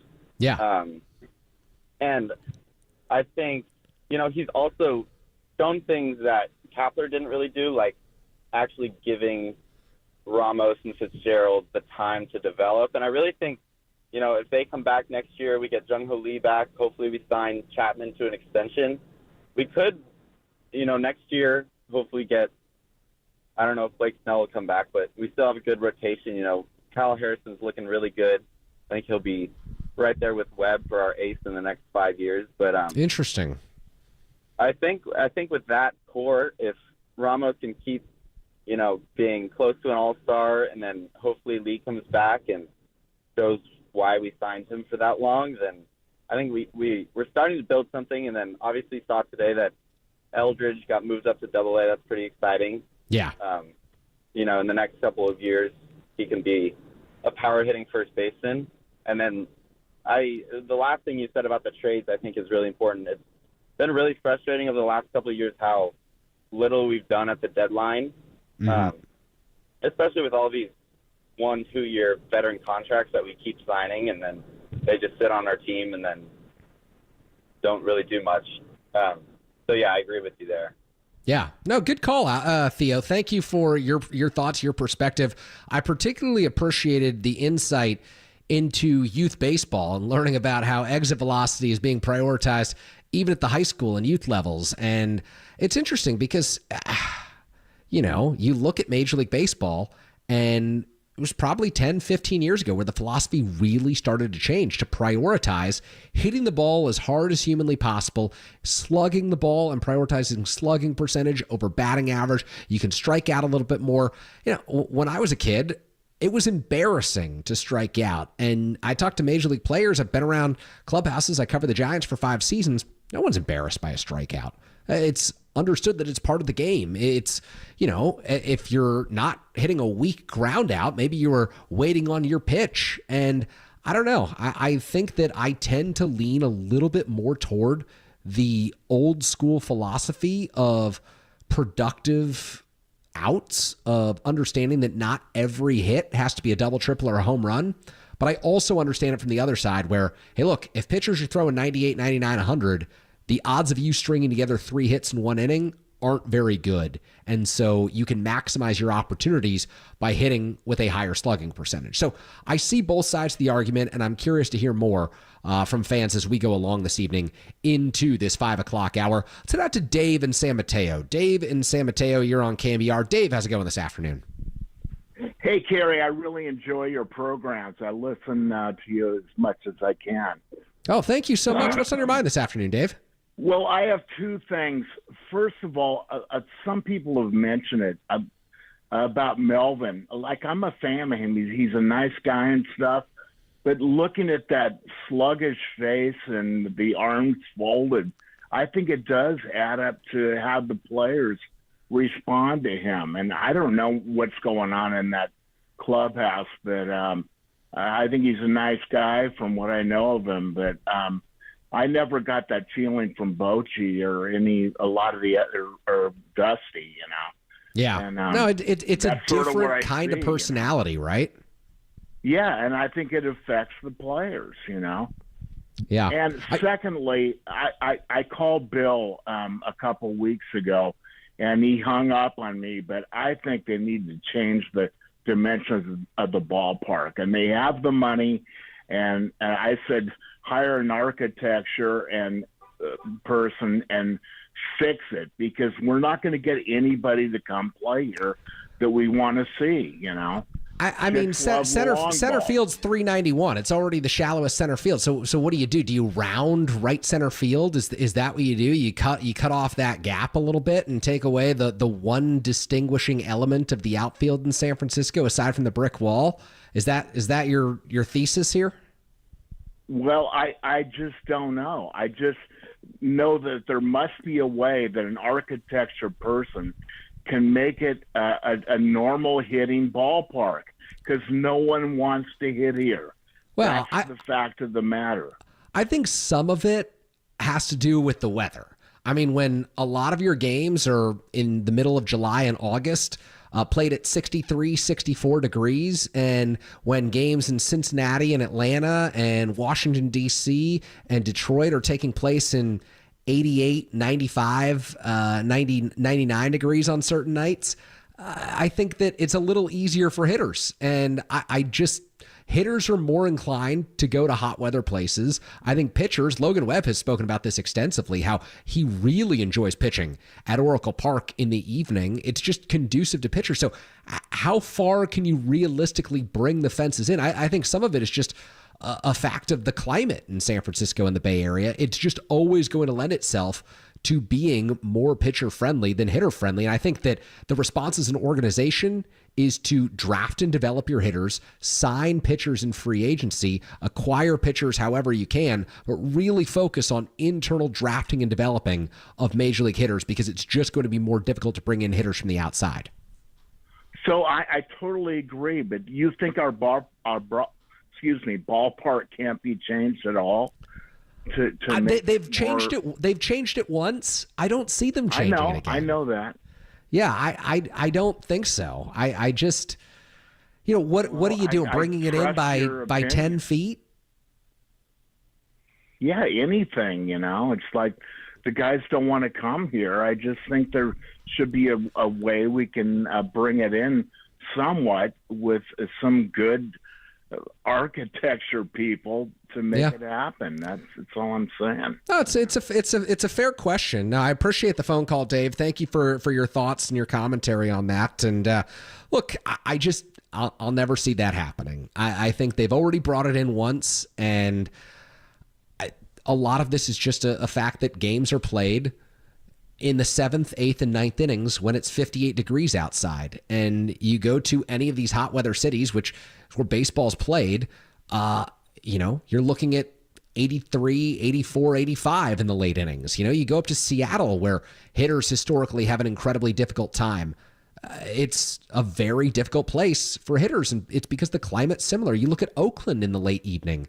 It's very difficult because the climate is what it is on the West Coast, and you're just not going to see, I think, a 10 to 15 foot difference in ballparks suddenly entice hitters to sign somewhere else. I think that they're almost always going to go, they're almost always going to go to the place that offers them the most money. But if the money's even, I think that they have a better opportunity to put up career numbers elsewhere. And I don't know that any sort of structural difference in the ballpark will change that. Let's go to Alex in Sonoma. Alex in Sonoma, you're on KNBR. Alex, how's it going this afternoon? Mr. Crowley, wonderful. I thank you for allowing me to be on your program. Hopefully I could be clear with what I'm about to say here. But when you're winning, everything is simple. When you're losing, it gets so incredibly complicated. You're right about that. I do not blame the fans for saying, I'm sorry, I will not use profanity, but just the most ridiculous statements. It's just what it comes down to. And front office and I'll tell you what, not so much the Bob Melvin. He is allowed more time moving forward. He just got here. Boch proved coming back off of retirement that the old way of running a baseball lineup, quote unquote, team is tried, tested, and you can only have one World Series winner every given season. Last time I checked. And you could spend all the money you want in the world. For the longest time, we didn't spend any money, and we were making money hand over fist. When we won in 2010, we won in 2012, we won in 2014. And of course, the further away you get from the championships, the more you appreciate how difficult it is to win one. Absolutely. And much less, the three in a matter of 7 years. But my point is this. Boch coming back off of retirement proved one thing. The head coach, we tried to go analytic. We got rid of Boch. I don't think he wanted to retire, but we talked him into it. I was there. I covered the team on an everyday basis. I can't let that one go. He did want to retire. I talked to him every single day of that 2019 season. He did want to retire, and he always knew that coming back was a possibility. Okay, and Brian Sabian, did he want to leave also? Was it? Well, he didn't want to be the general manager anymore after the 2014 season. He wanted to take a step back. So I think he wanted a bigger role in the organization. Right. Okay, but that's my point. Let me pick up right there. Thank you. When you win as a general manager, 3 World Series championships, sometimes it's less than that, 2, and even 1, but let's say 3. It's such a wonderful accomplishment. A lot of times you get that promotion and you're locked in. It's almost like the unwritten rule. We're never letting you go. Yeah. And Brian Sabian loved Boch, and of course you're enlightening me. Boch wanted to leave. That's fine, but Brian Sabian deserved to hang around longer if he wanted to. Maybe the team would have went off in the analytic direction, but you got to agree one thing: it was ridiculous, the wholesale change we made to go into that analytic way of running the team and hiring coaches that never coached before, bringing in. Well, Alex, let me ask you this. If 29 other teams were doing it in 2018 and following the analytical way, which is what was happening, do you think the Giants should have been the lone outlier after they lost 98 games and then lost 89 the following season? Or did you think that at the time their philosophy had gotten stale and they'd realized that other organizations had passed them by? For one, it depends. If you're an older fan, it's a different answer than a younger fan. Okay? And so I'm an older fan. So my question is, you never throw the baby out with the bathwater because you will pay for it. And I felt that's what happened. Let's put it that way. Yeah, look, I think what they did was they overcorrected way too hard. They swung way too far in one direction. But the reality is they had to bring themselves in line with the rest of Major League Baseball. They were far behind. They looked around and they'd been passed up. So they may have gone too far. And I think this offseason is an opportunity to potentially find more of a middle ground. Now, is Farhan going to be the one in charge? I think that's ownership's call. I don't know, but I do think that finding a more middle ground is imperative for this team. I have one more statement, if yeah, of course. To me. Yeah, oh, absolutely. Now, having Bob Melvin, as taking Bochy's spot, please leave that alone for a little while longer. Farhan has been around longer, and the guys upstairs are going to have to decide his fate. But moving forward, Bob Melvin hasn't had a chance yet to really, do his thing because of the amount of time. And I like him at head coach there. I like him as the manager right where he is. He's a little bit old, he's old school, and of course, analytics is here to stay. Let's face it. And I think we could find that middle ground that you're talking about. And thank you very much for allowing me a couple of moments. Well, thank you for the call. I appreciate it. It was a good phone call, good productive discussion there. And look, we're not going to agree on everything. That's not the point of this show. That's not the point of these conversations. But I do think it's really interesting to get a gauge of where fans are. Clearly, folks are very upset with the front office. And from the folks that we've heard from today, they've put far less of the blame on the manager and the coaching staff for the way that this season has unfolded. I, in particular, have probably come down harder on Bob Melvin than most people. I don't think he's done a very good job this season. I think there are a lot of late game decisions that he's made in extra innings that have cost the Giants games. And look, if you disagree with me, That's totally fine. I get where you're coming from as well. I do think, however, that Bob Melvin can be, as our last caller said, somewhat of a middle ground because, analytics in one direction, the Giants' old style in another, where they, didn't rely on numbers and data for as much. If you want a middle ground, which is what the Giants, I think, are searching for, I think that Bob Melvin can be that middle ground as the manager. Has he been it this year? I don't know. Do we need a bigger sample size? Maybe. Would it be helpful if the Giants players were healthy, like Jung-Hoo Lee in the second half of the season and Blake Snell in the first half of the season? 100%. And so maybe we'll have the opportunity to find out next year. Let's take one more call before this commercial break. Let's go to Coach in Half Moon Bay. Coach in Half Moon Bay, you're on KNBR. Coach, how are you? Hi, how are you doing? I had just a comment on Oracle. And I agree with the guy about the dimensions in the stadium, but I don't think it needs a major, it would need work, but people want to see balls go in the water.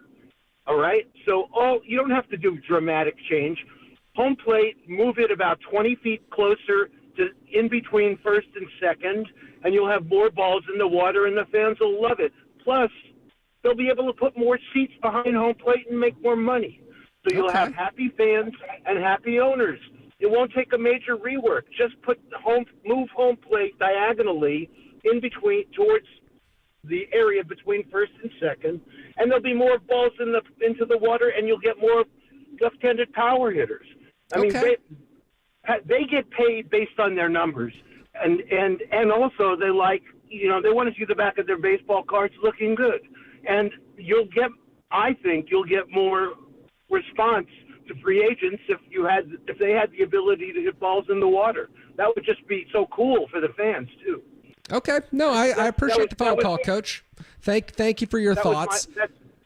That was my comment. Thank you for taking my call. Appreciate it. Thank you for the phone call. Look, it's 391 out to center field right now at Oracle Park. It's 309 down the right field line, and you're not changing the brick wall. It's one of the shortest right field porches in Major League Baseball. The challenge for left-handed hitters at Oracle Park is that things jut out in right center field. Formerly 421, what have they brought it into? 415 right now? And that seems to be the cause of a lot of consternation. But you've got the shallowest center field in baseball, one of the shallowest right field porches in all of baseball, albeit with a huge, beautiful brick wall in right field. If you bring in home plate, as our last caller coach was suggesting, you're dealing with, 295 down the right field line, 385 in dead center, unless you're just adjusting every wall everywhere. I'm not going to do the stadium adjustments as the solution to the Giants' inability to acquire power hitters. To me, the climate is just as much, if not way more of a factor in the fact that you're playing games in, like I said, 58 to 65 degree weather most nights in night games. And games around the country in June, July, and August are taking place oftentimes at 90 plus degree weather. Again, look at Oakland in the evening. Look at Seattle in the evening. San Diego in the evening. Those are not easy ballparks to produce power in the evenings, and it's because of the coastal climate. And I don't think that the fix is radically altering one of the most beautiful ballparks in all of Major League Baseball, one of the greatest stadiums in all of professional sports. To me, that is not the solution for the Giants moving forward. On the other side, we will talk more solutions for the San Francisco Giants. We'll keep this conversation going. Phone lines are open right now. 415-808-KNBR is the number. Larry Krueger signing on at 6 o'clock for the start of Niners Nightly. You can hear Larry every weeknight during the month of September that the Giants don't play from 6 to 7 p.m. And then starting in October, it's Larry every night from 6 to 7 p.m. when the Giants aren't playing. So a ton of 49ers talk on the way this evening. I'm Kerry Crowley. You're listening to Tolbert and Cope's shorter afternoon Labor Day version with not the same hours and not the same hosts, but it's Tolbert and Cope's here on KNBR 104.5, 680, the sports leader.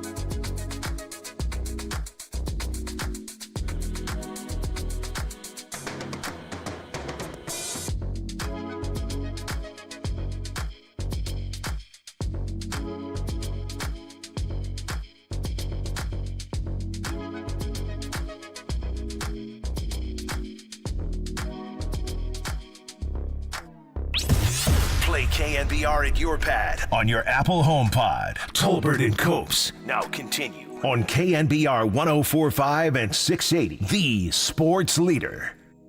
Darren McCacken, the right-handed, on the mound for Miami. Here's his windup. He throws. Swing. There's a high drive to right. Hello, San Francisco Bay. That one is gone. Yastrzemski leads off the game with a home run over the 365-foot marker. And a bit of hyperbole, it did not go all the way to the water. It landed at the very back of the walkway area in the arcade. All right, Kerry Crowley back here with you, filling in for Tolbert and Copes here on Monday afternoon, Labor Day, getting you set for Larry Krueger Niners Nightly at 6 o'clock. Our Giants conversation rolls on, and good work by Kyle playing that highlight. A home run at Oracle Park, a topic that's been hotly discussed here on the airwaves on KNBR this afternoon.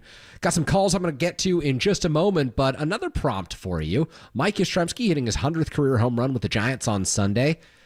Do you bring him back next year? He's arbitration eligible. He would be making about, I don't know, $10, $11 million. Do you bring him back next year and have him play right field, understanding that Elliot Ramos will probably be your left fielder, Jung-Hoo Lee will be your center fielder, and the Giants need more power in their lineup? I think what's abundantly clear to me is they've gotten almost no power from the first base position this year. Lamont Wade Jr. hasn't provided them with any sort of slug. Wilmer Flores is out for the year with an injury. Tyro Estrada didn't give them much at second base before he was outrighted to AAA Sacramento, so no power from second base. And Yastrzemski, what was yesterday's home run? Number 12 on the season, so you're not getting much power at that position either. Do you bring him back next year? But we continue our discussion about the San Francisco Giants, what they need to change in 2025 for a team that really doesn't have a whole lot to look forward to in the month of September here in 2024. Let's head out to Gary in San Ramon. Gary in San Ramon, you're on you're on KNBR. Gary, how are you this afternoon? I'm good, Kerry. Always good to have you host the show because we always get some straightforward talk. from what we've seen, and the offensive woes have been discussed ad infinitum, but anyway, I'm looking at the pitching and the athleticism. So you look at our pitching stats, Kerry, we're lower third of the league in ERA, and so that's contributed. Losing Andrew Bailey as a pitching coach, obviously he wanted to go back east, but we've fallen off on our pitching ERA. Look at Camilo Doval. He's a lost soul right now. He still has issues with command and everything else, and so is that on the player or is that on the coaches? So I think it's probably a little bit of both. But Farhan, number one, he needs to stop with the option at contract. Look at all the good pitching we've lost. Gossman, Odon, Sean Manaea. Manaea is having a heck of a year. You just, if you had kept him, it'd solve a lot of your problems. But anyway, so get more long-term pitching contracts. If we're acquiring pitching, which they've done a decent job at, we need more of those contracts, and we need to get down the road of athleticism, a.k.a. Tyler Fitzgerald. So, I don't know if Farhan's coming back. I think there needs to be some accountability for this season with all the money that was spent. But I'm not sure, Kerry. No, it's a good call and a really good point about the pitching because, look, not re-signing Kevin Gossman really hurt them in 2022. Not re-signing Sean Manaea, giving him the option to opt out, that's really hurt them this year. He's been good for the New York Mets, and I'm glad you brought that up because also look at what they did at this year's deadline. Traded away Alex Cobb, who, look, he wouldn't have saved the second half of this season, but he throws last night, and he's 6 perfect innings before he gives up his first base runner. And so all I'll say is I think that they could have used more depth on the pitching staff this year. I think they certainly could have used more last year, and I'd like for them, Gary, to go into next season with a lot more pitching, to have 7, 8, 9 starters competing for jobs in spring training so that you know that your back-end depth is going to be there when your front-end depth inevitably gets hurt, as they saw with Blake Snell during the first half of this season. Absolutely, yeah. I mean, look, the championships were built on pitching and defense and timely acquisitions at the deadline, and timely acquisitions at the deadline has been the downfall of Farhan the last 2 seasons. That's really what's got my attention. Failure to improve the club. Yep, absolutely. Failures at the trade deadline have certainly hurt the Giants. Thank you for the call, Gary. Appreciate your thoughts. I do want to say it is amazing to look back at that 2010 staff. I know that I try not to draw too many parallels between teams that won the World Series and where teams currently are right now. I like to look at other modern teams, what teams in first place are doing in the year 2024, and compare that to what the Giants are doing. But 2010, the Giants used 6 starters all season. I mean, Kane, Lincecum, Zito, and Jonathan Sanchez all made 33 starts. And then Todd Wellemeyer was the 5th man in that rotation. Madison Bumgarner made 18 starts once he came up from AAA. So, my goodness, you had stability and continuity on that staff. That was quite a year. Let's go to Chris in San Jose. Chris in San Jose, you're on KNBR. Chris, how are you? Hi, Kerry. I'm doing great. Hey, I came in kind of late on the conversation, but I watched the games all summer like everybody else, and to me, having a bunch of 230 hitters that hit 10, 15 home runs, and they can't even move a runner along. It's you build your team. If you're not going to hit home runs, at least have some speed, move runners, produce runs, because once they got down by 3 runs, it was almost over. We can't even – I mean, a guy gets on second and can't score is a crime to me. I mean, over and over and over and over. Get some guys that can at least, like, I could tell when Yastrzemski's going good. He'll hit a line to the left field. That means the swing is a little flatter, he's making contact. But they all have these big uppercut swings, think they're going to hit it out of there, and they don't. They don't make contact. I mean, if someone bat 250 on the Giants this year, they're ripping. Well, if someone hits 250 in Major League Baseball, you're an above average hitter in the year 2024. I mean, that's the case. I know, but it's on 240, and that's one of your best hitters. I don't know. Yeah. I see other teams that are. I mean, not every. It's something about our team. I don't know what it is. Your point is right on, Chris. Your point is right on because Conforto, Yastrzemski, and they're all the same type. They're just low contact, make the big hit, and it's just not made for that park. Yeah. I have a guy hit 280 and hit 5 home runs and he scores a bunch of runs, and it's still, I'll take that guy any day over those other guys. Well, Any I think day. the issue is they've got Lamont Wade Jr. hitting about 276 with 5 home runs, and that hasn't worked out for them either. So they're just not getting power production. Yeah, exactly. He's hurt, but they're still running him out there. But yeah, when he was healthy, look what he did. He got on base. He was producing. He was moving. He wasn't hitting into double plays and doing all this stupid stuff. But yeah, he wasn't. He got hurt and he just never got healthy again.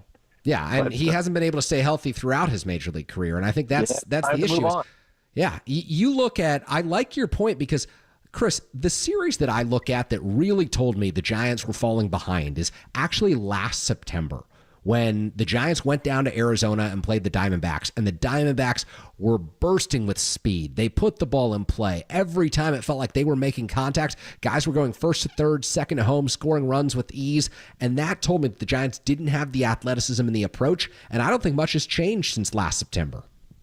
No, who do we get? Soler, another big hitting high strikeout guy that hit, in another park he hit 30 home runs, but he's not playing there. He's the wrong guy for our park. I mean, we just need better guys that make contact and speed, like the 80s where the St. Louis Cardinals had all those fast guys. They were built for that park. We got a text about that earlier. That exact comparison, the 80s Cardinals. I know it's an old cliche, but I mean they were built for a park, and we're not going to move the fences, and no one's hitting home runs like they used to. It's not, the days of Bonds are gone, and Aurelia hitting 30 home runs.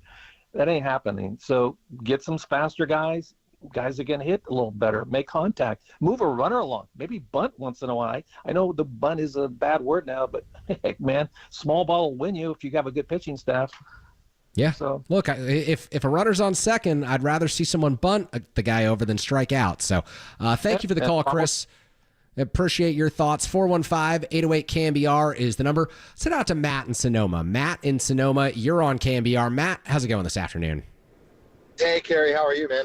Oh, doing well on my end. What's on your mind, Matt? Well, I'm glad to have you back on, first of all. It's good to hear you. Thank you. Too kind.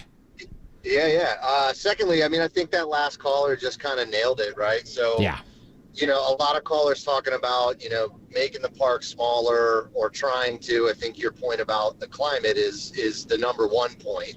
But also, like, it's been a pitcher's park forever, right? Yeah. So at the end of the day, the Giants need to take the approach of, like, we need a team full of Ichiros, right? Just base hit after base hit after base hit, because it wins you games in any park, right? And it makes sure that your homestands always come through with a series win. I think that really is the true point. So taking a different approach, like, let's get away from looking for Aaron Judges and Jorge Solers. Let's find guys that can get base knocks, get a double every once in a while, right? And go station to station, and we'll win. You know, Matt, one of the names that comes to mind, obviously you can't have a team full of Ichiros. Obviously you can't have Hall of Fame caliber players at every position in the lineup. But one of the names who comes to mind is a guy who was acquired by the Padres early in the season. The Marlins put Luis Arias on the trade block, and the Padres seized on that opportunity. Luis Arias is hitting .309, and he doesn't slug the ball. He's got 4 home runs this season. He doesn't have a great OPS, but he gets on base. He consistently puts the ball in play. He's got 169 hits this season. That leads Major League Baseball right now. His .309 average leads the National League right now. He was available. He plays some second base, and the Giants had an issue at second base. They've had an issue at first base, and they could have seized on that opportunity, and they didn't. He is the type of player. Doesn't have quite the speed you want, but he's the type of player who puts the ball in play. They need more of that. 100% agree with you there. I mean, you can throw a couple left-handed sluggers in there, right? So that we can have some fun in McCovey Cove. Yeah. But everybody else, I think, should look like that. And what happens is you got a guy on third, you got a guy on second in scoring position, and everybody wants to get up there and change the game with one swing. When you can change the game with one swing, if you just hit it into the grass, man. Yeah. Get it into the outfield, and all of a sudden somebody's scoring. So totally agree with you there, Kerry. Good call. Thank you for your perspective, Matt. Appreciate your thoughts. 415-808-KNBR is the number. And again, look, Luis Arias alone wasn't going to save the 2024 San Francisco Giants, but someone hitting 309, someone producing the way he is. I think he struck out fewer than 10 times since the All-Star break. He has 15 strikeouts on the season. I mean, you're talking about someone who puts pressure on the defense. That approach, I think there's something to be said for that approach at Oracle Park. We saw Marco Scutaro turn into a great contact hitter during the second half of his miracle run with the San Francisco Giants. Guys who put the ball in play thrive in bigger ballparks. The Giants don't play 19 games in Colorado and 19 games in Arizona and 19 games in Petco Park against the Padres, the Diamondbacks, and the Rockies like they used to. They're going 6-7 times a season to each of those ballparks. But I do think that the vast expanse of outfields of the National League West create opportunity for you to win games in your own division when you build your lineup in terms of contact hitters and you build your pitching staff in terms of stars, aces, and guys who can get the job done, like a Logan Webb when he's at his best, like a Blake Snell when he is at his best. 707 on the text line reminding us that people seem to forget the Giants have had home run hitters at Oracle Park in the past. Jeff Kent, Ellis Burks, Rich Aurelia, too. Right-handed hitters are capable. That is true. I mean, I saw Kevin Pillar hit 20 home runs in 2019. Wilmer Flores hit 20-plus a season ago. It's possible. We just don't see it very often. And so a good text there on, right-handed hitters and the damage that they're able to do. When we come back, a few more phone calls that we're going to take. 415-808-KNBR is the number. Kerry Crowley in for Tolbert and Copes. Here's we lead you into Larry Kruger's Niners Nightly at 6 o'clock here on KNBR 104.5, 680, the Sports Leader.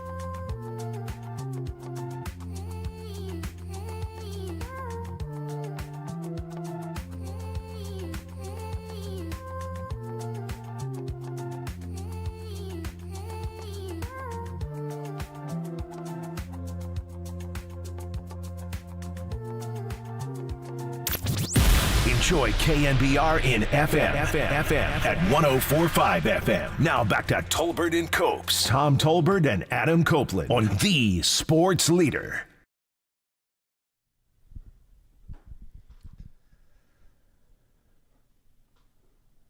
All right, we're back here. Tolbert and Copes, Kerry Crowley in for Adam and Tom here on Monday afternoon. They'll be back on the airwaves tomorrow. Our Giants baseball discussion continues. Had some really good texts, had some really good calls this afternoon, and a few more people hoping to weigh in here before we turn things over to Larry Krueger at 6 o'clock to talk 49ers.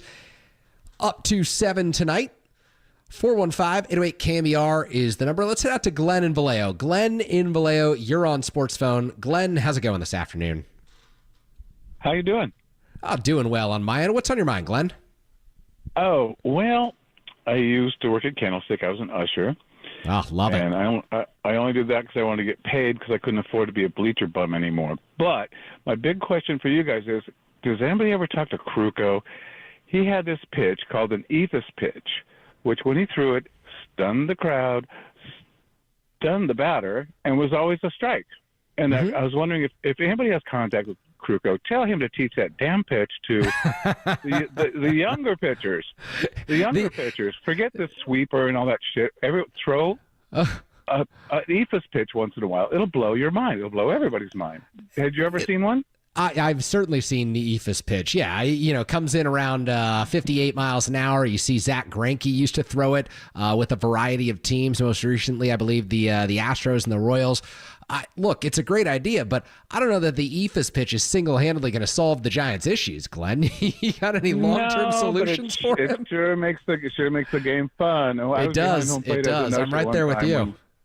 One time I was behind the plate, and everyone was just aghast. No one could speak because it was so out of the blue, and it just broke up that momentum of inside missing, outside missing. It's like, so anyway, that's my question. Have a ball with it. But do you ever talk to Kruko?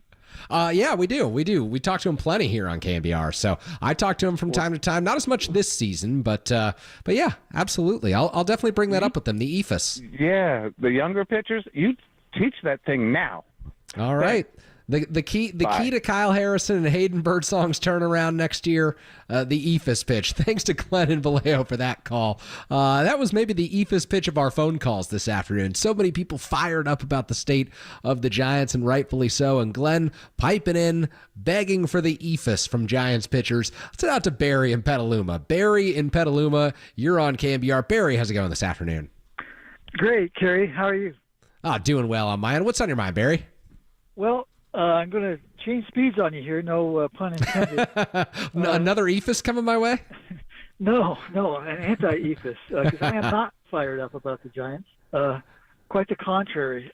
Yeah. And I want to spread the blame a little bit out. And to my mind, Kerry, the whole organization is kind of second-rate. Interesting. Okay, let's hear it. Not just the players on the field. I'm talking about the way they fired Rennell. Yeah, absolutely. Yeah. The stupid comments about let's just break even. Mm-hmm. And it seems like everybody almost associated with the team is kind of just mediocre. And the people I would exclude from that, and I'm not trying to curry favor with you, are yourself and Marty. Well, we're not associated with the team. We're associated with KNBR, so we're completely separate entities. So. Okay. I can't imagine that the folks inside 24 Willie Mays Plaza, Barry, come in and love that I blast them every week. Well, that's good. That's good. And I'm sure that there are intricacies to this that I don't understand about the different power centers. But everybody is a reflection of the team, really. The people on the air, the announcers, the front office. Mm-hmm. And to me, as a longtime Giants fan, it's sad. I just see them having sunk to the level of a mediocre organization. They just are not a top-flight major league franchise. Barry, I think you bring up some really good points, and I think a lot of this has to do with the era of Greg Johnson's ownership, and really in the post Peter McGowan days of the San Francisco Giants. I think that there were some positive years, obviously Bill Newcomb and winning World Series, and I just think of late there have been some really puzzling decisions that the organization has made as a whole. Obviously, you bring up the Rennell one, and that just it really didn't sit well with me, still doesn't, and the ballpark's not the same without her. I think anyone who's been out to a game at Oracle Park this season understands that. She's a legend. She deserved to basically call her own shots in terms of retirement and that sort of deal. But, it goes on to the way that the Giants treat their players, cycling through guys, sending guys, to the DFA train and outrighting them off the roster. There's just a number of different moves that the Giants have made in recent years that I think don't sit right with a lot of fans. And maybe it's good for business, but the business of sports is very different, right? It's not your traditional, you don't look at these teams and hope that you're winning money or, earning money in their stocks on a daily basis. You're there for entertainment. You're there because you love them. And I think that there's a real responsibility, Barry, to do what's in the best interest of the community when you own one of these teams, right? Amen to that. And without that, no matter, well, I don't want to disparage making money, but if that's your sole objective, I think you're missing the point. And yeah, I guess to build a little bit on what we said about Rennell, I don't know the specifics to that, but so many of the decisions they make are just head scratchers. You don't know why they've done it. They don't seem to ring true, and it just makes you wonder what's going on. Yeah. I think that you speak for a lot of Giants fans in saying that. So thank you very much for the call, Barry. Appreciate your thoughts. Appreciate your perspective. 415-808-KNBR is the number. Still have time for one or two more phone calls if you're interested. I do think one of the interesting discussions that we'll have throughout the month of September, when it comes to this Giants roster, this 2024 team, who 100% without fail should be back next year? Who in your mind on this year's Giants team is a building block for 2025? Who would you refuse to move this offseason? Because the Giants will have opportunities this winter to make trades. There are a number of players inside this organization, inside this farm system, who I think other teams would find as attractive pieces, who I think that the Giants might be okay parting with. So where's your limit? Where's your line? For me, there might just be one true untouchable on this Giants Major League roster, and there might just be one player in the farm system who I wouldn't move. A few years ago, I would have told you that you can't trade Marco Luciano. He might be the shortstop of the future. Well, I was probably wrong on that. Prospects are just prospects. And while Bryce Eldridge is seemingly tearing the cover off the ball in the minor leagues and has incredible promise, I do think that the Giants are going to have to weigh potential moves this offseason. I'm not saying that the right move would be to trade him. I'm not saying that the wrong move would be to trade him. But they're going to be presented with opportunities to upgrade their 2025 ball club. And outside of Logan Webb on this Major League roster, who needs to be back? Do you look at Patrick Bailey that way? Because with the way that his offense has fallen off in the last second halves of 2023 and 2024, I wonder if he's really regarded as an untouchable. Do you look at Elliot Ramos that way? Do you believe in Elliot Ramos and his long-term stock for this organization? Do you believe in, Tyler Fitzgerald and what he can be at the shortstop position? I think there are a lot of big picture decisions that the Giants front office is going to have to consider, that the Giants coaching staff and manager are going to have to give their input on the players who absolutely need to be back. But for as many changes the Giants made last year, and bringing in Jung-Hoo Lee and signing Matt Chapman and Jorge Soler and Blake Snell and Jordan Hicks, they might have to make just as many this winter. Because when you miss the playoffs, as the Giants are destined to do this year, it invites change. Someone said, how about Chapman on the text line? How about Chapman, you idiot? Well, Chapman's not under contract. And do we need to go name calling right now? I mean, come on. How about Matt Chapman? I think he should be back. I would pay him. There's no one in the organization who's at AAA Sacramento right now who you can say should be the everyday third baseman next year. There's no one in the minor leagues who projects as an everyday third baseman in the future. But they're also going to need to re-sign him because he's going to opt out after this season, and he's going to command a big contract on the free agent market. I think he also is someone who will understand that the Giants don't have a ready replacement. Scott Boras, his agent, will look at the Giants organization and say, well, if you want Matt Chapman, you're going to have to pay on a long-term deal. 707 on the text line saying that Eldridge should be an untouchable. Eldridge is a player the Giants shouldn't trade. I agree with you, but I do think that the Giants will be faced with that decision this offseason.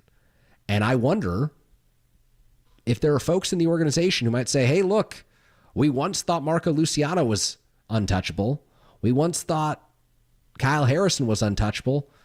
Is Bryce Eldridge truly that guy? Is he truly going to end this long, power-hitting, homegrown drought that the Giants have had? So, interesting stuff. 669. We'll close with this. All I know is I'm trading Camilo Doval. Well, I think the Giants hurt his trade value by sending him down to AAA Sacramento right after the deadline. The time to trade Camilo was ahead of the deadline, in my opinion.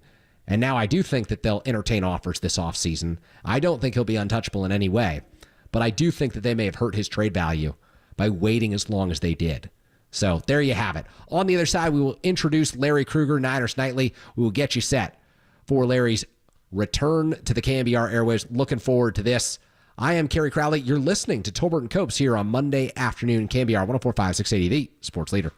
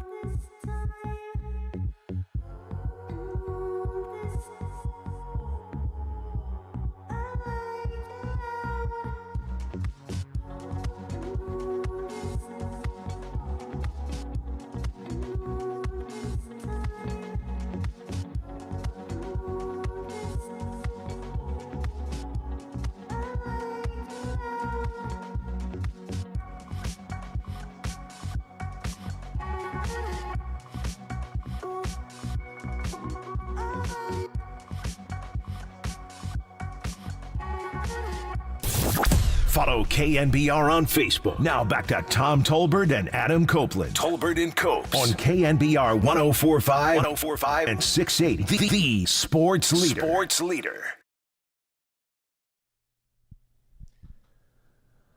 All right, we are back here on KNBR. Kerry Crowley filling in for Adam Copeland and Tom Tolbert here as we wind things down on Monday afternoon, leading in to Larry Krueger this evening.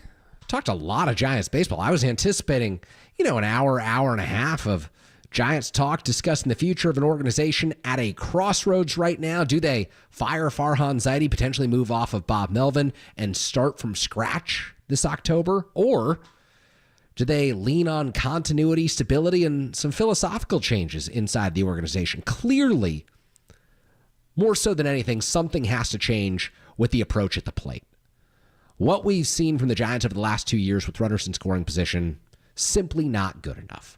What we've seen from the San Francisco Giants at the plate during the second half of 2023 and so far in the second half of 2024, simply not good enough. And so something must change. How big and how drastic the changes are, that'll be determined. Last year, I think at this time, it was still up in the air as to whether Gabe Kapler would be back as the Giants manager. It took until the final week of the regular season. I think at this time, it's still up in the air as to whether Farhan Zaidi will return as the Giants manager. I think if you're Giants ownership, you're taking a long, hard look at how this team finishes the season. You're taking a look at whether Bob Melvin can coax meaningful production in the month of September out of Elliot Ramos and Tyler Fitzgerald and get strong outings from Kyle Harrison, Hayden Birdsong, assuming they don't shut those players down. If you bring up Marco Luciano to the big league level, he should be here by now. What does he do during the month of September? Does he make the necessary adjustments? Does your coaching staff work with him? I think all of this will be under review over the course of the next month for the Giants. Farhan Zaidi's job certainly on the line. And look, this is a team that won just 79 games last year, 81 the season before that. It's trending in the wrong direction. And what kind of a September do the Giants want to have? Because you look at this schedule, they could be the team that everyone pads their win total against. They could be the team that the Diamondbacks and the Padres take advantage of as they jostle for position in this National League wildcard race. Or they could be the team that plays spoiler. They could make it more difficult on both the Diamondbacks and the Padres. They've got 12 combined games against over the remainder of this season. Could they knock the Orioles out of first place in the AL East and help the Yankees win that division? They make things interesting against the Royals at Kauffman Stadium. If they do that, maybe ownership looks at the final month of the season and says, we're going to be more understanding of this year's struggles and chalk it up to injuries and chalk it up to some of the changes that transpired in the organization over the last 365 days and keep Farhan. Again, I don't believe personally that in the expanded wildcard era, if you miss the playoffs in 3 consecutive seasons, that you should return as a president of baseball operations or a general manager. And that's true of any person for any of these 30 ball clubs. I think that the standard is playoff baseball, especially in the new era. But I also understand that the Giants may not feel that way. They may feel completely differently. But if you listen to our callers today, we've had a great lineup of callers. A lot of textures as well. Folks are fired up. Folks are frustrated. And even after The Giants sold out Oracle Park on Sunday as a crowd of 40,000 plus watched the Giants lose a series to the Marlins. I think that people are invested in the future of this organization. People are invested in seeing this team return to previous levels of success and get back to playing meaningful September baseball, something that I just don't think we'll see a lot of this year. Maybe the Giants will surprise us, go on a run here against the Diamondbacks and Padres, and get back into this National League wildcard race, but I think that would be a major, major surprise. Again, 68 and 70, I don't see much of it happening. Kyle, have we made the connection here with Larry? No, we have not yet. So we are going to keep going here until 6 o'clock here on the Sports Leader as we await Larry Krueger's arrival for the start of Niners Nightly this evening. But looking forward to all of that and much more. One thing that I wanted to do before we sign off here and thank our callers this afternoon, take a quick look around Major League Baseball at the scores today. Again, the Giants off on Labor Day, a missed opportunity for Major League Baseball. Really feel like every team should be in action on Labor Day. You should have a bunch of day games. Should have been a 4-game series against the Marlins, but alas, the Giants have a rare home off day. That, again, doesn't do them a whole lot of good. But here's some scores around Major League Baseball. Top of the 9th inning in San Diego, where the Padres are about to win their 79th ball game. If Robert Suarez, their closer, can hold on against the Detroit Tigers, they lead it 3-0 over Detroit right now, which, by the way, Tigers, who came to Oracle Park in the month of August, they're 70 and 68. They've jumped back in to that AL wildcard race, kind of against all odds. Their pitching's been a good story in the month of August. Top of the 7th inning, down at the Trop in Tampa, where the Minnesota Twins are leading the Tampa Bay Rays 4-3 right now. The Twins at 74 and 62. The Rays 67 and 69. No hopes of a late miracle run for the Rays in the AL East nor the AL wildcard. But again, the Twins could be a playoff team this year. Top of the 7th inning out in Oakland, where the A's and the Mariners are tied 4-4. The Mariners hovering just above 500. Again, big series loss for the Giants that loomed up in Seattle. That's when the tide, in my mind, really turned. Just when the Giants lost that series in Seattle against the Mariners, showed very little offensively against Seattle.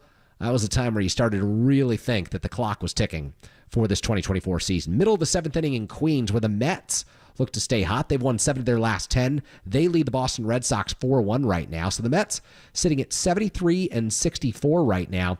They could ultimately improve to 10 games over 500 and still, I believe, be in the outskirts of this National League wild card race. Middle of the 6th inning in Chicago, where the Cubs continue their run right now. They're up 3-0 on the Pittsburgh Pirates. The Cubs 71 and 66. 2 weeks ago, I would have said they're completely irrelevant. They're totally out of the race.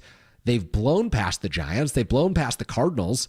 And all of a sudden, the Cubs are charging hard for that third wildcard slot. And they're doing it with an offensive resurgence at the plate. And so good stuff for the Chicago Cubs. They're top of the 4th inning in Arlington, where the Rangers are losing 2-1 to the New York Yankees. And a few finals to tell you about as well before I sign off and pass things over to Larry. The Milwaukee Brewers won at 9-3 over the St. Louis Cardinals. The Baltimore Orioles took it 13-3 over the Chicago White Sox, who lost their 108th game of the season today. Cincinnati Reds won 5-3 over the Houston Astros. Cleveland Guardians took it 4-2 over the Kansas City Royals. And the Los Angeles Dodgers defeated the Arizona Diamondbacks 11-6. That will do it. Tolbert & Copes is finished. I am Kerry Crowley signing off for the day. Thank you so much to all of our callers this afternoon. Thank you to our producer, Kyle Haar, who did a great job in the studio. Up next, it's Niners Nightly with Larry Krueger. You're listening to KNBR and KNBR FM San Francisco, a Cumulus Media station. KNBR, the sports leader.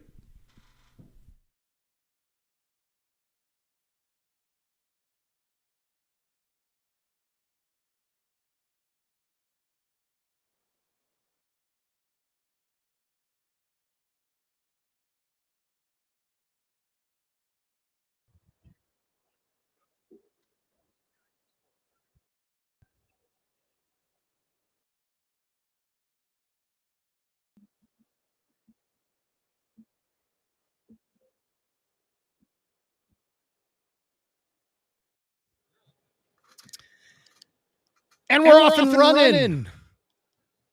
Welcome to Niners Nightly with yours truly, Larry Krueger, back with you on the leader, on the Sports Leader, for a Niner dedicated show. A show that we're going to talk all 49ers from 6 to 7 o'clock all year long. Not just during football season, but all year long.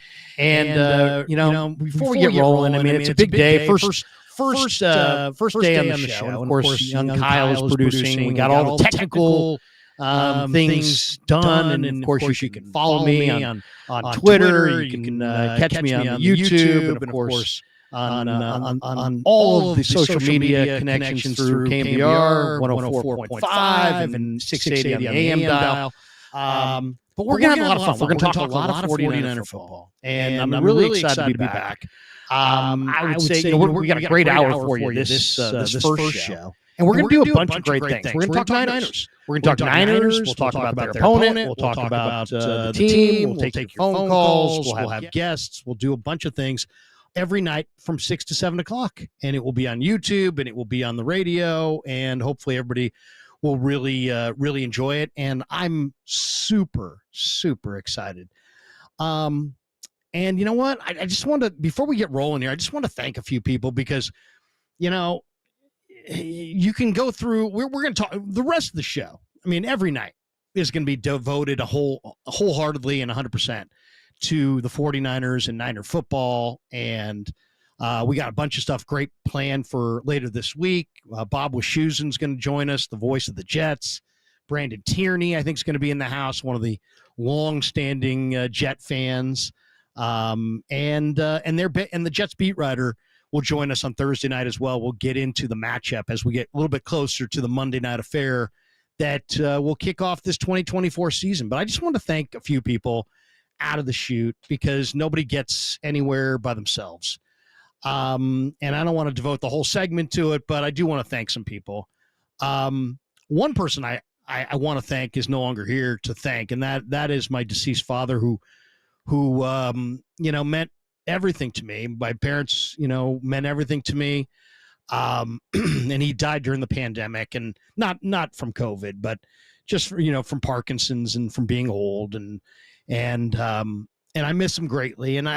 He inspired me as a teenager. I was that kid that spent, a lot of the nights as a St. Ignatius Wildcat in the 80s, sitting on my bed, listening to Bill King call the Warriors in the 70s and Ralph Barbieri do his thing. And when sports talk became hot, and Ken Dito and Dave Newhouse. And, so this radio station has always meant more than just a radio station to me. It's something that really has meant a lot to me. And my dad, as a teenager, always encouraged me. He's like, live your dreams.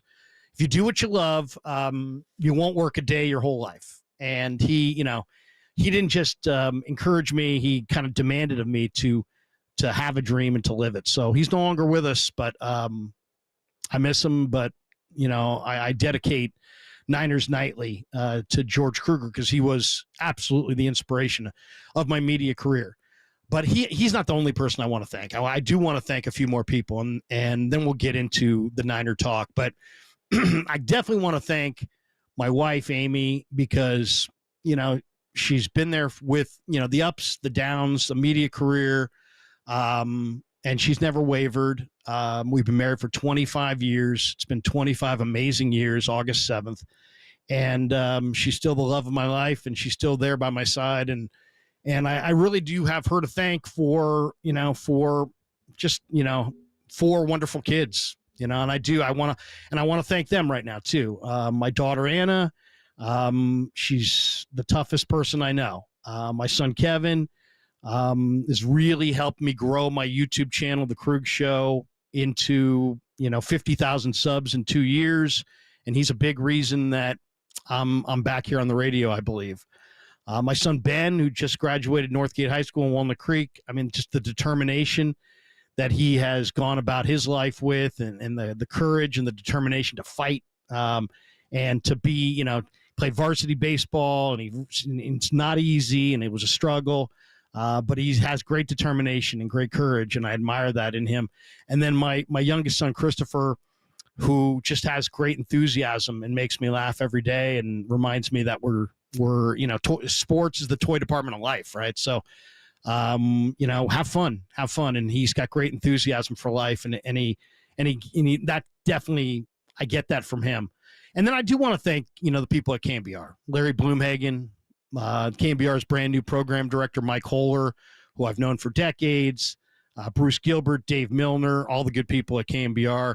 As I said, this radio station means a lot to me, and this is my, believe it or not, my third stint on this radio station. I walked in the door for the first time in 1997, and it's 2024. So thanks to Larry, thanks to Mike, thanks to Bruce, thanks to Dave, thanks to all the management people at KNBR that said, you know what? Krug can have a third stint and should have a third stint. I really appreciate you guys. And then I want to thank the 49ers, Bob Sargent, my good friend, my lifelong friend and confidant, Corey Rush, the head of PR, all of his, Peter and Callie and all the people that work under Corey with the 49ers have just been such consummate professionals to deal with the last couple of years as I was growing my YouTube channel and kind of trying to find my way through the YouTube ringer and the media ringer, and just to work with those people have been fantastic. And then all the companies that have sponsored my YouTube channel over the last few years, thank you incredibly to each and every one of them.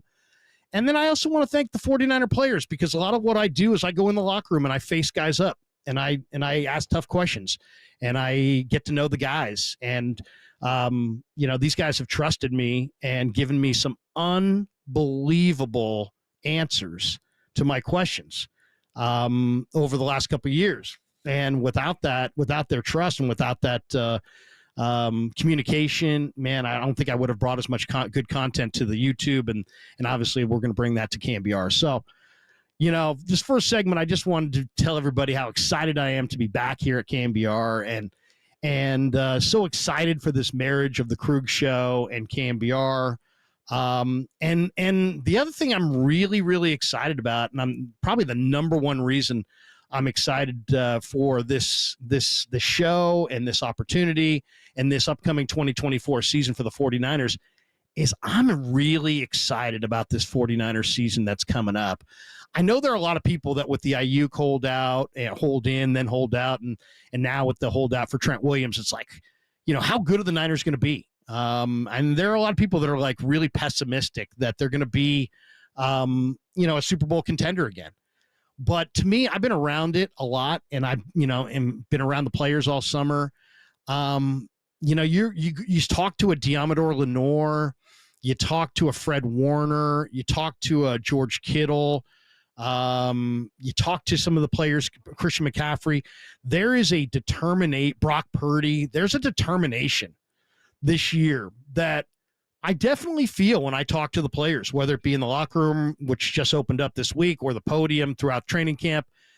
It's the Niners' time, and they know it, and they're embracing it. They're not running from it.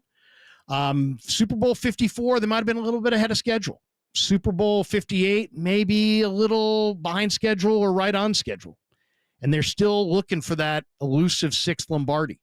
But there is a determination around the guys this year that it's palpable. I mean, you can really see their focus. They know. These guys know. They know that that the clock's ticking and that they're not going to have this team together forever. So there's a determination that I think is really exciting. But that's not the only reason I'm excited about this team. I'm excited about Brock Purdy, because Brock Purdy is not only not going to turn into a pumpkin at midnight, he is the real deal, as Shanahan said, and he's going to continue getting better. And he's coming off of what is now his first full healthy offseason as the full-time starter. And there's a determination there, but there's also a focus, a knowledge of Shanahan's offense. I mean, Matt Ryan was just okay that first year under Shanahan in Atlanta. Second year, he won the freaking MVP. He was fantastic. They averaged like almost 9 yards on first down. It was one of the greatest first down offenses in the history of football. So if Matt Ryan can improve that much, Purdy now, after a full offseason of on-field reps as well as film reps and learning this offense, and he didn't get the reps with Ayuk this summer, but he's got those from past experience. He did get a lot of reps with Jacob Cowing, with Ricky Pearsall. I think Brock Purdy, the arrow is pointing straight up, and he's going to get nothing but better. So I'm excited about that. And I'm really excited about the Niners' offensive weapons. I think they're elite, and they're deeper than ever. Kittle, Ayuk, Pearsall, CMC, JJ. They added Garendo. You added Cowing. Now there's Debo is in great shape. I'm excited as heck about the Niner offensive line. Dominic Pooney at right guard is an upgrade over what they've had. I think Leonard Floyd's the best edge rusher they've had, and they got a great young secondary. So a lot to be excited about. We're going to get into it next with Cam Inman. We're going to talk a little bit about the latest on Ricky Pearsall, Trent Williams, Brandon Ayuk, his book, which is out, which everybody needs to buy, San Francisco 49ers, A Curated History of the Faithful. Cam Inman joins us next on Niners Nightly on the Sports Leader.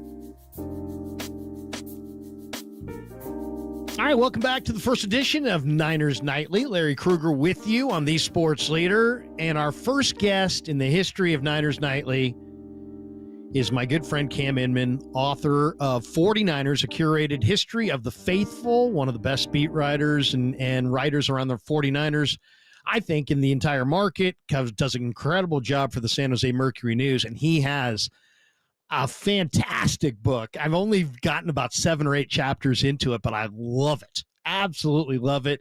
And he's with us on the UMA guest line, I believe, to chop it up and talk 49er football. Cam, how are you? I'm honored to be christening your show as your first guest. I'm great, thanks. How are you? Oh, I'm doing great, man. And I've been reading the book, and then I put it on the table. I said I looked up. I'm like, "Where's Cam's book?" My son's got it. He's upstairs reading it. Great. No, seriously, I love the way you kind of did this book. And well, first of all, before we talk about it, I mean, the foreword is written by Kittle and Gore. Yeah. And I love the way you kind of go with like quarterbacks, and there's like something on Brody, something on Steve Young, something on Alex, something on Cap, something on Purdy. Then you go to the legends, and you go to the coaches and trades, and I just lots of cool different ways to break it down. What was the thought? I mean, who gave you the idea on the book? Where was the idea hatched? Yeah, so Triumph Books is the publisher, and they approach me. They usually approach me like every year to write some kind of a book, and I'm like, well, look, this team hasn't won the Super Bowl in 30 years. Let's just hold off. And then this year they're like, hey, why don't you do a book on just, this is going to be my 25th year covering the 49ers. And so they're like, give us the historical perspective of the Niners from what you've seen up close and from your interviews over the years. And so there's some stuff from old interviews that were one-on-ones with like the likes of Walsh and Joe and Steve and everybody else. And then there's stuff that was from, as recently as a few months ago when they were on their way to the Super Bowl. But the way I wrote it was it's like there's 40-something chapters. It would have been great, right, if I did 49 chapters, but I wasn't that forward-thinking.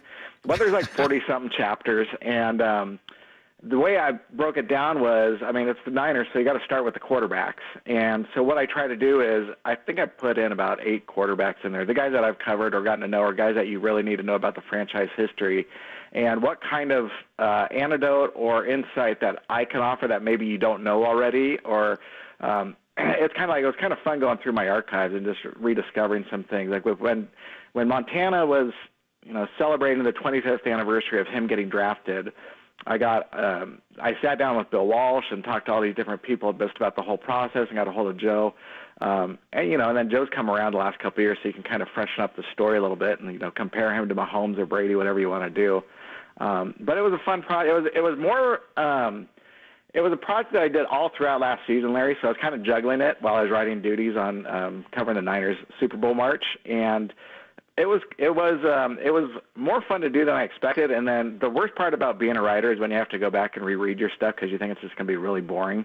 And so I was dreading doing final edits, and I'm like, yeah, you know what? It's all right. It reads pretty good. So I'm glad that you're enjoying it. I think my line was, if you love the Niners, you're going to love this book. And now it's like, if you don't know the Niners and you're just hopping on the bandwagon these last few years as their Super Bowl contenders, then it's a good way to catch up with some of our younger generation. A couple anecdotes I got to ask you about. One, I love the Fred Dean anecdotes in the trade, and how Al Davis believed that Bill Walsh saved his coaching career by trading for Fred Dean. And we think of Walsh as one of the monsters of the coaching profession, and he is and he absolutely is. But it wasn't as set in stone in the early parts of 1981, coming off of 2 bad seasons to start. Talk a little bit about that. The Dean trade, he could have been a Raider, but instead Walsh made that deal. Well, and Al Davis thought it was pivotal. Yeah, and that's what Al claimed. I had this one-on-one interview with Al, I don't know, what was it, like 15 years ago or whatever, and it was awesome. It was like a 3-hour chat, and so there were so many topics covered, and we were probably talking about Walsh, and he would bring up, I could have had Fred Dean. I wanted Fred Dean. The Chargers probably weren't going to trade him for me, but, Bill's lucky he got him because he saved Bill's ass.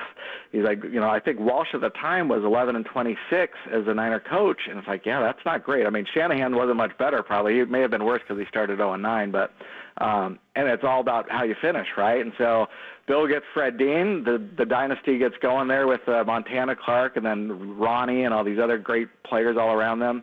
And so that's why the book allowed me to tap into some stuff that people may not have realized, and that is a good antidote. So you're doing it. You got an A++ on your book report already.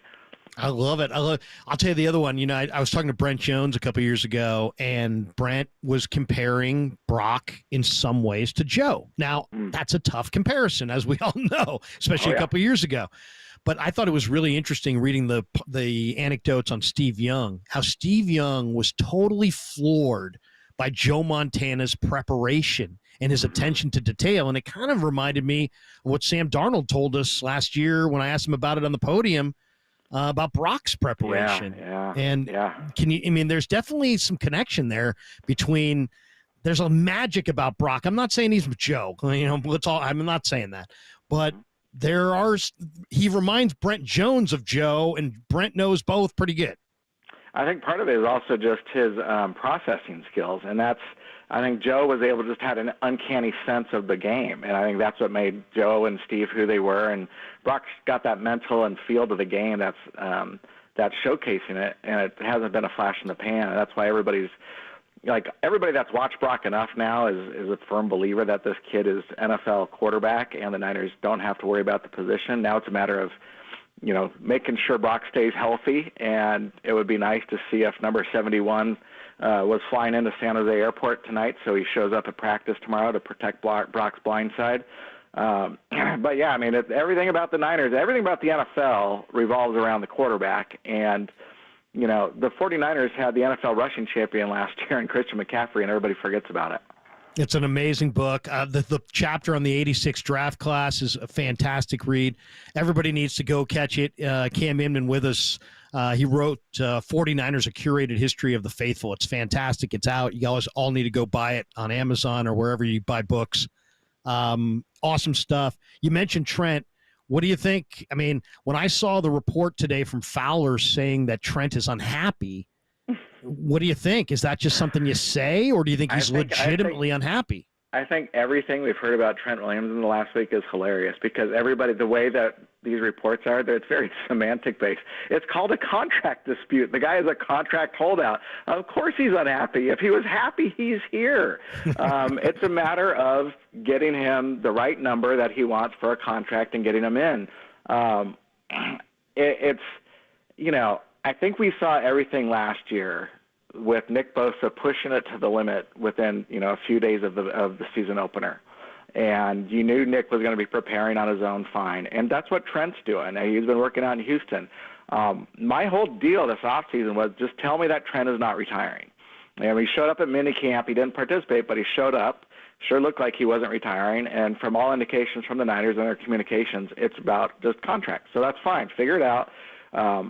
They understand it. There was not panic from the 49er officials that I talked to during training camp. They just said, look, Trent's not going to be here during camp. We'll figure it out, and he'll get in. But it's coming up to that time where you need to get him in, because he needs to be game ready come Monday night against the New York Jets. And it's, I will say this, Jalen Moore, he's the backup tackle, so he's going to catch so much flack, for not being perfect. Trent wasn't perfect, but boy, nobody could be much more perfect than him at left tackle. So everybody freaks out about Jalen Moore. What I will say is when we talked to Jalen Moore in the locker room last week, I absolutely loved his confidence. Jalen Moore is the most confident person in Jalen Moore, and that is a huge positive in his favor, because he's been in the league now. This is going to be his fourth year. So he's been in these battles, so he knows what to expect. So if Trent is not there in week one, it's not great, but it could be much worse. And I think, regardless, the Niners need to get Trent Williams in. If he shows up as soon as tomorrow, does he start on Sunday? I know it sounds like a no. He's 36, though. He's 36. Yeah. There is risk there. No, he's got to get in and play. The guy's been in the league, whether this is going to be a 16th year, so he knows what he's getting into. And Chris Forrester was saying earlier in camp, he's like, look, everybody may think they're in shape as offensive linemen, and then that first drive of the season just exasperates you because you're just not ready for it. So that holds true whether you go through camp or not, Larry. So it's like Trent Williams is an athletic freak of nature, and he is so invaluable to this team that absolutely he's playing. I'd be more curious if Brandon Ayuk's snap counts are, maybe in the 60% range rather than the 80% range, or even higher once he gets really going in the regular season, because I assume tomorrow will be his first practice since signing his contract extension, that he will be ready to go. And obviously without Ricky Pearsall available, at least through these first 4 games, and hopefully he makes a speedy recovery, God bless to him, that Brandon Ayuk is, able to participate to the extent that the Niners need him to, along with Debo, and that Juwan Jennings is healthy enough, and then you can mix in some Jacob Cowling and maybe even Chris Conley. So, I mean, there's a lot of questions still going into tomorrow, a lot of personnel questions. No question. You mentioned Pearsall. I'm going to talk about him probably next segment. I was just so turned off to how many people immediately, before we even knew, if Ricky was okay or if he was if he's still in the hospital, everybody's just digging in deep with their political deals. And I get it. We're going to vote on the president of the United States in a couple months, and people are dug in, and everybody's got their thought. It just seemed to me. It seemed grossly insensitive. Maybe I'm naive, but it seemed grossly insensitive. What do you give me your takeaway quickly on? We only got a minute or two left in the segment, but your thoughts on kind of the reaction to the Pearsall story. I think that it just depends who you listen to and who was saying that, because it's like if that's what people's agendas were, that's fine, because maybe they don't know anything about Ricky Pearsall because he hasn't played for the 49ers yet. Maybe it's just something that's been on their minds, and that's fine. People can have their opinions, and there's stats to back up whatever. To me, it's just more of, so Larry, I was down in San Diego, and I was checking into my hotel just like after 4 o'clock last night, and I get all these messages that, something may have happened with Ricky. And I had a really bad case of deja vu, because about 3 years ago I was checking into a hotel in San Diego, and I end up having to write a story about the death of Greg Clark, who is a former 49er, a good friend of mine, and it just gutted me. And so I was just really hoping that Ricky did not sustain a life-threatening injury, and the fact that he got discharged from the hospital yesterday, and the bullet did not hit any vital organs. Is what a blessing. That's great. And I just hope everything works out well for him. And it's like it really puts a lot of things in perspective. And I think this season cannot get here fast enough. The way this offseason has been for the Niners, just get some games going. Yeah, no question about it. Cam, good luck with the book. Thanks for stopping by. It's called 49ers, A Curated History of the Faithful, and it's a great read. I would also say this, it's kind of an easy read. It's not a heavy read. It's kind of a fun read, and you can kind of hunt and peck and move around and kind of go, I love how you can navigate that book so easily. So congratulations. I love it. My son loves it, and congratulations with it, man. I'm writing my own book on the Niners a year, that will come out later this year. Different angle altogether, but is it going to be about the first book? Is it going to be about the beat writers?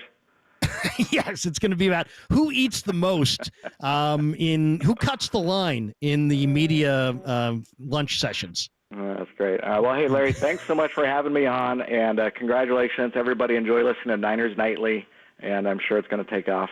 It'll be great. Thanks, Cam. Have a good night. All right, thank you. Cam Inman, San Jose Mercury News, and once again, author of 49ers, A Curated History of the Faithful. All right, we're going to talk a little bit about some of the big headlines around the Niners.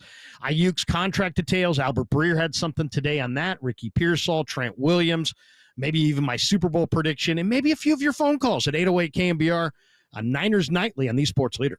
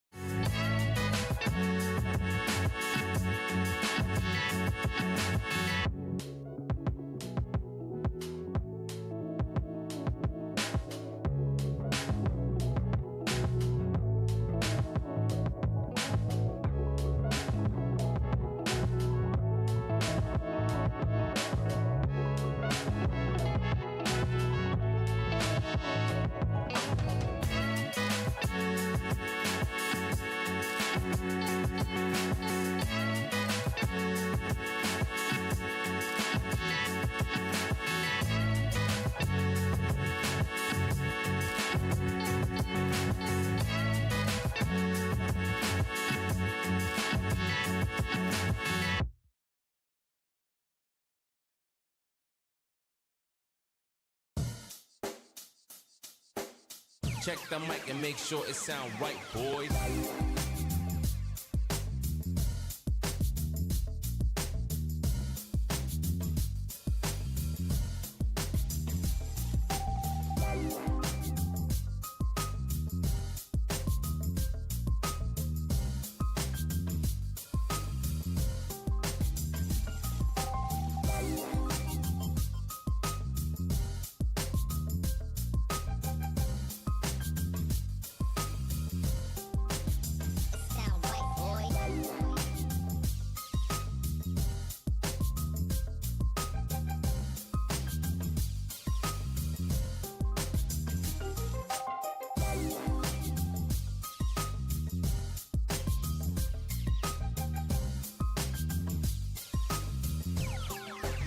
It sound right, boys.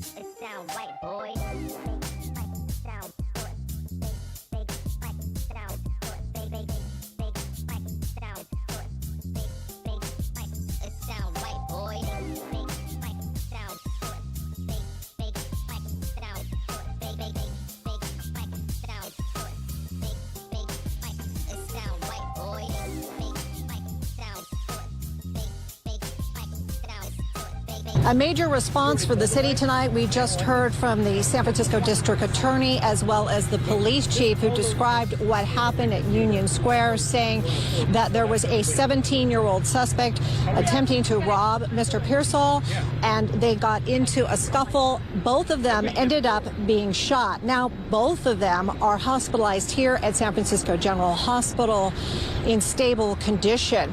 Also, Mayor London Breed said that she looks forward to seeing Pearsall make a full recovery and get back on the field, but she also addressed the fact that she said there is no room for this kind of violence in the city of San Francisco. And the DA talked about how they're going to take this case, decide the charges in the middle of the week, and that they will be pursuing this to the fullest extent of the law.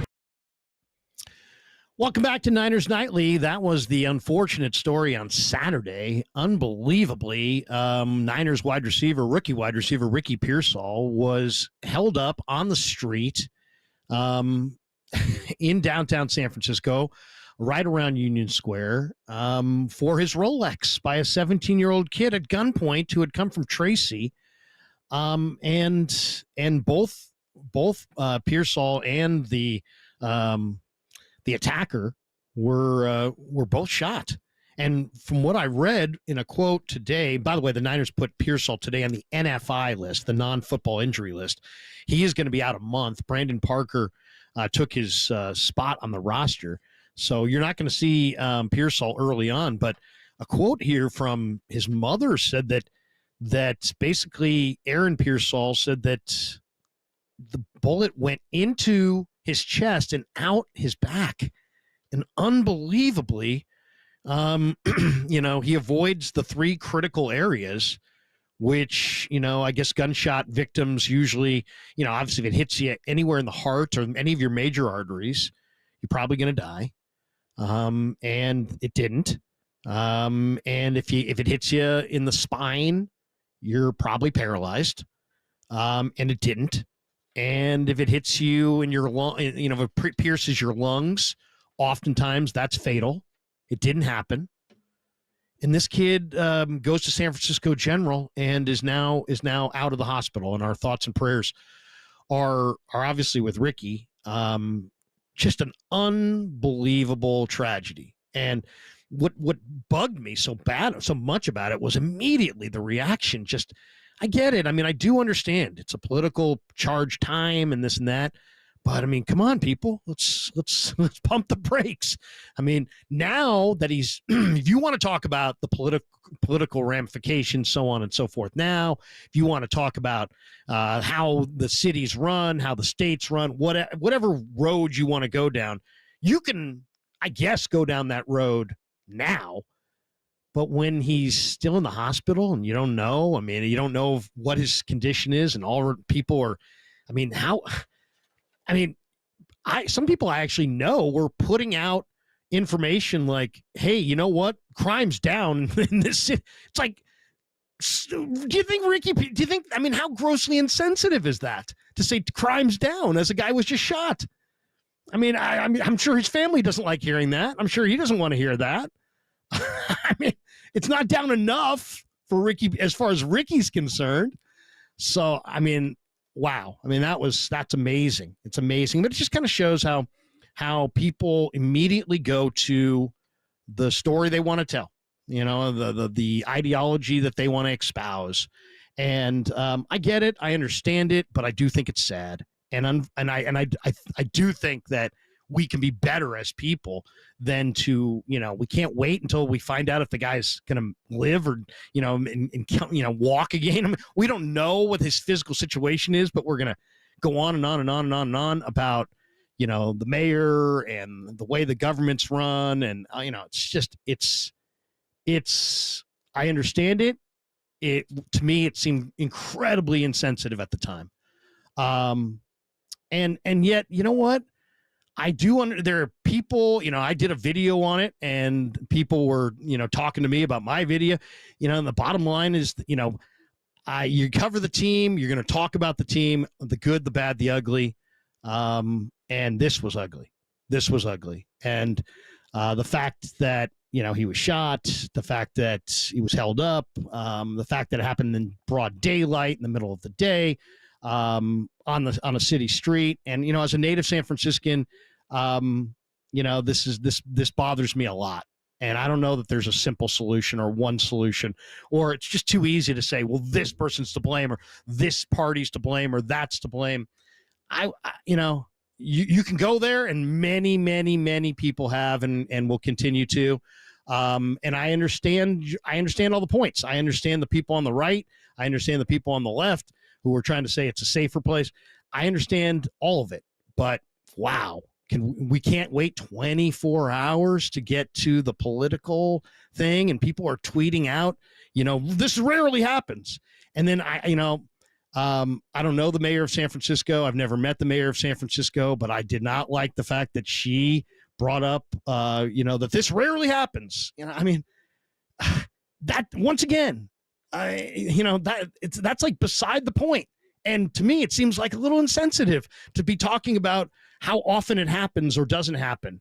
The reality is that, you know, crime is a major problem in major cities across America, period.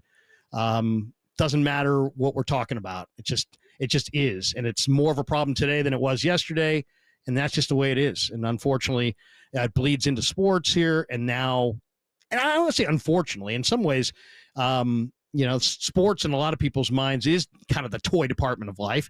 And there's a lot of people that go through life kind of blind to what's going on around them until it impacts something that impacts their world or affects their world. So anyway, our thoughts and prayers go out to Ricky. He's been put on the NFI list. You're not going to see him for about a month, it sounds like, on the active roster. And then, you know, the 49ers, I would imagine, you know, privately, they're probably going to have to talk to a lot of their players about, you know, where to go, where not to go, you know, where to be, where not to be. I don't know. I really don't know what kind of dialogue the team would have. But, you know, I view San Francisco as one of the safer cities in America. But, you know, as far as, doesn't mean it's safe.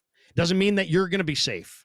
So all I would say to anybody is, you know, I literally had my car windshield shot out in front of KNBR like 2 years ago. Just middle of the night, boom, boom, boom, boom, boom. All these bullets in my front seat. Nobody stole anything. They just shot out my windshield. So there are people walking around, and there's violence, and just, you know, you just don't be naive to it. Keep your head on a swivel. Always be aware of your surroundings, and make good decisions about where you go. I mean, the reality is that Union Square, which is a premier shopping area, is right in the middle of the Tenderloin. And as somebody who's spent time and worked at, volunteered at St. Anthony's Dining Room, I know the Tenderloin well. And I've walked through there many times through my life. And, it's where Union Square is, it's right there in the middle. It's fine, but, you're a block or two from some sketchy corners. So all I would say to everybody is just be aware of your surroundings, and obviously our thoughts and prayers go to Ricky and his recovery. I also want to get into in this segment Ayuk. And if you have a thought you want to share, feel free, 808 KNBR. I want to talk a little bit today also about Albert Breer. Albert Breer, I thought, the Ayuk, there was so much said about the Ayuk contract and the talks and the trade talks, and you just don't know like how much of it was real, how much of it wasn't real. What I love that Breer did today is he just kind of went back and kind of reconfirmed and made sure that he had the full narrative and put it out there. So if you didn't see this today, I mean, basically in May, the Niners offered Ayuk $26 million per year. I think Silver might have reported it at the time.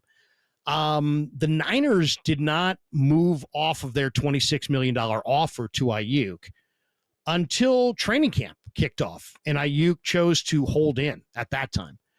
And then on August 12th, the Niners upped their offer. They offered him two different deals. They offered him one deal, which was 3 years, $87 million, so $29 million a year. They offered him another deal that was a 4-year deal for $120 million. With average AAV of $30 million a year. And he initially rejected both offers. And I think at that point, the 49ers probably thought, where is this going? Does this guy want to be here at all? If he doesn't want 29 a year, if he doesn't want 30 a year, what's he looking for? So he initially rejected both offers. Eventually, August 29th, Ayuk accepts the Niners offer of 4 years on $120 million, and he reports, and now we'll see him hopefully on Monday night against the Jets. But some of the interesting things that were in this, information that Breer put out today were the offers that were, thrown the Niners' direction by these other teams. The Patriots offer was a 2025 second-round pick and a 2026 fourth-round pick, and they were going to offer a player, and I guess the Niners asked for Kendrick Bourne, which... God, I mean, think about that. If they had made that trade, Kendrick Bourne is coming off an ACL.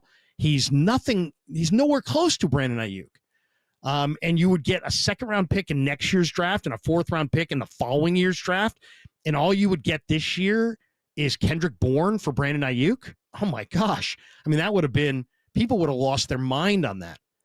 And the Patriots were going to pay the most. They were going to pay him either 3 years, $30 million, or 4 years, $32 million. Okay, so that's where that's at. Then the Browns offered Amari Cooper in a second and a fifth, but they only offered Brandon a 3-year deal. Then the Steelers offered the Niners a second and a third in 2025, didn't want to include any players in the trade.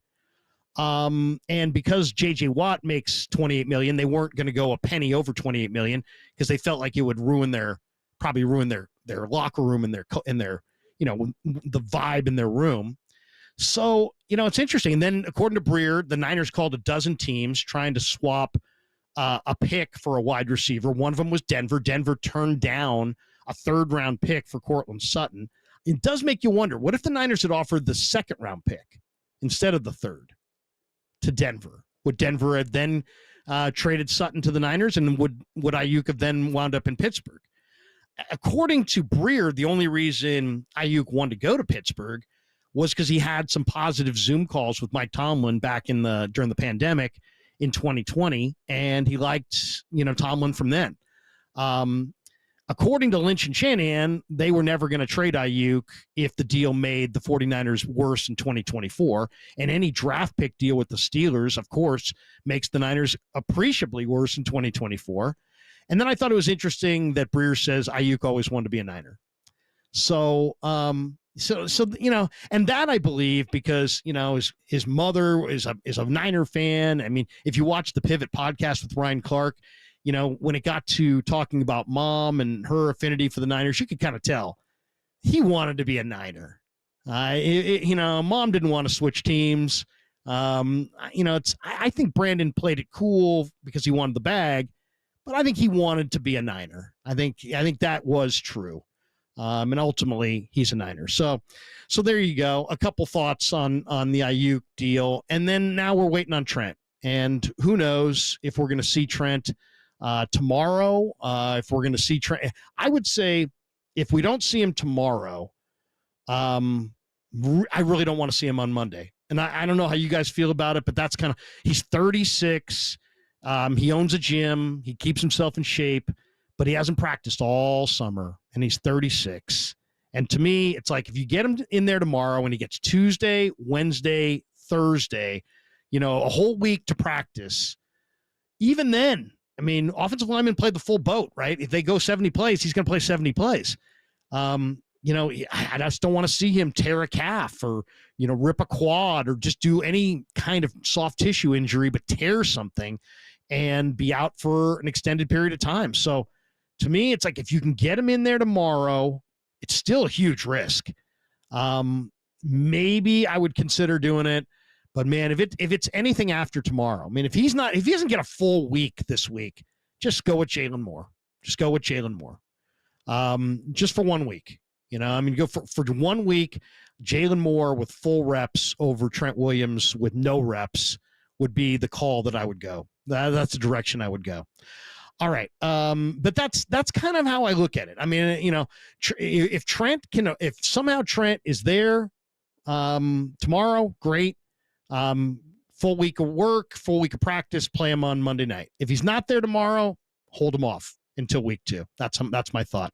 All right, let's take a timeout. We'll come back with some final thoughts as we wrap up the first hour of Niners Nightly on the Sports Leader.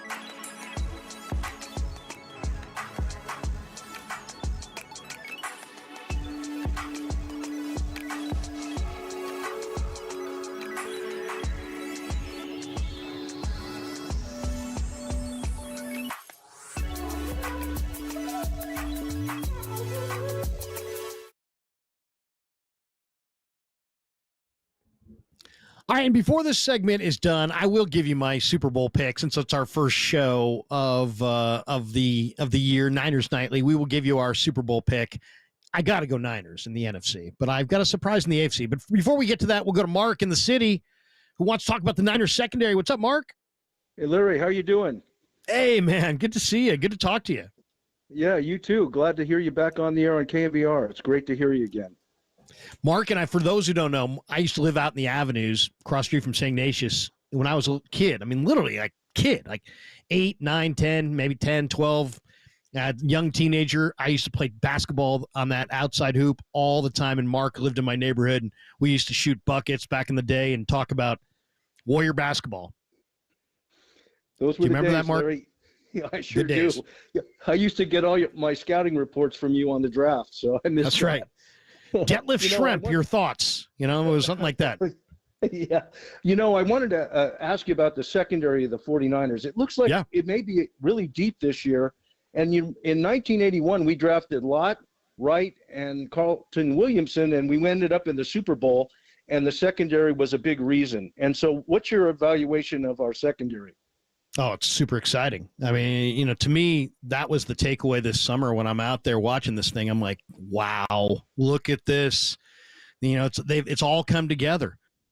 Jair Brown is a monster. He's a hitter. I mean, he's so good. He's got great nose for the ball. I mean, he's good against the run. He's good against the pass. Hufanga, tremendous player. Malik Mustafa, caught up with him the other day. We're going to have him on the show. One of the smartest young defensive backs I think I've ever talked to. I mean, he is just incredibly sharp. And, Odom's the veteran who's going to start right away week 1 with Hufanga out. And he's played well. But the youth and the talent in the secondary, Mooney, 28. Rock Yassin, he's only 28. Hufanga's like 25. Malik Mustafa's 22. Jair Brown, 23. Yadam is a veteran, but he's 28. Lenore's 24. Renardo Green's 22. Darrell Luter's 23. I mean, they have a collection of about 6 corners. Their veterans are 28. The kids are like 23 to 24 in that range. They're stacked. They're really, really loaded. I mean, they're so loaded that they cut Sam Womack, who went to Indianapolis, and he's another good young corner. I really like Womack. So, they got a lot in the secondary. It could all come together. To me, that secondary could be the strength of the defense. As this season progresses, I wouldn't be surprised at all if the Niners, who are normally dominant front to back, become more dominant on the back end. Yeah, that's what I see, Larry. I see a lot of talent, young talent back there, and looking forward to these guys developing, and could be the difference in this defense. Really could be. No question. Mark, good to hear from you, man. Have a great night. You take care. Thank you. Appreciate you, Mark in San Francisco. All right. We're coming down the home stretch. Only a couple minutes left. Super Bowl prediction. I don't love making Super Bowl predictions all the time, but this year I feel like I've got a real feeling. I like the Niners in the NFC. I love the Houston Texans. The Houston Texans made a Herschel Walker kind of trade that nobody really talks about with Deshaun Watson. They absolutely fleeced the Browns on that Deshaun Watson trade. And look where the Texans are right now. You got C.J. Stroud. They just brought in Daniil Hunter. They signed Azeez, the former linebacker for the Niners, Azeez Al-Shaair. So Hunter gives him a pass rusher. Al-Shaair gives him a run defender. They signed Joe Mixon. They have Dameon Pierce. They've got Stroud. They brought in Dalton Schultz from Dallas. They got a premier left tackle in Laramie Tunsil. And then look at this receiving core. Stephon Diggs, Tank Dell, Nico Collins, John Mechie, Robert Woods. I mean, the Texans are stacked. D'Amico's a great young coach. Bobby Slowick has brought the Niners offense over. He's the OC. I don't know much about Matt Burke, the DC, but he's there. But I just love Houston. And to me, Houston, they traded Deshaun Watson. They got a 2022 first, a 2022 fourth, a 2023 first, a 2023 third, a 2024 first, a 2024 fourth. They so far have turned that into 11 players And they still have one more pick. They've got a second-round pick in next year's draft still coming. They have added just a bevy of guys. I mean, Kenyon Green, John Mechie, Christian Harris, a star. Thomas Booker, the former Stanford D lineman's good. Will Anderson, Damian Pierce, Tank Dell, Kamari Lassiter, and they still got a second. So Houston, when you make that kind of a trade, you're just loaded, and Houston's loaded. And I know everybody talks about Kansas City. People talk about Baltimore, and rightfully so, right? Those are great teams. Miami gets a lot of headlines. But you know what? The Houston Texans, because of that Deshaun Watson trade, are building a monumental bully in the AFC, and they are coming. And I hope the Niners can handle them on Super Bowl Sunday in New Orleans. But that's what I'm seeing. I'm seeing Niners Texans in the bowl. We'll see. I've been right before. I've been wrong before. All right, that's going to do it for us. Hey, thanks to everybody at the station for behind the scenes for keeping this thing rolling and helping me get on the air tonight and all the assistance that comes with it, including young Kyle. Later on this week, we're going to talk a little bit more Jets. I think you're going to like some of the stuff we do later on this week. Rich Cimini from ESPN.com, their beat writer, will be by Thursday night. The voice of the Jets, Bob Wischusen, is going to be with us later this week. Brandon Tierney is going to be with us later this week, and a lot of 49er talk between now and Friday. So have a great night and enjoy the rest of the night on KNBR. Thanks for listening to Niners Nightly on the Sports Leader. This is Greg Papa, your voice of 49ers football. Papa and Lund, 10 to 2, right here on KNBR and KNBR FM, San Francisco. This is the Infinity Sports Network on KNBR, the sports leader. 31. What is it? Uiagalelei? I'm not laughing at his name. I'm laughing at the fact that I was trying to pronounce it for the last 2 hours, and I'm pretty sure I screwed it up. DJ Uiagalelei, 14 of 31, 203 yards. Those are terrible numbers. 14 of 31, 203 yards. Just punching in the end zone, so he has one touchdown to go along with that one